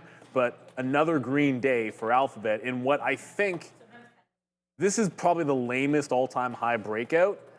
But if you look at the prior levels we were at on Alphabet, like that high at 330, well, where did we bounce today? We bounced at 330. So technically speaking, we topped out at 340. We held the top of the prior range, and we're bouncing higher. So this is holding that bullish pattern, even if most of yesterday kind of stunk on it, and a lot of today wasn't very good. Technically, this still looks absolutely fantastic on Google. Another all-time high. Nobody picked Google either. Google was definitely like, so I know what I want to talk about. Nobody picked Google. It was my number one pick, and I just didn't make it, so I didn't pick it. You're right, no one picked it. I was just looking here at ARKKQ. This is a name that I bought, and we bought it live on the show, actually. We put a market on open order rate here, and we got 109 and change that day. This is when we started to hear all about robotics, right? And that was going to be a push for the administration, and boom goes the dynamite there, ARKQ. And the reason why it's ringing a bell to me a little bit here is because this is a name that we had talked about with Rocket Lab, Astis Mobile, and all that, and Tesla. They're big parts of the story here. So yeah, just a little bit of a look there on ARKQ and what that's been doing here today. So a nice move up, another 1% right now. It's funny because C had mentioned uranium earlier, and SMR is doing okay, up 2.6% right now as that continues to sort of get off its bottom side there, $14 up to $19.20, $19.20. But trying to kick through, that's $21 right there. That could be a spot for SMR if we eventually get through some of those areas. But yeah, nice move higher here for SMR today. I'm still like, oh, you see the Widowmaker today? It's too bad Nat Gas. No, I did not see Nat Gas, but it's too bad about this, man. Like we were long on that and we didn't hit it. Trump talking, remember, Greenland is going to be a story, which I don't know if that has anything to do with critical metal or minerals and everything like that, but it's definitely a story. Oh, it's definitely a critical minerals. But the thing about Greenland is it's like there's no infrastructure there. Yeah, I know, LAC. So like, you're not really mining. It'll take some time to get any real mining production done. It just seems like it's more geopolitical. Like it's serious. Everyone's passing around this meme of when an episode of Jack Ryan talked about Venezuela and then how. Oh, I saw that one. Thing. No, but there's a similar one. If you ever watched the show The Diplomat, okay, there's a similar scene where the strategic importance of the area around Greenland for early detection.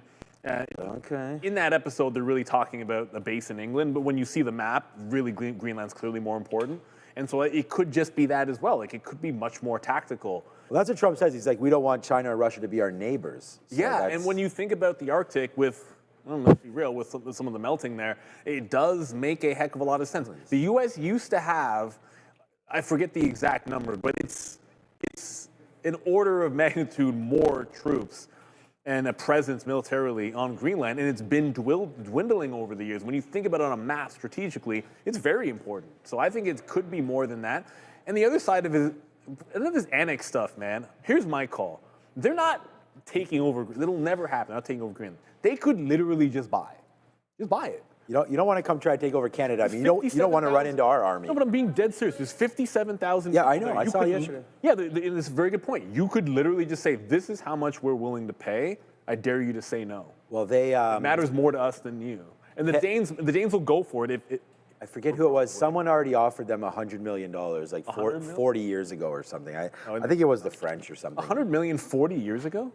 You can look it up. I saw it was on CNN yesterday. Someone had offered a country, I can't remember the country, had offered $100 million for Greenland. So I don't know, the bidding has started. How much would they have to offer each This president is going crazy I don't know what the over here. And he's buying Intel, buying some Nvidia, buying some Greenland up. Yeah. I was just joking. I was saying, like, if they come after Canada, they don't want any of this smoke, man. I like US dollars. Our army will just make everybody run the other way. What's okay, Adair. Me? I'm fast. I can run like a beast. You don't want us to send all these moose at you guys. I mean, that would be a big. That's the front line of defense. That'd be a big problem. I don't think Trump is understanding the moose situation. Yeah, what can you do about that? Line the moose up, and then just nothing you can do about it. Yeah, except for just shoot them. But okay, let's go over to Adara. Yeah, let's just talk here about oil again. USO to the downside. We have had some comments here from Venezuela and Iran from U.S. President Trump. He's saying basically that apparently situation has stabilized a little bit here in Iran. So USO dropping a bit. Keep an eye on oil plays with that in mind. Back to you. It's nasty, some of the energy names that are moving around here to the downside, for sure. And we just got another super chat here. Greenland is within ICBM trajectory. From Russia to USA. Absolutely. So this is real. This is why we are looking at, I even said, like, I'm mad that it doesn't, like, it's just, I shouldn't be mad because I own MP materials, but I wish I had made this one of my picks. It's more the principle. Like, the principle behind it is last year I didn't make a single pick that I didn't own, and this year I did. And I should have just picked the stock that I actually have already bought. And it's like, I'm not buying CRISPR just because I actually do like CRISPR still, but I just feel like this would have been a better one. You're going to get a breakout here. You're going to get a breakout in critical metals. And let's see tomorrow, because both of these have recently taken a new high. You're going to want to at least hold a pullback into that prior high. Like the move has exhausted itself today, obviously with 15 minutes left, but can you withstand a pullback into the prior high? If that can do it, then I think the shorts are still going to be concerned. Let's go up to SIA, 5 minutes to imbalances, everybody.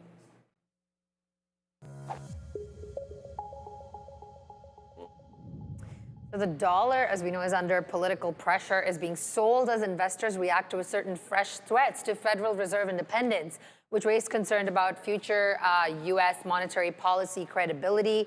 We're also going to take a look at euro and pound. The euro is holding up as Eurozone inflation has showed to ECB's target. It's encouraging expectations that the current rate cut cycle may soon end, which is limiting downside for the single currency.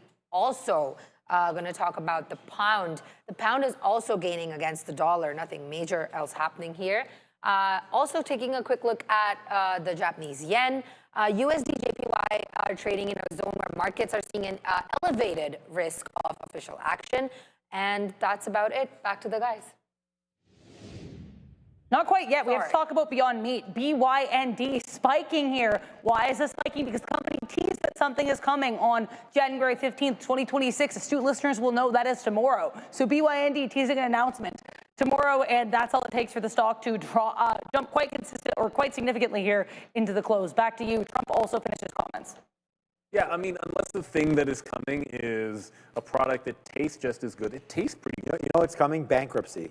That's what I'm saying. Like, well, this was another one. You could have just picked this to be done at the end of the year, and really, it's either going bankrupt or you're just going to get blown out. Like, that's your ultimate shot play. Yeah. I'm just playing around. No, in all seriousness, like what? It's a. I wish I For knew. now, it's a health concern, and it's not quite as healthy. The notion, I think, ultimately is a good one. If you ever get some kind of an alternative product which tastes exactly the same, when you put it on the grill, it behaves the same way, and the health concerns are the best, I think you get some better turnover. Like, I remember we tried the A&W burger when it first came out. I've had it before. And I enjoyed it, but it's like, okay, but it's not as good for me as a regular burger. And that's gonna matter, man. Like, I don't care where you lie. I don't care where you lie on the actual topic in terms of personal opinions and the environment, all that kind of stuff. Put that aside. Economically, it's got to taste as good. Oh yeah. It's got to be just as healthy, at a minimum. And of course, the price needs to be at least the same. If you cannot get that trifecta, I don't see how it's supposed to work. It's kind of like, remember, there was a scene in there's a scene. Can't even barbecue. Billions. Yeah. where Bobby Axelrod is like chastising his own wife for her business. And it was the same thing. He just lists, here are the things that you are not doing relative to your competitors. Until then, you're not ready. Right. And so they're not ready yet. It's that simple. Yeah, I don't know what these guys are going to be doing recently, but you got to watch for this dollar spike, right? I mean, a dollar break on any stock, regardless. We've seen it here. We can't even pronounce the names of the stocks or anything like that. And when it breaks a dollar, you do have upside pressure because you want to stay above that dollar. The company knows it. The underwriters know it, all that, or you get delisted by the, especially this is a NASDAQ name, so they will delist you after 90 days of being under $1 with no explanation or anything like that. So, you know, if it's just going to be company business, that you will get delisted. I don't know how long, they haven't spent that long under there. They haven't gotten any warning, I guess, from the NASDAQ yet, but that is the problem. So above $1, you'll often get some of the whales trying to hold this thing up just so it doesn't break back down below. And sometimes you do get some carry forward on that. Beyond Meat was, it was like in the 70s or 80s as far as the short float is concerned. It might be incorrectly, now it's only 30%, so I was gonna say it might be incorrectly reported right now, but that 30% I bet you is way higher. So we're gonna wait to see what winds up happening here with Beyond Meat. Interesting name, interesting levels there for $1. So thanks to Dara, something good. When is it cooking up? Thursday, you said, or is that tomorrow? Tomorrow, okay. So there There's we go. some big orders above $1 here. Beyond Sausage coming tomorrow. So let's go. The NASDAQ's pulling back into VWAP again. We are now moments away from the imbalance locator to hit. And right now, if you just sort this by size, I got to save it when I sort it by that. So you have right now, these are live orders, by the way. They're just going to come through and then print at 5 o'clock, at 4 o'clock. But these went here on the Amex, so SOX S, we know what that is that's only $2 right now. So not much movement there on SOX S. Again, semiconductors. These are all basically just MDT there. Maybe if someone holds that stock. BAC, there's a small bid as well. So that could be a play on something coming up. DVLT with a small sell. So we're now 40 seconds away from something popping. I'm out of everything. I don't know what to do anymore. Silver, why give anything back at this point? I mean, we could make lots of trade, but this is going to go out at the high of the day. SLV, it looks like up 7%. So for what? We have imbalances coming out. Yeah, soon. we'll go to the desk after the imbalance. We got 20 seconds to the imbalances. I know we're going to go to the desk in a quick little second. So we'll show you the imbalances when they come out. SOX S definitely stands out. SCHO is on the Amex. JP Morgan has a decent size early look. Remember, the banks have all been really bad so far. Wells, BAC, not good. Citi, we get Goldman and Morgan Stanley as well tomorrow. So imbalances should be, nothing has popped up as large. So they're out, but nothing jumped up here at all. Warner Brothers is the one. Yeah, like literally sell. nothing. That's the only thing. Mobileye is a sell of 960,000. Apple is a sell of 880,000. I really got to scroll down. I don't even see Nvidia there. So as I scroll back up, I'd say the big one, I don't know, Warner Brothers maybe? That could be moving around on a million share sell balance, and it's not. Let's go to Sia at the desk. Thank you so much. Really quick crypto update for today. Nothing major going on, but BTC surged sharply. It surpassed the $96,000 mark, and it's currently up 2.18%. Also, a really quick look at XRP is currently up. It's currently down 1%, but is trading above the $2 value. That's all. Back to the guys. Thank you. All right. And the overall imbalance, sorry guys, the overall imbalance is $2 billion to the buy side. Thank you, Adara, for that, which is kind of weird because I don't see any big names in the buy side. Like Apple's actually a sell. Yeah, it doesn't seem to be a whole heck of a lot. No, I trust it. We get that number, and I'm usually trusting it, but I'm just not seeing anything large at the buy. XOM 500,000 to the sell side. Yeah, nothing too crazy at all. So very quiet on the imbalances. Don't forget, we're 2 days away from Walmart. Being added to the NASDAQ 100. Kind of a flat day for Walmart, but when the market's down, a flat day when you just recently, this only shows it from the time it was on the NASDAQ, obviously, everybody, but it just recently made another press through its top and a little bit of a pullback day. So I'm not very disappointed in Walmart. Consolidation off the highs, I'll take that all day, every day. And Beyond Meat might be above $1 now. No, it is not. No. See, that's the thing. When someone types in the chat, they always go like beyond $1, and I'm like, oh, it's above $1, and it's not. We don't have much movement here in many names right now. I mean, I know that there is some movement definitely in the market. I mean, not trying to say this is super sleepy or anything here, but it is not going crazy. The market is just kind of taking a little bit of a break right now, trying to figure this all out, obviously, as we continue, to watch out for more headlines. And NASDAQ upside, downside. It's been a real rough day for the NASDAQ today. I mean, it was pretty much fade every single top. I mean, you had VWAP there, you had VWAP there, and then we break on news, and then you're still going to wind up underneath. So it has not been a great day today for many names, and we'd already sort of went through many of those. But the banks were here's Tesla down 2%, not doing much this afternoon. But yeah, banks. Bad, but on recovery, right? BAC, a nice little move higher there. Wells Fargo, the last time we checked, was 4.7, 4.4, so okay. And JP Morgan yesterday didn't have a great day either, and that'll be down 1% today, coming off the bottom. So we'll see if Goldman and the rest of them can sort of help this sector here tomorrow. But banks really, really getting hit. And then Google today, which was, you can't keep this name down for long, man. I mean, it went into 330 this morning. And I remember we talked about it when I was down there. I was like, if there's going to be any long on a rebound today, I really like Google. And I think that did print out well for many of you traders. So congratulations if you were able to pick anything up here on Google today. It looks like a good short early and then a great long late. So Google still making us pretty happy to hold this one. Market down, Google pretty much flat today. So good signs all around for Google shareholders, I think, as we approach the close here. 6 minutes until we're done, but Google holding up good. And then Walmart talk. Yeah, and the thing is, Sidhu's was up 25%. And the other thing too was Target, Walmart. These guys skip a beat today because we do not get any tariff news. So no tariff news out of the Supreme Court. So retail for now is safe. I mean, that was a big worry with Costco. I mean, safe. I mean, it's just delayed. I don't know what the decision is going to be, but that was the big worry for a lot of Costco shareholders. And Costco's had a nice little weekly run from 860 to 960. Oh my gosh. Costco's on a run there. And Walmart, of course, it's tomorrow, right? Walmart gets thrown in. So 16th. Exactly. So Walmart to be added to the NASDAQ 100. And speaking of things that are running or moving, hey, a V-shaped recovery on Visa. There's something about that is, it's just very. I've been critical of the card names, but after it hasn't been kind, right?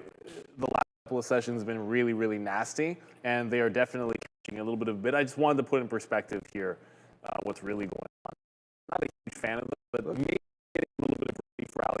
355 hit. That being said, there were no big imbalances to revert. Nvidia was nowhere, and now it's a buy of 1.3 million. So that's it is moving. Yeah, it's just easier. It's gonna be easier for me to do this because I'm not on it. But like Nvidia pressing through the high on. Let's see what means. Brothers is now 1.7 million to the sell side. So I say those two are probably the most interesting. So overall, I'd call this a pretty good day for Nvidia in that it was really weak. At the end of the day with a pretty decent reversal, which I think could be a good sign. Maybe the Nvidia gets interested and can start pressing higher. It's a pretty decent consolidated bottom for us to close on the highs.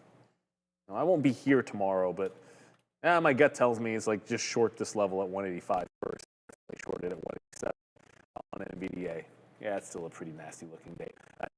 Going to be flying.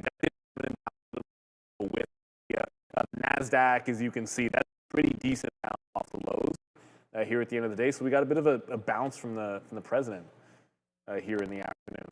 Kind of reverse the energy markets and then reverse the tech boom as well. And then the only thing that did what it was doing before was silver. Like everything reversed, silver just kept on going higher. It just doesn't give a darn. Like that. Silver's like that dude that just sits, just sort of sits on his porch and doesn't care what nonsense is going on in front of him. It's like, I'm going to do me. You can't tell me what to do. We're just going higher.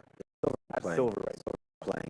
right now. And Nvidia, the fact that that's turning green, it's not turning green, but what a green move. I know you just covered it, but wow, silver, just huge move.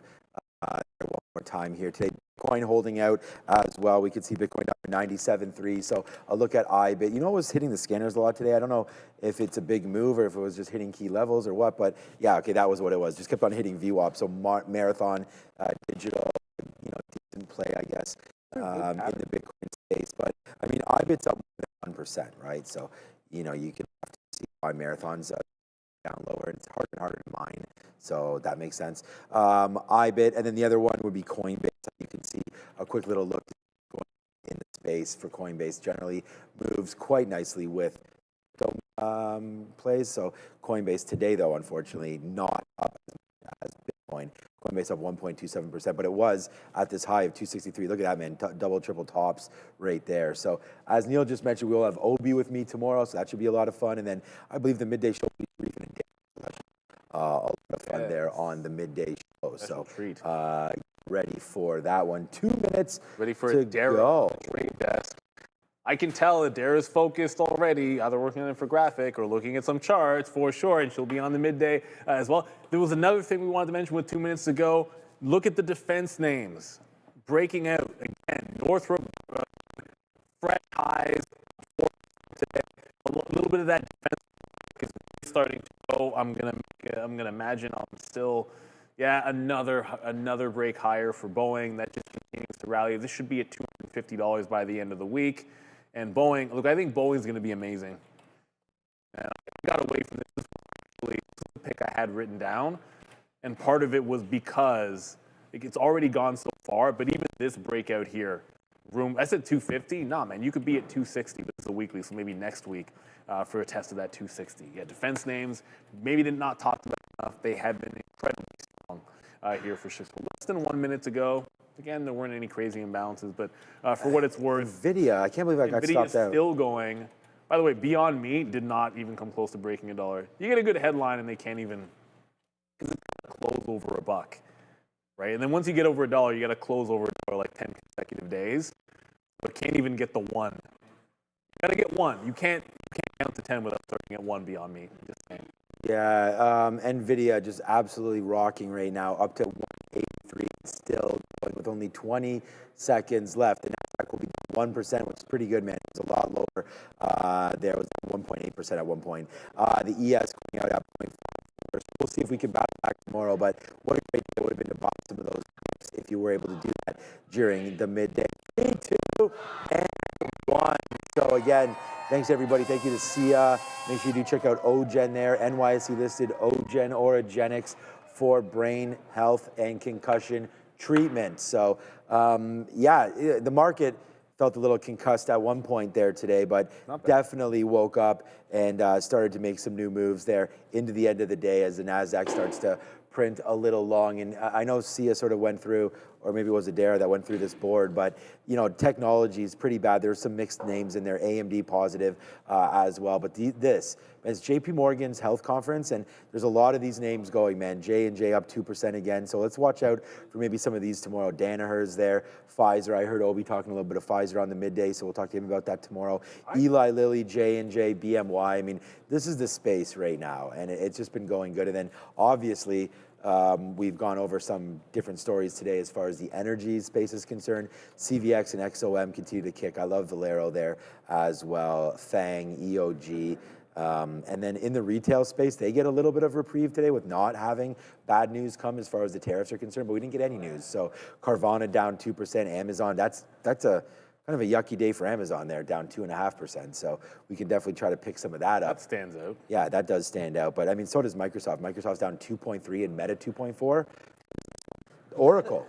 Yeah, 4. but Meta doesn't surprise me. Meta's been doing that. Amazon, that's a little different. Amazon stands out because it hasn't been like that for Amazon. Meta's been going down. People don't love Meta. Viking Therapeutics had a big rally today. I don't think we talked too much about that one. Up 12%. Some of the chatter is takeover chatter for them with Viking. Just doing some stuff with the lights in here. Yeah, well, one of the reasons why we're working on the lights is we're getting close. You might be able to see See how you can see stuff on this screen here? That means we are starting to get closer That's to my stuff. a new fresh look where we'll have screens in front of us. We'll actually be able to operate facing with some new camera shots, facing the news desk, which will give us a more conversational feel. And that's the idea. That is all coming soon. You didn't even see, you barely saw Mark working on it, but he was able to get that done the last couple of days. So it's going to be a good one, I think. We're always trying to get bigger and better. Thank you guys for all the support and the super chats. We're always just trying to make the show bigger and better. And of course, it's all for you guys. All right, good luck tomorrow. Obviously, you'll be fine. And we say shout out to Joe, who's actually in surgery or having it at some point today. I don't know exactly when he's having it, but he's getting his ACL Hopefully repaired. done even by now. Yeah, I think it's like 20-minute surgery. I don't think it's. I think the ACL might be longer than that. Than the Achilles?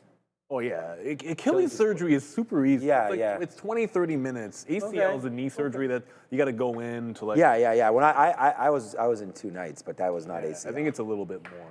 Okay. Ciao, everybody. Thanks to Dara. Thanks to Sia. Thanks, Brendan. Thanks, everybody. And thank you guys for being with us as well. Andre, Fabian, Ramin, everybody. We'll see you tomorrow, 8 a.m. sharp. Ciao till then.